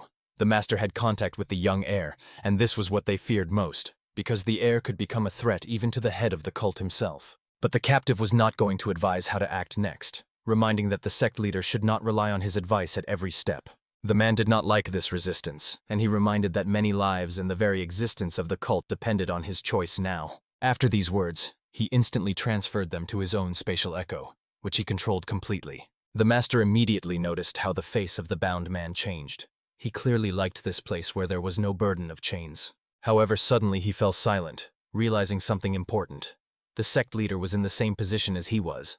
They could switch places and no one would even notice the difference. The prisoner knew well that Mabul would do everything to force the leader to return, and perhaps even try to use the cult's ruler himself. The master, however, wanted to know how to act next, as this was his only chance to create a foothold for the cult's campaign to the Central Plains. The prisoner answered, "Go to the young master and ask him the same question.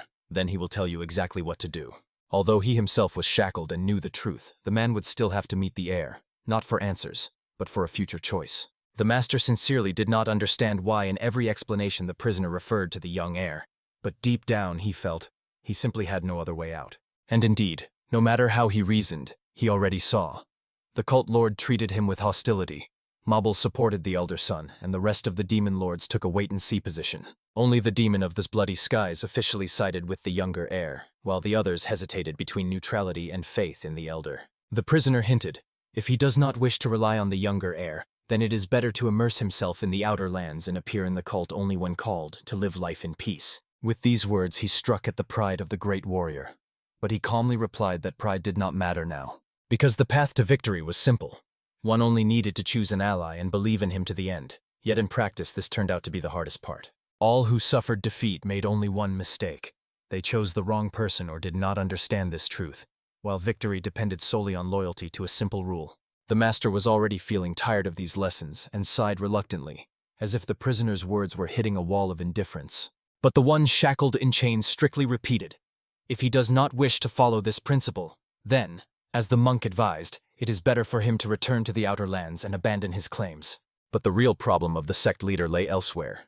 He categorically refused to swear allegiance to the young master, considering it a futile waste of strength and resources. He thought that it would be a senseless dispersion of the most precious thing, which he simply could not afford at this critical time. He still regretted giving the prisoner the technology of transfer in space and time, and did not close his eyes all night, blaming himself for this reckless step. Chained in shackles, he only smiled bitterly, believing that the warrior's problem lay in his pettiness and misery, no more than a vain weakness. Such words from the leader filled him with genuine rage, and he did not understand why he had to endure such humiliations from a prisoner. The prisoner's words irritated him even more than the cunning hints and proposals of the monk himself, as if they struck at the very core of his pride. Yet at the same time, in these words he felt a strange satisfaction, because his true intentions remained hidden from everyone. And still, deep in his soul he was convinced any expenses on the young master remain a waste, although the prisoner persistently insisted that this step was necessary. The captive repeated again the immutable truth. Having made a choice, one must trust it to the very end, even if the path leads through darkness. But the problem was that the warrior no longer wanted to give anything to anyone, neither time nor strength nor his secrets. The hero wondered why the chained man again turned the conversation to expenses on the young heir, as if demanding even more than he had already been given. However, the prisoner, seeing his stubbornness, only suggested returning to the Wind Sect, wiping dust off the artifacts in the treasury and ringing the sacred bell, because supposedly he would not have enough spirit for more. To this, the leader, grinding his teeth, hissed that he would build a pavilion on the Central Plains with his own hands and do what none of his ancestors could. But the prisoner told him directly. Nothing would come of it because of his greed, and these words sounded like a verdict. For the master, these mockeries were more painful than even outright curses or insults, because they touched his heart and honor. At the same time, the hero reached a noisy street and headed to the inn, where life itself seemed to be bustling. There he was immediately met by the manager, sincerely rejoicing at the appearance of Master Pavilion and bowing low in greeting. The young man explained that he had come because he was hungry, and the master instantly rushed to give orders to the kitchen to prepare his favorite dish. But before leaving, the manager dared to ask one question that had long troubled him. He found it strange why such a high-ranking person would come here when there were richer and more luxurious establishments. The hero was genuinely surprised that the master still did not understand this, and was silent for a moment before answering. Then he explained, "A pleasant atmosphere reigns here. The cuisine is always tasty, the alcohol is of good quality, and most importantly, he was always fed what he loved without unnecessary questions." Moreover, the manager himself was a pleasant person, and that was enough for him more than any treasures. The master blossomed from these words and promised that the level of their establishment would always remain high. When the manager left, the hero only smiled quietly, thinking that he still did not understand the true value of this tavern. For it was this very modest tavern that became the first stone in the foundation of the new cult he dreamed of building. And neither the leader of the Wind Sect nor the 8 demonic lords held as much weight for him as this unremarkable place. If one day he forgot about this tavern, no matter how he behaved, he would cease to be a true leader for the masters of the demon path. And suddenly his attention was drawn by a loud commotion from the street that shattered the evening's peace.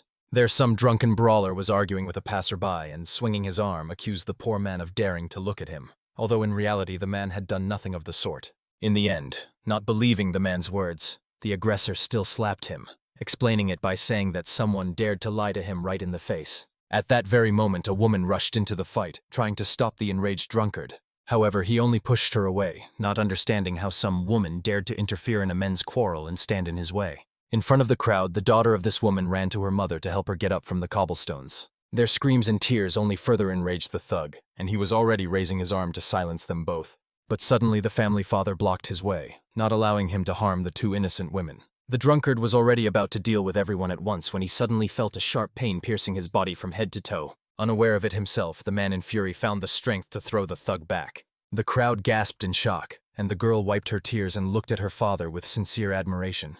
But the head of the family did not want to attract attention, so he hurried to order his wife and daughter to leave immediately. Coming to his senses, the drunkard looked around fiercely, searching for the brave one who dared to hit him, and swore to kill the whole family. He grabbed a random passerby and threatened violence if he did not say where the family had gone. The hero watched this scene and was genuinely amazed that a person could go so far for a senseless revenge. The young man felt bitter disappointment. How could it be considered normal to humiliate a father in front of a child just because they met eyes? But the thug snapped back, muttering that some noble youth decided to interfere in his affairs, and claimed that he himself was offended by the blow. In fact, it was the hero who dealt that blow. But he knew.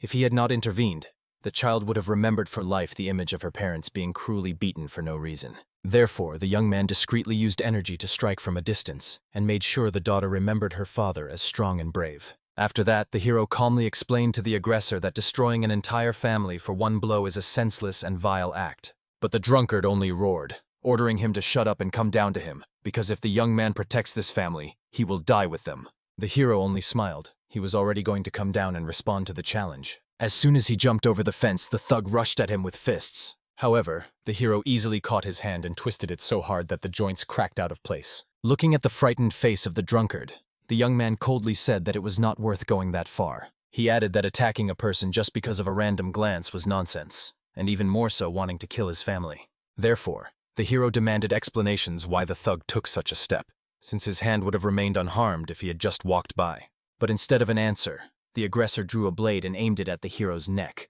full of desire to end the fight. However, in the end he received an even more powerful blow, which he could not avoid, and flew back, barely staying on his feet. Although he was standing on the ground, The internal injuries turned out to be so severe that blood poured from his mouth. At that moment, the young man's servants ran up to him, not understanding what exactly had happened and why such a commotion had arisen around. The hero calmly ordered them to take the thug to the Pavilion of Justice and check if he was involved in other crimes. After that, the hero loudly addressed the crowd, declaring that in their cult there was no law that allowed doing evil just because someone was a master of the demon path. If similar people appear again, the townspeople have the right to report them to the Pavilion of Justice Department. Hearing this, the people immediately rejoiced, greeting the wise ruler who gave them hope for justice. At that moment, the same warrior whom the observers had seen earlier approached the young master. He calmly explained, "Even if they belong to a demonic cult, it does not mean that evil should be accepted as something inevitable." And in this, the young man was undoubtedly right. After that, both went up to the second floor of the tavern to quietly have a drink and a bite to eat. The master admitted, the young man's words about refusing to accept evil as part of the path sounded too strange, especially coming from the son of the leader of the demonic cult. But the young man simply did not like the rules that people mindlessly followed only because they were established by ancestors and carved in stone. Against this background, the warrior once again felt that he belonged to the older generation that clings to old orders. However, the hero advised him to get closer to the youth who saw the world differently. He gave the example of the respected Lord of the Bloody Skies, who had already begun to think in a new way. Having listened to the advice, the man asked if the young man had tried to use the technique of teleportation in space and time. He only nodded. The warrior hurried to reassure him, saying that no one masters it on the first try, so there is no need to worry. But the young man replied with a slight smile that he had already succeeded. He liked the space he created, and he decided to fully dedicate himself to perfecting this unique art. The man refused to believe that the young man had managed to perform the technique. He was convinced that he had only made the first attempt. However, soon he learned that the young man had spent about 2 hours on it. The hero himself felt that this art perfectly combined with his own abilities. And yet, if the young man had not told him this personally, the warrior would never have believed that it was possible, even in 8 hours, unless a true martial arts genius stood before him. Although even for a genius, 8 hours seemed too short a time. Therefore, he asked the boy to later show the technique with his own eyes. After these words, the host drained another cup of strong drink, thanking for the conversation. The hero, after a brief silence, realized the warrior came to him not only to talk about the technique, and he was right. The man wanted to ask him for a favor. As the new heir of the cult, he informed Elder Mabul, the same monk, tried to expel the sect leader from the cult. The host feared that the servant might form an alliance with the young heir, so he needed a strong reason to stay. But the hero felt the true purpose of this visit was hidden much deeper. Therefore, he first inquired what he would receive in return for such a deal. The man was genuinely surprised that their relationship looked more like a trade, but the young man explained. True relations had not yet been established between them, although he saw that the warrior had already tried to create them. Finally, he declared, in return for the favor, he wished to choose one of the things the warrior had brought to the cult from his sect. And of course, the warrior considered the young master a madman, since the heir dared to demand such a bold thing from him. But unfortunately, in the current situation, even he understood. It was too small a reward, since there was nothing unfair or senseless in the young man's demand. The young master was not the leader of the sect that sought to break into the Central Plains, unlike the man who was precisely pursuing that. Eventually, they set off together to the house where the sect's leader himself was staying. Honestly, the hero had no idea that the warrior would agree to fulfill his so bold a request. Now it became obvious. He was truly ready to hold the young man's position, if he was even capable of giving up the thing he considered priceless. And yet the young man wanted to understand for what reason the leader was ready to go so far. Soon the man showed him a person he called the Guardian of the Bell. But what impressed the young man the most was that he looked neither like a slave nor a servant, even though he sat in heavy chains. Moreover, the prisoner did not even bow or greet his leader. Such behavior was absolutely impossible for a sect member and challenged the very laws of the sect. The master himself immediately warned the young lord that he would not be able to fulfill his request if he asked to be given the Thunderbell or the Bloody Fire. And it was the Thunderbell that stood before them now, a huge cast-iron structure darkening the depths of the hall. Up close, this sacred artifact looked truly majestic, just as the hero had heard in legends. And the evil spirit engraved on its surface seemed to come alive, looking at them and trying to whisper something. At that moment, the gazes of the young man and the prisoner met, but no words were spoken between them. Then the master led him to his own treasury, allowing him to choose any of the artifacts himself. To the warrior's great surprise, the young man chose a small box containing a golden capsule shaped like an egg. But from the man's facial expression, it was clear. He categorically did not want to give up this item. It was too precious to him. However, it seemed that at that very moment, the one shackled in chains sent a silent mental message to the sect leader, who suddenly changed his mood. So, the prisoner intervened at a critical moment and influenced the decision of the sect leader. And this came as a surprise to the young man. Moreover, the warrior was immensely surprised that the boy did not even fully realize which exact item he had chosen from all possible treasures. Thus, the man had to open the small capsule himself and show the young man its contents. Inside shimmered the elixir of the blood god. The hero had definitely heard of it before. This potion was considered the best healing remedy on all the Central Plains, and even the word priceless could not convey its true value. The master was incredibly curious why the young man did not choose something else, since he had personally kept this elixir for himself, for the future. However, the young man calmly replied that this future had already come, and he did not intend to change his choice. At that very moment, the warrior's face changed again, and the hero understood. He was mentally discussing something with his strange servant in chains. The young man became increasingly curious about who this prisoner was, whose words had such influence over the sect leader himself. Finally, the man, bowing his head, was forced to agree and hand over the elixir to the heir, but this time he refused to do it in advance. The warrior insisted. First, the young man must fulfill his part of the agreement and tell him how to remain in the cult. However, to everyone's great surprise, the hero suddenly snatched the capsule and swallowed it without even asking for permission. And then he calmly sat down on the ground and said only one thing. Let the warrior protect him until the healing pill completely dissolves in the body. And indeed, before everyone's eyes, the young master plunged into meditation. His breathing became even, and a peaceful and majestic energy began to emanate from his body.